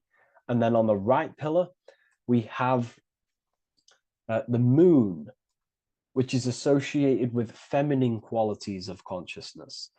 Now, the moon is in the night, what we cannot see. The moon is the nighttime. The darkness symbolizes what we can't see. So it's representing the internal world, the world of the self, the immortal world. Okay? The self in the mind is immortal. When you close your mind, you go in the mind, that self inside you is immortal. In the mind, you are immortal. Outside the mind, you are mortal. You will die. This body will die. Okay? So this is representing the internal world on a holistic understanding. It's also representing the right brain, the feminine brain. It's also representing intuition, emotion. They're linked. Intuition and emotion. They're a feminine force. Also, we're looking at the heart, the right pillar. So everything that is feminine falls under this right pillar. Now, don't get confused. I know a lot of people can get confused about what I've just said. So this represents the inner world, the outer world. It also represents everything masculine and feminine. So thought is, although it's an internal quality, it would fall under the left pillar, because thought is a masculine force. It's a penetrating force. So try not to get misunderstood with that. On a holistic scale, it's also represented inner world, outer world, and how they are reflections of each other. Now, these pillars, they're the same height, they're the same structure, but just different in sun and moon, which represents their reflections of each other. Their reflections, the inner world reflects in my outer world. My external world, what I see outside of me, is a reflection of my thoughts and my internal world. So the inner reflects the outer. The inner reflects the outer. As within, so without. So we're also looking at the right and left brain. I've already gone over that. So what we need to do is build the bridge between the two to reach higher awareness of self. Because ultimately, remember, we're still divided. We came from the checkerboard, we entered up here, we've just entered within the self, started questioning the self. We're still divided. We need to build the bridge. And this is what they're crafting in Freemasonry. The bridge, the arc, the agreement, the great work. This is the crafting of aligning the left and right brain. We're also aligning intuition, feminine, with the actions. Because ultimately, the higher self is always guiding us. That's our true spirit guide. Our true spirit guide is our higher self. And the higher self ultimately exists in a higher dimension. This is going to sound crazy to some people, okay? But who you are is not your human body. And your higher self does not communicate through the language of the human material world. It doesn't communicate through English, doesn't communicate through thoughts. It communicates through intuition and communicates through dreams and symbolism. So it's all associated with the right pillar. This is the things we can't see. The higher self is always guiding us to awakening and to our purpose on the earth. Okay, so this left pillar also can symbolize what we're born into the world with, our circumstances, our external world. What are we born into? You know, our family, our current financial situation, where you're located in the world. So it's also symbolizing this. It's also symbolizing the qualities you bring here, the natural abilities you have when you're born, and what we need to do with our environment to ultimately reach a higher consciousness and reach our and transmute our environment we're born into to realize who we were and why we came here. Okay, so we need to build the bridge between intuition and action, and always take action on what we know and feeling is right at all times. That's unity consciousness. And when we do this, we gain the light. We gain more light, symbolic of more information of the self. Because the higher self is always guiding. It's always watching over. And it's always trying to give us knowledge of awakening, of why we came here. And when we take action on what we know and feel is right at all times, it's like a domino effect and a stepping stone that pushes you closer and closer towards your life purpose. Okay? We're also aligning the right and left brain to perceive the world in truth, to see the world in its true form, to see the world in what it actually is, instead of any distorted left or right hemisphere dominated beliefs or thoughts. We ultimately do that by acknowledging that, yes, you have a self, you have you know, the left brain is more ego, this like divided thinking, everything's separate, and the right hemisphere is more holistic. So we need to see the world in the middle of this, in the middle, acknowledging the self and acknowledging the collective consciousness, and how my thoughts, emotions, actions contributing towards myself and the collective. We always need to keep the collective in mind. Why? Because we are experiencing this world together. It's not just you. And your actions also have a ripple effect on the collective. We're experiencing the world as a whole as well. Yes, there's yourself and there's the collective. We need to think, feel, and act towards the collective and the self.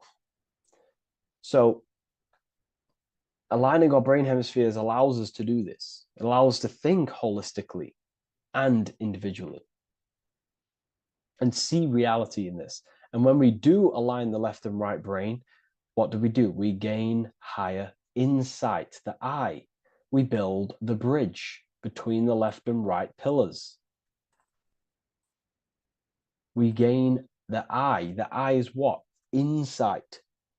The eye requires light to perceive and see the material world. So this is symbolic. This is the inner eye, the inner self, consciousness. And when consciousness has light, which is symbolic of truth, knowledge, light is a massive symbol in Freemasonry. And light represents knowledge of self, information. And when we gain information and knowledge of self, when we align our left and right hemispheres, our actions take action on our intuition, we gain higher light, higher knowledge of self, ultimately. And this is why we also have the square and the compass. Okay? We have a square and compass here. The square and the bottom, base consciousness, also representing masculine qualities. This is the masculine qualities because squares are masculine. And the compass creates circles. So we have the circle on top of a square. Circles are divine. This is oneness. The circle is one line. The square is 4 lines. It's divided. So we need oneness over division. We need to unify the masculine and feminine qualities. Masculine and feminine qualities, okay? This is in the middle because the compass would fall on the right pillar and the square would fall on the left pillar. And it's unifying. It's representing unification of these 2 pillars of masculine and feminine qualities of self to ultimately rise towards this light, out of the darkness and into the light. Okay. Let's go back. The G. This is very important. This is one of the most important teachings I could possibly give you about the G. The G is the generative principle, is what generates things. And the force within you that generates things is care and the heart energy. The heart ultimately expresses our actions. We think, if we care, we act. Everything in your external world is in front of you because your heart cares. You care about the video and gaining knowledge. You're now here watching this video. That's the care energy expressing actions. So in order for us to truly get out of this divided consciousness, we have to go through the G. We have to go from base consciousness, the square, divided, we go through the G, because we have to care. And if we care, we'll reach the higher mind and gain higher self-knowledge and master the self. You cannot do this if you do not care. And if you do care, you will take action towards it. If you're watching this and you don't actually truly deeply care, you won't take the action. You'll just gain the knowledge, which is ultimately useless. You have to take action on this knowledge. And if you do not, there's no point watching the video. It's difficult. It's difficult. It's not easy. And things, throw us off our path sometimes. I understand. I'm not saying I'm perfect, but we ultimately have to give care towards reaching higher knowledge. Seek and you shall find. If you have the care about reaching higher knowledge of self, you will seek it and you will take actions towards it. Okay. We see this everywhere, and I mean everywhere. The Temple of Solomon has the 2 pillars, Jachin and Boaz pillars, feminine and masculine qualities. Sol, O, Mon. Sol is sun, Mon is moon. It's building the temple, which is the temple is the inner self, ultimately. It's symbolic. The temple's not a real place. The temple of self, building the Temple of Solomon and reconstructing the Temple of Solomon, is about reconstructing the self through masculine and feminine qualities. We see it everywhere. And this is very symbolic, like very symbolic. We have the 2 pillars, we have building the bridge, and we have a stairway that goes to what you can't see, because it's going to the unknown. You have to have faith. Okay? What I'm about to say is very important. You don't know what higher consciousness is, okay, until you get a little bit higher. This is hard to explain, but I didn't know what everyone talks about, what higher consciousness is. I can't give you my higher consciousness. It doesn't work like that. You have to enter in and go within and have faith, going into the unknown, because you're ultimately going into something you do not understand. Higher consciousness, I cannot give it you. You have to enter the door and take action and think, feel, and act towards it, and you will go to the place, and then you will understand. what higher consciousness is. Ultimately, what higher consciousness is higher knowledge and understanding of self, what you actually are. Okay, that is what's being symbolized here. It's again in the Masonic art. We have the darkness. We have to have faith to leap into the darkness, into the unknown. We see this everywhere. Like, you know, you'll see, when I say this everywhere, and I mean everywhere, you'll see this. Every doorway has this symbolism in the ancient world, because ultimately this is what it's about, people. The door represents going within, into a new light, a new room, a new level of understanding of self. Okay. Here we have Astro World. Now, this is obviously a darker aspect of this. But again, we have the two pillars. See you on the other side. That's the doorway. The other side. And I'm not going to break down, you know, this ritual, but you can guess what I'm on about here. That's for the university, of course. I can't break that down on YouTube. It's way too deep. But there's knowledge out there that is so deep you couldn't even comprehend it with the current mind, even for myself. And this is the power of symbolism. The more you learn about yourself, the more these symbols reveal to you. It is a journey of self. And I can't give you these understandings. You have to go within and question and meditate on these symbols yourself, and have thinking exercises of meditating on a symbol and seeing what your mind does with the symbol, what it lets you think about that symbol, and you'll unlock deeper meanings. I'm going to go over one more symbol before we end this. This is the hourglass, which represents time. Time, a very overlooked thing in today's world. We do not have unlimited time in this body. You have limited time. You will die. You will die. You have limited time in the external world. This is why it's on the left pillar, located on the left side, the external world. You are limited. The scythe represents you will be harvested. Your body will die. It'll be harvested. You will die, and you need to fulfill your mission here. You came with a purpose. You have to find that purpose by going within the self and questioning and taking action on what you know and feel is right. Unity consciousness, aligning thought, emotion, action.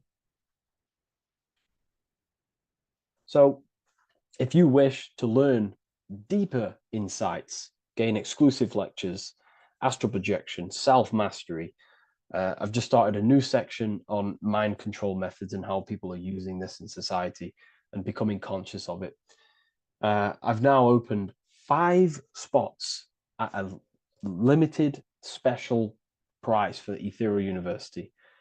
Use the code MIND, all capital letters, MIND, all capital letters at the checkout. And there's only 5 of these codes. Whoever uses them gets them. It's ultimately going to give you 20% off the university for as long as you're subscribed to the university. We go so much deeper in the university. Remember, social media is just the tip of the iceberg. Tip of the iceberg information. There are certain things I can't talk about, but I'll see you inside, and I hope you enjoyed this video. Please leave a like, comment, and a subscribe. You are not breathing correctly. 98% of people only use a third of their lungs capacity, which is shallow breathing, which ages you, lowers your brain capacity, and also lowers your state of consciousness. So it's essential that you breathe consciously on a day-to-day basis, because this is what truly elevates your consciousness. I am going to give you the key for you to raise your consciousness just through breathing alone. Such a simple thing, but yet the most effective way for raising your state of consciousness and becoming more spiritually and mentally advanced. So tune in for this video, and I'm going to show you exactly how to do it and the symbolism behind breathing. Air is more than just air. It carries electromagnetic energy. So now I'm going to give you the science behind this spiritual truth. This invisible force is what sustains all physical life, providing the life force energy essential for existence. Electromagnetism. Everything is fed off electromagnetism. Your body is an electromagnetic battery. Now, we can prove that air carries electromagnetism just by doing a simple test, a simple scientific experiment, by getting liquid oxygen and pouring it between a north and south magnetic pole, two polar opposite magnets. We see that the liquid does not fall straight through it. It is sucked, it is magnetically attracted to these two opposing forces, opposing magnets.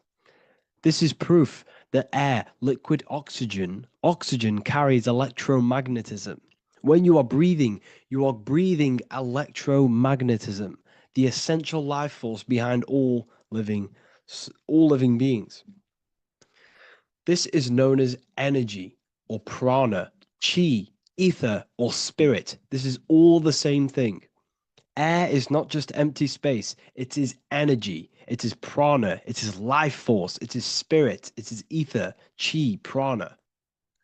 You are an electromagnetic being. Your consciousness is in direct correlation with your electromagnetic aura or biofield around your body. Your state of consciousness is mirrored within this field around your body. Now, your breath, when you breathe in, you're breathing electromagnetism or life force. Breath is the vital link between the physical and the spiritual, bridging the body with the soul. Through breath, we connect with both tangible world and deeper, the unseen realms of energy and consciousness. Breathing deeply and properly elevates our consciousness, enhancing the brain's functions, heightening the sensitivity of our five senses. It also brings a profound calmness to the mind, creating a state of clarity and inner peace. Like I said earlier, breathing properly is the fastest way to elevate your consciousness. It is the fastest way because breathing, when you stop breathing, what happens? You lose physical consciousness. Your body will shut down if you do not breathe in this vital electromagnetic energy in the oxygen. If your body does not get this for 5 minutes or however you can last without breathing, this makes you lose physical consciousness. Your body will not survive without this essential life force energy. Therefore, air is one of the most overlooked things. This is why we see the symbolism of Buddha having a big belly. Why does he have a big belly? Because it's symbolizing breath work, proper spiritual breath work, the certain teachings of breath work, of when you breathe in through the nose, you have to breathe in through the nose. You don't want to breathe in through the mouth because the nose acts as a filter which catches dust particles and filters out the air before it enters the lungs. The mouth does not do that. The nose is for breathing inward. We breathe in through the nose, and when we breathe in, we breathe into our belly, not our lungs. When we breathe into our belly and our belly expands outwards, we are then moving this energy down from the nose down the spinal column. And when we breathe back out, the belly goes in, which is raising the energy up the spinal column, back out through the mouth.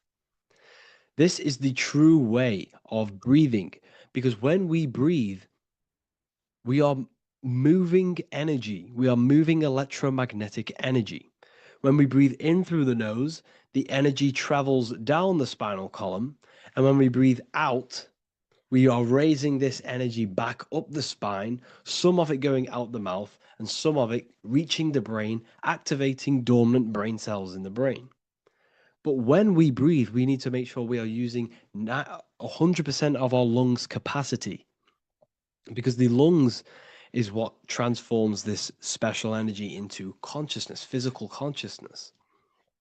So this is why Buddha has a big belly. It's not because he was fat. It's not because he was overweight. It's symbolism. It's symbolism of breath work. So try this. Do this for 2 minutes while you watch this video.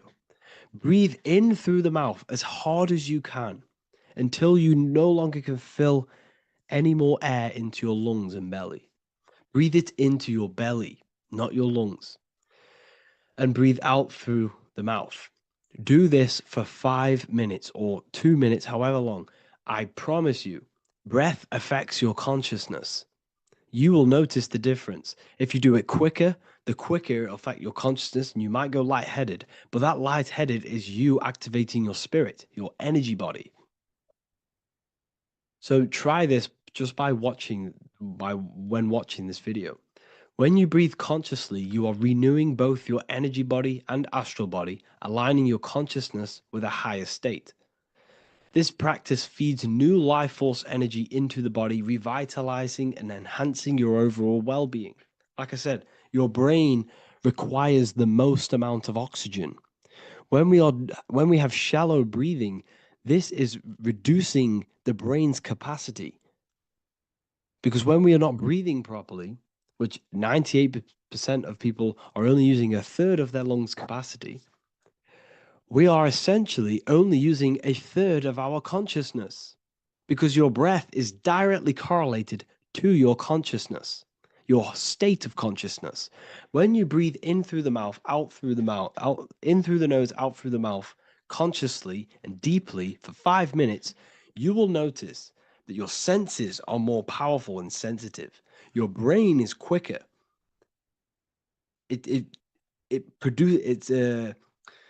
What's the word? It processes information quicker. You become quicker. You become a superhuman, and you feel more spiritual because it activates your spirit, your astral and energy body. So when we meditate, it's definitely important to breathe in through the nose and out through the mouth as deeply as possible to align with a higher state of consciousness. And this is the easiest way to separate your consciousness from the body. When you breathe in deeply for long periods of time, while meditating, while taking no thought, when no thought is present and you gain a rhythm of deep breathing, this is the gateway. This is the gateway to opening your consciousness. Because when you stop thinking, other aspects of your consciousness can open up. All of our lives we've been thinking, which is blocked off the higher states of consciousness. So breathing is very, very important. It affects our overall well-being. And this is Yahweh, the in and the out of breathing. When we breathe in, this is Yah. You can hear it. It sounds like Yah. And when we breathe out, that is Wei. This is the name of God, apparently. But God is within you. You can connect with God. You can connect with source consciousness within you by breathing, by raising your state of consciousness through breathing and meditation. This is why the Bible tells you the Spirit of God has made me, and the breath of the Almighty gives me life. You are consciousness. You are God. You're an extension of God's consciousness. Job 27:3. As long as my breath is in me and the Spirit of God is in my nostrils. The Spirit of God is through breath. John 20:22. And when he said this, he breathed on them and said to them, receive the Holy Spirit. The word spirit means breath. In Greek, Hebrew, Latin, it all means breath or wind or air. The Holy Spirit is a certain way of breathing, a breathing technique that elevates your consciousness, that syncs you up to a holy consciousness, an elevated state.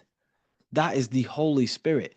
That's why it tells you in the Bible, when he said this, he breathed onto them. He breathed onto them and said, receive the Holy Spirit. You must breathe to receive the Holy Spirit.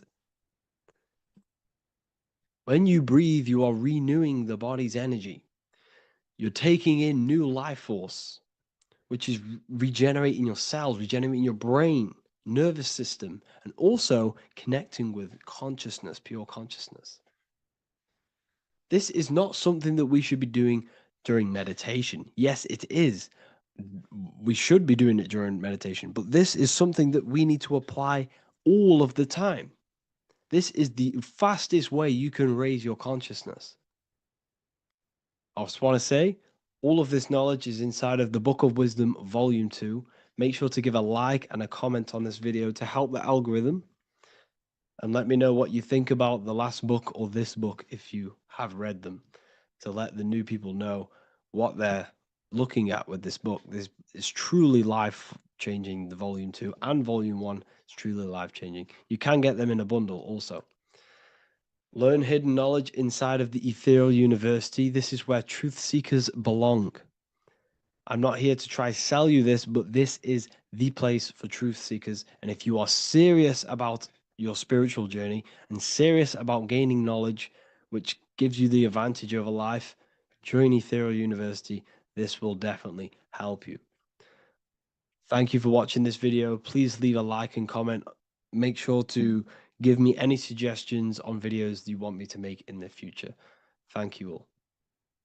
What if I told you the devil is closer than you think, and it's not actually a real person, force, or spiritual entity outside of you, but a being and an aspect of your own mind and psyche? In this video, you will learn exactly what the devil is and the true esoteric meaning of the devil. The first thing we need to understand is that the universe is a mental universe. Look around you. Every action, every building, everything you see around you was begun first as thought in the mind, then manifested. We use the mind to build and shape our reality. The universe, the world, only exists inside of our mind. Therefore, God and the devil exist inside of our own psyche. So first of all, the devil is not a literal being, but a symbol of the lower self. It represents the unmastered, ego-driven part of the human mind, a symbol of destructive thoughts, emotions, behaviors, lives in realms of chaos, fear, hatred, lust, and ignorance. This is why we see the devil as red, because red is the lowest vibrational color on the color spectrum. It also corresponds with the root chakra, which is all to do with survival instincts. Red represents chaotic and intense emotions like hatred and anger. When we are angry, our face turns red. The devil represents our animalistic fundamental needs, our instinctual needs, our survival state of consciousness. We have a survival state of consciousness and a godly state of consciousness. Our godly state of consciousness is creating, not just experiencing in the animal state, but consciously creating reality. This is why we see the devil with a goat head, an animalistic head, and the head is where the brain is. The animal head represents living off instinct, the part of our mind that lives on urges, impulses, and instincts. Eating, sex, power, ego-driven actions, and ego-driven thoughts. Animals are only aware of themselves. Animals live on instinct. They have no ability to consciously create like humans. This is our lower desires for the material world. That's not to say the material world is evil. However, when our consciousness is only seeking material things, this leads us down a path of self-destruction, because nothing material can ever satisfy our soul. Everything material is temporary. Therefore, the devil represents the part of us that seeks only material desires, only material fulfillment, the ways of thinking where we only think about ourselves and ego-driven thoughts. It also represents the unchecked, unconscious self, where we have no mastery over our thoughts, over our emotional impulses, and no mastery over our actions. We're living in instinct and impulsive states, which causes chaos, selflessness, destruction, and keeps us bound to our lower material 3D state of consciousness. It's important to recognize that the word devil was never present in the earliest Gospels. Instead, what was mentioned was a spirit of evil. This distinction is crucial because it underscores that the idea of the devil, as popularly conceived, does not actually exist as an independent entity. Rather, it is a personification of the lower aspects of the human mind, a facet of our own consciousness. The term spirit of evil was not meant to denote a specific deity or being, but rather any force of negativity, whether it manifests as a destructive thought, emotion, or action. A spirit is a force, an energy, and we have three forces that create our reality: thoughts, emotions, and actions. We have full control over these three aspects which transform and mold reality. A destructive thought, a destructive emotion, a destructive action is a spirit of evil, and it originates from the darker aspects of the human psyche. So now, because we're on the topic of the devil, we have to look at the pentagram, which is obviously connected to the devil heavily. The upright pentagram represents spirit, air, water, earth, fire. Upright, which represents spirit, the most important element on top of the earthly elements, showing spiritual principles over material principles. As spiritual beings as we are, we have to put our spirit first, our higher self first, and material things second. Why? Because material things never satisfy us long term. Seeking material fulfillment will leave us feeling unfulfilled in the long run and very unhappy, and we can lose ourselves in illusions. We have to put our spiritual principles first. Seeking wisdom, knowledge, connection to the divine, and connection to our higher self is what gives us true fulfillment in our hearts and souls. But when we see this pentagram inverted, we now have spirit on the very bottom, which now represents earthly principles on top of the spiritual principles. We're putting our earthly elements on top of our spiritual element, which this inverted pentagram represents no longer caring about spirit, no longer caring about our invisible internal world, and only caring about this external body, food, sex, material things, cars, money, and all the things outside of us, the world outside of our mind. This is what true Satanism is. Satanism is not worshipping an external deity, but it is worshipping the self, only fulfilling the ego's desires. This is what true Satanism is, and we have all been conditioned to live in this state. Satanists want us to believe that there is an external deity called Satan or the devil, and the reason they do this is because they trick us, making us believe that we are not Satanists, while they are actually conditioning us to be self-seeking, ego-driven people, where we only care about sex, food, material things, and money, which is actually conditioning us to be Satanists. 80% of the population today are unknowingly involving themselves in Satanism, which is ego-driven thoughts, actions, and emotions, dwelling and living in this state where we only care about ourselves. When we are spiritual, we realize we are all one. We are all one consciousness family, and we need to do things that help and contribute towards our collective experience, helping others instead of seeking to serve only the self. The angel is depicted with wings, which represents elevation, higher self. The devil is represented with an animal horns, which is on the ground. A goat is on the ground, which represents the lower self. This is the elevated mind and the lower material mind. Horus, the bird, higher self. Set, the ground animal, lower self. Jesus and Satan. These are two forces, two characters that exist within the human psyche, not real entities. They are forces of our minds, and there is a battle between our higher self and lower self all the time within our own minds. There's always a part of us that's telling to do one thing and another thing, to do something bad and to do something good. There is this battle inside of our own consciousness. Here we have the human spinal column. The human spinal column is showing you the higher and the lower self. The higher self represents the head. The head is where the mind is. This is the creative essence of the universe. This is where all material things begin as a thought in the mind. We create with the skull, with the brain. This is our higher self, the heavens, connected to the heavens, the sky. And the lower end of the spinal column is where our reproductive organs are, where our gut is. Our reproductive organs and our gut is all to do with survival. The lower end of the spinal column, lower instinctual 3D based consciousness. The lower end of the spinal column is where our lower self dwells. Eating, consumption, power, and sex, lust. These are all emotional forces and instinctual based based organs that are not inherently evil, but when we dwell and live off this lower end of the spinal cord, it keeps us in low states of consciousness. Our goal to raise to our higher mind is to balance this, not to overeat, not to abuse power, not to abuse sex and lust, but to master these organs and gain the ability to say no to these organs so that we can raise to our creative side of consciousness. Instead of dwelling in our instinctual nature, we can turn to our creative nature and consciously become a builder and constructor of reality. This is the true way of raising consciousness. This is the stairway to heaven, out of the animal consciousness to the higher consciousness. To wrap all of this up, it's all about gaining control over our instinctual lower nature and allowing our spirit to rule over our body and not our body ruling over our spirit or mind. The moment you let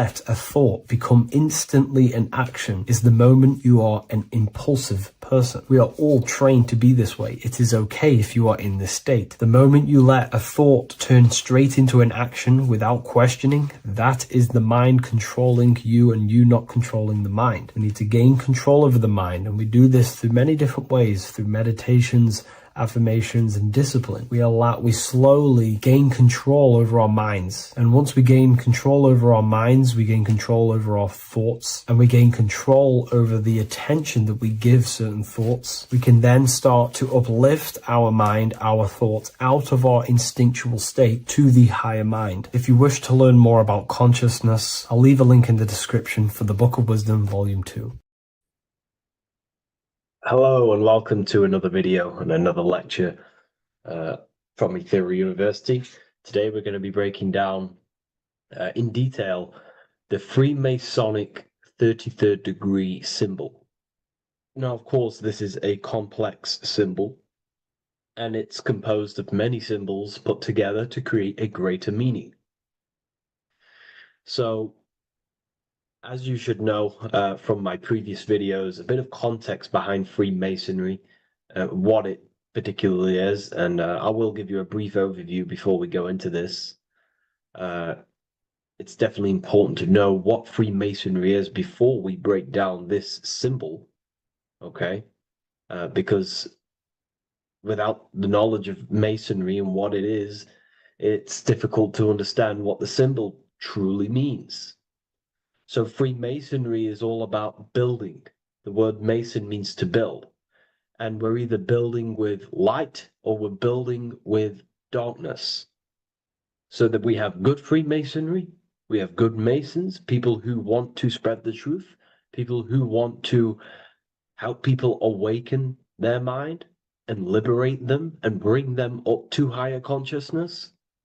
Or we have Masons who want to divide, keep the knowledge to themselves, create walls, build walls in people's minds, construct illusions in people's minds for their own personal gain. Okay, so we're either building with light or you're building with darkness. You're either building with light or bricks, spirit or matter. God and the devil, same thing. You're either uplifting people or dividing people. Each and every single one of you is a Freemason. Well, a Mason. Not a Freemason, but a Mason. You are a builder. And you're either constructing division in you and other people, or you're either creating oneness. Everyone is doing this. Everyone is building. Everyone is contributing towards the world and building our reality. So Masonry is a craft, and that craft is to craft a better mind and heart, a higher consciousness, a higher understanding of the self, building a higher perception of yourself, getting to know who you actually are, why you are here. Every action, behind every single action, behind every single cause is choice. You chose to be here. Whether you know why you are here or whether you do not know. You chose to be here in this time in this period of life on the earth, on this physical dimension.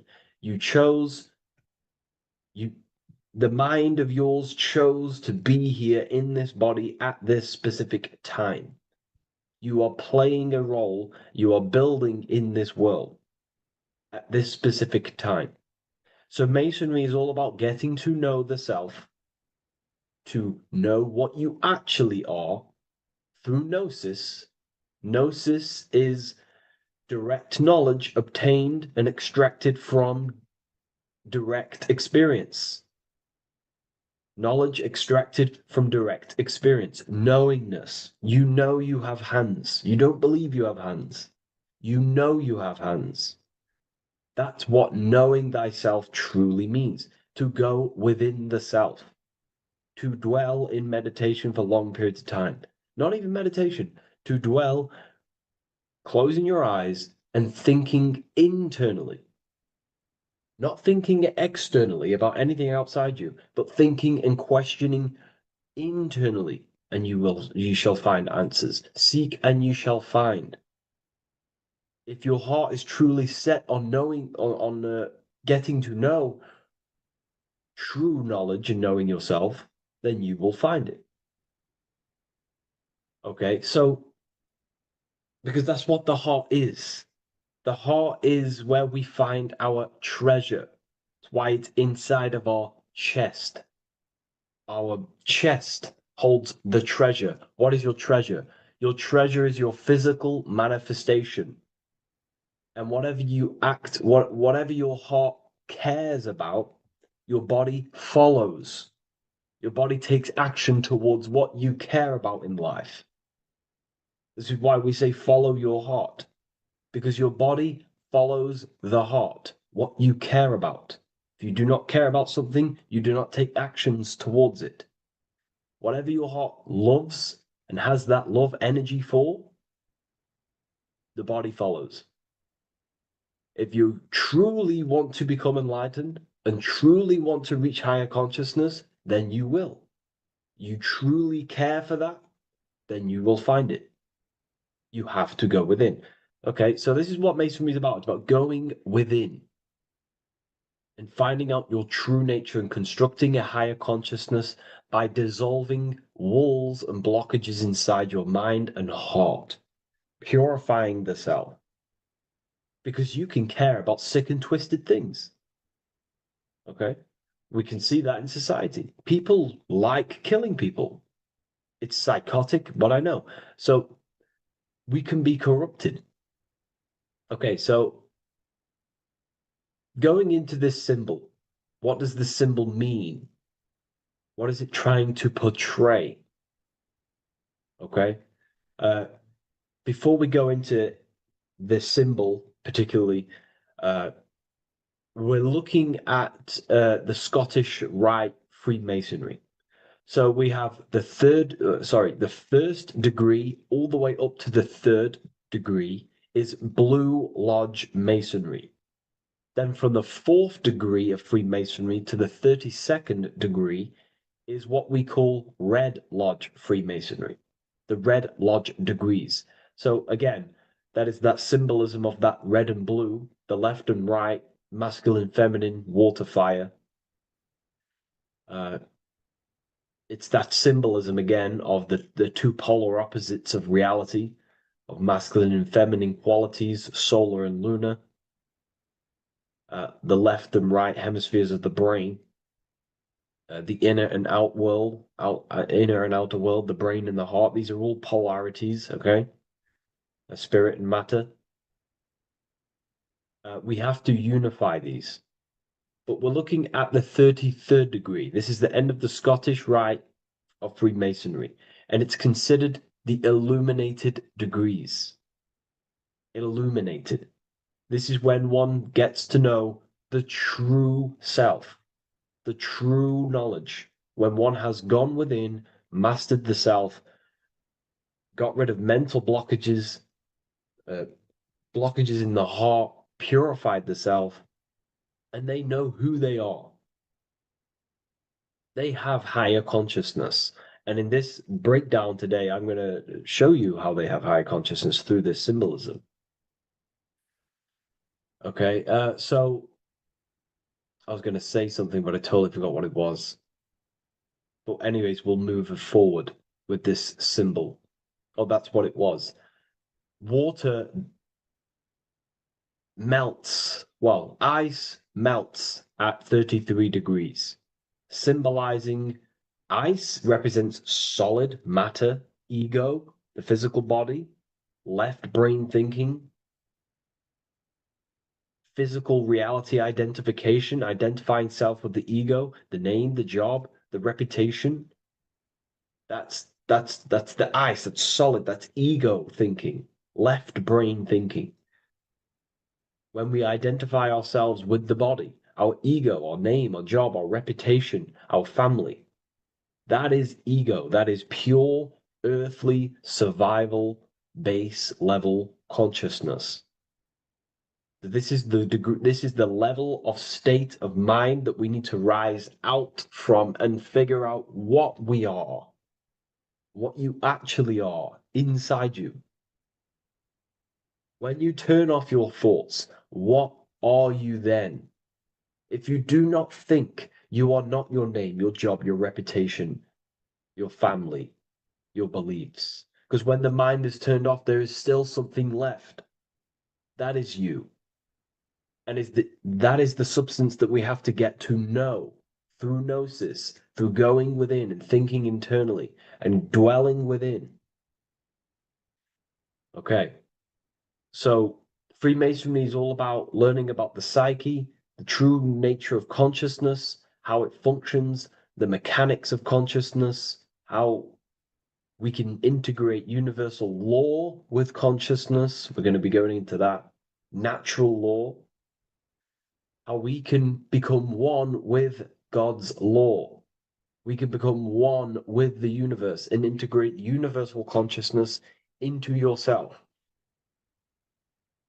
Okay, so the first thing I'm going to say about this symbol, straight away, the first thing you probably notice about the symbol is the eagle.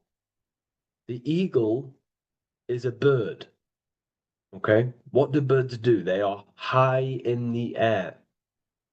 They are above the earth, which represents rising consciousness, rising the mind out of the lower mind, earth-based survival, impulsive, reactive, egotistical mind.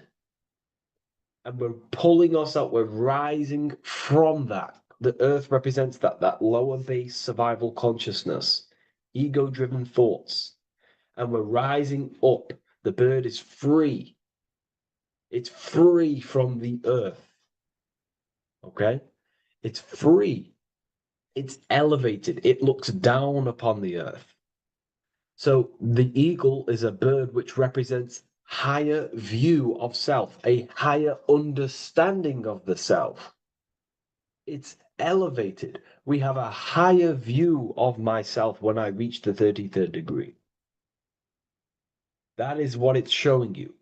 That is what it's symbolizing. Okay? It's above the earth. It is free. It looks down. When you have higher consciousness, you become enlightened. It's impossible not to look down. You do look down on people, but not in a bad way. Not in a bad way. That sounds bad. I understand if that sounds bad, but that's not a bad way. I don't mean that in a bad way or a bad-hearted way. I mean that as when you have higher consciousness, you can see people who are living and dwelling in zombie mode, low-level earth-based consciousness. They think they're the body, they think they're their name, their job, their reputation, their family. So it represents looking down because I have higher awareness of myself. I know what I truly am. The water is flowing at the 33rd degree.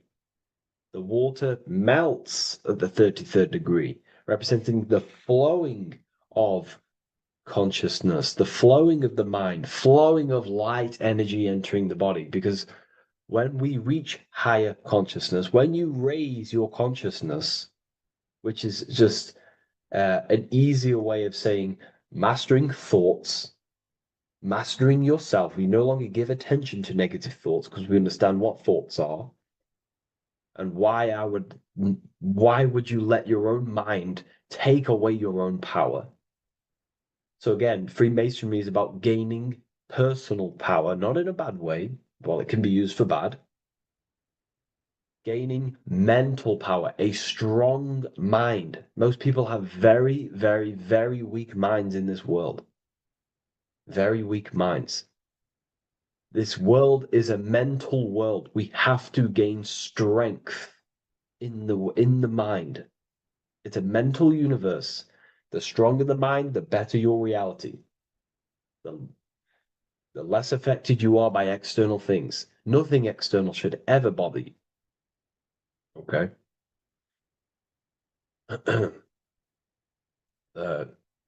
So it's about gaining mental strength, mental clarity. So again, the bird is elevated, it looks down, it has a higher awareness, it sees things from above, it sees the world for what it truly is. That's the eagle. Okay? It's the higher view. This is the illuminated degrees. So we're looking at now the sword. The bird, the eagle, the double-headed eagle is standing on the sword. Very symbolic. The sword is not above the eagle. The sword is below the eagle. The sword moves through the air. On a basic breakdown of the sword, it represents power. Power. Because if I have a sword, I hold the power over you. That's what it symbolizes. In war, you have a weapon bigger than someone else and more destructive than someone else, you hold the power. So it's a power symbol. To go even deeper on this, on its true meaning, the sword, I've already broke this down plenty of times. It moves through the air. It cuts the air. It's the mind. Air represents the mind. Water is emotion. Fire is the spirit. Earth is the body. So we're looking at the mind, the power of the mind. And the eagle is standing on top of this, representing, I am conquering my own mind. I am conquering my mind. My mind does not conquer me. My mind is truly mine. I hold the power over it. I stand on top of my mind. The mind does not rule me. Thoughts do not enter my mind that take away my power. I think it, I feel it, I act towards it. It's unity. My mind is the monarch. It is the command center. It is mine. I'm above the mind. That's what it's showing here. I hold full control over this mind. I hold the power. Okay? And I have an elevated view of the mind. The eagle is elevated. It looks at the earth from above. It's the higher perception of the mind. The mind has a higher view of the self. It is conscious. Most people are not conscious. Okay? Most people walk around, they act unknowingly, they don't even know they exist. They don't realize they have consciousness. They think they grew from a monkey. They're born on a spinning ball in the middle of space, and they think they're the body. That is the level of earth-based consciousness. And it's saying, I hold the power. I hold my mind to what I want to direct the mind's forces to. I create with my mind. I carve reality. I shape my reality with my mind and thoughts and my intellect, my communication. Okay? That is what we're looking at here with the sword. It's on top, meaning I control it. When you stand on top of something, you are the top. You are on top of it. You hold the power. You rule over it. When you are the boss of your business, you rule the business. That's what we're looking at here. The sword needs sharpening. It always needs sharpening.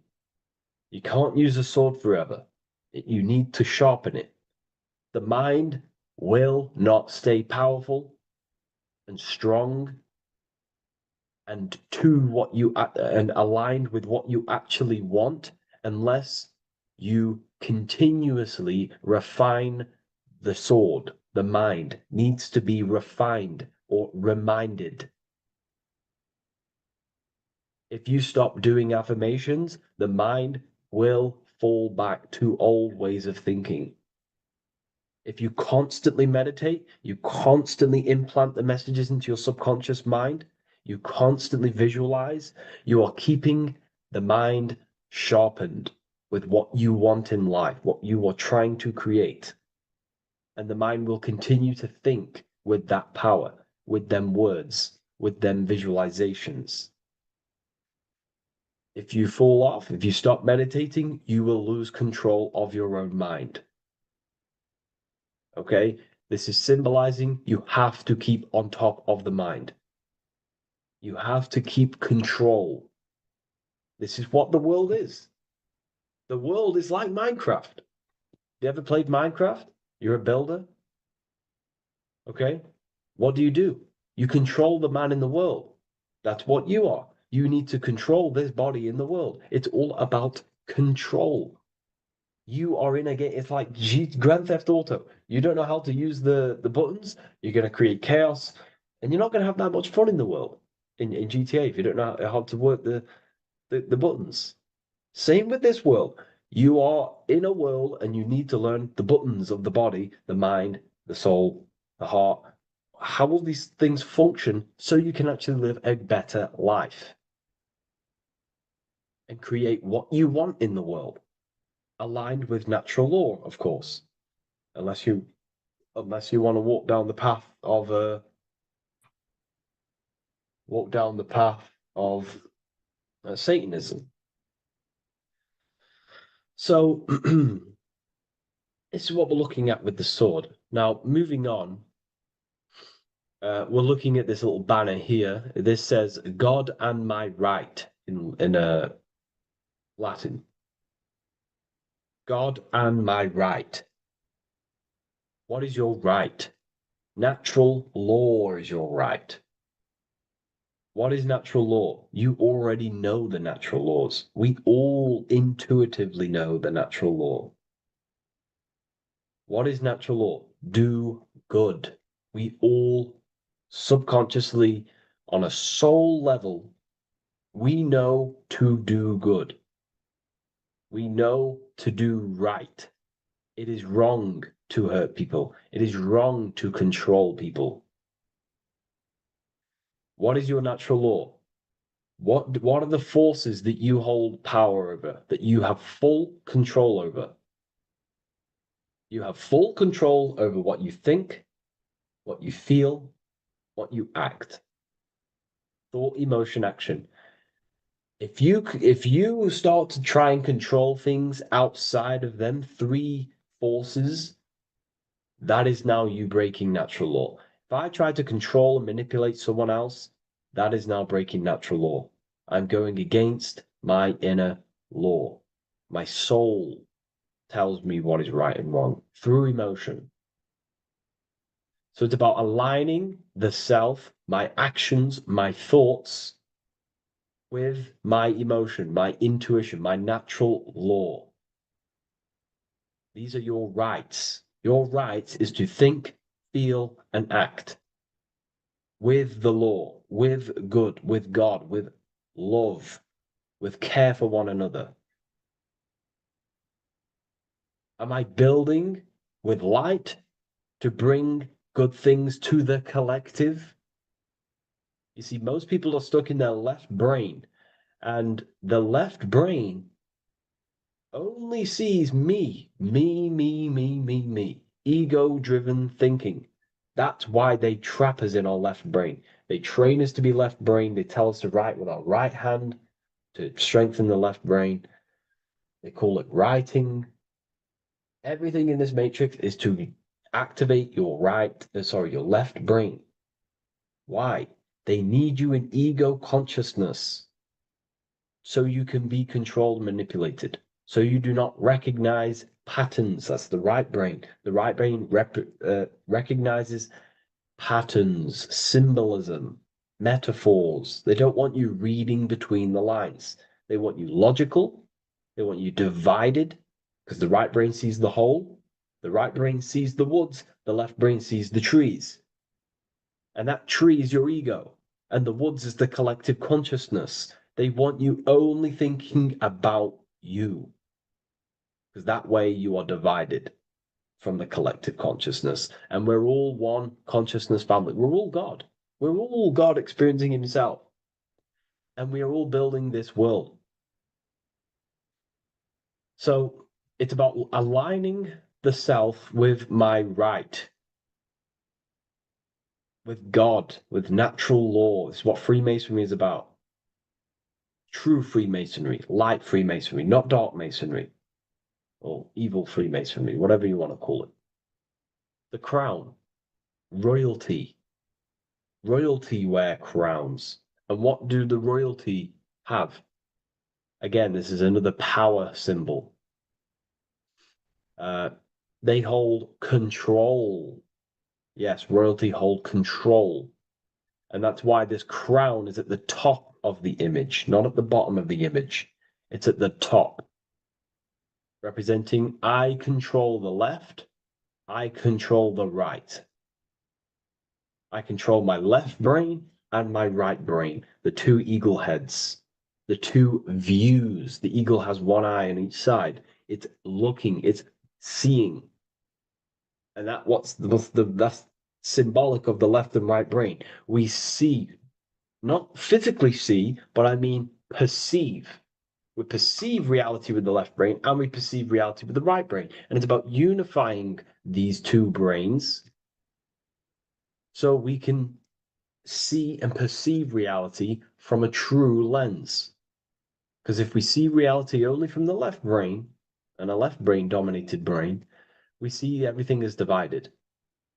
But if we see everything from a right brain perspective, we see everything as whole.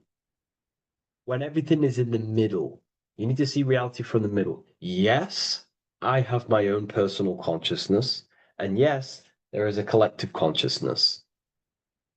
So I need to balance between that. I need to see reality between the line, between the left and right brain, and align this worldview, and align my thoughts, align my actions with this. Because if you're left-brained dominated, you're only going to take action on ego. You're only going to take action on me. You're only going to think about me. But if you're right hemisphere brained, you're only going to take action for the collective, which is, yes, that's good, but you also need to think about yourself. Why did you come here? Your life has a meaning as well. It's not just about the collective, it's about you as well. But we need to balance this. You see? This is what we're looking at. The crown is in the middle, representing the balance, the power over the two. Okay? It's the balance, it's mastery, it's control. Royalty hold control over society, royal families. So it's about controlling the self. It's control over the eagle, control over the sword, over the mind. It's about personal power we're looking at here. Self-control. Now we're looking at a upright triangle, which represents the element of fire, which is masculine. Masculine is all to do with action. Action, the physical body. We're looking at fire, which represents spirit or transformation. Fire is a very transformative element. It transforms things. Okay, so we're looking at self-transformation through action. This is what we're looking at here. Fire is a very, very masculine force, a very penetrating and transformative force. So we're looking at transforming the self, not through knowledge, but through action. We have transformed the self, 33rd degree. I've reached the 33rd degree and I have now fully transformed. Now, there are higher degrees than 33rd degree, but we're just breaking down the symbol. That's a whole of a lecture. But this represents full transformation. 3, another, if you watch my video on numerology, you know 3 is all about what? Transformation. Thoughts, emotions, actions. These are the transformative forces that turn and create reality. Jesus dies and dies and resurrects after 3 days. Transformation from dead to the awakened. Brahma, Vishnu, Shiva. God is threefold. 3, 3, 3, 3, 3, 3. Electricity, magnetism, dielectricity. The 3 forces that pretty much create physical matter. Transformation is 3. So we're looking at transformation through action. Action is a very transformative force. There's no point learning this knowledge if you're not going to act upon the knowledge. A lot of people join the university, they learn a lot, but they leave because they don't want to take the action. They don't want to do the hard part. They don't want to act towards higher consciousness. They want to dwell in their lower mind. That's fine. That's your path. That's their path. But if you truly want to raise your consciousness, you have to act upon it. You have to actively not take the action. It's about what you do and do not do, because not doing something is also an action. If you are not participating in the low-level pleasures like sex, casual sex, masturbation, going out and getting blind drunk. These are low-level pleasures. It's going to keep you on a low-level frequency and a low-level consciousness. That is also an action, not doing that. It's about what you not do as well, which is very important. You have to act upon it to reach this degree. You will not reach this degree if you have not taken a lot of action towards reaching higher consciousness, reaching self-mastery over the mind, controlling the mind. This is what, again, it's about taking action on actually controlling the mind, controlling the self, gaining your power. Okay? Okay. This is another fascinating part about the eagle head and wings.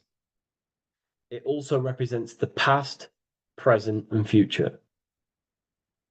The crown is, again, symbolic of the crown chakra. This is all to do with knowledge. So we're looking at knowledge of the past, the eagle on the left looking behind, and the eagle on the right looking forward. So we're looking at the crown, knowledge of the past and the future. Looking at your past is very powerful. What has led you to this very point in your life? What actions have taken you to this point? And not only you, remember, there is a collective. Remember, you always have to keep that in mind. Every action you take, you have to always align it with the collective consciousness. It's not just you in the world. We have a collective. So how did you and how did the collective get to this point in life, in this present? How did we get here? How did we get into this mess? Humanity is in a mess. A straight up chaotic mess. And if you think everything is perfect and everything's divine and everything's just, there's some people out there in the spiritual community saying, everything's divine, everything's meant for this purpose. No, there are people actively manipulating and using mind control methods to control this reality. How have we got into this mess? So we have to look into the past to analyze patterns so we can take action now in the present to change the future of the collective and your personal life. That's what we're looking at here. So the ego looking left is looking in the past, representing, analyzing the past, analyzing the actions in my life and the collective life. The actions that led to this mess now, to this state now.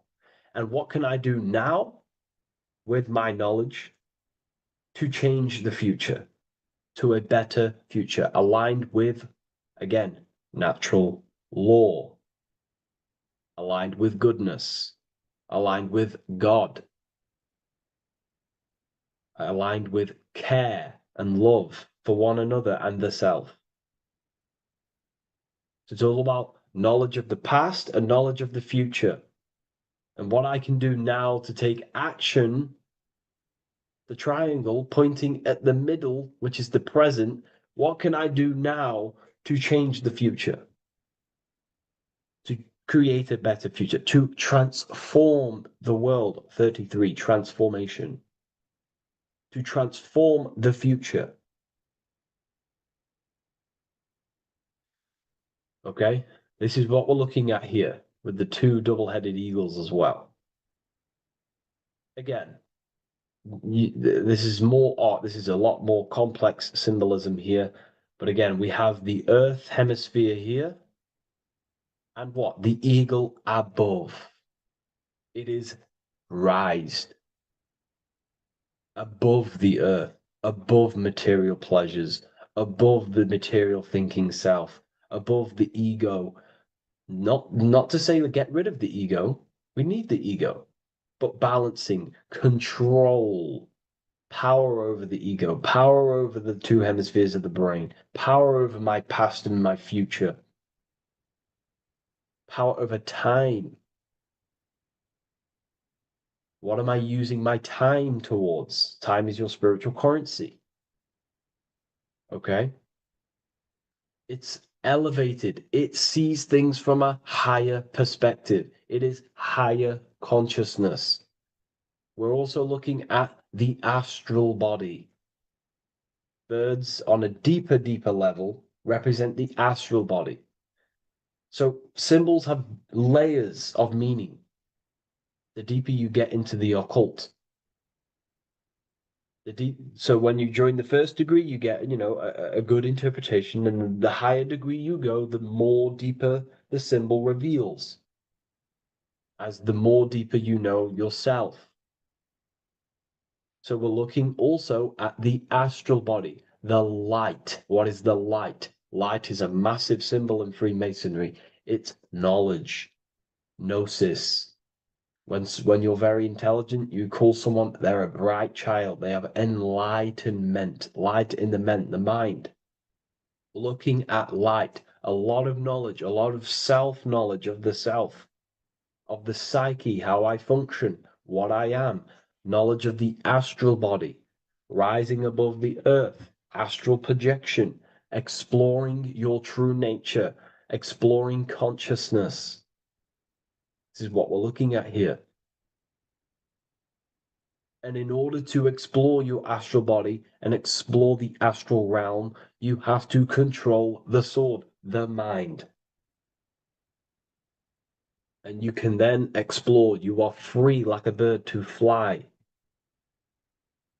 This is all symbolic of rising consciousness. All symbolic. So I hope this video has gained a bit more clarity on this symbol and given you some insights. And I will see you in the next one. Thank you for tuning in today.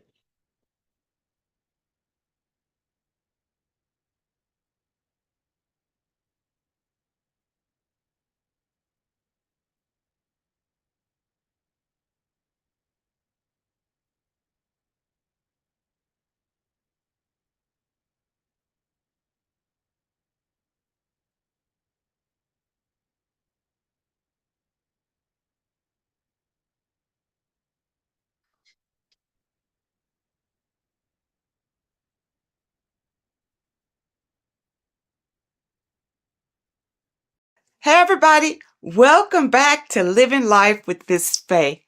And today I thought I would talk about the Book of Wisdom, because to me, this is information that should be in every household. And you really shouldn't pass this by, because information like this may not be out here forever. But this information is so important, especially for you today, because so many things have been hidden from you about the world, about our living in the world, about our own existence. So many things have been hidden. And these books, the Book of Wisdom, this is book 1, and this is book 2, and they both are jammed with hidden knowledge. Now, I realize, I have been promoting this material for some time, because I wholeheartedly recommend that this material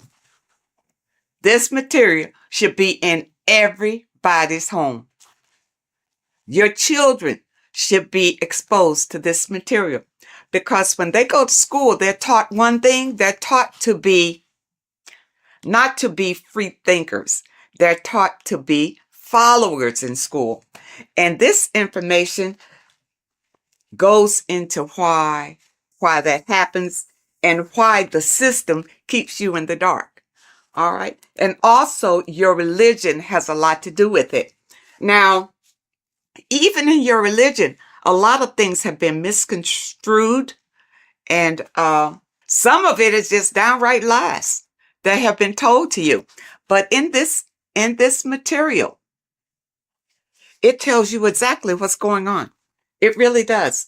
And it tells you the meanings behind a lot of the artwork that we've seen, and the beautiful figures and the way that the chapels are painted. There's a meaning behind all of that we are not privy to. But this information reveals it. These people have really dug deep into finding the truth. And I am a truth seeker. So I am all about finding out the truth. Now, in book 1, it's an overall summary, and it really opens your eyes about a lot of things. Look at this. Know thyself. Do you really know who you are? Do you really know who you came from? Do you really know how powerful you are? The powers that be don't want you to know that you have power. They want you to live your life in fear, number 1. Because when you're fearful of everything, then it's easier to control you, easier to manipulate you. And people look at it. When you go to school, what are you taught in school? You're taught to follow instruction. You're taught a skill to work for someone else. You're not taught to work for yourself. You're not taught to think for yourself. You're taught to obey orders. People, you're bigger than that. You're more intelligent than that. And this Book of Wisdom will help to open your eyes. You're not stuck in a life that you have no control over. In book 1, it talks about man is God made flesh, and it tells you why that is. We're all a part of the God source. That's how we were made, being a part of it. And a lot of us don't know that. We just think we're just out here flapping in the wind, and that's not true. It talks about the influence that the moon has over our lives. In a full moon, you realize that there's a lot of activity that goes on during the full moon, because it energizes people. It energizes, and a lot of times there's a lot of crime that goes on because people are energized. They don't know what to do with that energy, but they're being affected by the moon. And it tells about Saturn, and what Saturn has to do with your religion, and what Saturn has to do with our existence. Okay? This book goes into all of it. And what it does, like I said, book 1 is more of an eye-opening summary of it all. And it says here, this discerning wisdom doesn't merely offer easily assimilated insights. It serves as a guide, illuminating the intricate threads weaving between our essence and the cosmic expanse. It provides an abundance of information to facilitate the evolution of your mind, your body, and your soul. This is genuine awakening. The author is Harry B. Joseph, and I know a lot of you, if you're on social media a lot or whatever, you've probably seen where he'll tell you some inserts from these books. And volume 2 is a more in-depth look at it. So if you want to go really deep, then you want volume 2. Now, one thing in volume 2 that I thought was interesting, of course, everything in here is eye-opening. But I wanted to bring this one to you because it's about the significance of sex. It says sex is a sacred ritual that transcends the physical realm and also takes place in the astral plane. So, you know that saying, as above, so below? Everything that happens here on this plane happens in the astral plane. So when you have sex with someone, you have bonded with them in the astral plane. And that's why you can't just walk away from a sexual experience and not have the energies from that person, because you have shared energies during this sexual ritual. And really, that's why it's better to wait until you are married to have sex and not have casual sex with all sorts of people. Because even here it says, casual sex, often driven by superficial desires such as greed, lust, and monetary attraction, tends to vibrate at a lower frequency on the astral plane. Now, what does that mean? If your casual sexual experiences are vibrating on a low vibrational astral plane, well, what's in a low vibrational astral planes? Demons, low entities that will attach to you, because that's where you are. They will attach to you and make your life miserable. You see, that's one way how we get these entities attached to us like parasites, because of casual sex. You got to be careful of that.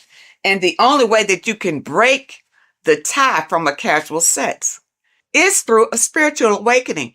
See, when you have casual sex, these entities feed off of that energy. That's why they attach to you so easily. This is what you need to be aware of. And a lot of you don't understand why your lives are in the toilet. It's because of the things that you are doing and the people that you are interacting with. And if you had this material beforehand, then you would be aware and able to guard yourself from a lot of heartbreak and disappointments in your life. Because once these entities attach themselves to you, they're not bringing you any good. They're going to bring you harm. Okay? And devastation. You don't want that. When sexual activity is engaged from a place of love, deep passion, and high vibrational energy, it fosters a protective and positive atmosphere. Protective and positive. When you engage in a sexual experience and you both love each other, it's genuine love. Okay? That's what you get. Not when somebody's fooling you and tricking you and making you think that it's love. And as soon as you've had sex with them, Now they disappear. Now they have nothing to say to you. Now they'll tell you that they didn't want to get involved. They're not looking for a relationship, that sort of thing. But no, that's still low vibrational because you didn't wait until you got to know the person. Just had sex with them. Don't do it. And when you have a love-based connection, elevates the energy, creating a shield against negative influences and ensuring that the experience aligns with higher spiritual principles. Okay, and that's what you want. See, this book goes into everything, and it goes into the foods that you should be eating, the foods that you shouldn't be eating, and it goes in a lot of Masonic symbolism because the Masons have been ruling for a long, long time. And we're not aware of it. It just passes us by, because we are in survival mode. And the powers that be have put us in survival mode. We hardly have time to just enjoy our lives because we have to work for the elites. Work hard for the elites, you see. But if you have knowledge and understanding about how they maneuver and how they manipulate and control you, it will help you to improve your own life. In this book, you will discover more than just knowledge. You'll unlock the mysteries that lie beyond the veil of the ordinary. Dive deeper into the cosmic currents that flow through the universe, guiding your mind, body, and spirit toward a higher plane of existence.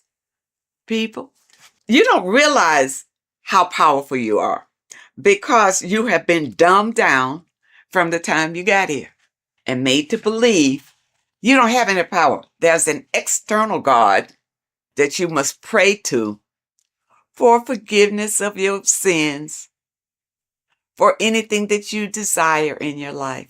You pray to that God, and that God will deliver it to you.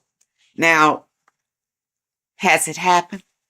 Have you received all that you desire from the God that you have been worshiping? If not, maybe you need to know the truth about things. Maybe you need to look deeper into things.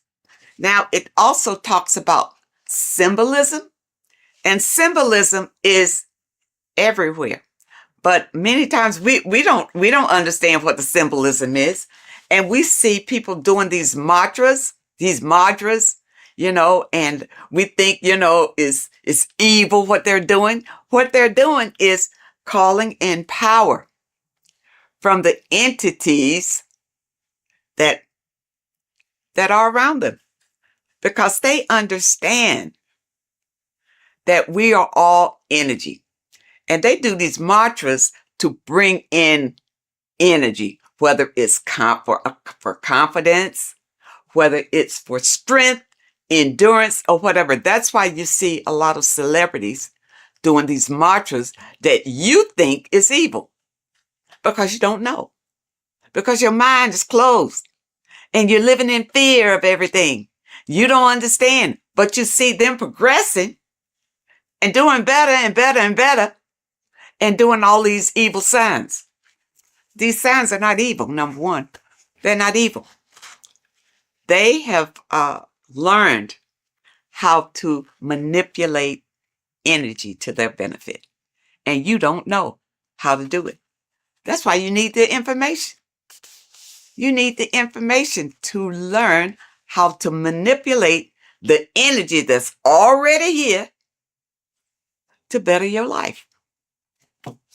The first book will open your eyes to it. When I first got this, I tell you, when I first got this book, I was so impressed by it. I bought my people a book, sent them a book, whether they can understand it or do something with it or what. But I think it's so important just to have it in your home, because somebody is going to pick it up And this information will resonate with them and put them on a path of enlightenment. And those of you who have your book, spend a little time every day reading and understanding, because there's so much information, even in the first book, that it will take you a while to go through, where you can understand what it's saying in every page. The advertisement on social media talks about this book. You know, he goes through some key points, but don't think that he's covering all of this information. It's too much information to cover in a 1 or 2 minute stint, but it's information that can change your life. This is the thing, people. It's worth every penny, even if you don't have much. If you don't have much, you need to save enough to get these books. Get both of them. You see, I got both of them. Start with this one. If you never dug into this kind of information before, start with this one. This tells about the black cube. These things are in the world today that you don't know what it means. You don't know anything other than what your leaders have told you about it. Well, who's to say they're telling you the truth about what it is? Okay? It's all here. Okay? All here. It talks about the scam. It talks about scams in here. And what this one is, you see NASA right there? You remember the moon landing? All of this is to deceive you. And this information brings out the truth, the absolute truth. And volume 2, you see volume 2 is thicker than volume 1 because it goes deeper. It goes deeper. And even if they come out with a volume 3, I'll be ready for that one too. This one opened my eyes to so many things that I had questions about, you know, as far as heaven, hell, the gospel, the Bible. You know, for a long time, I just rejected the Bible totally. I rejected it because the stories in the Bible didn't really make sense to me. It really wasn't logical. Going through this material, I realized that the Bible is written in parables. All right. It's like morals to a story. It's like lessons that you learn from the stories that they tell. Okay. Because think about it. In the Bible, it says that, the apostles wrote these chapters in the Bible. During those days, those apostles couldn't even read or write. So how they write that? Okay. But from whichever documents that they pull certain information out and put the Bible together. All right. But the Bible, and I'm going to use this little slogan that I heard that I really like. The Bible is basic instructions before leaving Earth. It's not for you to take the stories literally. It's to take the meaning behind the story and apply it to your life.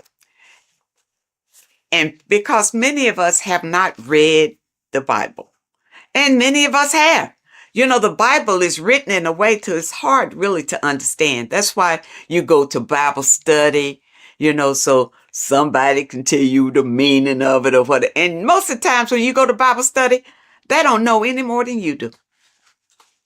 They haven't ventured out into research to know exactly what those scriptures mean.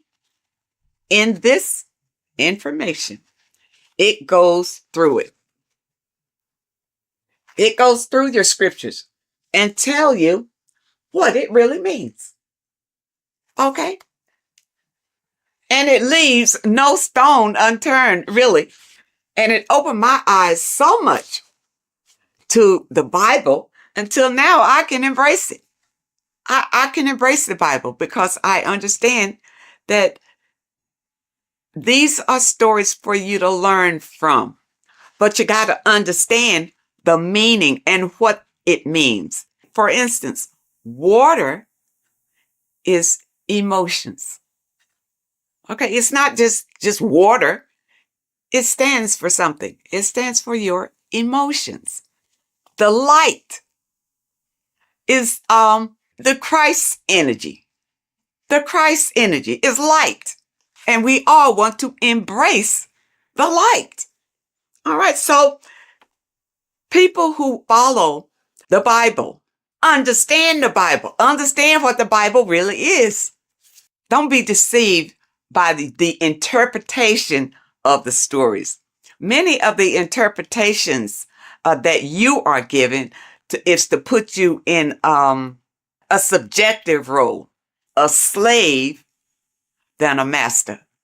Puts you more in a slave role if you take those stories literally.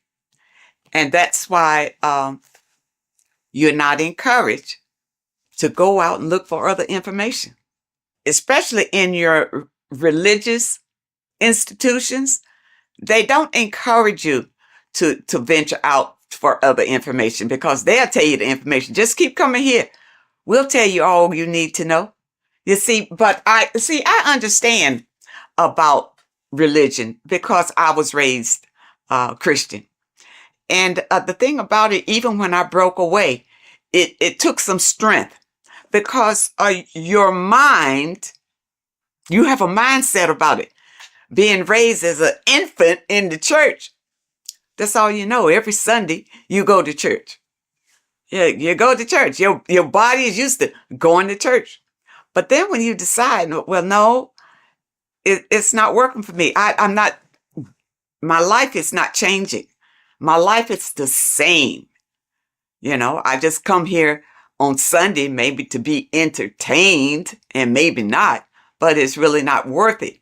And then you listen to your pastor or whoever is delivering the message. And what he's doing is giving you the spiel that was given to him in theology school. That he's doing. He's giving you the interpretations that he was given. That's all he's got because he hadn't done any research on his own. He didn't know any different. You see? And there are many people out here who feel like ignorance is bliss. I know you've heard that. Ignorance is bliss. No, it's not. Especially in today's world with so many changes coming down the pike and fear is leading it. Fear is right in front, leading all these changes down the pike. And fear is leading it so that you won't buck against it. So that you will be so afraid, you'll just hold on tight and hope that you come out okay on the other end. But if you get this material under your belt, it will give you strength and a way to grab the power that you have inside of you so that you won't feel desperate and you won't feel afraid. You'll feel empowered. And that's what we all want. That's why I feel like everybody should have this material in their home. Everybody. And your kids should grow up reading this before they go to school and their little minds be manipulated to believe whatever the system wants them to believe. Because really, they're just grooming them to be little worker bees, to be worker bees. You see? People, you have the right. You have the right to be the master of your own reality. But if you don't know the information, you don't know where your power comes from and how to use the power that you have, doesn't mean anything. All you got to do is open yourself up to new information. That's all it takes. And your life could change drastically. by just the information that is revealed in these pages. And I tell you, it's funny because years ago, I guess I was, I was in the Christian faith when I ran across information from one of the folks who contributed to this material. And when I heard him talking about it, it resonated. Something he said resonated in me, and I never forgot it. And then when I found this material again and I saw his name, I think his name was Santos Benucci or something. I don't want to destroy anybody's name, but I know he is referenced in some of this material. This is it. When he talked years and years ago about it, and now here it is in printed form. People, do not let this pass you by. This is your life right here. You think your Bible is? The Bible is great, but it's in parables. You can't understand it the way it should be understood. Okay? But with this being your companion, it will open your eyes like they've never been opened before. And I know a number of you out there have purchased the book. Leave us a comment and tell us how you feel about it.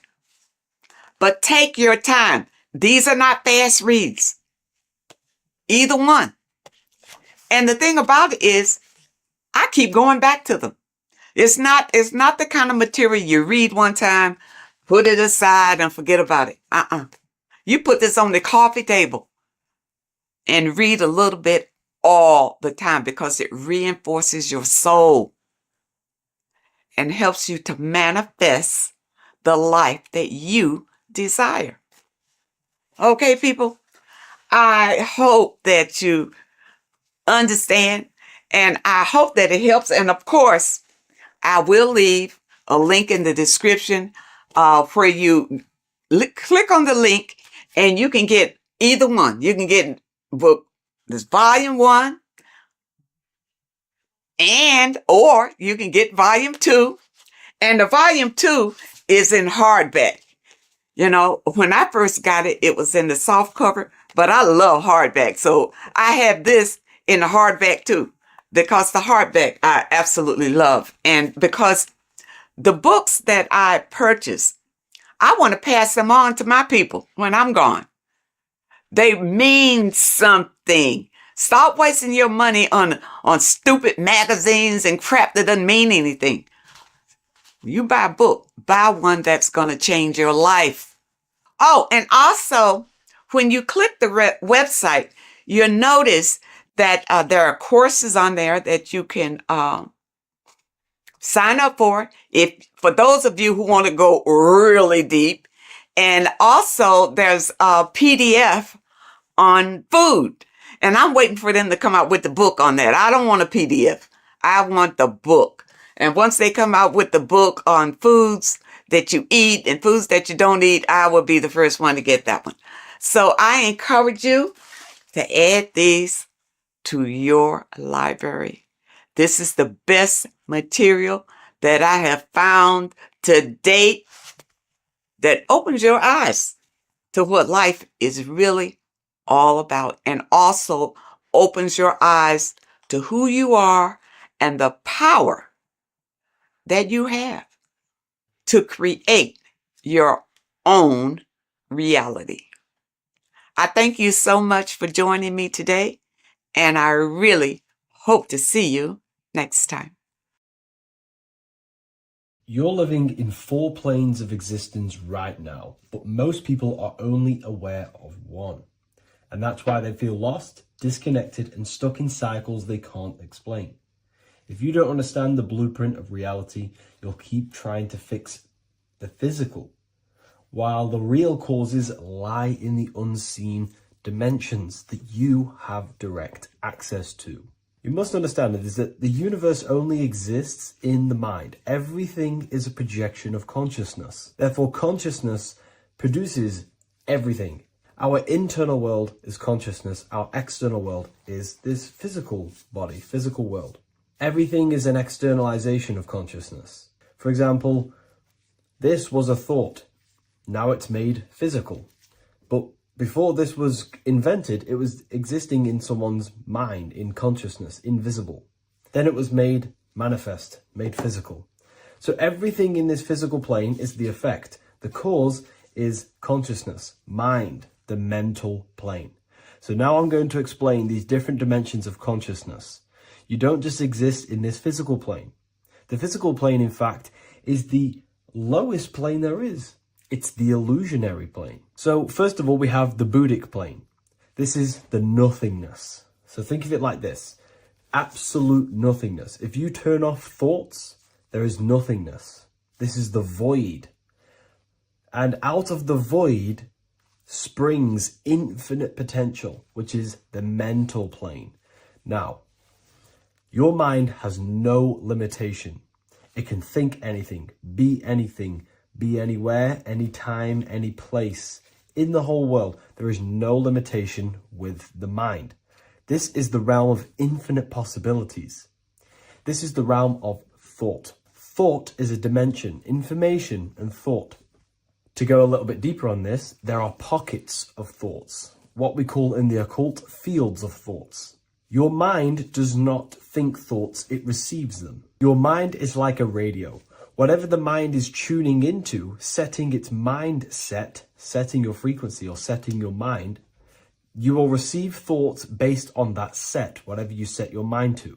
So there are pockets of thoughts that we penetrate in the mental plane. The mind is the mental plane, the infinite possibilities. This is the spark of creation. This is where all things begin to manifest as an idea in the mind as a thought. So if you want to gain certain information, you need to meditate or do thought exercises where you are penetrating that dimension of thought, that pocket of thought. For example, if you want to find a way on how to make financial wealth, you would use your mind, set your mind on wealth and money and think, close your eyes and think about that specific topic and see where your mind takes you. And you will expand your mind into different pockets of thought and gain information. So this is the mental plane. This is how you can use the mental plane. You can use the mental plane to do this. Then we have the astral plane. We have higher, middle, and lower astral plane. The astral plane is the body for thought. So every dimension, physical, etheric, astral, mental, Buddhic, is a body for a dimension above. Each dimension below is a product of the dimension above. So for example, the astral plane is imagination. This is the lucidic realm of imagination. This is where thoughts begin to manifest into some sort of form.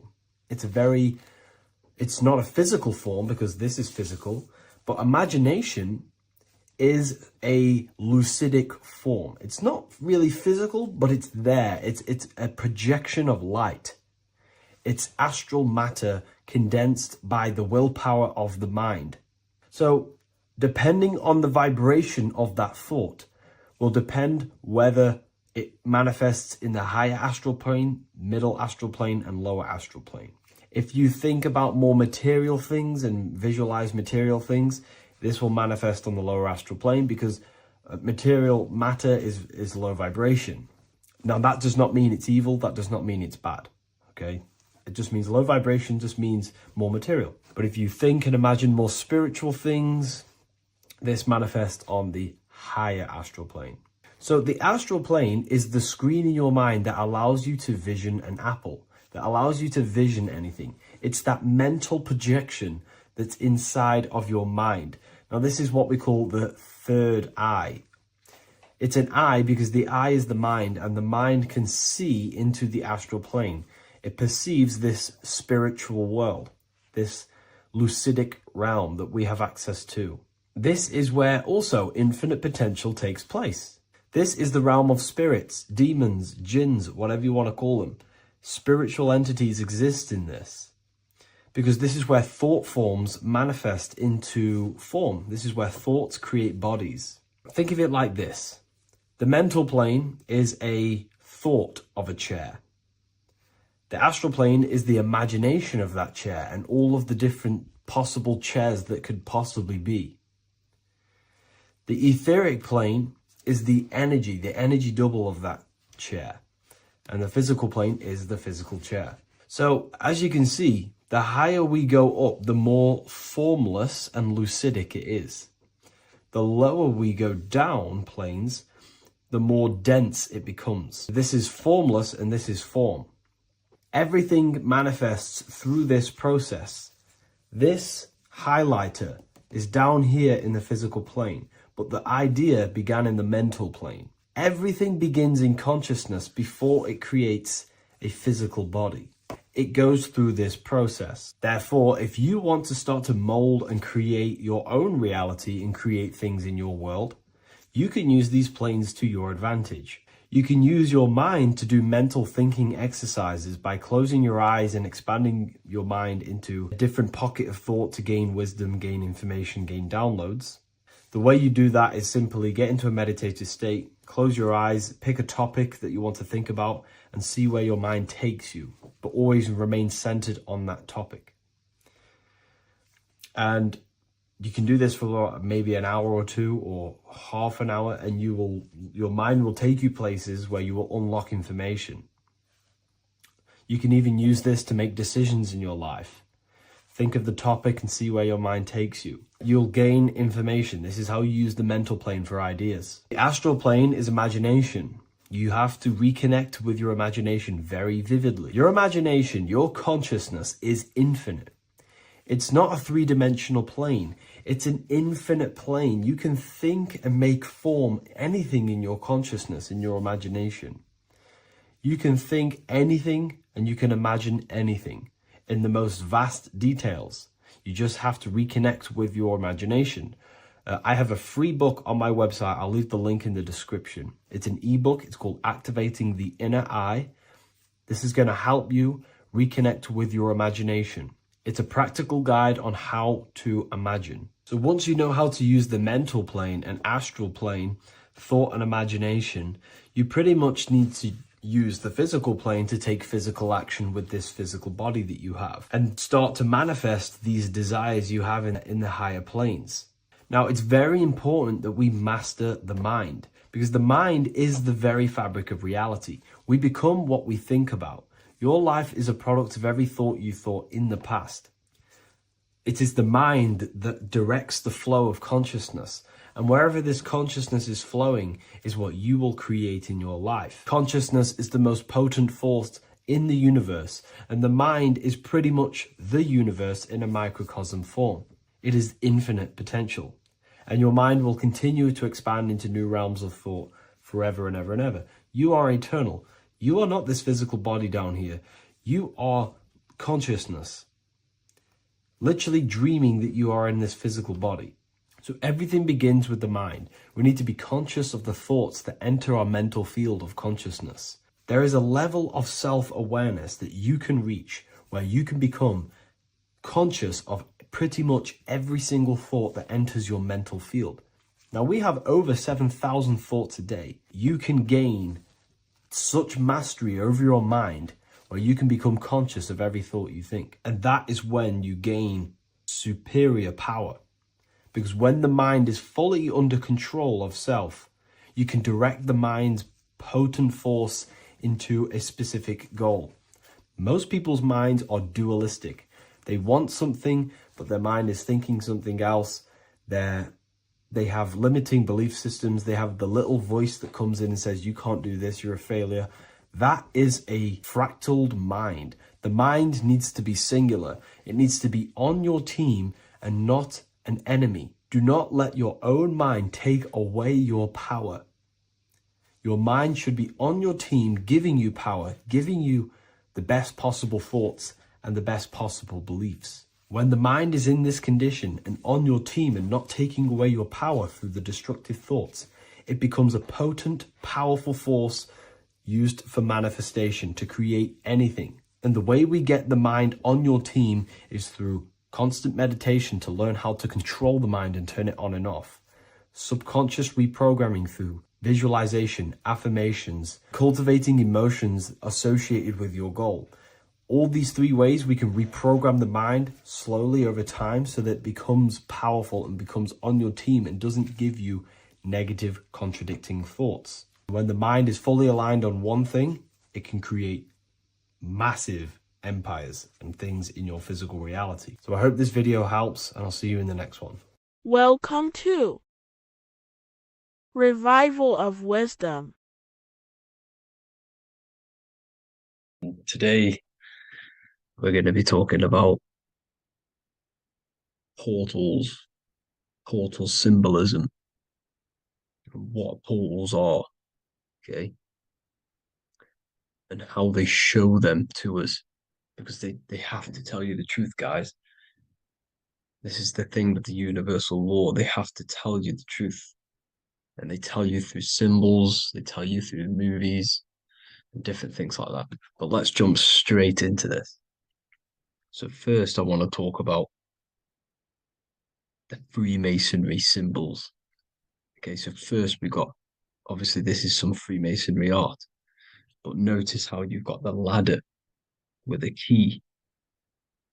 Okay, so this is ladder symbolism with a key. So maybe this is talking about ascending.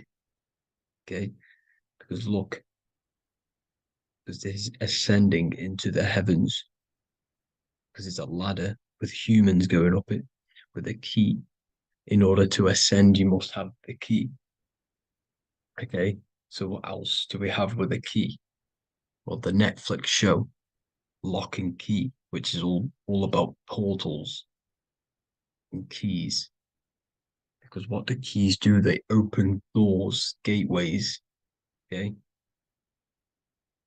so what's interesting about this is that they've got this key here, which represents the Kundalini energy rising up the spine. Okay, but we'll come back to this. But it's that same portal key symbolism. We've also got the Vatican. The Vatican is in the shape of a key. Okay, so you can see the start of it here and the end. So this is key symbolisms. Keys open doors. And notice how it's got the 8-pointed star. Okay, what is the 8-pointed star? Okay, we'll come back to this. This all ties in, guys. I'll break it all down for you. But then you've also got the god Janus. Janus, okay, is known as the god of the doorways. He's an ancient god of Rome, and they worshipped him. However, he's not a god, he's more like a high-level ranked demon. Because he is the god of the doorways. And notice how he's got two faces. Because doorways always have two sides. You're going into somewhere, there's always two sides of a door. And he's always depicted with two sides of a face and a key, because he holds the key to the doorways, to the portals, to other worlds and realms. Okay, as you can see, he's always got two faces and a key. Okay, so now we have the Sumerians, the Anunnaki, and they are always depicted with the two faces. Why do they have the two faces? Because they're symbolizing doorways, and the Anunnaki come to Earth through doorways and portals. So these are what these gods are symbolizing in their artwork. But they always have the 8-pointed star. Okay, what is the 8-pointed star? You see how they always have, look, let me try to find another one. It's the 8-pointed star. This 8-pointed star is Polaris. Okay, Polaris, just like The Vatican has the 8-pointed star with the key. Polaris is the center star. Polaris is a fixed star. It doesn't move. Okay. So the Anunnaki symbol is also the 8-pointed star. So this is symbolizing the portals and doorways that they come through in order to get to the earth.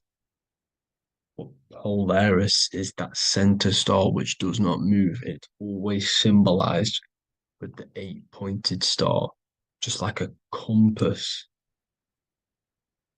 Why is a compass the 8-pointed star? Because at the center of our realm is where the most electromagnetic energy is stored. As you can see, we have an aura field, an electromagnetic aura field. So does the earth. And in the center, so like our heart, for example, is where the most energy is stored. And like the center of the earth, this is why all compasses point to the center, because this is where the most electromagnetic energy is stored. It's at the center of our realm. Okay. So like I was saying with the lock and key series, see this here? The Kundalini energy rising up the spine, just like your Kundalini energy rising up the spine. Let me try. I can't zoom in. But you know what I'm trying to say here. Let's go back to Polaris. Because at the center is where pole. Can you see the pole of electromagnetic energy? Polaris, the North Pole. It's symbolized. The truth is in the words. It's like a pole of electromagnetic energy. And this is where the aurora borealis comes from. Notice how it's got the word aura in it, because it's the Earth's aura, electromagnetic field.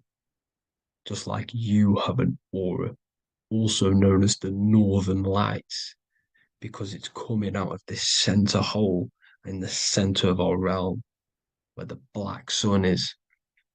And this is where the electromagnetic energy is coming up from. And this is what the aurora borealis is, or the northern lights. It's just electromagnetic energy. And it's symbolized through our symbols, the original O. Okay, because it's like a pole through the middle. Polaris. So this Polaris is the sky vault. It's the portal into this realm. Because this is what the Anunnaki are always talking about. Always symbolize it with the 8-pointed star. And just like a compass, it's the 8-pointed star pointed to the center, to Polaris. Okay. See here on the Sumerian tablets with the 8-pointed star again. And how we know it's talking about portals with this 8-pointed star is because CERN 666 are opening up portals to the underworld, letting in demonic entities into this realm. How do we know it's a portal? Because their Hydro Collider has 8 points, just like the 8-pointed star. So they are creating synthetic portals to the underworld to let these demonic entities into our realm. But what is the key? Because if we're talking about ascending through Polaris, notice how here on the masonry art, this luminary here, so this is the sun, that's the moon, this is Polaris, because it's a luminary with what? 1, 2, 3, 4, 5, 6, 7, 8 beams coming off the luminary, just like the 8-pointed star. So you see the ladder with the key going up to Polaris. It's symbolizing ascending out of Earth. So what is this key that they're keeping from us? Because it's a human holding a key going up the ladder to Polaris. Well, chakras. We have 7 chakras. Okay, so this is what they are telling us in the lock and key symbolism. The Kundalini energy rising up the spine. Okay, just like they have 33 vertebrae on the back of your spine. Okay, this represents the Kundalini energy going up your 33 vertebrae, just like in Masonry has 33rd degrees. Okay, so what is the key? Your chakras. Your chakras have to be unlocked. Okay, you have to unlock your chakras, and you can't unlock this one without going through this one. You have to go through them all. It's like a ladder, just like Jacob's ladder. You can't go from the bottom to the top. You have to unlock each one. Okay, just like you have 7 chakras, you have 7 layers of your aura. Okay, you have to unlock your chakras to the highest point in order to reach Christ consciousness. And this is the key that they're talking about. They're symbolizing the organic portal within each and every one of us to ascend out of this realm. Okay, so this is the key that they're talking about, and they're holding back this knowledge to keep us trapped in this 3D realm. Okay, so like I was saying with the 33 vertebrae and the Kundalini energy coming up the spine, 33 vertebrae, you can see this sort of symbolism going up to the light, because it's the light.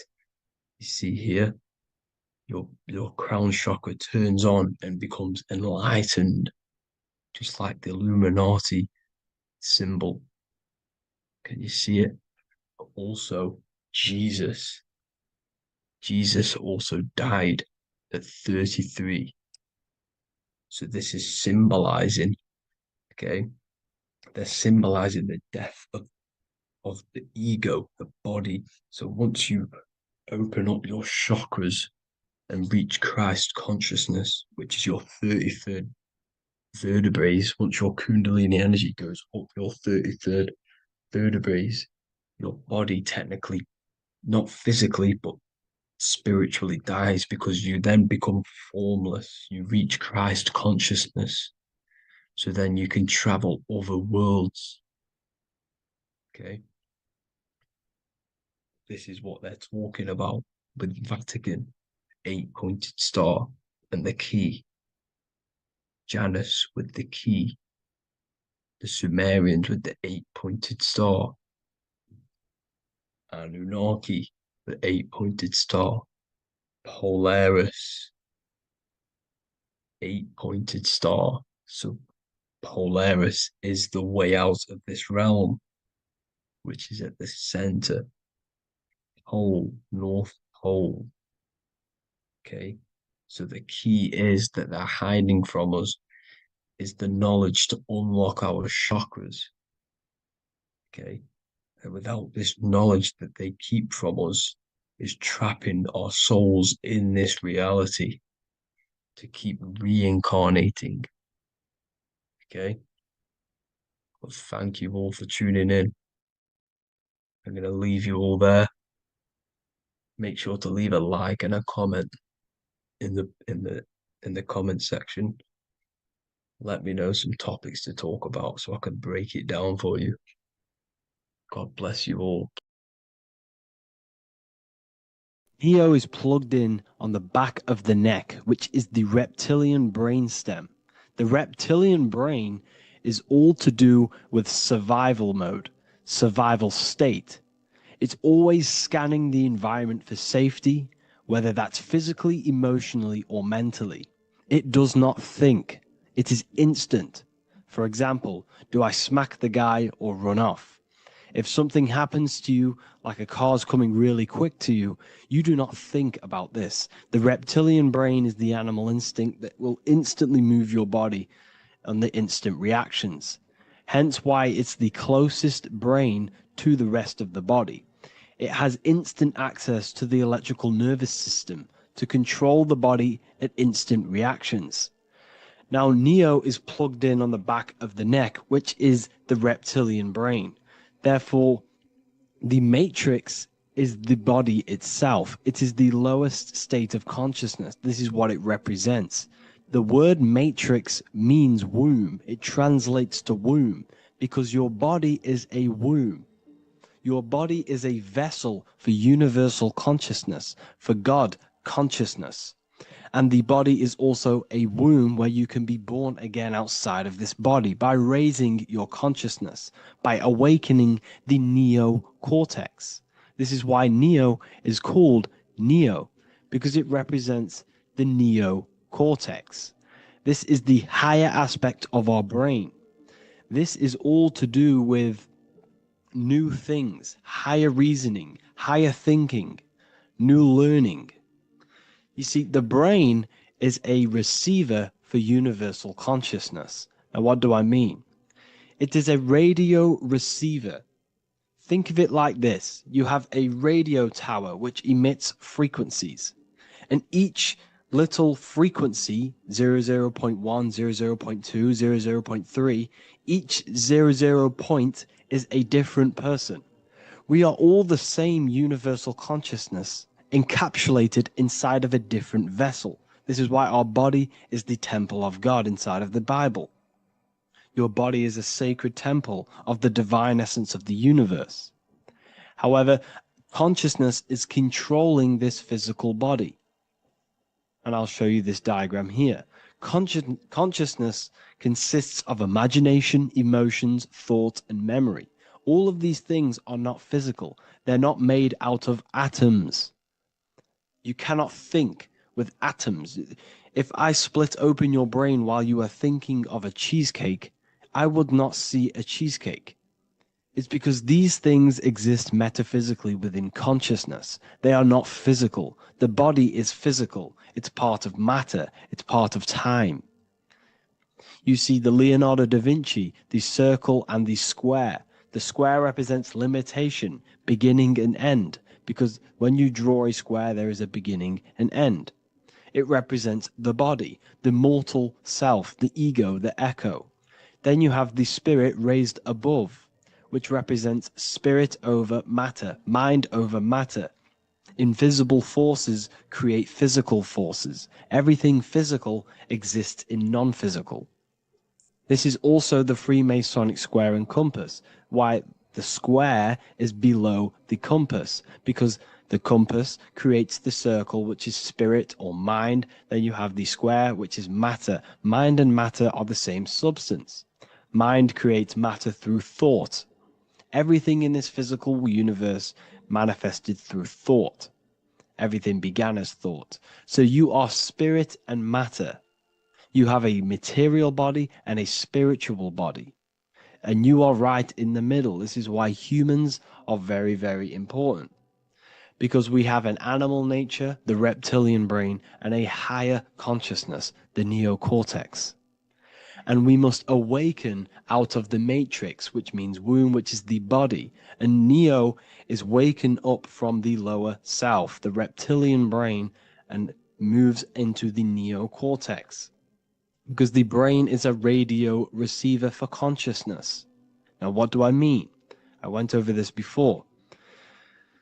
Your consciousness is controlling the brain. The brain is a computer.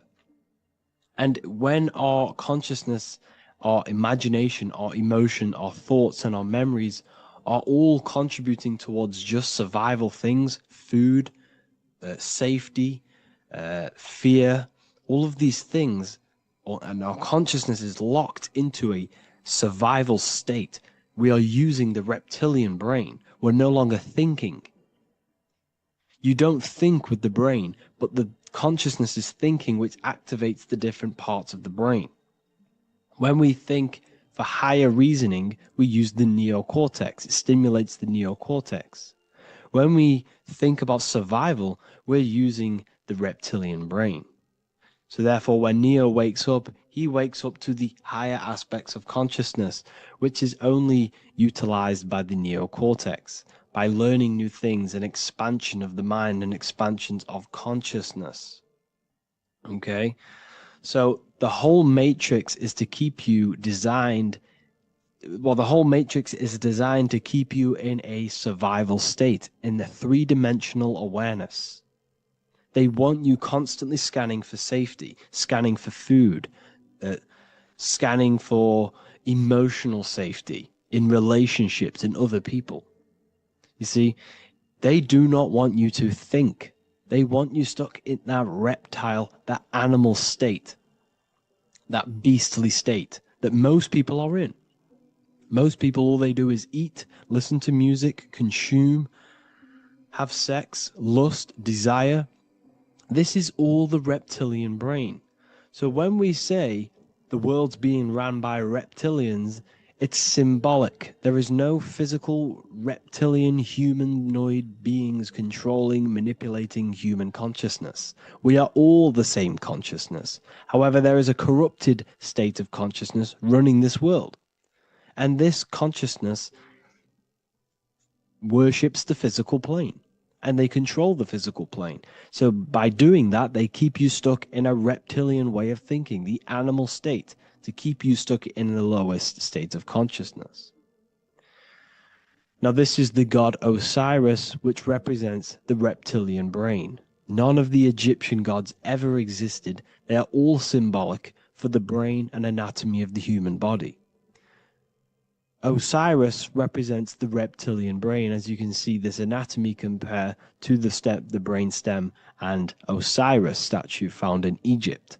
And we also see an ancient artwork of Osiris with green skin and two reptile crocodile alligators next to him, which also symbolizes the reptilian survival state of human consciousness and the activation of the reptilian brain. This is what it symbolizes. Now, this is what the Matrix is all talking about. It's talking about the awakening, the expansion of consciousness. The word divine is dive in because you connect with the divine by diving inward. There is no man in the sky going to save you. You must connect with the self. Know thyself. Truth comes from within. All of these things I'm telling you comes from within you. I'm just pointing it out. All of this is self-realization. A lot of people say, well, what are my sources? My sources is knowing thyself, observing thyself, using the neocortex of critically thinking, sitting down and thinking about yourself and having deep realization of yourself. You can realize that your thoughts are not of this physical world. It's quite simple. The brain does not think. The brain does not imagine. The brain does not hold memory. All of these things exist in consciousness, the one consciousness, but we are all fractal, infinite parts of. This is the eye on the triangle, consciousness being given down to the rest. This is separate. Consciousness is separate from the rest of the pyramid. The pyramid is your body. Neo is the one consciousness. This is the Egyptians symbolizing the one consciousness giving Ankh, which is life, to all the different life forms. However, you can see that the central sphere is giving a big Ankh to the humans, because humans, like I said, possess the advanced consciousness, an advanced brain that allows us to turn above our reptilian animal self. For example, we can go against our reptilian lower animal nature and turn to our godly nature. Animals cannot do that. They are stuck in instinct. They are stuck in a reptilian animal way of thinking and operating. Everything they create is to survive. We can turn against our lower nature and create for amazing things like buildings, architecture, technology. We can use our creative consciousness for anything we wish. not just survival needs. And it's the same with your spiritual journey. You can raise your consciousness beyond this animal state that they try to keep you in through fear, consumption, food, and the reptilian brain. We must awaken, start to think critically, and awaken to our divinity, because the mind, the consciousness within you has infinite potential to expand. There are infinite fields of knowledge that you can explore. The mind can never be filled. It can never ever be full of knowledge. It always expands, and that's why you are alive. That's why you are part of this universe. That's why the science always says the universe is always expanding, because the universe exists in your mind, and the mind is always expanding into new fields of thought, new fields of knowledge and information. And that is your whole sole purpose, of expansion of mind and expansion of consciousness, and the exploration of the mind of God. We are living in the mind of God. You are a thought in the mind of God. You must awaken out of this body. This is why Jesus says you must be born again to see the kingdom of God. You must be born again. You must raise your consciousness beyond physical limitation and awaken to your divinity. And this is pretty much it for this video. I hope you all understand this, that this is all symbolic for consciousness.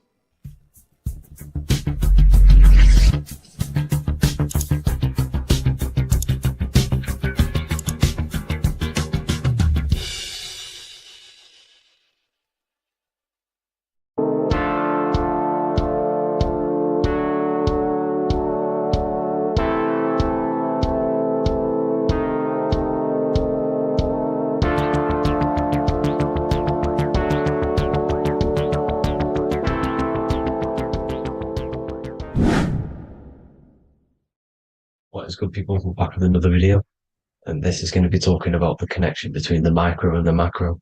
You know, you are the universe, everything is inside of you. So the first thing you need to understand is that the law of mentalism, we are a thought in the creator's mind, everything's being thought into existence. We have a spark of this mind, this same mind of the creator, and everything is a state of mind. Particles or atoms, whatever you want to call them, are a mental thing. They're a product of the mind. Everything's thought into existence. Thoughts influence everything. Thoughts are energetic effects which send out waves into the quantum field around you. And your consciousness is actually the universe experiencing itself, expressing itself, and viewing itself. So we are the creator, but viewing itself in separate bodies. And this is why they call the material world the world of illusions, because everything's separate here, but we all forget that we are all one. We've all been brainwashed to think we're all separate, but we're all one. We're all the same mind, the same consciousness, everything. So everything's created out of toroidal fields. God created the toroidal field. That's the only thing that exists, because atoms are toroidal fields, and it's the basis behind all creation. As you can see it in the owl's eyes, it creates the infinity symbol. And this was the apple. That apple is a toroidal field. And the toroidal field is made out of dielectricity, which is ether.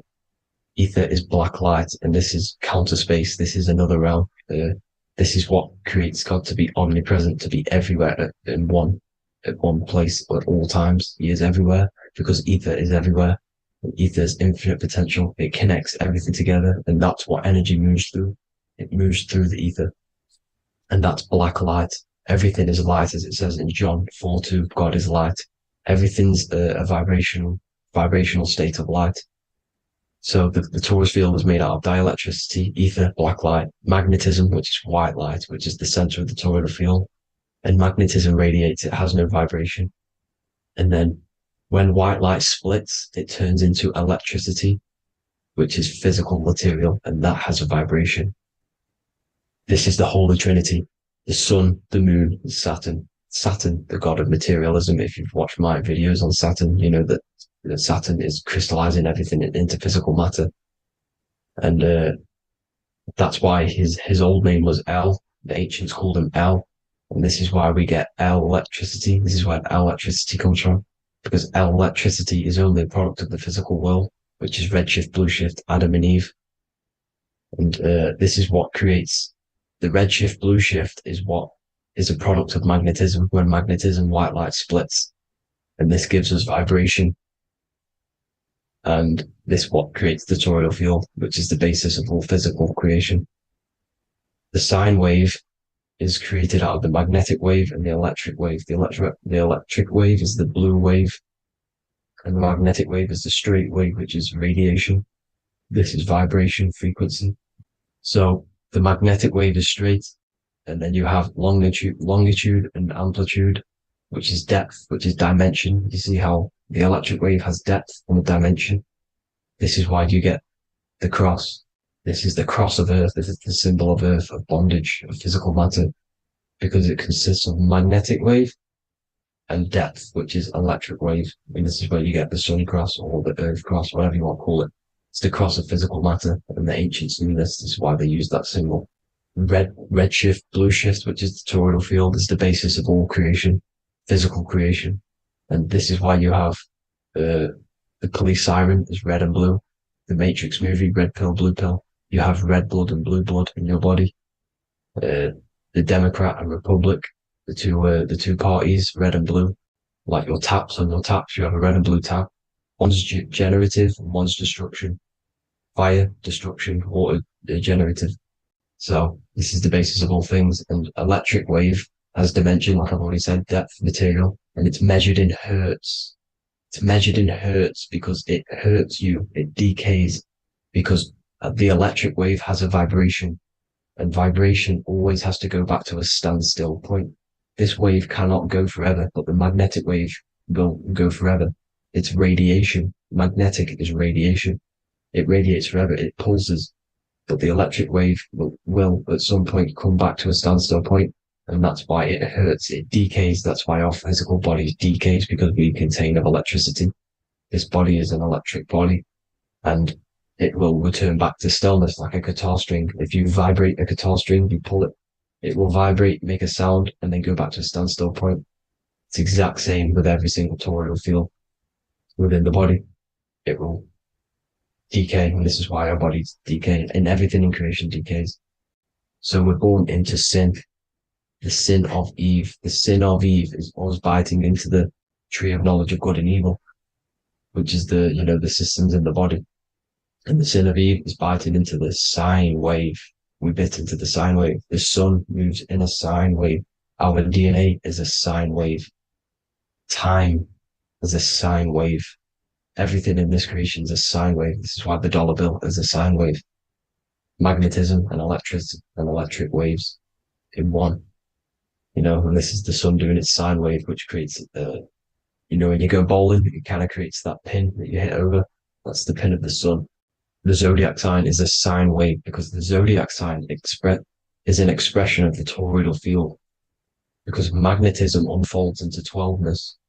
And that's why you have 12 zodiac signs, 12 systems in your body, 12 cranial nerves in your head, in your brain. So if you can imagine this, see where my pointer is. Always starts with Aries. Aries is the head. It's the first thing that's created in the womb. And this is Aries, the ram, and this is why it's called a cerebrum in your brain, which is the first thing that creates when you're in the womb. And what's the element of Aries is fire. Fire is the first element, F-I-R, first, because it's the first thing on the wheel, the first expression of energy. As you can see here, my pointer, this is the center of the toroidal field. It would go Aries, Virgo, Capricorn, Pisces, Scorpio, Cancer. Then we go back to Libra. Libra would be center. But you see how the toroidal field is the expression of the 12 energies. That's what the constellations are, the energy expressions of the toroidal field. So it would go outwards, starting from Aries here, all the way back to Pisces, which is beyond the bottom half. But Libra would be the center. That's why Libra is the equinox. It's the equinox. Libra is when it goes from summer over to autumn. It's the equal. It starts to transition into the winter side. Equinox, equal, which is Libra. And that's why Libra has the two scales. It's symbolized with the two scales. That's because of the sun moving over, it's being judged, it's equal now, but then it's going to tip over into the winter. That's why Libra is here, the center of the sine waves. And like I said before, magnetic energy unfolds into 12ness. Magnesium is number 12 on the periodic table. It's the sacred number. And this is why the scientists are trying to, NASA is trying to bring in another constellation to destroy the holy science of astrology. So Aries rules the head, which is Mars. Taurus rules the neck, the lower head. Gemini, the two twins, which is your lungs, your two twins, your arms, two twins. Cancer, the breasts, or the chest area. Leo, the heart, which is the sun, which is fire, the center of the toroidal field. Virgo, the belly, which is the intestines. Libra, the kidneys, the two scales, the kidneys, balancing out everything. Scorpio, the sex organs. Sagittarius, hips and thighs. Capricorn, I've missed that out, which is the kneecaps. Capricorn, kneecap. Aries, which is the ram, which is the cerebrum in your brain. And then Aquarius, the calves and the ankles. And the Pisces, the two fish, the 2 feet.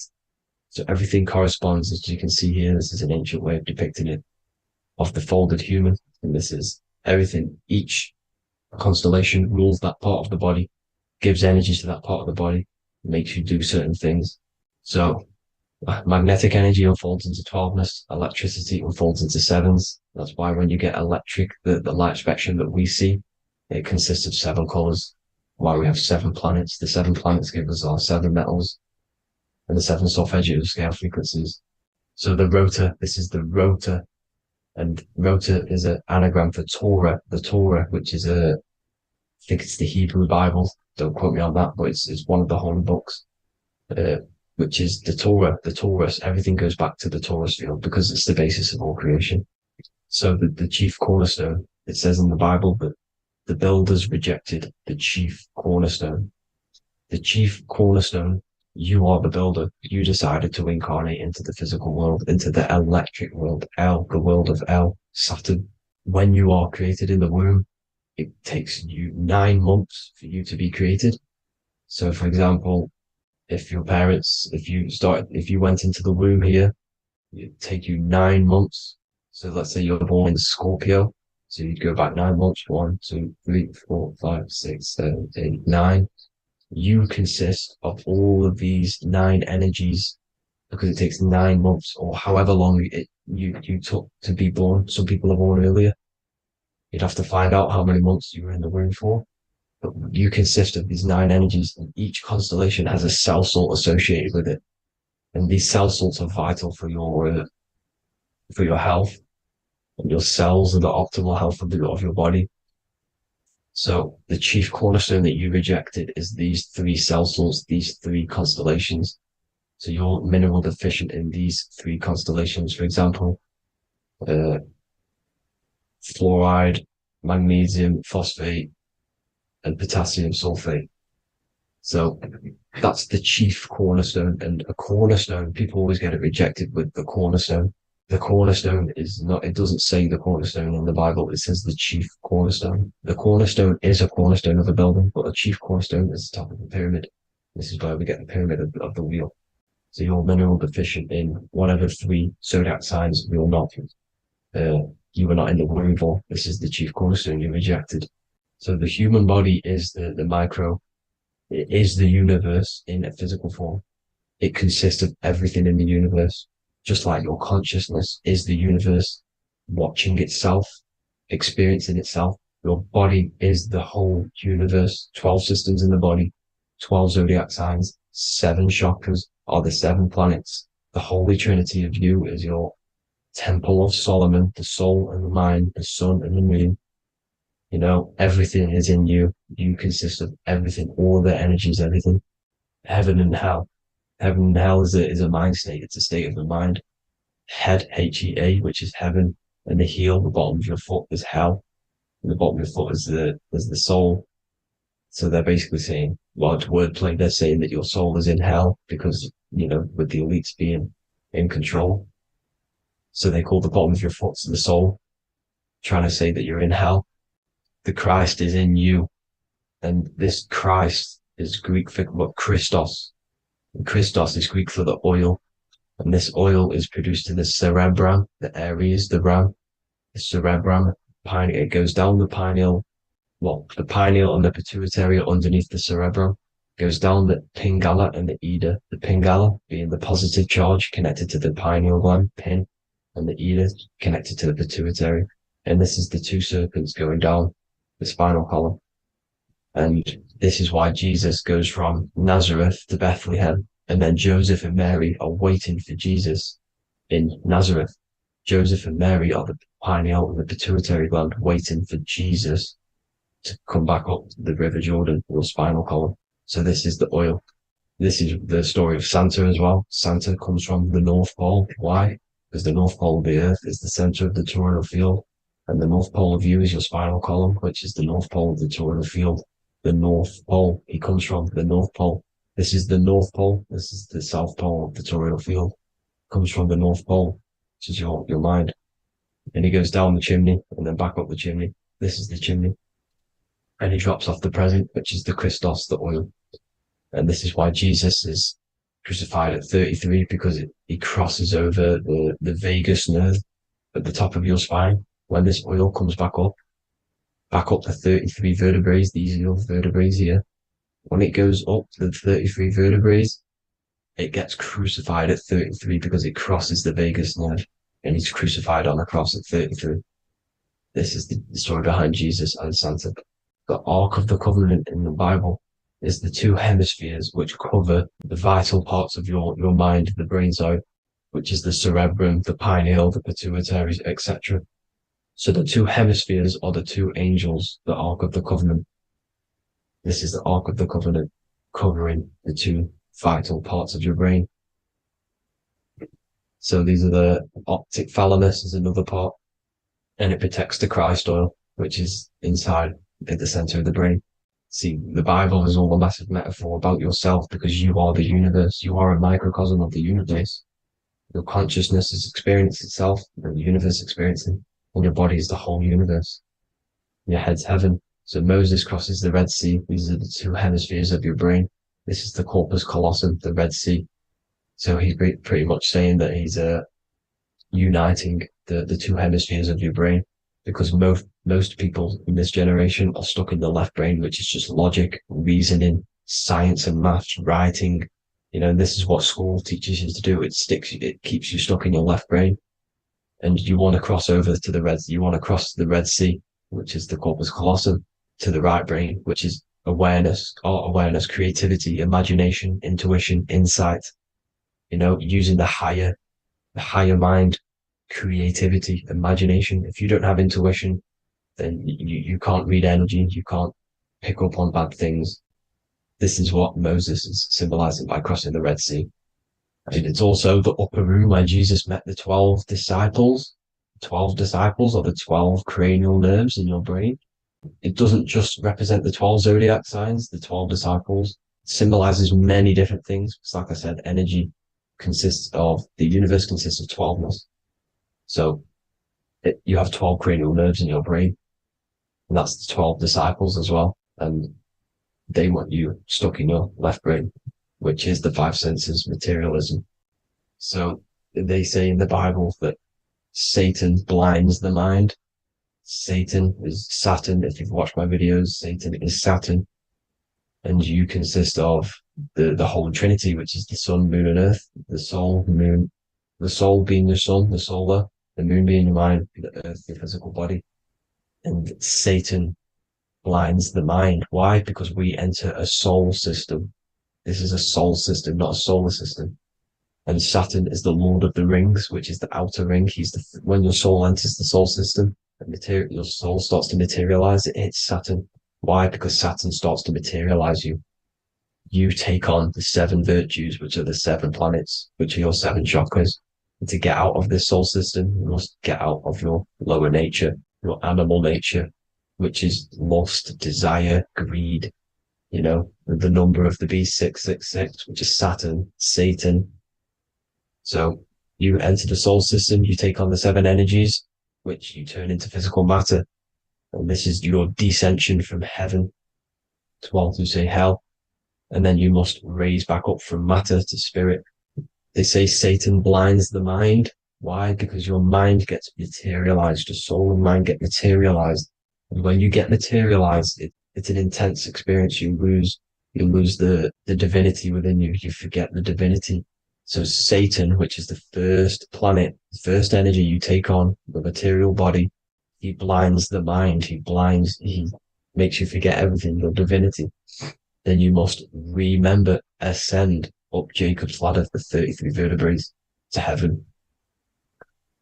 And this is a microcosm of the macro, because you will ascend back up to heaven if you do this, when you leave your physical body, when your body decays. So when it talks about in the Bible, completely destroy them, the Hittites, the Amorites, the Canaanites, all the ites, this is what God says to the Israelites. It says completely destroy them. It's basically symbolizing saying destroy your lower nature. The Canaanites, cannibals.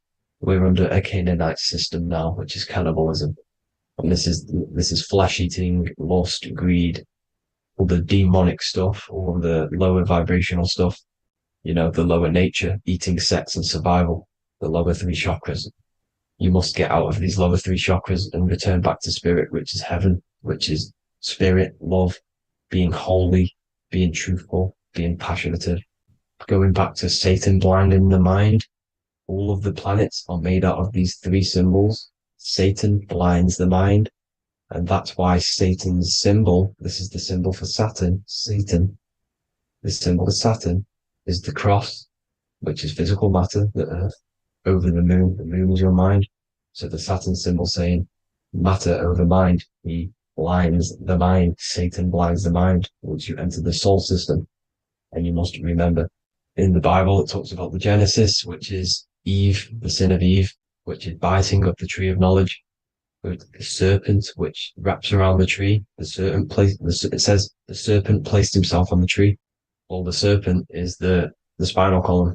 It's the serpent telling you eat from the tree of knowledge of good and evil, which is your nervous system.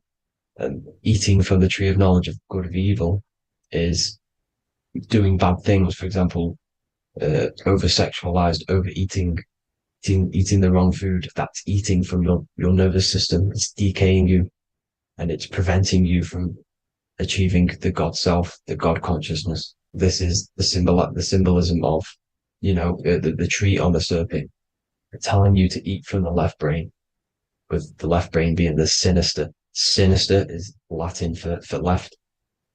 That's sin. Sin is left.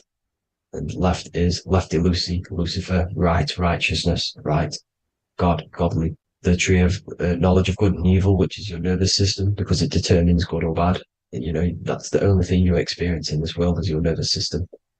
And then the tree of life is the cardiovascular system, and the Garden of Eden is your body. So that's it for this video, people. I hope you've got a greater understanding of how you are the universe and everything is inside of you. Just keep in mind you are the universe experience in itself, and your body is a reflection of everything. The 12 constellations, the 7 planets, everything's inside of you. This world is an expression from the inside outwards. You can't affect the outside world to manipulate reality. Everything's inside of you. I hope you got a greater understanding of this. God bless.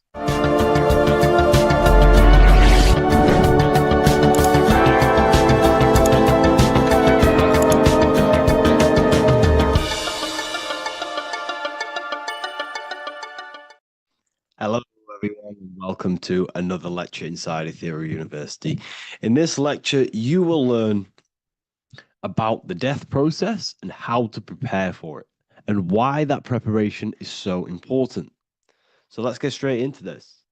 You must understand, as a spiritual creature that you are, you have a visible nature and an invisible nature. You never truly die. You are an eternal soul experiencing a temporary physical world.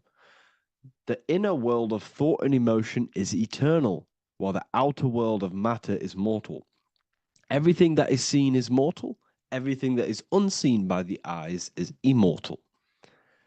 When you die, your external physical world will be stripped away, leaving only your pure consciousness in its raw form, drifting within the astral plane. So here you see your physical external body, and your internal world. And your internal world is your state of consciousness. It's your state of consciousness. Your thought and emotion is one overall state. Okay? So you must understand these planes. You have the physical body, the etheric double, an astral body, a mental body, and the Buddhic body. When you die, you leave the physical plane. Then you will more than likely leave the etheric plane, because the ether acts as like a portal. Everything comes out of the ether and returns back to the ether. I can break that down in another video in electromagnetism. But electromagnetism is ether, energy coming in and out of the ether. You will, every single day you die, every single day. There's a cycle of life and death occurring all the time. Every single day, you go to sleep, you go back, your consciousness slips back through the ether, and then when you wake up, your consciousness comes back through the ether into the physical plane. Death is just a bigger macrocosm of the microcosm cycle of life and death. So you will return back to the astral, which is the realm of imagination, infinite possibilities, and this is where thought forms start to manifest. Okay, so depending on how advanced you actually are mentally and emotionally will depend how long you stay in the astral. Now, what we must understand is that there is many different components to the astral. We have the higher astral, the middle astral, and the lower astral. These are all vibrational states.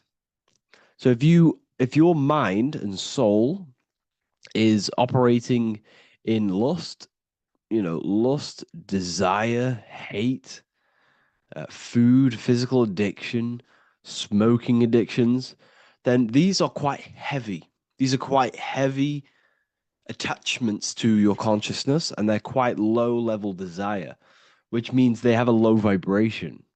You will manifest in the lower astral when you're stripped from your physical body.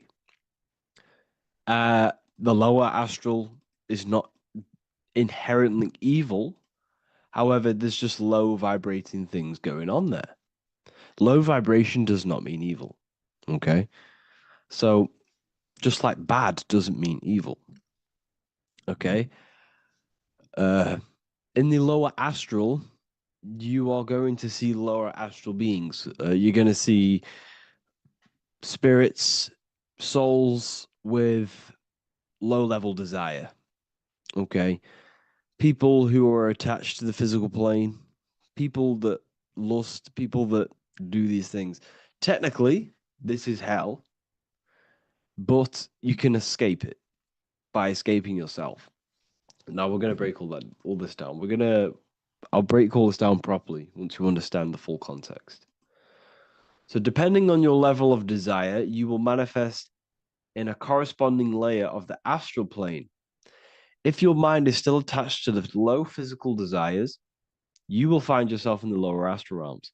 But if you have few desires and have detached from the worldly attachments while you are encased in a body, then you will rise into a higher or middle astral plane, mainly the middle. Okay. The higher astral plane is very formless. So as I broke down here, this is, the physical plane is the lowest dimension. This is the most form, the most matter. It's quite heavy. The higher you go, the lighter it becomes, the more fluid, the more formless it becomes. So you see here, it says denser, down, and lucidic, up. So this is more lucidic in these higher realms. This is more dense in the lower realms. So this is why the ancient Egyptians were always talking about, I'll show you this. This is showing you death. So first of all, we have Anubis, which represents death. Here you have the heart, which represents the soul. And here you have a feather. And this is a scale. You see how this is a balanced scale? So what this is symbolizing, this represents death. This represents your heart, and this is a feather. So when you die, your heart must be as light as a feather, which means your emotions Your soul should have no attachments to the world. It should be light. It should be detached. This is why the word light and light are the same. Light is in heavy and light is in very bright. Because when you're less attached to the things, your soul shines. You're authentic. You're light. You're very bright soul. And you have no attachments. Your light is in not heavy. So you must detach from the worldly desires. We have to detach from the smoking, the food. This is why we should fast. Smoking, this is why we should detox. We should also meditate. We should also be able to sit with ourselves for long periods of times. Okay, I'm going to break all this down properly. But that's why the Egyptians show you the symbolism here. Okay. So you're stripped of your material body. So that state of consciousness you're in right now, your inside world, if you shut your eyes, that state you're in, that is what you're going to experience when you die. Okay. And you're going to be manifested into the astral. In the physical plane, you can mask or hide almost anything. But in the spiritual realm, you cannot. The astral body, your thoughts and emotions directly shape your spiritual body, your astral body, revealing your true inner state. So your desires that you can hide in the physical plane, your emotions, your thoughts, you can't hide any of that in the spiritual plane, in the astral plane. That will directly shape who you are, your color of your astral body, and your astral body as a whole. So here we have Kim Kardashian. If you could see this lady's astral body, you would run so far that you would be horrified for the rest of your life. If you could see their spirit, their astral form, it would be horrific because their mind is so attached to, physical things, so attached to desire, money, fame, worship, power. These people do not want to die. These billionaires and millionaires will never want to die. They will do whatever they can to stay alive because they understand when they die, they have to face themselves. They have to face their inner world. And their astral body, their true authentic self on the inside is horrible and horrific and so low vibration. So this is where it comes in. You must be as light as a feather. This is what the Egyptians are showing you in their artwork. Your soul must be as light as a feather. In order for the soul to ascend to a higher plane and not look at that physical plane and say, I want to go back or I want to desire things down there, you must detach now and prepare for death. Hell is not a place. It's your own personal suffering born from within. If your mind and soul are deeply attached to mental fixations, emotional wounds, and physical addictions tied to the material world, that pain will follow you into the astral. This is your true judgment day. You judge yourself when you die. You see your authentic self. There's no hiding. Right. Imagine right now that you that everything you cling to was stripped away. No matrix, no electricity, no food, no TikTok, no phone, no possessions, no distractions, no one else. Could you sit alone with yourself for just 1 hour? Could you sit alone with your thought and emotion? That moment of truth is what you must begin to prepare for. Could you sit alone with yourself? Can you sit alone for long periods of time and just think? And if you cannot, then you're running from your internal world. You're running from your thoughts. You're distracting yourself from your thoughts. This is what we must address. Now, don't feel bad if this is you. We've all have problems. We all have internal problems. But this is what we have to face directly in order to prepare for life after death. We must meditate for long periods of time. Not even meditation. We should be able to sit with ourselves with no distractions and just think. This is what the people of the past used to do when we had no technology. People would sit and think for hours. This is what we need. Because if you cannot sit with yourself, imagine sitting with yourself with no physical body. That's the level that's going to happen. And we need to prepare for that. The soul and mind must become as light, as weightless, as radiant as a feather to ascend to a higher plane and move beyond the physical life. To rise, they must release heaviness, attachments, burdens, fears, and desires. The lighter and brighter your inner being becomes, the more freely it can rise into a higher state of existence. Ascension is not about going somewhere, it's about becoming something pure, clear, and luminous. Okay, this is very important. Very, very important. We must detach from the worldly things. So enough of that. How do we do it? How do we attach? How do we prepare? Number one, you must detach from the material things. Start loosening your grip on things, possessions, titles, even identities. They are temporary. Appreciate them, but don't let them define you. Let nothing outside of you define you. Nothing. Your name is not you. Your job is not you. Your reputation is not you. Your bad past is not you. Your good past is not you. Your business is not you. Everything outside of you is not you. Now, what I'm saying is, I'm not saying go full right-hand path and never care about anything physical, never care about your family, don't love your family. I'm not saying that. What I am saying, love these things, love these outside things, but do not become attached and do not let them define you. You must be okay with losing anything that is outside of you. You must be okay with that, because you must understand the physical plane is, it's promised that everything is temporary. Everything is temporary in this plane. So don't ever think it's going to be there forever, because it's not. And you must remind yourself, not remind yourself, but I think about this sometimes when I start becoming a bit attached to work and stressed. I just remind myself that I'm going to, this is temporary. I'm going to leave this world one day and I'm not going to care. So you must have the balance. Okay.